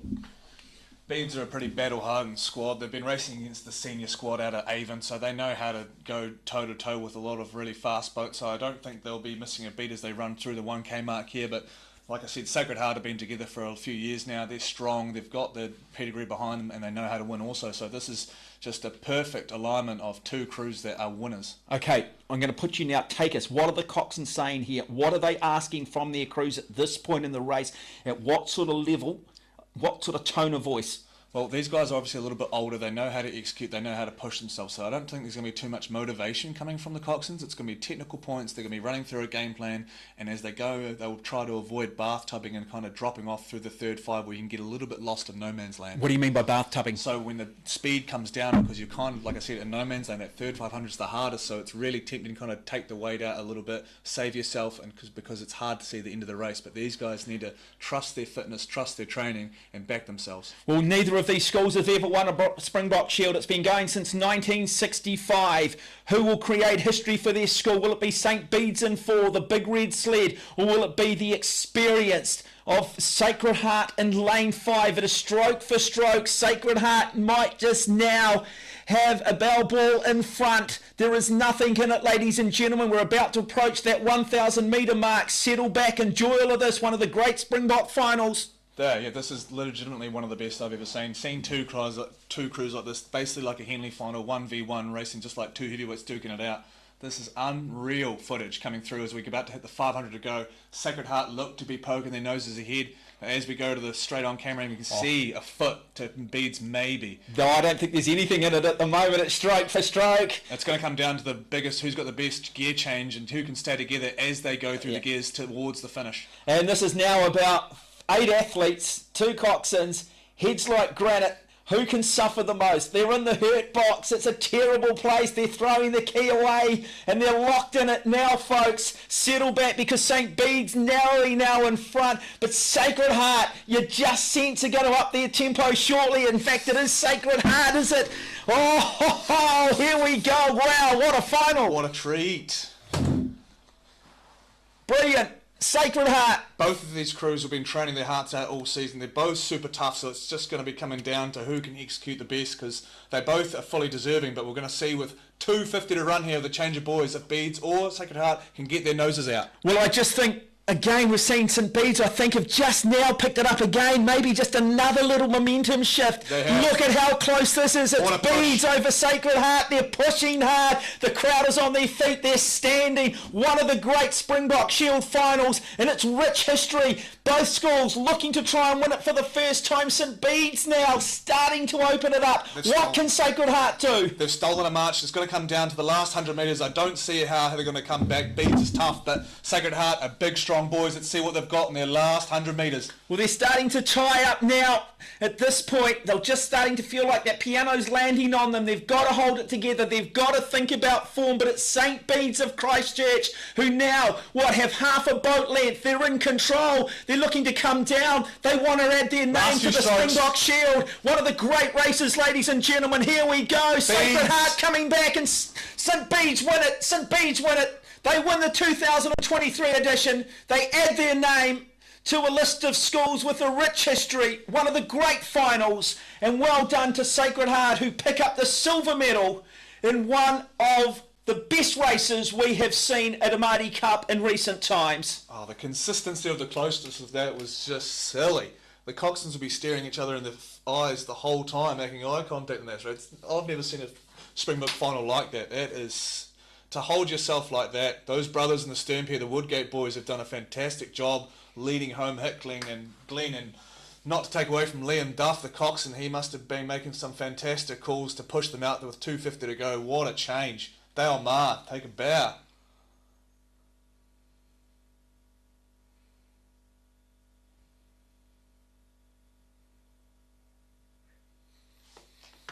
Well, that is now a shot of just crews who have left everything out there on the water.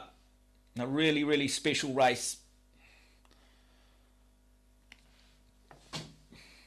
And the exciting thing is we've now not too far away from another one, the Dawn Cup, the girls under 18 Cox for the premier, one of two premier events in secondary school girls sport. Trophies up for grabs amongst our girls here at the Aon Maadi Cup. We go back to medal ceremonies.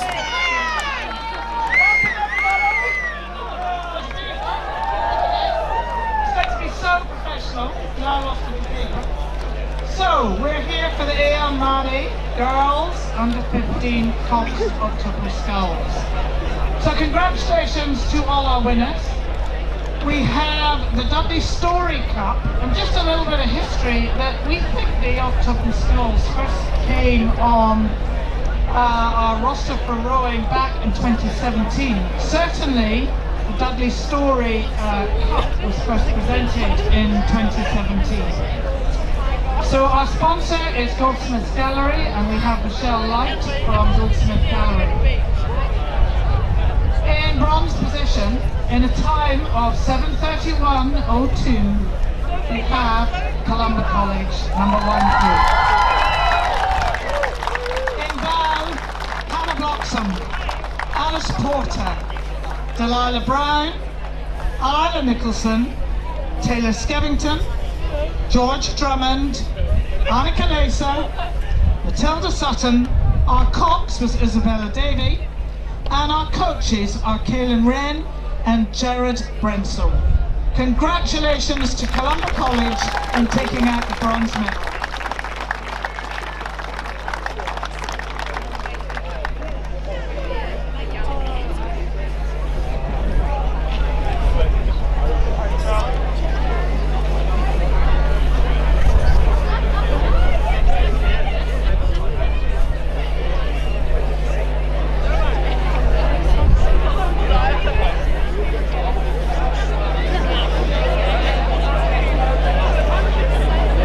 And we're going to hightail it down here for our silver medalists. I hope you're pretty proud of yourselves, girls.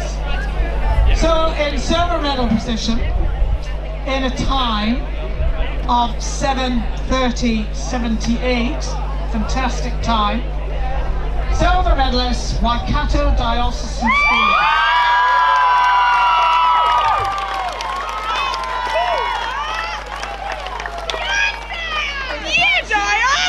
Alexandra Hall, Alison McLeod, Sinclair, Mason, Lucy McLean Black, Tor Melville, Lucy Hadley, Stroke was Olivia Carruthers, Cox was Kerry Ormsby, and coached by Burton Wood.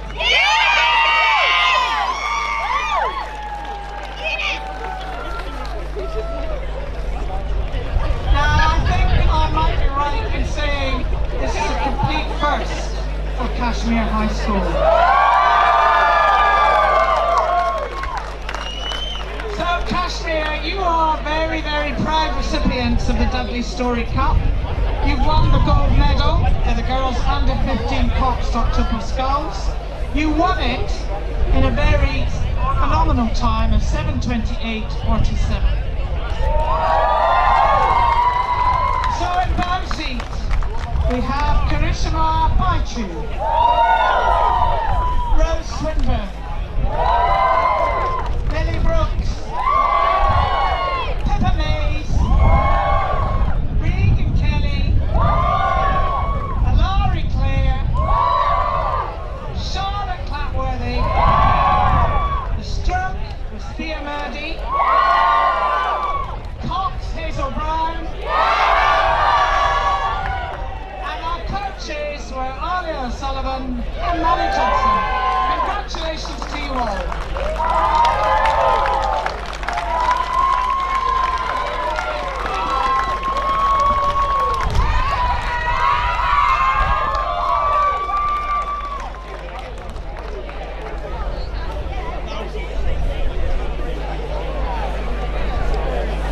Jason's on the podium pin, and then Nat's on the behind podium pin.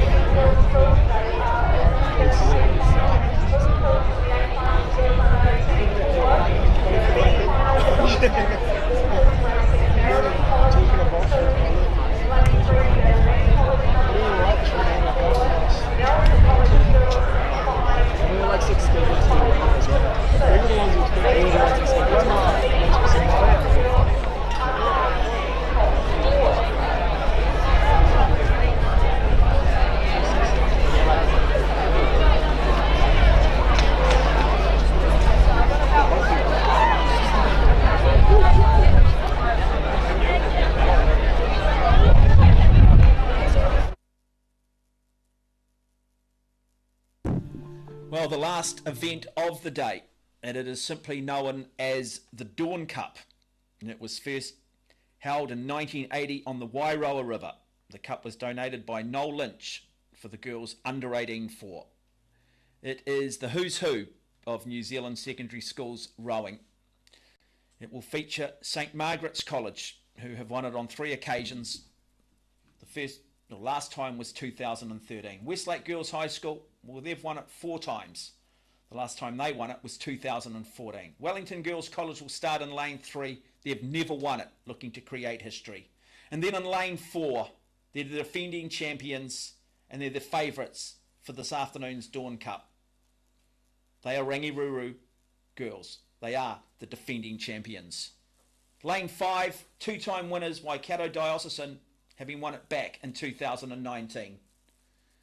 Lane 6, the second of the Rangiruru Girls teams.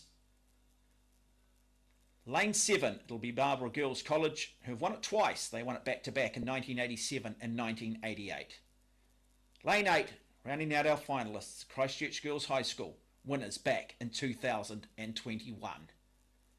Big question, Alex Kennedy, can anybody beat Rangiruru Girls? I'll go with the old cliches, anything can happen on the day, but this Rangiruru Girls School, they have not, just like the Bedians, they have not just been rowing against schoolgirls, they've been racing against under 23 and under 21 athletes out of Avon and the South all season, so anything is possible, but it'll be a tough work, especially with Annabelle Wynne-Williams steering that crew down the course. We go across the course. Closest to us, Christchurch Girls High School. Coco Chaffee, Nina Mackay, Olivia Joseph, Emily Ryle, and Sophia Bohm, the Cox. Beast of the rest from the heats was the Waikato Diocesan crew, Alexandra Peoples, Mihi Haggie, Isabel Melville, Xanthe Lovegrove Edlington, and Maya Trower. Waikato Dio does have pedigree in the women's sweep division, so we'll see how they fare. And they're flanked by Rangiruru girls. The Dawn Cup, one of the great trophies in secondary school girls sport. The final is moments away.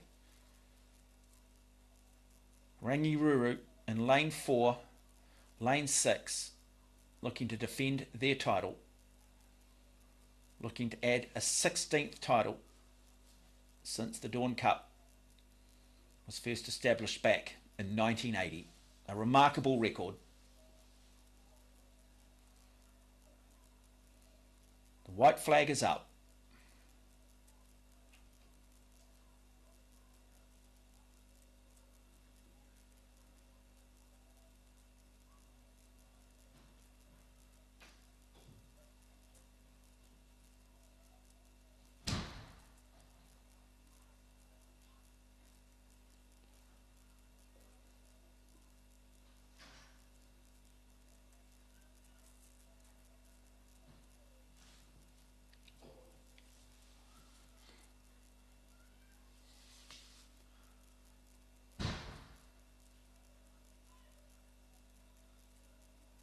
The Dawn Cup of 2023 is underway. A good even start, a nice start coming from Christchurch Girls here in lane 8. But all action is expected to occur in lane 4, Rangiruru Girls School. How do they approach this first 250 metres? Yeah, good start so far. I'd hazard a guess that the Wellington Girls College crew that got bronze in the pair are also sitting in that Wellington boat there. Zola Kent, Olivia Maisie, Emma Baggery, Jess Sutherland, Cox by Emily Mora. We'll see how the girls from the centre of the country, from the capital, will run. But they're quite tall, strong girls, so you expect to see something from those Wellington College girls. Yeah, Waikato Diocesan in lane 5. Currently just trying to stay alongside of Rangiruru, trying to go with that pace early. And the Waikato Diocesan is Xanthe Lovegrove Edlington, Isabel Melville, Te Almihi Hagi, Alexandra Peoples, Maya Trower, coach Pat Peoples. And so it is Rangiruru as expected. Already a canvas in front, looking to try and extend that lead, coming up through the 300 metre mark. And really now it's just about trying to stay in touch, trying to hang tough. Yeah, you've had to get on top of that Rangiruru Girls School crew early if you wanted to hang with them, because I think once they see that they've got a little bit of a run, Annabelle's going to start cracking the whip and they're going to start whipping it up and getting away and getting out of the vision of the other crews. Yeah, out of sight, out of mind. I mean, they would have, these other crews know just how good this Rangiruru crew is. That will play on the back of their mind. I'd imagine some of them have already come out and said, you know what, I think we can race for second, I think we can race for third. There might be one or two boats that genuinely believe, but they're going to need to be in touch. And already it is looking like Rangiruru, Nicole Vance, Georgie Bethel, Phoebe Wallace, Alice Wallace in complete control of this Dawn Cup. And we'll just keep an eye on your left-hand screen down the bottom there. There'll be a U6 on their bow with Polly Cross, Francesca Richards, Caitlin Muir, Arabella Ackland, and the coxswain there, Bridget Pye. That's Rangiruru number 2. So they actually scratched the Ackland and I think it was maybe Muir from the pair final to focus more on maybe doubling up and getting a 1-2 in the Dawn Cup. And then, tell you what, Logan Keys looks like he's playing 4D chess because these girls are walking into that silver medal currently. So it is Rangiruru first and second, and then it is in lane 5 Waikato Diocesan, just showing the strength of Rangiruru. And when it comes to rowing, that is the first name you think of when it comes to collegiate girls rowing in this country. But good performance still across there in lane 3 as well from Wellington Girls College. But if you've just tuned in, you're actually watching for the race for 2nd, 3rd and 4th, because Rangiruru are well and truly clear. We're not even halfway through this Dawn Cup of 2023. And they just look imperious. They just look. They know. They look. It looks like a senior crew. And they did get 2nd in the senior 4 at the national championship. So it's unsurprising to see them being this dominant. When they leave school, do you try and keep this 4 together? I mean, you could do. I think a lot of they'll be all eyeing those junior spots. I think they've spent a lot of time together in the last few years. These girls from Mangi, so they'd feel pretty comfortable with each other. And they're fast, and they're only going to get better in terms of development and understanding the boat and the sport more and more. But they're going to have so many opportunities to do what they want after school. So it'll be interesting. But it would be a shame if they didn't stay together for one more year or stayed in the sport. But right now, they're just enjoying doing what they've been doing all season and just rowing so well. Annabelle Wynne-Williams, the Cox, what is she doing here? They know they're out comfortable. They know they've got a big lead. These girls are well drilled. Annabelle Wynne-Williams is a consummate professional for the under-18 season. Like, she won Cox of the Year last year already, and she's probably heading in that direction a little bit this year. But they're going to just try and see how well they can race. I mean, they've done so much training and they've come finally to the end of the season, so to speak. So they want to go as fast as they possibly can to do themselves justice and finish with something that they can be proud of, a performance they can be proud of. Well, Rangiruru, number 2 crew, currently sitting in 2nd, but the challenge is coming from Wellington Girls, still across there in lane 3. Jess Sutherland, Emma Bagri, Olivia Macy, Zola Kemp, Emily Nicole Vance. Yeah, they showed tremendous heart in that Piers final to roll through and get bronze. So we'll see what they can offer in this last 500 just coming up for the Rangi number 1 crew. But the Wellington girls, they're big and they're strong, and we'll see what they're available. They're rowing super long, which could be advantageous going to these slower conditions. As you see, they're just starting to inch up and maybe past the green and white quarters of Waikato Dio, and they'll have the coxswain. They'll be running with all the momentum coming into the last 500. Yeah, Emily Moore there, coxswain. So is where she starts to come in. You can just see she did just have a little bit of a look across, and so good form being shown here. These athletes are fatigued. They've had to go through heats, repecharges, semi-finals to get to this Dawn Cup final. Yeah, and you can see the difference in technique between that Wellington College crew and the Rangi crew. So that Wellington College crew just sitting a little bit lower, using their strength and their length a little bit more, and into this headwind is not like the worst thing to be in terms of race strategy. So going against that Rangi crew that's a little bit more upbeat, maybe not quite as body dominant and swinging through as much, will be quite interesting to see how that comes to fruition with the last 500. Yeah, so a dominant performance though coming from the Rangiruru girls number 1 team, the defending champions. What are we talking there? 4-5 boat lengths at the moment. As you talked about, it's almost like watching a senior girls rowing squad, women up against girls, but in fact this is a high school team. They are that well drilled, they train that hard, such is the legacy. And you can see the calls coming from the 2 seat there. Georgie Bethel, like they're just keeping the intensity up because they've worked so hard to put themselves in this position. They want to put down the best performance possible, and we've got a 3-boat lineup for silver, which is going to be such a great last 250. Wellington with all the momentum on the inside. Yeah, Wellington, they won't want Rangiruru to go gold and silver. I think they've all conceded that now they are racing for 2nd, but good performance still coming from Waikato Diocesan. They're in lane 5. Hanging real tough. But it is all Rangiruru with 250 metres less to race, and I've talked about some dominant displays throughout the day, but without doubt this is the most dominant, might just be the most dominant performance in the history of the Aon Maadi Regatta. I would have thought throughout the history of the Dawn Cup one team is dominated by this much. No, Rangi have had some dominant crews in the past, and with past Olympians, with Eve McFarlane and Jenny Story, World Junior, World Championships, and people that have gone on to do some great things for Rangiruru. But in my experience of watching Maadi Cup and Dawn Cup, I can't remember a crew that's been this dominant and just shut the door so early. Well, they won it in 2022. They're about to come down and defend their title. Nicole Vance, Georgie Bethel, Phoebe Wallace, Alice Wallace, and Annabelle Wynne-Williams, their Cox. The school has won it on 15 occasions. They add the 16th. Rangiruru win the Dawn Cup in 2023. Second, Dio. Third's going to be maybe Rangi on the low. Oh, that's close between Wellington and Rangi. But what a great finish from the Waikato Dio girls to peel themselves away from Wellington and Rangi. So there it is. It is a dominant display by Rangiruru to win yet another Dawn Cup. And it was a very good performance from St. Bede's College on the boys' side to win the Springbok Shield. That brings a close to the first day of finals here at the 2023 Aon Maadi Regatta. Tomorrow, of course, well, it is the Levin Jubilee Cup, the premier event for secondary school girls rowing, the under-18 eights, and then at 5 o'clock tomorrow afternoon, the boys' Maadi Cup, been going since 1947. The defending champions Hamilton, can they go back to back?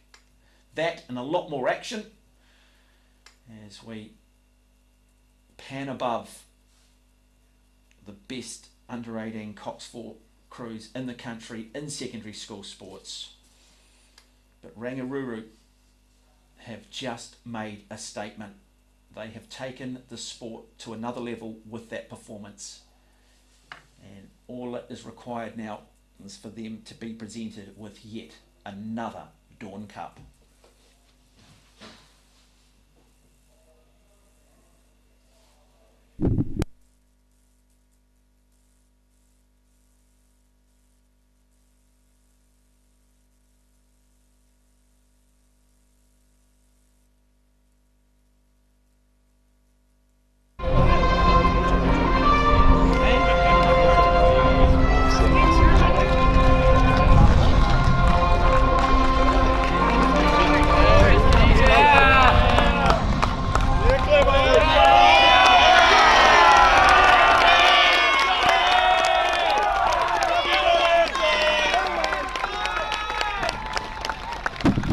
So podium opportunity, really special moment for the young team out of Westlake boys. Very good performance from them to win the 8. Great race. Welcome to the medal presentation for the boys under 15 Cox 8. This event is proudly sponsored by RowingImages.com, and Rob Bristow is here to present the medals. Rob is a former board member for Rowing New Zealand. He's been photographing rowing in New Zealand for 25 plus years. He's the former president of the University of London Rowing, and he's a former English international representative. So thank you, Rob, for presenting for us today. In a time of 6:46.80, our bronze medalist, Hamilton Boys High School.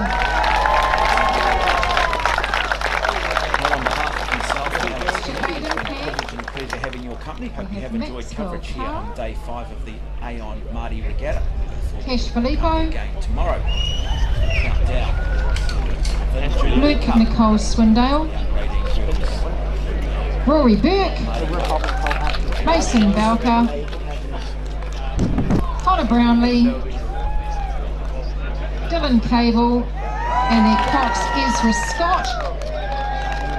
And they are coached by my lovely friend Robin Clark.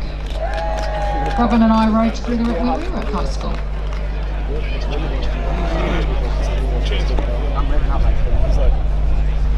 Congratulations, Hamilton Boys High.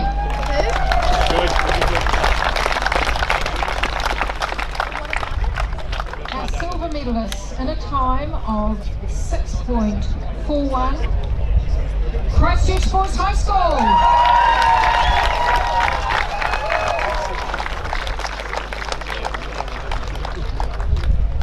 We have Reuben Byfield, Harvey Moyle,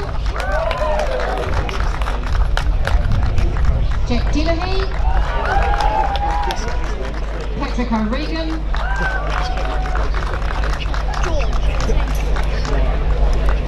Jamie Carlo,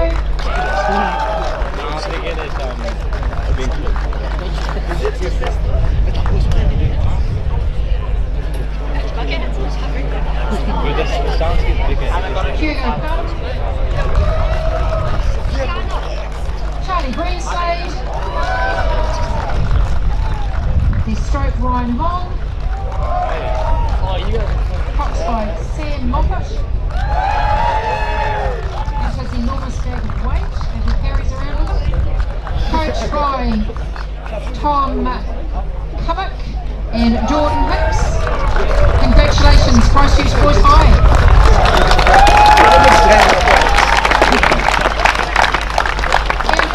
Our gold medalist in a time of 6:35.50, Westland Boys High!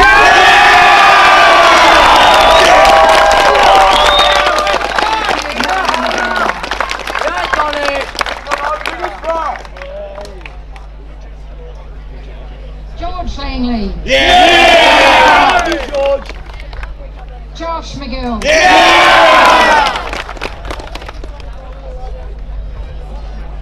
Kobe Kerr. Yeah!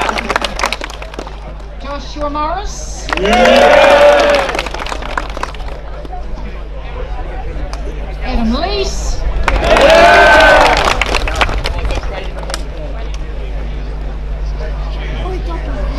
Samuel Bird. Yeah! Donovan Pivac. Yeah! Paul Hampson Tyndale. Yeah! And their coaches Hannah Kennedy and Mark Lemo. They are also presented with the Walmsley Cup.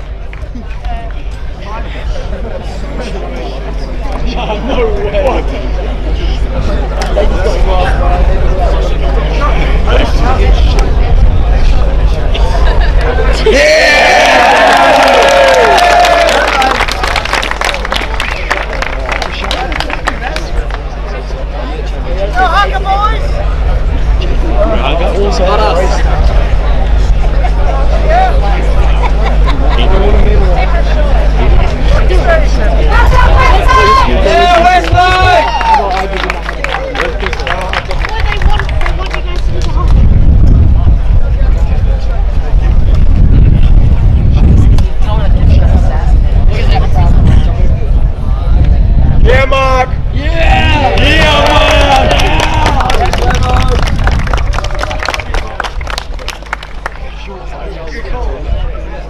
Hey, shot, Hannah! Yeah! Yeah, Mr. Needy!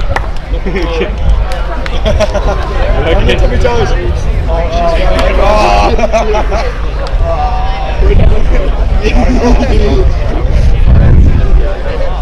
Go on the tippy toes. Tippy toes. I love you, Tony! Love you!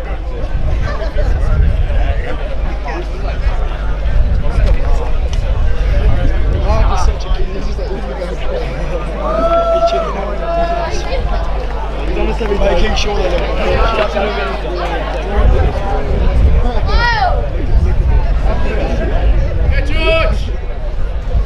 yeah, Johnny!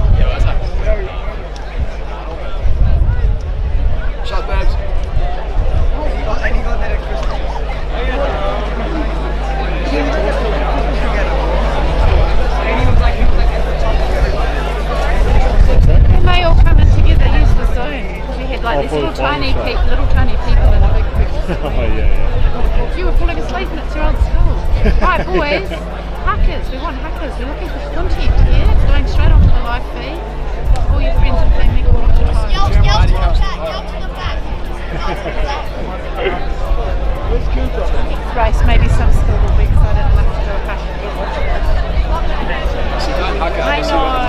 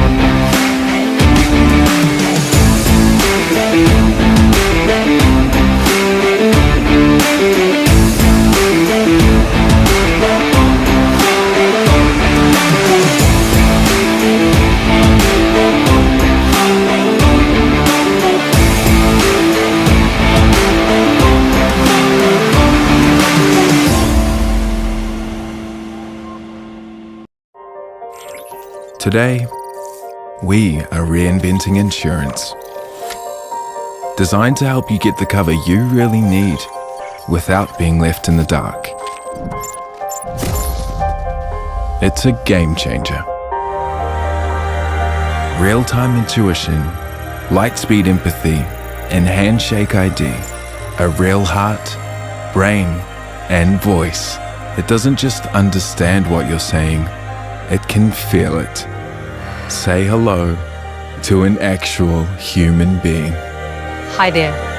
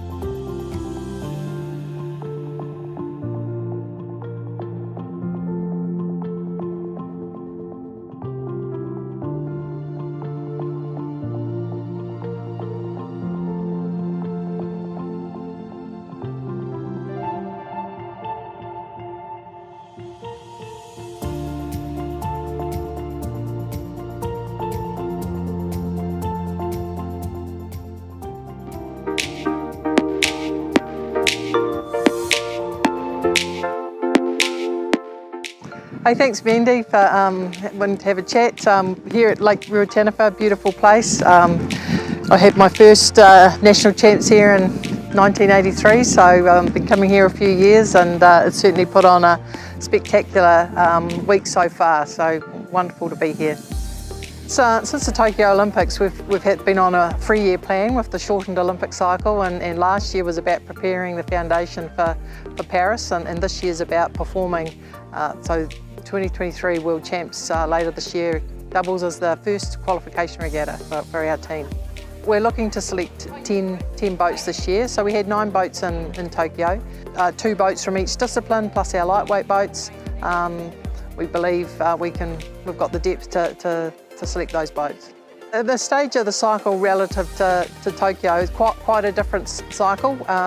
We had a lot of experience in our Tokyo team, a lot of the Rio Olympians carried on.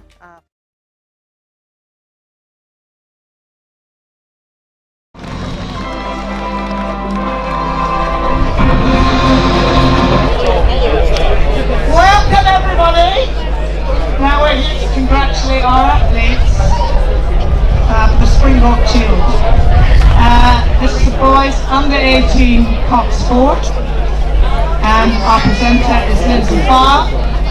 Our sponsor is Aon, and the trophy is the Springbok Shield. Congratulations to you all, it's a great race to watch. In third, in bronze position, in a time of 6:49.35, we have Westlake Boys High School.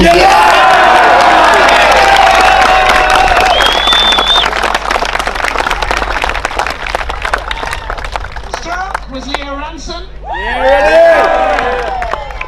Alex Logan. Simon Gatsma. Cruz Erdman. Our coach was Liam Veldman. And coached by Joe Shotter.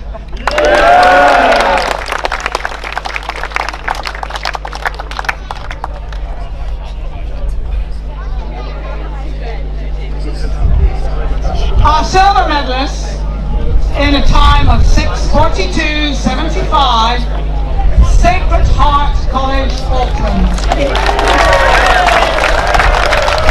Our bowman, James Seinfeld, Sam Sturgis, Baxter McGilvery, is still his birthday. Our stroke, Oliver Leach, our coxswain, Jacob Avery, coached by Brent Leach. Congratulations, Sacred Heart.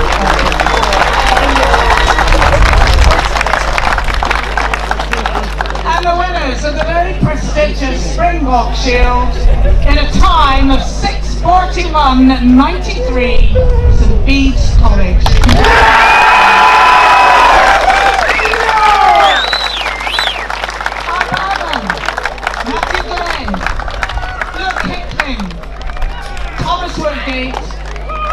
And stroke Sam Woodgate, coxswain William Duff, coached by Dale Marr.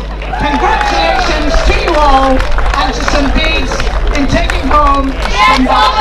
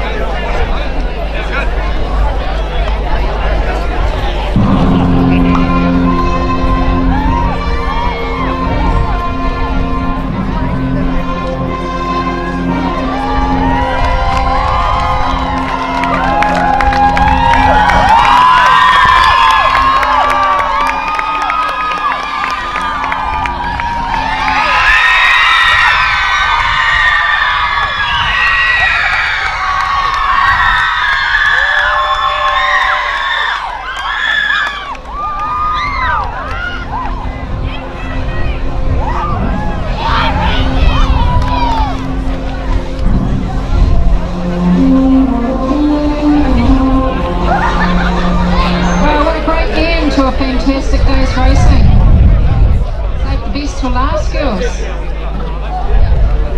We are ready for the medal presentation for the girls under 18 Cox 4, sponsored by Aon, and thank you to Lindsay Fire, who's here on the microphone to present our medals and our trophy. In a time of 7:44.37, our bronze medalist, Wellington Girls College.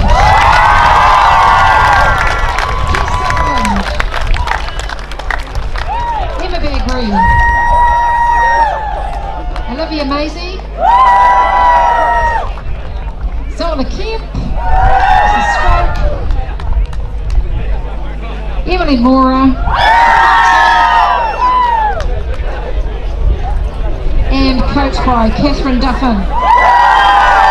Congratulations, Wellington Girls College.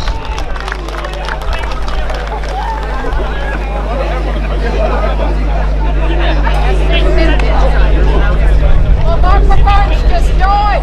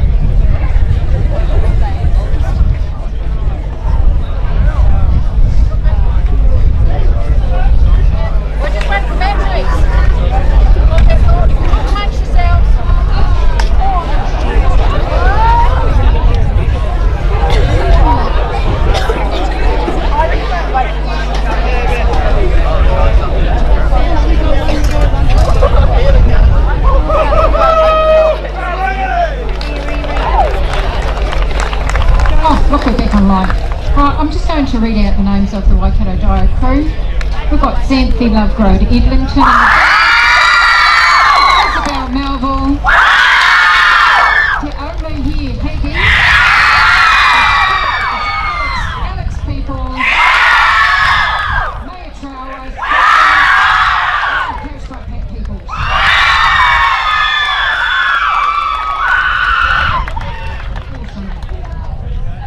In a time of 7:36.91, our gold medalist, Rangi Rara!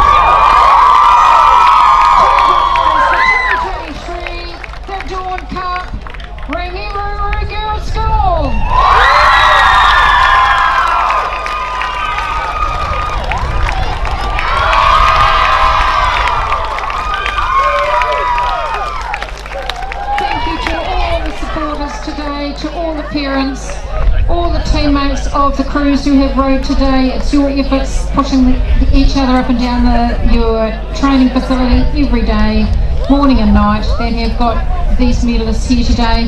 Travel safely home tonight, and we'll do it all again tomorrow.